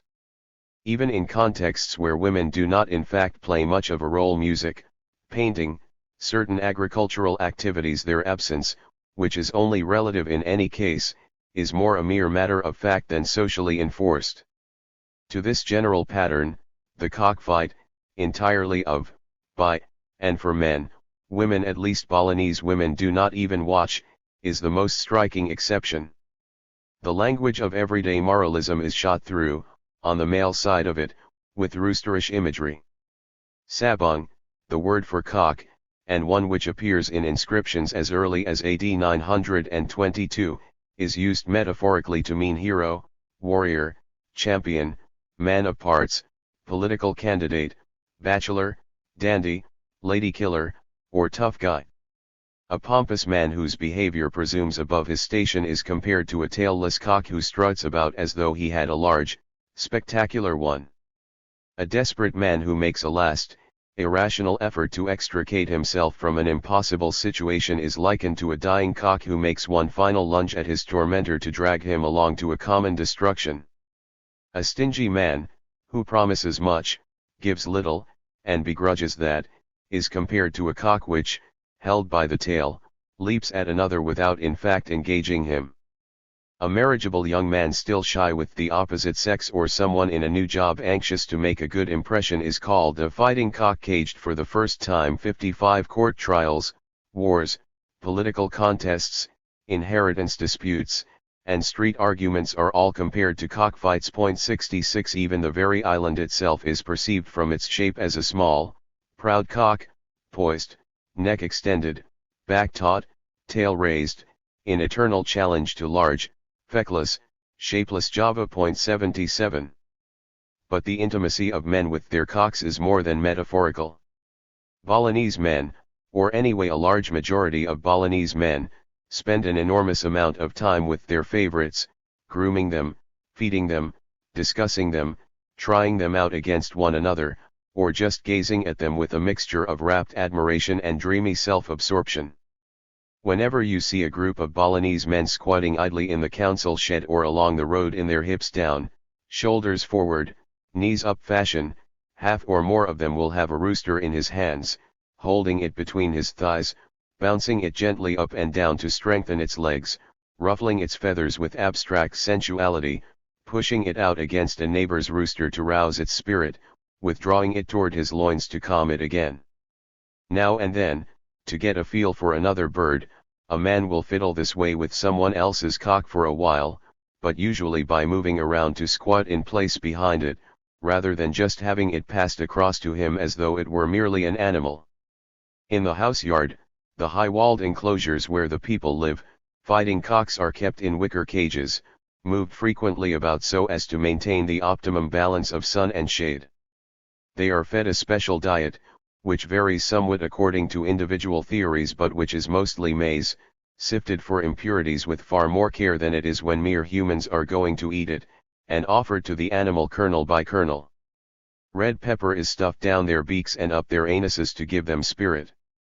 They are bathed in the same ceremonial preparation of tepid water, medicinal herbs, flowers, and onions in which infants are bathed, and for a prize cock just about as often.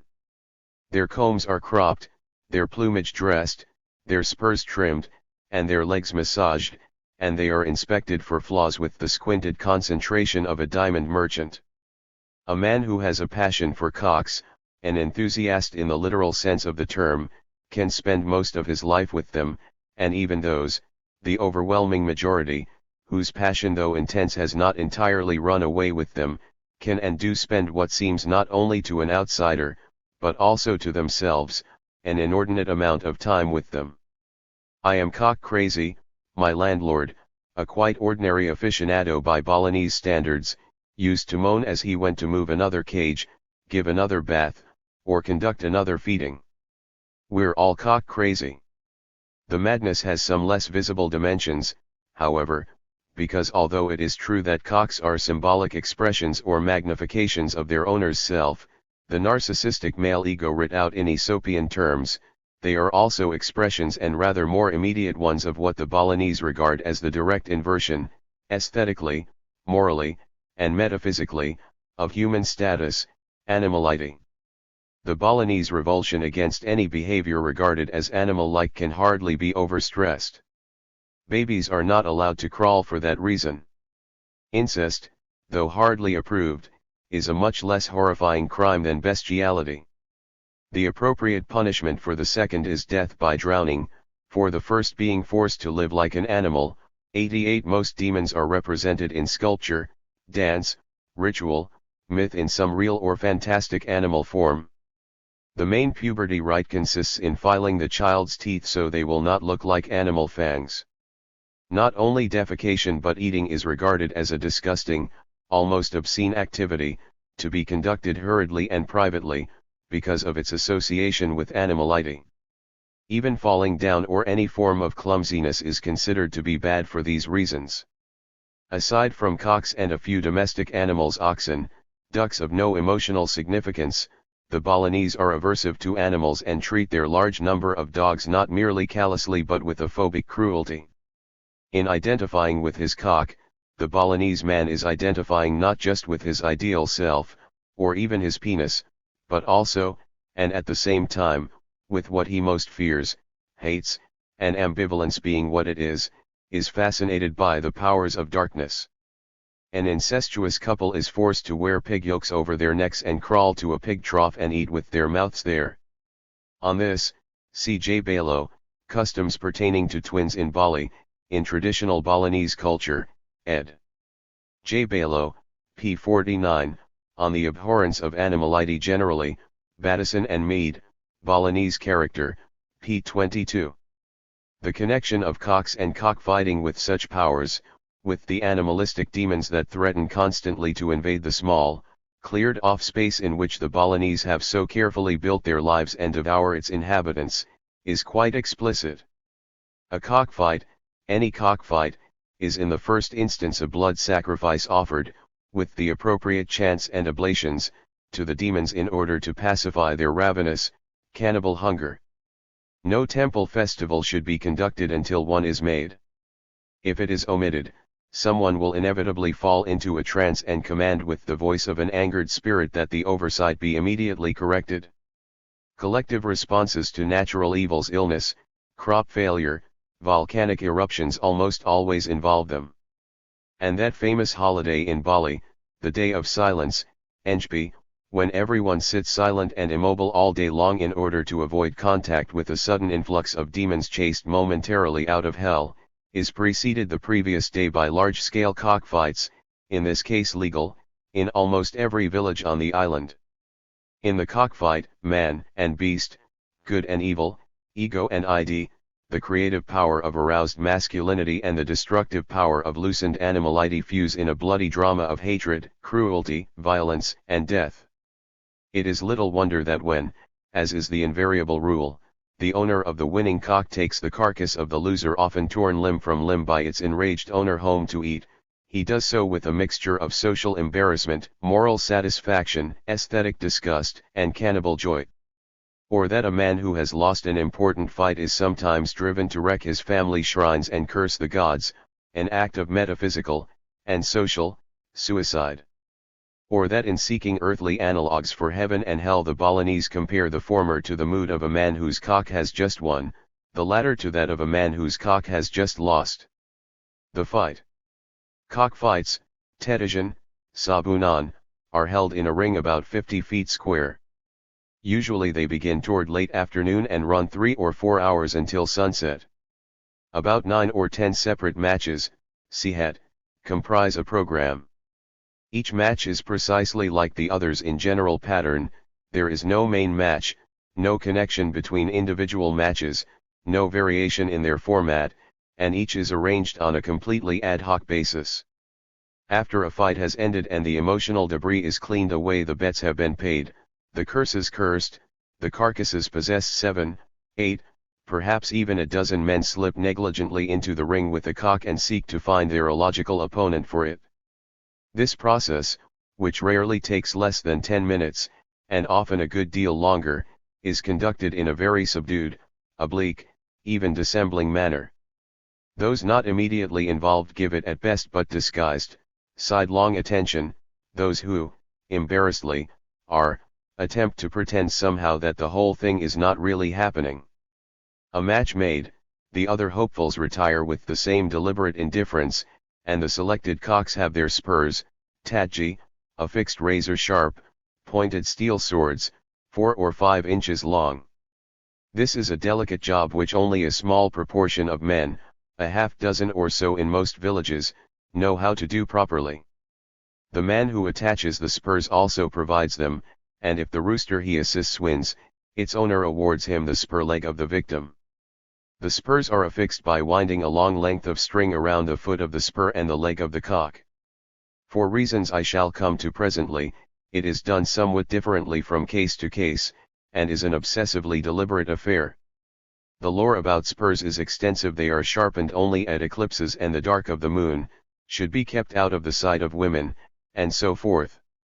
And they are handled, both in use and out, with the same curious combination of fussiness and sensuality the Balinese direct toward ritual objects generally. The spurs affixed, the two cocks are placed by their handlers, who may or may not be their owners, facing one another in the center of the ring. 99. A coconut pierced with a small hole is placed in a pail of water, in which it takes about 21 seconds to sink, a period known as a tijang and marked at beginning and end by the beating of a slit gong. During these 21 seconds the handlers, pengang, are not permitted to touch their roosters. If, as sometimes happens, the animals have not fought during this time, they are picked up, fluffed, pulled, prodded, and otherwise insulted, and put back in the center of the ring, and the process begins again. Sometimes they refuse to fight at all, or one keeps running away, in which case they are imprisoned together under a wicker cage, which usually gets them engaged. Except for unimportant, small bet fights, on the question of fight importance, see below, spur affixing is usually done by someone other than the owner. Whether the owner handles his own cock or not more or less depends on how skilled he is at it, a consideration whose importance is again relative to the importance of the fight. When spur affixers and cock handlers are someone other than the owner, they are almost always a quite close relative, a brother or cousin or a very intimate friend of his. They are thus almost extensions of his personality, as the fact that all three will refer to the cock as mine, say I fought so and so on, demonstrates. Also, owner-handler affixer triads tend to be fairly fixed, though individuals may participate in several and often exchange roles within a given one. Most of the time, in any case, the cocks fly almost immediately at one another in a wing-beating, head-thrusting, leg-kicking explosion of animal fury so pure, so absolute, and in its own way so beautiful, as to be almost abstract, a Platonic concept of hate. Within moments one or the other drives home a solid blow with his spur. The handler whose cock has delivered the blow immediately picks it up so that it will not get a return blow, for if he does not the match is likely to end in a mutually mortal tie as the two birds wildly hack each other to pieces. This is particularly true if, as often happens, the spur sticks in its victim's body, for then the aggressor is at the mercy of his wounded foe. With the birds again in the hands of their handlers, the coconut is now sunk 3 times, after which the cock which has landed the blow must be set down to show that he is firm, a fact he demonstrates by wandering idly around the ring for a coconut sink. The coconut is then sunk twice more and the fight must recommence. During this interval, slightly over 2 minutes, the handler of the wounded cock has been working frantically over it, like a trainer patching a mauled boxer between rounds, to get it in shape for a last, desperate try for victory. He blows in its mouth, putting the whole chicken head in his own mouth and sucking and blowing, fluffs it, stuffs its wounds with various sorts of medicines, and generally tries anything he can think of to arouse the last ounce of spirit which may be hidden somewhere within it. By the time he is forced to put it back down he is usually drenched in chicken blood, but, as in prize fighting, a good handler is worth his weight in gold. Some of them can virtually make the dead walk, at least long enough for the second and final round.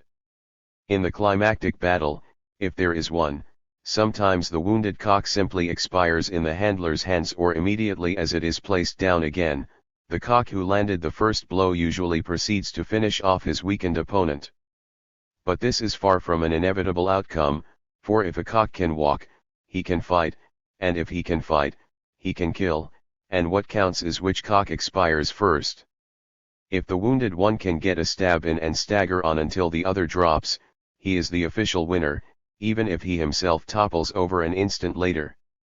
Surrounding all this melodrama which the crowd packed tight around the ring follows in near silence, moving their bodies in kinesthetic sympathy with the movement of the animals, cheering their champions on with wordless hand motions, shiftings of the shoulders, turnings of the head, falling back en masse as the cock with the murderous spurs careens toward one side of the ring. It is said that spectators sometimes lose eyes and fingers from being too attentive, surging forward again as they glance off toward another is a vast body of extraordinarily elaborate and precisely detailed rules. These rules, together with the developed lore of cocks and cockfighting which accompanies them, are written down in palm leaf manuscripts, lontar, rontal, passed on from generation to generation as part of the general legal and cultural tradition of the villages. At a fight, the umpire, Sajakomang, Jurukembar, the man who manages the coconut is in charge of their application and his authority is absolute. I have never seen an umpire's judgment questioned on any subject, even by the more despondent losers, nor have I ever heard, even in private, a charge of unfairness directed against one, or, for that matter, complaints about umpires in general. Only exceptionally well trusted, solid, and, given the complexity of the code, knowledgeable citizens perform this job, and in fact men will bring their cocks only to fights presided over by such men. It is also the umpire to whom accusations of cheating, which, though rare in the extreme, occasionally arise, are referred, and it is he who in the not infrequent cases where the cocks expire virtually together decides which, if either, for, though the Balinese do not care for such an outcome, there can be ties, went first. Likened to a judge, a king, a priest, and a policeman, he is all of these, and under his assured direction the animal passion of the fight proceeds within the civic certainty of the law. In the dozens of cockfights I saw in Bali, I never once saw an altercation about rules. Indeed, I never saw an open altercation, other than those between cocks, at all. This crosswise doubleness of an event which, taken as a fact of nature, is rage untrammeled and, taken as a fact of culture, is form perfected, defines the cockfight as a sociological entity. A cockfight is what, searching for a name for something not vertebrate enough to be called a group and not structureless enough to be called a crowd, Irving Goffman has called a focused gathering a set of persons engrossed in a common flow of activity and relating to one another in terms of that flow. 10 Such gatherings meet and disperse, the participants in them fluctuate. The activity that focuses them is discrete, a particulate process that reoccurs rather than a continuous one that endures. They take their form from the situation that evokes them, the floor on which they are placed, as Goffman puts it, but it is a form, and an articulate one, nonetheless. For the situation, the floor is itself created, in jury deliberations, surgical operations, block meetings, sit-ins, cockfights, by the cultural preoccupations here, as we shall see, the celebration of status rivalry which not only specify the focus but, assembling actors and arranging scenery, bring it actually into being. In classical times, that is to say, Prior to the Dutch invasion of 1908, when there were no bureaucrats around to improve popular morality, the staging of a cockfight was an explicitly societal matter. Bringing a cock to an important fight was, for an adult male, a compulsory duty of citizenship. Taxation of fights, which were usually held on market day, was a major source of public revenue. Patronage of the art was a stated responsibility of princes, and the cock ring, or want elan, stood in the center of the village near those other monuments of Balinese civility: the council house, the Origin temple, the marketplace, the signal tower, and the banyan tree. Today, a few special occasions aside, the newer rectitude makes so open a statement of the connection between the excitements of collective life and those of blood sport impossible, but, less directly expressed, the connection itself remains intimate and intact. To expose it, however, it is necessary to turn to the aspect of cockfighting around which all the others pivot, and through which they exercise their force, an aspect I have thus far studiously ignored. I mean, of course, the gambling. Odds and even money. The Balinese never do anything in a simple way that they can contrive to do in a complicated one, and to this generalization cockfight wagering is no exception. In the first place, there are two sorts of bets, or to.1111. There is the single axial bet in the center between the principals, toki tenga, and there is the cloud of peripheral ones around the ring between members of the audience, to kesasi. The first is typically large, the second typically small. The first is collective, involving coalitions of bettors clustering around the owner. The second is individual, man to man. The first is a matter of deliberate, very quiet, almost furtive arrangement by the coalition members and the umpire huddled like conspirators in the center of the ring. The second is a matter of impulsive shouting, public offers and public acceptances by the excited throng around its edges. And most curiously, and as we shall see most revealingly, where the first is always, without exception, even money, the second, equally without exception, is never such. What is a fair coin in the center is a biased one on the side. This word, which literally means an indelible stain or mark, as in a birthmark or a vein in a stone, is used as well for a deposit in a court case, for a pawn, for security offered in a loan, for a stand-in for someone else in a legal or ceremonial context, for an earnest advanced in a business deal, for a sign placed in a field to indicate its ownership is in dispute, and for the status of an unfaithful wife from whose lover her husband must gain satisfaction or surrender her to him. See Korn, Het Recht van Bali, th.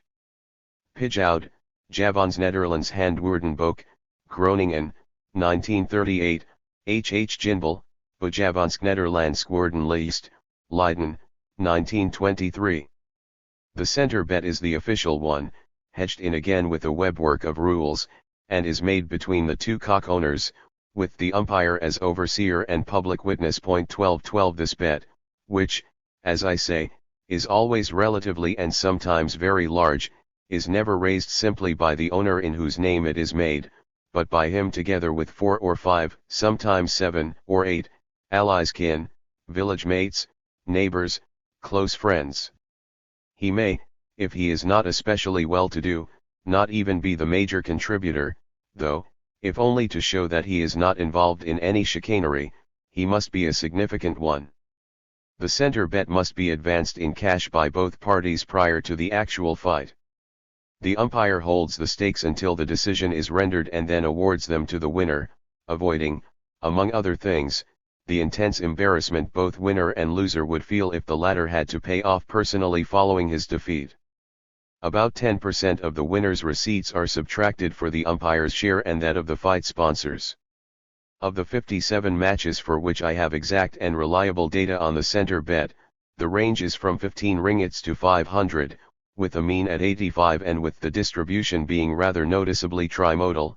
Small fights, 15 ringgits either side of 35, accounting for about 45% of the total number, medium ones, 20 ringgits either side of 70, for about 25%, and large, 75 ringgits either side of 175, for about 20%, with a few very small and very large ones. Out at the extremes. In a society where the normal daily wage of a manual laborer, a brickmaker, an ordinary farm worker, a market porter was about 3 ringgits a day, and considering the fact that fights were held on the average about every 2.5 days in the immediate area I studied, this is clearly serious gambling, even if the bets are pooled rather than individual efforts. The side bets are, however, something else altogether. Rather than the solemn, legalistic pact-making of the center, wagering takes place rather in the fashion in which the stock exchange used to work when it was out on the curb. There is a fixed and known odds paradigm which runs in a continuous series from 10 to 9 at the short end to 2 to 1 at the long, 10 to 9, 9 to 8, 8 to 7, 7 to 6, 6 to 5, 5 to 4, 4 to 3, 3 to 2, 2 to 1.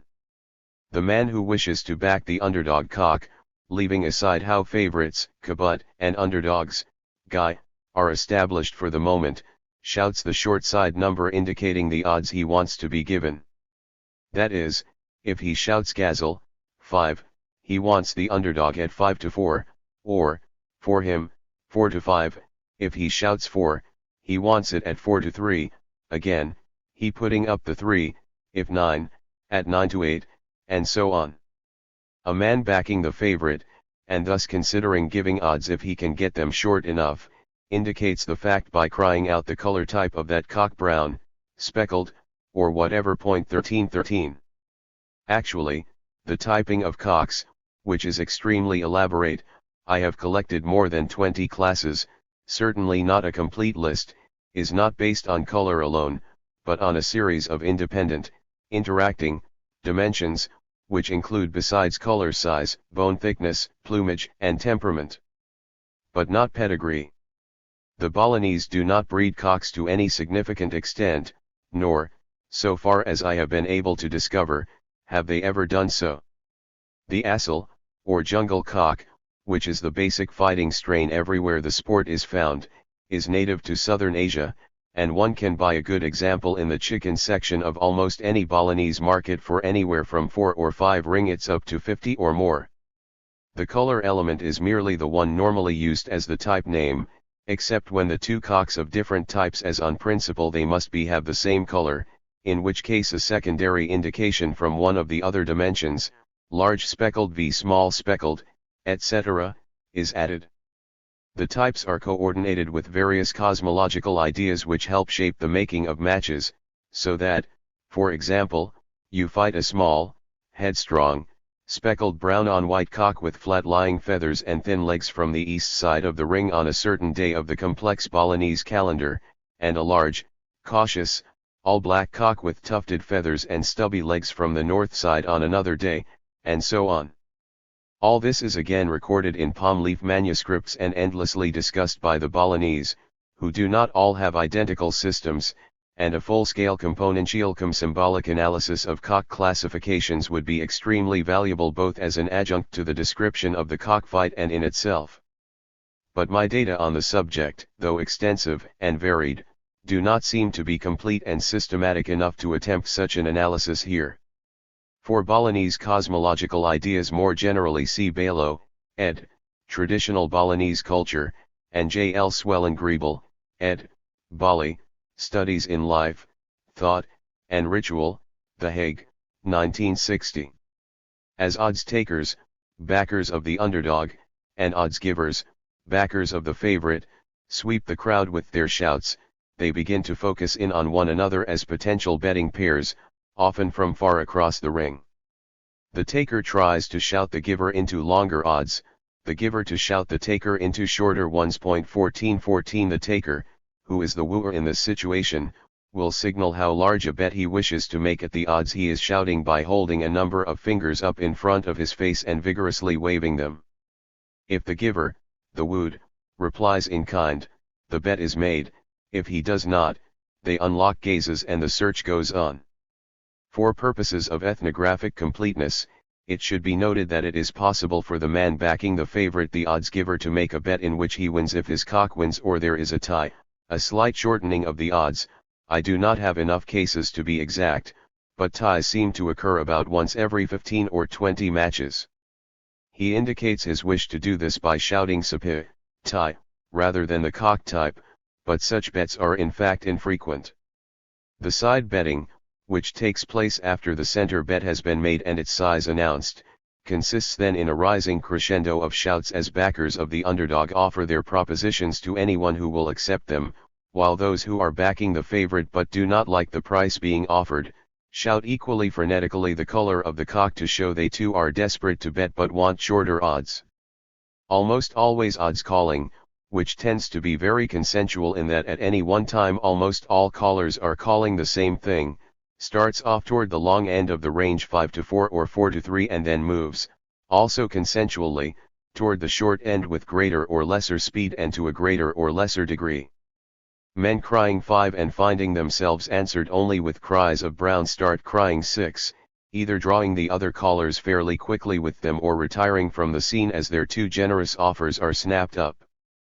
If the change is made and partners are still scarce, the procedure is repeated in a move to 7, and so on, only rarely, and in the very largest fights, reaching the ultimate 9 or 10 levels. Occasionally, if the cocks are clearly mismatched, there may be no upward movement at all, or even a movement down the scale to 4 to 3, 3 to 2, very, very rarely 2 to 1, a shift which is accompanied by a declining number of bets as a shift upward is accompanied by an increasing number. But the general pattern is for the betting to move a shorter or longer distance up the scale toward the 4 side bets, non-existent pole of even money, with the overwhelming majority of bets falling in the 4 to 3 to 8 to 7 range. 15-15. The precise dynamics of the movement of the betting is one of the most intriguing, most complicated, and, given the hectic conditions under which it occurs, most difficult to study, aspects of the fight. Motion picture recording plus multiple observers would probably be necessary to deal with it effectively. Even impressionistically, the only approach open to a lone ethnographer caught in the middle of all this, it is clear that certain men lead both in determining the favorite, that is, making the opening cock-type calls which always initiate the process, and in directing the movement of the odds, these opinion leaders being the more accomplished cockfighters come solid citizens to be discussed below. If these men begin to change their calls, others follow; if they begin to make bets, so do others, and though there are always a large number of frustrated bettors crying for shorter or longer odds, to the end the movement more or less ceases. But a detailed understanding of the whole process awaits what, alas, it is not very likely ever to get, a decision theorist armed with precise observations of individual behavior. As the moment for the release of the cocks by the handlers approaches, the screaming, at least in a match where the center bet is large, reaches almost frenzied proportions as the remaining unfulfilled bettors try desperately to find a last-minute partner at a price they can live with. Where the center bet is small, the opposite tends to occur: betting dies off, trailing into silence, as odds lengthen and people lose interest.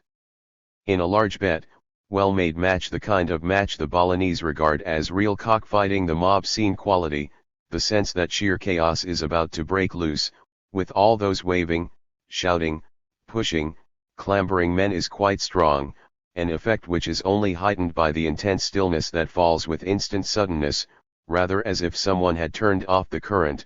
When the slit gong sounds, the cocks are put down, and the battle begins. When it ends, anywhere from 15 seconds to 5 minutes later, all bets are immediately paid. There are absolutely no eas, at least to a betting opponent. One may, of course, borrow from a friend before offering or accepting a wager, but to offer or accept it you must have the money already in hand, and, if you lose, you must pay it on the spot, before the next match begins. This is an iron rule, and as I have never heard of a disputed umpire's decision, though doubtless there must sometimes be some, I have also never heard of a welched bet, perhaps because in a worked-up cockfight crowd the consequences might be, as they are reported to be sometimes for cheaters, drastic and immediate. It is, in any case, this formal asymmetry between balanced center bets and unbalanced side ones that poses the critical analytical problem for a theory which sees cockfight wagering as the link connecting the fight to the wider world of Balinese culture. It also suggests the way to go about solving it and demonstrating the link. The first point that needs to be made in this connection is that the higher the center bet, the more likely the match will in actual fact be an even one. Simple considerations of rationality suggest that if you are betting 15 ringgits on a cock, you might be willing to go along with even money even if you feel your animal somewhat the less promising. But if you are betting 500, you are very, very likely to be loath to do so. Thus, in large bet fights, which of course involve the better animals, tremendous care is taken to see that the cocks are about as evenly matched as to size, general condition, pugnacity, and so on as is humanly possible. The different ways of adjusting the spurs of the animals are often employed to secure this. If one cock seems stronger, an agreement will be made to position his spur at a slightly less advantageous angle, a kind of handicapping, at which spur affixers are, so it is said, extremely skilled. More care will be taken, too, to employ skillful handlers and to match them exactly as to abilities. In short, in a large bet fight the pressure to make the match a genuinely 50-50 proposition is enormous, and is consciously felt as such.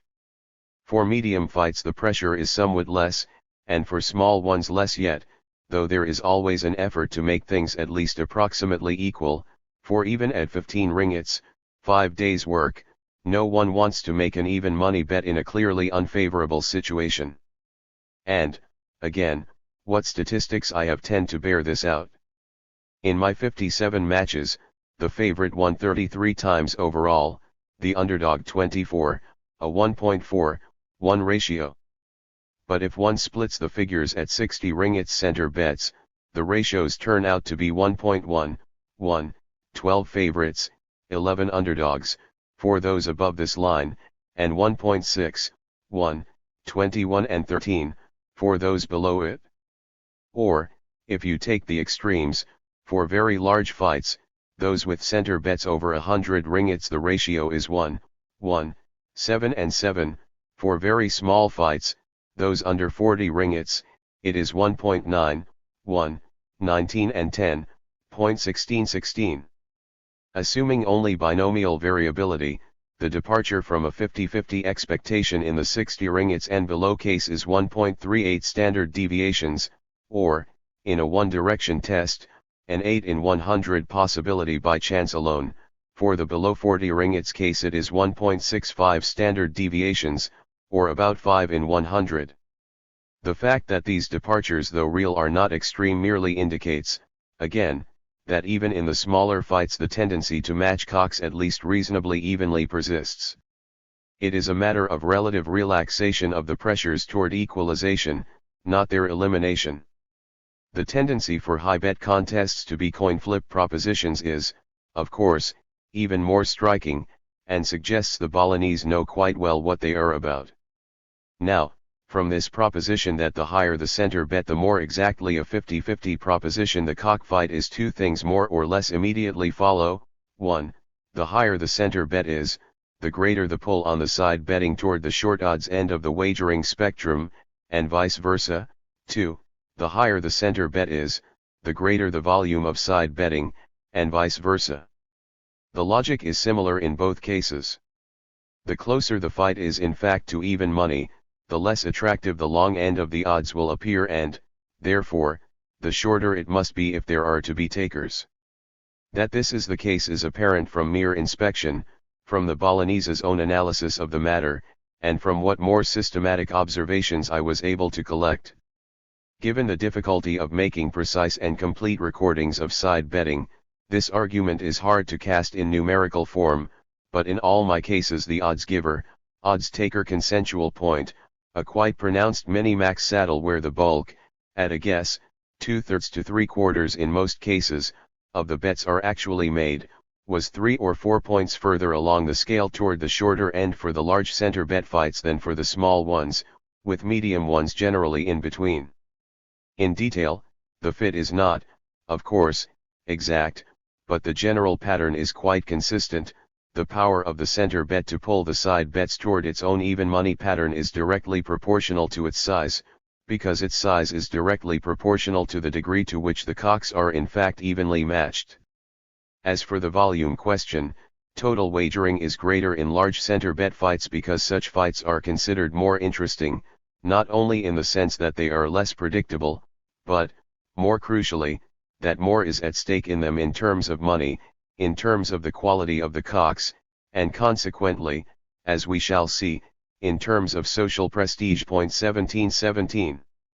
The reduction in wagering in smaller fights, which, of course, feeds on itself. One of the reasons people find small fights uninteresting is that there is less wagering in them, and contrariwise for large ones, takes place in three mutually reinforcing ways. First, there is a simple withdrawal of interest as people wander off to have a cup of coffee or chat with a friend. Second, the Balinese do not mathematically reduce odds, but bet directly in terms of stated odds as such. Thus, for a 9-8 bet, one man wagers 9 ringgits, the other 8, for 5-4, one wagers 5, the other 4. For any given currency unit, like the ringgit, therefore, 6.3 times as much money is involved in a 10-9 bet as in a 2-1 bet, for example, and, as noted, in small fights betting settles toward the longer end. Finally, the bets which are made tend to be 1 rather than 2-3-, or in some of the very largest fights, 4 or 5 finger ones. The fingers indicate the multiples of the stated bet odds at issue, not absolute figures. 2 fingers in a 6-5 situation means a man wants to wager 10 ringgits on the underdog against 12, 3 in an 8-7 situation, 21 against 24, and so on. The paradox of fair coin in the middle, biased coin on the outside is thus a merely apparent one. The two betting systems, though formally incongruent, are not really contradictory to one another, but are part of a single larger system in which the center bet is, so to speak, the center of gravity. Drawing, the larger it is the more so, the outside bets toward the short odds end of the scale. The center bet thus makes the game, or perhaps better, defines it, signals what, following a notion of Jeremy Bentham's, I am going to call its depth. The Balinese attempt to create an interesting, if you will, deep, match by making the center bet as large as possible so that the cocks matched will be as equal and as fine as possible, and the outcome, thus, as unpredictable as possible. They do not always succeed. Nearly half the matches are relatively trivial, relatively uninteresting in my borrowed terminology, shallow affairs. But that fact no more argues against my interpretation than the fact that most painters, poets, and playwrights are mediocre argues against the view that artistic effort is directed toward profundity and, with a certain frequency, approximates it. The image of artistic technique is indeed exact.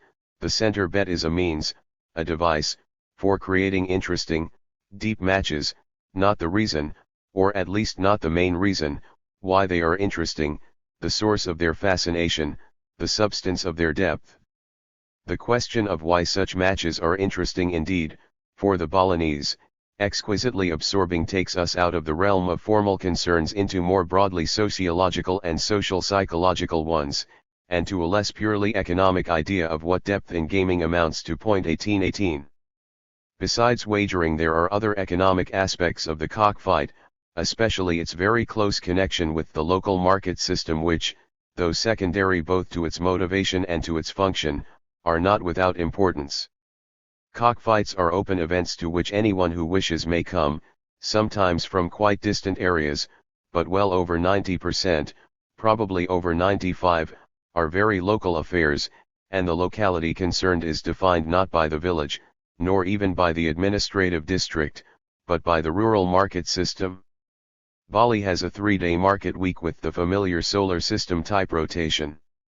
Though the markets themselves have never been very highly developed, small morning affairs in a village square, it is the microregion such rotation rather generally marks out 10 or 20 square miles, 7 or 8 neighboring villages, which in contemporary Bali is usually going to mean anywhere from 5 to 10 or 11,000 people, from which the core of any cockfight audience, indeed virtually all of it, will come. Most of the fights are in fact organized and sponsored by small combines of petty rural merchants under the general premise, very strongly held by them and indeed by all Balinese, that cockfights are good for trade because they get money out of the house, they make it circulate. Stalls selling various sorts of things as well as assorted sheer chance gambling games, see below, are set up around the edge of the area so that this even takes on the quality of a small fair. This connection of cockfighting with markets and market sellers is very old, as, among other things, their conjunction in inscriptions are Goris, Prasasti Bali, 2 volumes. Bandung, 1954, indicates. Trade has followed the cock for centuries in rural Bali, and the sport has been one of the main agencies of the island's monetization. Playing with fire. Bentham's concept of deep play is found in his The Theory of Legislation. 1919. By it he means play in which the stakes are so high that it is, from his utilitarian standpoint, irrational for men to engage in it at all. If a man whose fortune is £1,000, or ringgits, wagers 500 of it on an even bet, the marginal utility of the pound he stands to win is clearly less than the marginal disutility of the one he stands to lose. In genuine deep play, this is the case for both parties. They are both in over their heads. Having come together in search of pleasure, they have entered into a relationship which will bring the participants, considered collectively, net pain rather than net pleasure. Bentham's conclusion was, therefore, that deep play was immoral from first principles and, a typical step for him, should be prevented legally. But more interesting than the ethical problem, at least for our concerns here, is that despite the logical force of Bentham's analysis, men do engage in such play, both passionately and often, and even in the face of law's revenge. For Bentham and those who think as he does, nowadays mainly lawyers, economists, and a few psychiatrists, the explanation is, as I have said, that such men are irrational addicts, fetishists, children, fools, savages, who need only to be protected against themselves. But for the Balinese, though naturally they do not formulate it in so many words, the explanation lies in the fact that in such play, money is less a measure of utility, had or expected, than it is a symbol of moral import, perceived or imposed. It is, in fact, in shallow games, ones in which smaller amounts of money are involved, that increments and decrements of cash are more nearly synonyms for utility and disutility, in the ordinary, unexpanded sense for pleasure and pain, happiness and unhappiness. In deep ones, where the amounts of money are great, much more is at stake than material gain, namely, esteem, honor, dignity, respect, in a word, though in Bali a profoundly freighted word, status. 2020 It is at stake symbolically, for, a few cases of ruined addict gamblers aside, no one's status is actually altered by the outcome of a cockfight, it is only, and that momentarily, affirmed or insulted. But for the Balinese, for whom nothing is more pleasurable than an affront obliquely delivered, or more painful than one obliquely received, particularly when mutual acquaintances, undeceived by surfaces, are watching, such oppressive drama is deep indeed. Of course, even in Bentham, utility is not normally confined as a concept to monetary losses and gains, and my argument here might be more carefully put in terms of a denial that for the Balinese, as for any people, utility, pleasure, happiness, is merely identifiable with wealth. But such terminological problems are in any case secondary to the essential point: the cockfight is not roulette. This, I must stress immediately, is not to say that the money does not matter, or that the Balinese is no more concerned about losing 500 ringgits than 15. Such a conclusion would be absurd.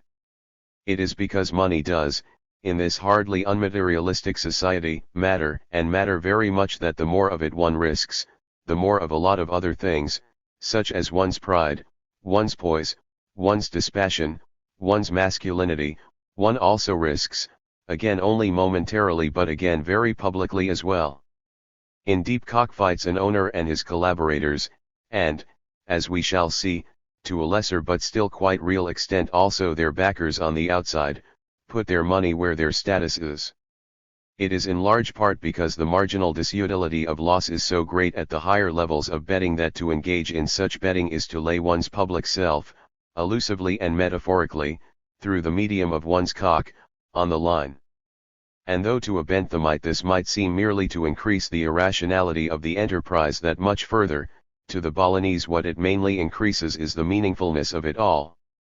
And as, to follow Weber rather than Bentham, the imposition of meaning on life is the major end and primary condition of human existence, that access of significance more than compensates for the economic costs involved. 2121 Actually, given the even money quality of the larger matches, important changes in material fortune among those who regularly participate in them seem virtually non-existent, because matters more or less even out over the long run.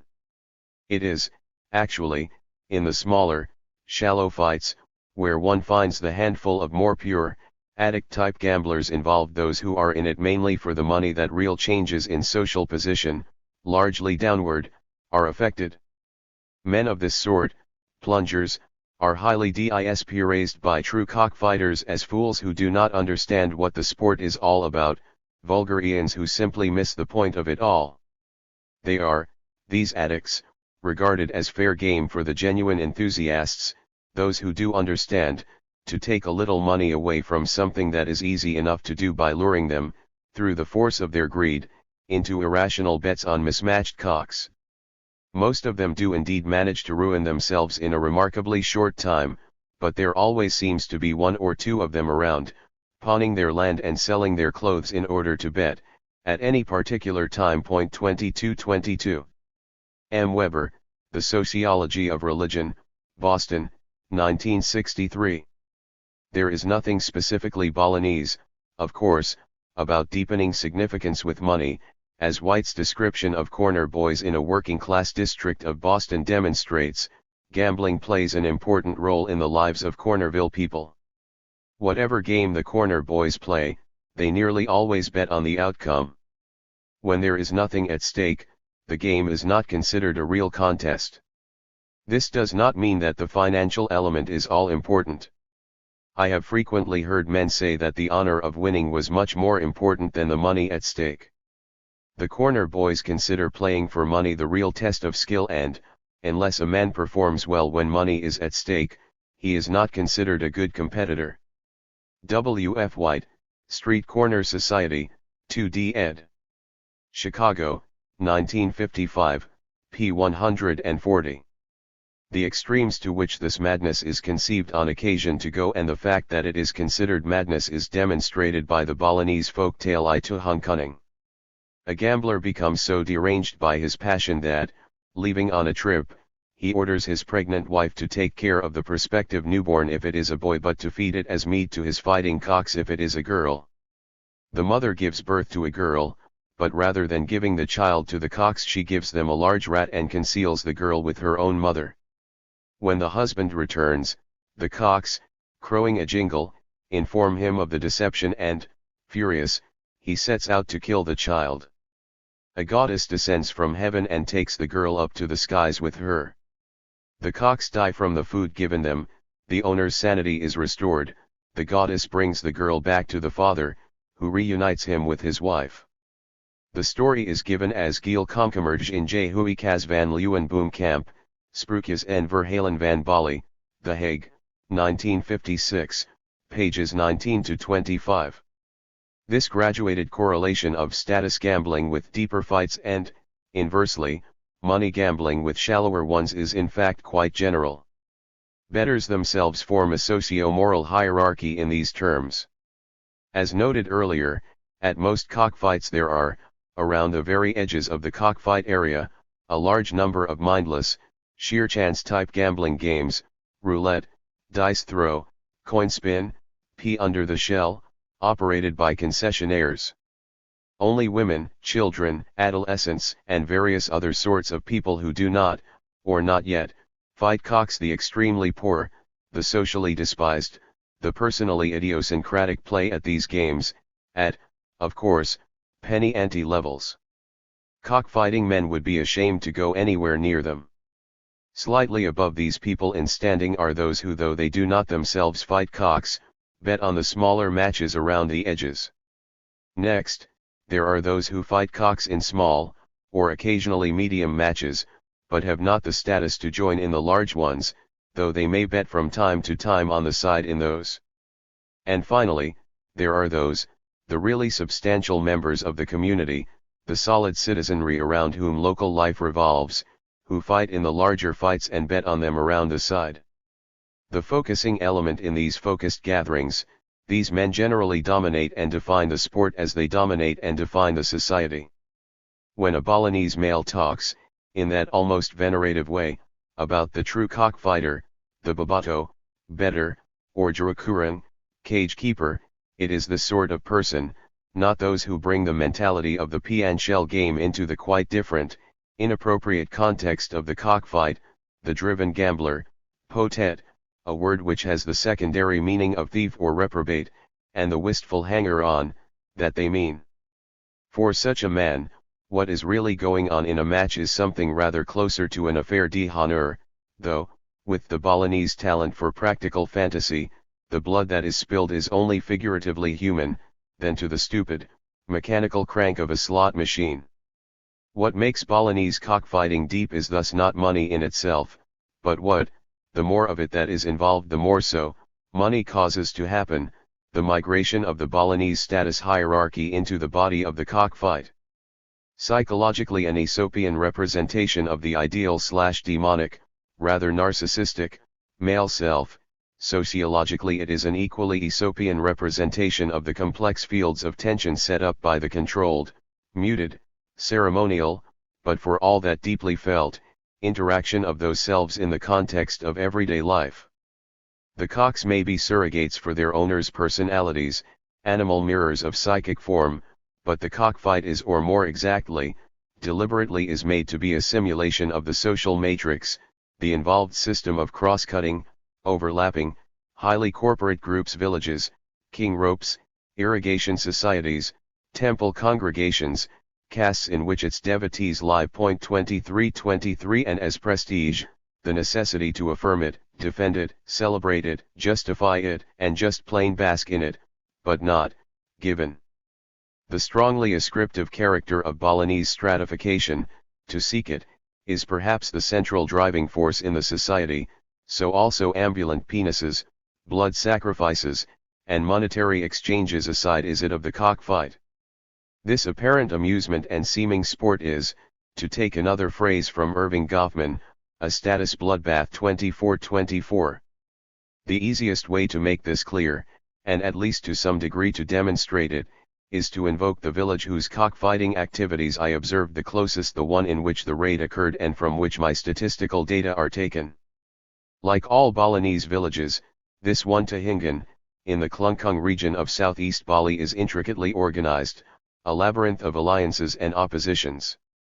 But, unlike many, two sorts of corporate groups, which are also status groups, particularly stand out, and we may concentrate on them, in a part for whole way, without undue distortion. First, the village is dominated by four large, patrilineal, partly endogamous descent groups which are constantly vying with one another and form the major factions in the village. Sometimes they group two and two, or rather the two larger ones versus the two smaller ones plus all the unaffiliated people, sometimes they operate independently. There are also subfactions within them, subfactions within the subfactions, and so on to rather fine levels of distinction. And second, there is the village itself, almost entirely endogamous, which is opposed to all the other villages round about in its cockfight circuit, which, as explained, is the market region, but which also forms alliances with certain of these neighbors against certain others in various supervillage political and social contexts. The exact situation is thus, as everywhere in Bali, quite distinctive, but the general pattern of a tiered hierarchy of status rivalries between highly corporate but various based groupings, and, thus, between the members of them, is entirely general. Consider, then, as support of the general thesis that the cockfight, and especially the deep cockfight, is fundamentally a dramatization of status concerns, the following facts, which to avoid extended ethnographic description I shall simply pronounce to be facts, though the concrete evidence, examples, statements, and numbers that could be brought to bear in support of them, is both extensive and unmistakable. 1. A man virtually never bets against a cock owned by a member of his own king rope. Usually he will feel obliged to bet for it, the more so the closer the kin tie and the deeper the fight. If he is certain in his mind that it will not win, he may just not bet at all, particularly if it is only a second cousin's bird or if the fight is a shallow one. But as a rule he will feel he must support it and, in deep games, nearly always does. Thus the great majority of the people calling five or speckled so demonstratively are expressing their allegiance to their kinsman, not their evaluation of his bird, their understanding of probability theory, or even their hopes of unearned income. 2. This principle is extended logically. If your king rope is not involved, you will support an allied king rope against an unallied one in the same way, and so on through the very involved networks of alliances which, as I say, make up this, as any other, Balinese village. 3. So, too, for the village as a whole. If an outsider cock is fighting any cock from your village, you will tend to support the local one. If, what is a rarer circumstance but occurs every now and then, a cock from outside your cockfight circuit is fighting one inside it, you will also tend to support the home bird. 4. Cocks which come from any distance are almost always favorites, for the theory is the man would not have dared to bring it if it was not a good cock, the more so the further he has come. His followers are, of course, obliged to support him, and when the more grand-scale legal cockfights are held, on holidays, and so on, the people of the village take what they regard to be the best cocks in the village, regardless of ownership, and go off to support them, although they will almost certainly have to give odds on them and to make large bets to show that they are not a cheapskate village. Actually, such away games, though infrequent, tend to mend the ruptures between village members that the constantly occurring home games, where village factions are opposed rather than united, exacerbate. 5. Almost all matches are sociologically relevant. You seldom get two outsider cocks fighting, or two cocks with no particular group backing, or with group backing which is mutually unrelated in any clear way. When you do get them, the game is very shallow, betting very slow, and the whole thing very dull, with no one save the immediate principals and an addict gambler or two at all interested. 6. By the same token, you rarely get two cocks from the same group, even more rarely from the same subfaction, and virtually never from the same subfaction, which would be in most cases one extended family, fighting. Similarly, in outside village fights two members of the village will rarely fight against one another, even though, as bitter rivals, they would do so with enthusiasm on their home grounds. 7. On the individual level, people involved in an institutionalized hostility relationship, called pyuk, in which they do not speak or otherwise have anything to do with each other, the causes of this formal breaking of relations are many: wife capture, inheritance arguments, political differences, will bet very heavily, sometimes almost maniacally, against one another in what is a frank and direct attack on the very masculinity, the ultimate ground of his status, of the opponent. 8. The center bet coalition is, in all but the shallowest games, always made up by structural allies. No outside money is involved. What is outside depends upon the context, of course, but given it, no outside money is mixed in with the main bet. If the principals cannot raise it, it is not made. The center bet, again especially in deeper games, is thus the most direct and open expression of social opposition, which is one of the reasons why both it and matchmaking are surrounded by such an air of unease, furtiveness, embarrassment, and so on. 9. The rule about borrowing money that you may borrow for a bet but not in one stems, and the Balinese are quite conscious of this, from similar considerations, you are never at the economic mercy of your enemy that way. Gambling debts, which can get quite large on a rather short-term basis, are always to friends, never to enemies, structurally speaking. 10. When two cocks are structurally irrelevant or neutral so far as you are concerned, though, as mentioned, they almost never are to each other, You do not even ask a relative or a friend whom he is betting on, because if you know how he is betting and he knows you know, and you go the other way, it will lead to strain. This rule is explicit and rigid, fairly elaborate, even rather artificial precautions are taken to avoid breaking it. At the very least you must pretend not to notice what he is doing, and he what you are doing. 11. There is a special word for betting against the grain, which is also the word for pardon me, mpra. It is considered a bad thing to do, though if the center bet is small it is sometimes alright as long as you do not do it too often. But the larger the bet and the more frequently you do it, the more the pardon me tack will lead to social disruption. 12. In fact, the institutionalized hostility relation, PLUK, is often formally initiated, though its causes always lie elsewhere, by such a pardon me bet in a deep fight, putting the symbolic fat in the fire. Similarly, the end of such a relationship and resumption of normal social intercourse is often signalized, but, again, not actually brought about, by one or the other of the enemies supporting the other's bird. 13. In sticky, cross-loyalty situations, of which in this extraordinarily complex social system there are of course many, where a man is caught between two more or less equally balanced loyalties, he tends to wander off for a cup of coffee or something to avoid having to bet, a form of behavior reminiscent of that of American voters in similar situations. 2525. B. R. Burleson, P. F. Lazarsfeld, and W. N. McPhee, Voting, A Study of Opinion Formation in a Presidential Campaign, Chicago, 1954. 14. The people involved in the center bet are, especially in deep fights, virtually always leading members of their group, kinship, village, or whatever. Further, those who bet on the side, including these people, are, as I have already remarked, the more established members of the village, the solid citizens. Cockfighting is for those who are involved in the everyday politics of prestige as well, not for youth, women, subordinates, and so forth. 15. So far as money is concerned, the explicitly expressed attitude toward it is that it is a secondary matter. It is not, as I have said, of no importance. Balinese are no happier to lose several weeks' income than anyone else. But they mainly look on the monetary aspects of the cockfight as self-balancing, a matter of just moving money around, circulating it among a fairly well-defined group of serious cockfighters. The really important wins and losses are seen mostly in other terms, and the general attitude toward wagering is not any hope of cleaning up, of making a killing, addict gamblers again excepted, but that of the horseplayer's prayer, "Oh, God, please let me break even."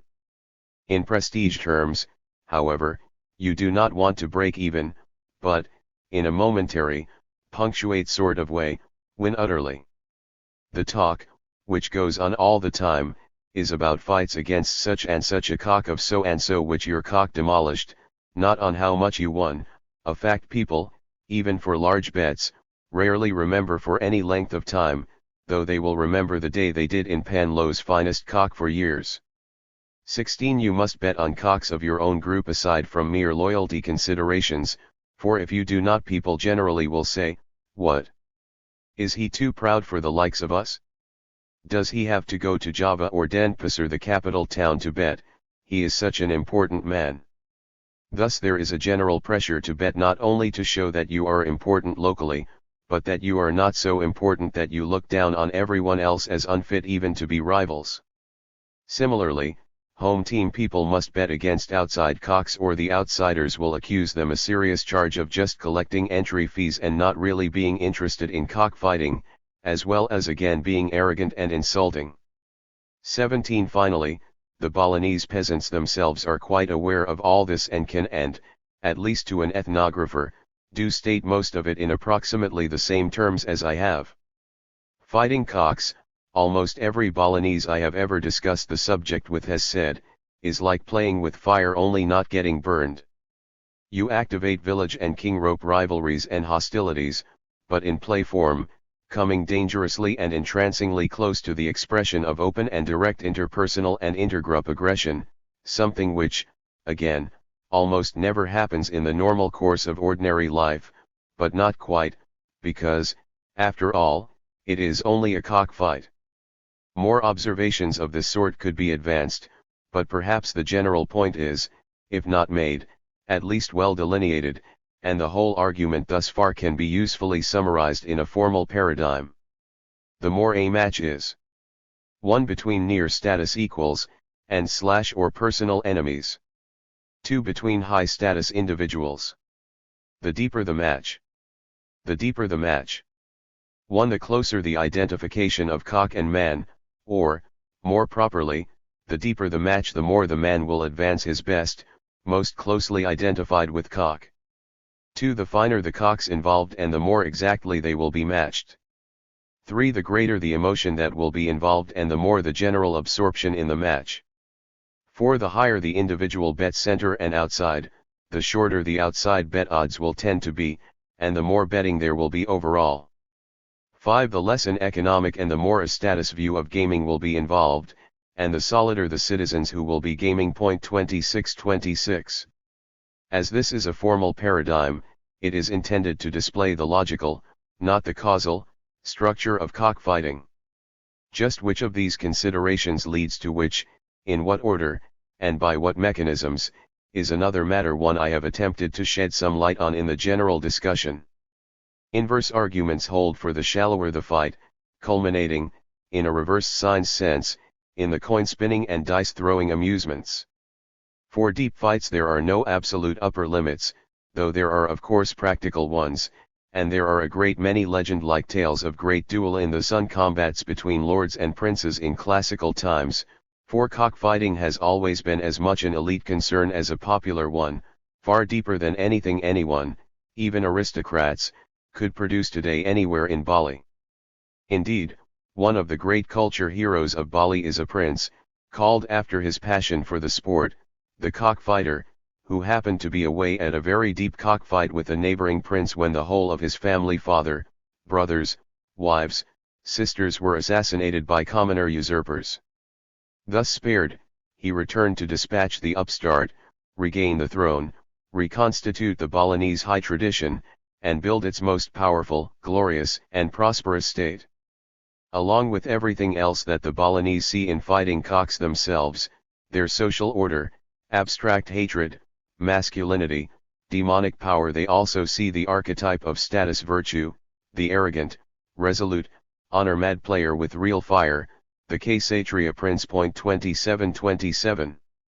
In another of Huikas van Leeuwenboomkamp's folk tales, De Gast, Sprookjes en Verhalen van Bali, pages 172 to 180, a low-caste Sudra, a generous, pious, and carefree man who is also an accomplished cockfighter, loses, despite his accomplishment, fight after fight until he is not only out of money but down to his last cock. He does not despair, however, I bet, he says, upon the unseen world. His wife, a good and hard-working woman, knowing how much he enjoys cockfighting, gives him her last rainy day money to go and bet. But, filled with misgivings due to his run of ill luck, he leaves his own cock at home and bets merely on the side. He soon loses all but a coin or two and repairs to a food stand for a snack, where he meets a decrepit, odorous, and generally unappetizing old beggar leaning on a staff. The old man asks for food, and the hero spends his last coins to buy him some. The old man then asks to pass the night with the hero, which the hero gladly invites him to do. As there is no food in the house, however, the hero tells his wife to kill the last cock for dinner.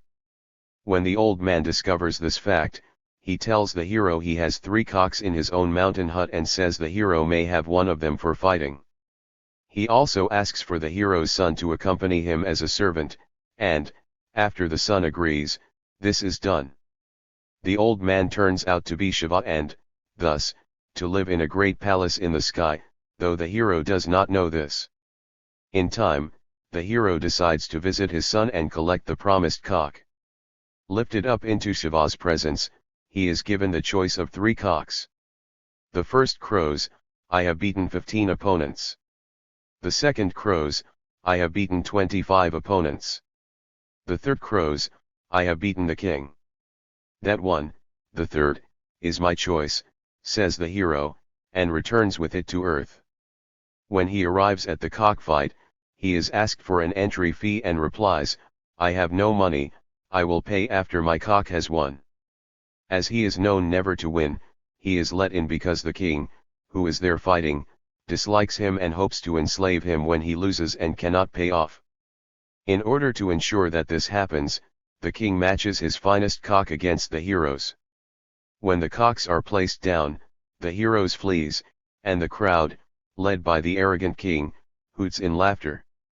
The hero's cock then flies at the king himself, killing him with a spur stab in the throat. The hero flees. His house is encircled by the king's men. The cock changes into a Garuda, the great mythic bird of Indic legend, and carries the hero and his wife to safety in the heavens. When the people see this, they make the hero king and his wife queen, and they return as such to earth. Later their son, released by Shiva, also returns, and the hero king announces his intention to enter a hermitage. "I will fight no more cockfights. I have bet on the unseen and won." He enters the hermitage and his son becomes king. Feathers, blood, crowds, and money. Poetry makes nothing happen, Auden says in his elegy of Yeats, it survives in the valley of its saying. A way of happening, a mouth. The cockfight too, in this colloquial sense, makes nothing happen. Men go on allegorically humiliating one another and being allegorically humiliated by one another, day after day, glorying quietly in the experience if they have triumphed, crushed only slightly more openly by it if they have not. But no one's status really changes. You cannot ascend the status ladder by winning cockfights, you cannot, as an individual, really ascend it at all. Nor can you descend it that way. 2828 All you can do is enjoy and savor, or suffer and withstand, the concocted sensation of drastic and momentary movement along an aesthetic semblance of that ladder, a kind of behind-the-mirror status jump which has the look of mobility without its actuality. Addict gamblers are really less déclassés, for their status is, as everyone else's, inherited, than merely impoverished and personally disgraced. The most prominent addict gambler in my cockfight circuit was actually a very high-caste Kshatriya who sold off most of his considerable lands to support his habit. Though everyone privately regarded him as a fool and worse, some, more charitable, regarded him as sick, he was publicly treated with the elaborate deference and politeness due his rank. On the independence of personal reputation and public status in Bali, see above, Chapter 14. Like any art form, for that, finally, is what we are dealing with. The cockfight renders ordinary, everyday experience comprehensible by presenting it in terms of acts and objects which have had their practical consequences removed and been reduced, or, if you prefer, raised, to the level of sheer appearances, where their meaning can be more powerfully articulated and more exactly perceived. The cockfight is really real only to the cocks. It does not kill anyone, castrate anyone, reduce anyone to animal status, alter the hierarchical relations among people, or refashion the hierarchy. It does not even redistribute income in any significant way.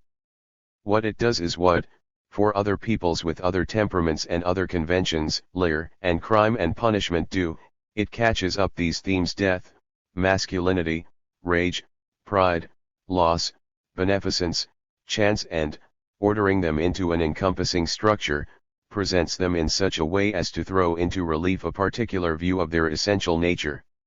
It puts a construction on them, makes them, to those historically positioned to appreciate the construction, meaningful, visible, tangible, graspable, real, in an ideational sense. An image, fiction, a model, a metaphor, the cockfight is a means of expression. Its function is neither to assuage social passions nor to heighten them, though, in its playing with fire way it does a bit of both, but, in a medium of feathers, blood, crowds, and money, to display them.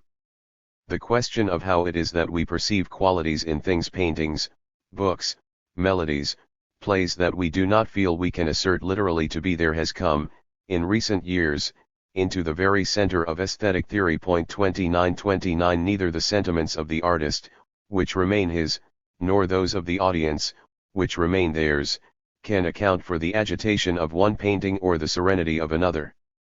We attribute grandeur, wit, despair, exuberance to strings of sounds, lightness, energy, violence, fluidity to blocks of stone. Novels are said to have strength, buildings eloquence, plays momentum, ballets repose. In this realm of eccentric predicates, to say that the cockfight, in its perfected cases at least, is disquietful does not seem at all unnatural, merely, as I have just denied it practical consequence, somewhat puzzling. The disquietfulness arises, somehow, out of a conjunction of three attributes of the fight: its immediate dramatic shape, its metaphoric content, and its social context. A cultural figure against a social ground, the fight is at once a convulsive surge of animal hatred, a mock war of symbolical selves, and a formal simulation of status tensions, and its aesthetic power derives from its capacity to force together these diverse realities. The reason it is disquietful is not that it has material effects, it has some, but they are minor. The reason that it is disquietful is that, joining pride to selfhood, selfhood to cocks, and cocks to destruction, it brings to imaginative realization a dimension of Balinese experience normally well obscured from view. The transfer of a sense of gravity into what is in itself a rather blank and unvarious spectacle, a commotion of beating wings and throbbing legs, is effected by interpreting it as expressive of something unsettling in the way its authors and audience live, or, even more ominously, what they are. As a dramatic shape, the fight displays a characteristic that does not seem so remarkable until one realizes that it does not have to be there, a radically atomistical structure. 30-30 Each match is a world unto itself, a particulate burst of form. There is the matchmaking, there is the betting, there is the fight, there is the result, utter triumph and utter defeat, and there is the hurried, embarrassed passing of money. The loser is not consoled. People drift away from him, look around him, leave him to assimilate his momentary descent into non-being, reset his face, and return, scarless and intact, to the fray. Nor are winners congratulated, or events rehashed. Once a match is ended, the crowd's attention turns totally to the next, with no looking back. A shadow of the experience no doubt remains with the principals, perhaps even with some of the witnesses of a deep fight, as it remains with us when we leave the theater after seeing a powerful play well performed, but it quite soon fades to become at most a schematic memory, a diffuse glow, or an abstract shudder, and usually not even that. Any expressive form lives only in its own present, the one it itself creates. But, here, that present is severed into a string of flashes, some more bright than others, but all of them disconnected, aesthetic quanta. Whatever the cockfight says, it says in spurts. British cockfights, the sport was banned there in 1840, indeed seem to have lacked it, and to have generated, therefore, a quite different family of shapes. Most British fights were mains, in which a pre-agreed number of cocks were aligned into two teams and fought serially. Score was kept and wagering took place both on the individual matches and on the main as a whole. There were also battle royales, both in England and on the continent, in which a large number of cocks were let loose at once, with the one left standing at the end the victor. And in Wales, the so-called Welsh main followed an elimination pattern, along the lines of a present-day tennis tournament, winners proceeding to the next round. As a genre, the cockfight has perhaps less compositional flexibility than, say, Latin comedy, but it is not entirely without any. On cockfighting more generally, see a report, The Art of Cockfighting, New York, 1949, G. R. Scott, History of Cockfighting, London, 1957, and L. Fitzbarnard, Fighting Sports, London, 1921. But, as I have argued lengthily elsewhere, the Balinese live in spurts. 31-31 Their life, as they arrange it and perceive it, is less a flow, a directional movement out of the past, through the present, toward the future than an on-off pulsation of meaning and vacuity, an arrhythmic alternation of short periods when something, that is, something significant, is happening, and equally short ones where nothing, that is, nothing much, is between what they themselves call full and empty times. Or, in another idiom, junctures and holes. In focusing activity down to a burning glass dot, the cockfight is merely being Balinese in the same way in which everything from the monadic encounters of everyday life, through the clanging pointillism of gamelan music, to the visiting day of the gods' temple celebrations are. It is not an imitation of the punctuateness of Balinese social life, nor a depiction of it, nor even an expression of it, it is an example of it, carefully prepared. 3232. If one dimension of the cockfight's structure, its lack of temporal directionality, makes it seem a typical segment of the general social life, however, the other, its flat-out, head-to-head, or spur-to-spur, aggressiveness, makes it seem a contradiction, a reversal, even a subversion of it. In the normal course of things, the Balinese are shy to the point of obsessiveness of open conflict. Oblique, cautious, subdued, controlled, masters of indirection and dissimulation, what they call alus, polished, smooth, they rarely face what they can turn away from, rarely resist what they can evade. But here they portray themselves as wild and murderous, with manic explosions of instinctual cruelty.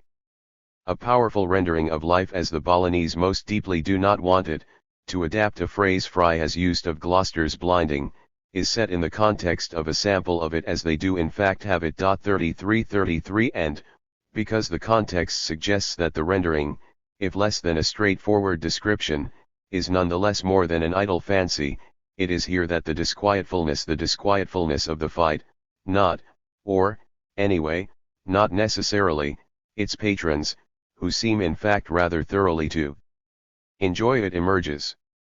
The slaughter in the cock ring is not a depiction of how things literally are among men, but, what is almost worse, of how, from a particular angle, they imaginatively are. 3434.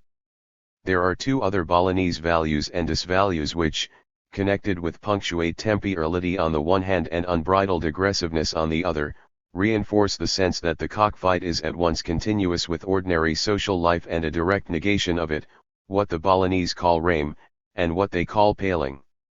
Rame means crowded, noisy, and active, and is a highly sought-after social state.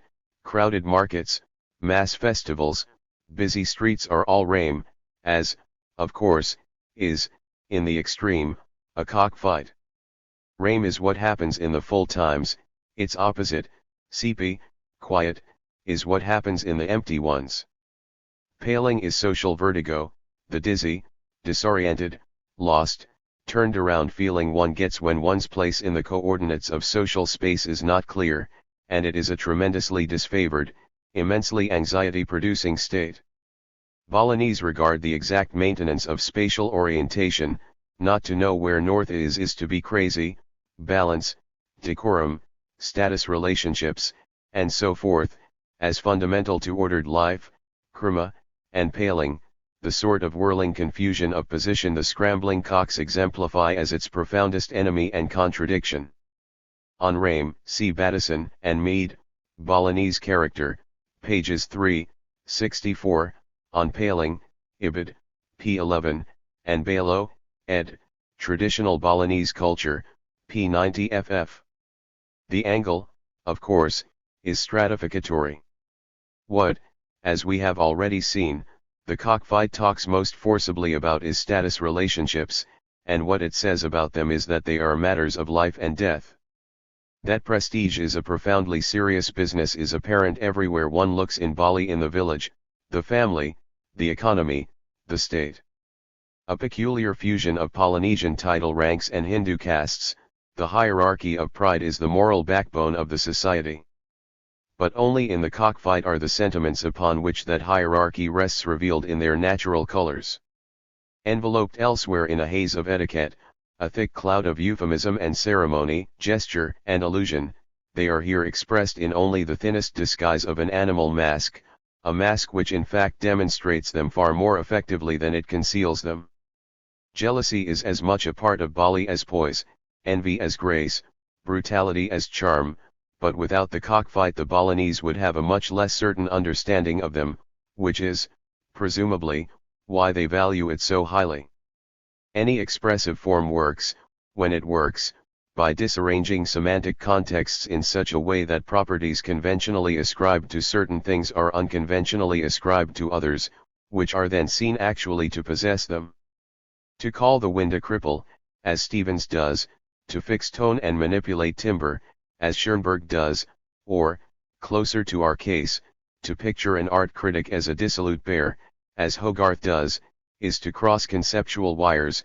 The established conjunctions between objects and their qualities are altered, and phenomena fall whether melodic shape or cultural journalism are clothed in signifiers which normally point to other referents. 35 Similarly, to connect and connect the collision of roosters with the divisiveness of status is to invite a transfer of perceptions from the former to the latter, a transfer which is at once a description and a judgment.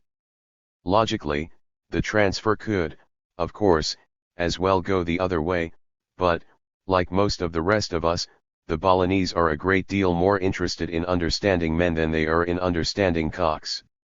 The Stevens reference is to his The Motive for Metaphor, you like it under the trees in autumn / because everything is half dead / the wind moves like a cripple among the leaves / and repeats words without meaning, copyright 1947 by Wallace Stevens, reprinted from the collected poems of Wallace Stevens by permission of Alfred A. Knopf Incorporated and Faber Limited. The Schoenberg reference is to the third of his 5 orchestral pieces, Opus 16, and is borrowed from H. H. Draeger, The Concept of Tonal Body, in Reflections on Art, ed. S. Langer, New York, 1961, p. 174. On Hogarth, and on this whole problem they're called multiple matrix matching Ceh Gombrich, the use of art for the study of symbols, in psychology and the visual arts, ed. J. Hogg, Baltimore, 1969, pages 149 to 170. The more usual term for this sort of semantic alchemy is metaphorical transfer, and good technical discussions of it can be found in M. Black, Models and Metaphors, Ithaca, N.Y., 1962, p. 25 ff, Goodman, Language as Art, p. 44 ff, and W. Percy, Metaphor as Mistake, Sewanee Review 66, 1958 78-99. What sets the cockfight apart from the ordinary course of life, lifts it from the realm of everyday practical affairs, and surrounds it with an aura of enlarged importance is not, as functionalist sociology would have it, that it reinforces status discriminations. Such reinforcement is hardly necessary in a society where every act proclaims them, but that it provides a metasocial commentary upon the whole matter of assorting human beings into fixed hierarchical ranks and then organizing the major part of collective existence around that assortment. Its function, if you want to call it that, is interpretive. It is a Balinese reading of Balinese experience, a story they tell themselves about themselves. Saying something of something. To put the matter this way is to engage in a bit of metaphorical refocusing of one's own, for it shifts the analysis of cultural forms from an endeavor in general parallel to dissecting an organism, diagnosing a symptom, deciphering a code, or ordering a system. The dominant analogies in contemporary anthropology to one in general parallel with penetrating a literary text. If one takes the cockfight, or any other collectively sustained symbolic structure, as a means of saying something of something, to invoke a famous Aristotelian tag, then one is faced with a problem not in social mechanics but social semantics. 36 For the anthropologist, whose concern is with formulating sociological principles, not with promoting or appreciating cockfights, the question is, what does one learn about such principles from examining culture as an assemblage of texts? The tag is from the second book of the Organon, on interpretation. For a discussion of it, and for the whole argument for freeing the notion of text from the notion of scripture or writing and constructing, thus, a general hermeneutics, C.P. Ricoeur, Freud and Philosophy, New Haven, 1970, p. 20 ff. Such an extension of the notion of a text beyond written material, and even beyond verbal, is, though metaphorical, not, of course, all that novel. The interpretatio naturae tradition of the Middle Ages, which, culminating in Spinoza, attempted to read nature as scripture, the Nietzschean effort to treat value systems as glosses on the will to power, or the Marxian one to treat them as glosses on property relations, and the Freudian replacement of the enigmatic text of the manifest dream with the plain one of the latent, all offer precedents, if not equally recommendable ones. 37 But the idea remains theoretically undeveloped, and the more profound corollary, so far as anthropology is concerned, that cultural forms can be treated as texts, as imaginative works built out of social materials, has yet to be systematically exploited. 38 Levi Strauss structuralism might seem an exception. But it is only an apparent one, for, rather than taking myths, totem rites, marriage rules, or whatever as texts to interpret, Levi Strauss takes them as ciphers to solve, which is very much not the same thing. He does not seek to understand symbolic forms in terms of how they function in concrete situations to organize perceptions, meanings, emotions, concepts, attitudes.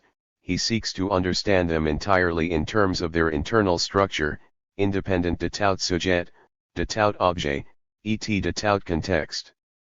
See above, Chapter 13. In the case at hand, to treat the cockfight as a text is to bring out a feature of it, in my opinion, the central feature of it, that treating it as a rite or a pastime, the two most obvious alternatives, would tend to obscure its use of emotion for cognitive ends. What the cockfight says, it says in a vocabulary of sentiment the thrill of risk, the despair of loss, the pleasure of triumph. Yet what it says is not merely that risk is exciting, loss depressing, or triumph gratifying, banal tautologies of affect, but that it is of these emotions, thus exampled, that society is built and individuals are put together. Attending cockfights and participating in them is, for the Balinese, a kind of sentimental education. What he learns there is what his culture's ethos and his private sensibility, or, anyway, certain aspects of them, look like when spelled out externally in a collective text, that the two are near enough alike to be articulated in the symbolics of a single such text, and the disquieting part that the text in which this revelation is accomplished consists of a chicken hacking another mindlessly to bits. Every people, the proverb has it, loves its own form of violence. The cockfight is the Balinese reflection on theirs, on its look, its uses, its force, its fascination. Drawing on almost every level of Balinese experience, it brings together themes: animal savagery, male narcissism, opponent gambling, status rivalry, mass excitement, blood sacrifice whose main connection is their involvement with rage and the fear of rage, and, binding them into a set of rules which at once contains them and allows them play, builds a symbolic structure in which, over and over again, the reality of their inner affiliation can be intelligibly felt. If, to quote Northrop Frye again, we go to see Macbeth to learn what a man feels like after he has gained a kingdom and lost his soul, Balinese go to cockfights to find out what a man, usually composed, aloof, almost obsessively self-absorbed, a kind of moral autocosm, feels like when, attacked, tormented, challenged, insulted, and driven in result to the extremes of fury, he has totally triumphed or been brought totally low. The whole passage, as it takes us back to Aristotle, though to the poetics rather than the hermeneutics, is worth quotation. But the poet as opposed to the historian. Aristotle says, never makes any real statements at all, certainly no particular or specific ones. The poet's job is not to tell you what happened, but what happens, not what did take place, but the kind of thing that always does take place. He gives you the typical, recurring, or what Aristotle calls universal event. You wouldn't go to Macbeth to learn about the history of Scotland, you go to it to learn what a man feels like after he's gained a kingdom and lost his soul. When you meet such a character as Micawber in Dickens, you don't feel that there must have been a man Dickens knew who was exactly like this, you feel that there's a bit of Micawber in almost everybody you know, including yourself. Our impressions of human life are picked up one by one, and remain for most of us loose and disorganized. but we constantly find things in literature that suddenly coordinate and bring into focus a great many such impressions, and this is part of what Aristotle means by the typical or universal human event. 3939. It is this kind of bringing of assorted experiences of everyday life to focus that the cockfight, set aside from that life as only a game and reconnected to it as more than a game, accomplishes, and so creates what, better than typical or universal, could be called a paradigmatic human event, that is, one that tells us less what happens than the kind of thing that would happen if, as is not the case, life were art and could be as freely shaped by styles of feeling as Macbeth and David Copperfield are. Enacted and reenacted, so far without end, the cockfight enables the Bolognese, as, read and reread, Macbeth enables us, to see a dimension of his own subjectivity. As he watches fight after fight, with the active watching of an owner and abettor, for cockfighting has no more interest as a pure spectator sport than does croquet or dog racing, he grows familiar with it and what it has to say to him, much as the attentive listener to string quartets or the absorbed viewer of still life grows slowly more familiar with them in a way which opens his subjectivity to himself. 4040. The use of the, to Europeans, natural visual idiom for perception, see, watches, and so forth, is more than usually misleading here, for the fact that, as mentioned earlier, Bolognese follow the progress of the fight as much, perhaps, as fighting cocks are actually rather hard to see except as blurs of motion, more, with their bodies as with their eyes, moving their limbs, heads, and trunks in gestural mimicry of the cock's maneuvers, means that much of the individual's experience of the fight is kinesthetic rather than visual. If ever there was an example of Kenneth Burke's definition of a symbolic act as the dancing of an attitude, the Philosophy of Literary Form, Rev. ed. New York, 1957, p. 9, the cockfight is it. On the enormous role of kinesthetic perception in Bolognese life.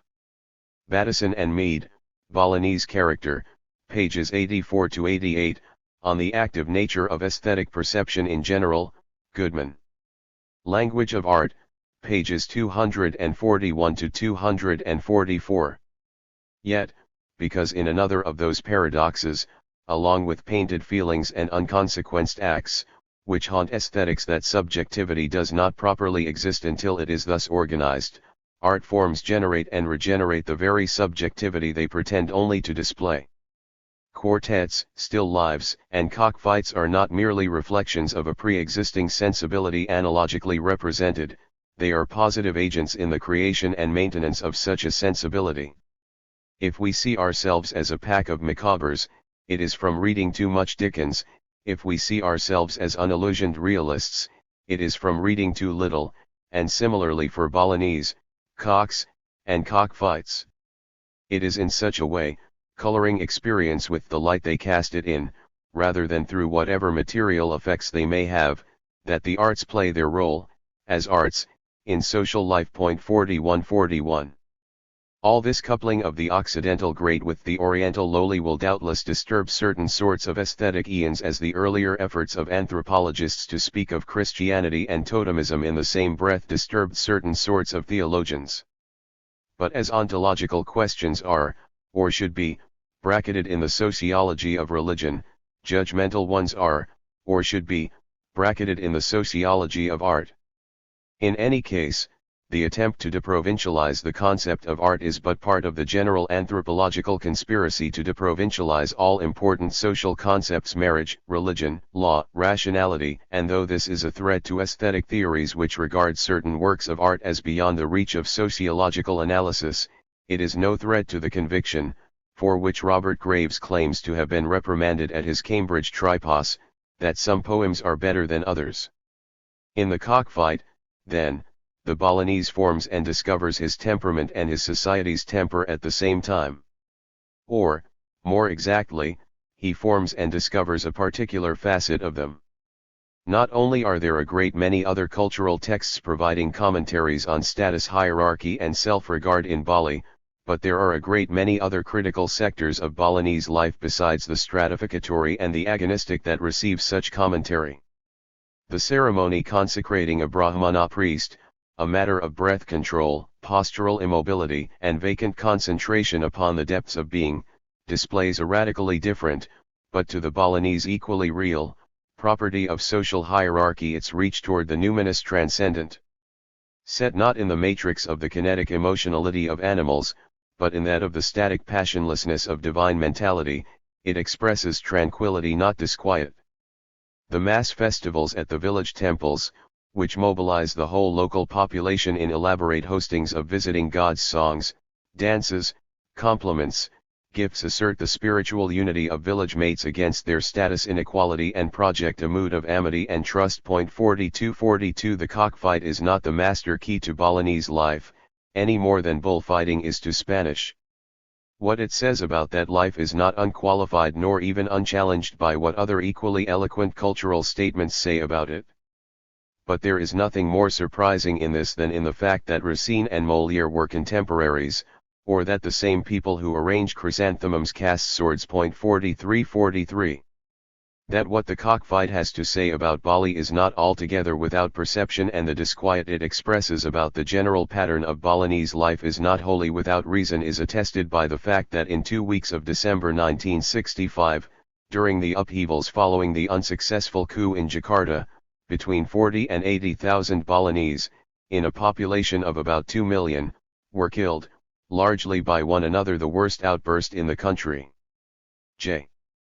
Hughes, Indonesian Upheaval, New York, 1967, pages 173 to 183. Hughes' figures are, of course, rather casual estimates, but they are not the most extreme. This is not to say, of course, that the killings were caused by the cockfight, could have been predicted on the basis of it, or were some sort of enlarged version of it with real people in the place of the cocks, all of which is nonsense. It is merely to say that if one looks at Bali not just through the medium of its dances, its shadow plays, its sculpture, and its girls, but as the Balinese themselves do also through the medium of its cockfight, the fact that the massacre occurred seems, if no less appalling, less like a contradiction to the laws of nature. As more than one real Gloucester has discovered, sometimes people actually get life precisely as they most deeply do not want it. The culture of a people is an ensemble of texts, themselves ensembles, which the anthropologist strains to read over the shoulders of those to whom they properly belong. There are enormous difficulties in such an enterprise, methodological pitfalls to make a Freudian quake, and some moral perplexities as well. Nor is it the only way that symbolic forms can be sociologically handled. Functionalism lives, and so does psychologism. But to regard such forms as saying something of something, and saying it to somebody, is at least to open up the possibility of an analysis which attends to their substance rather than to reductive formulas professing to account for them. As in more familiar exercises in close reading, one can start anywhere in a culture's repertoire of forms and end up anywhere else. One can stay, as I have here, within a single, more or less bounded form, and circle steadily within it. One can move between forms in search of broader unities or informing contrasts. One can even compare forms from different cultures to define their character in reciprocal relief. But whatever the level at which one operates, and however intricately, the guiding principle is the same: societies, like lives, contain their own interpretations. One has only to learn how to gain access to them.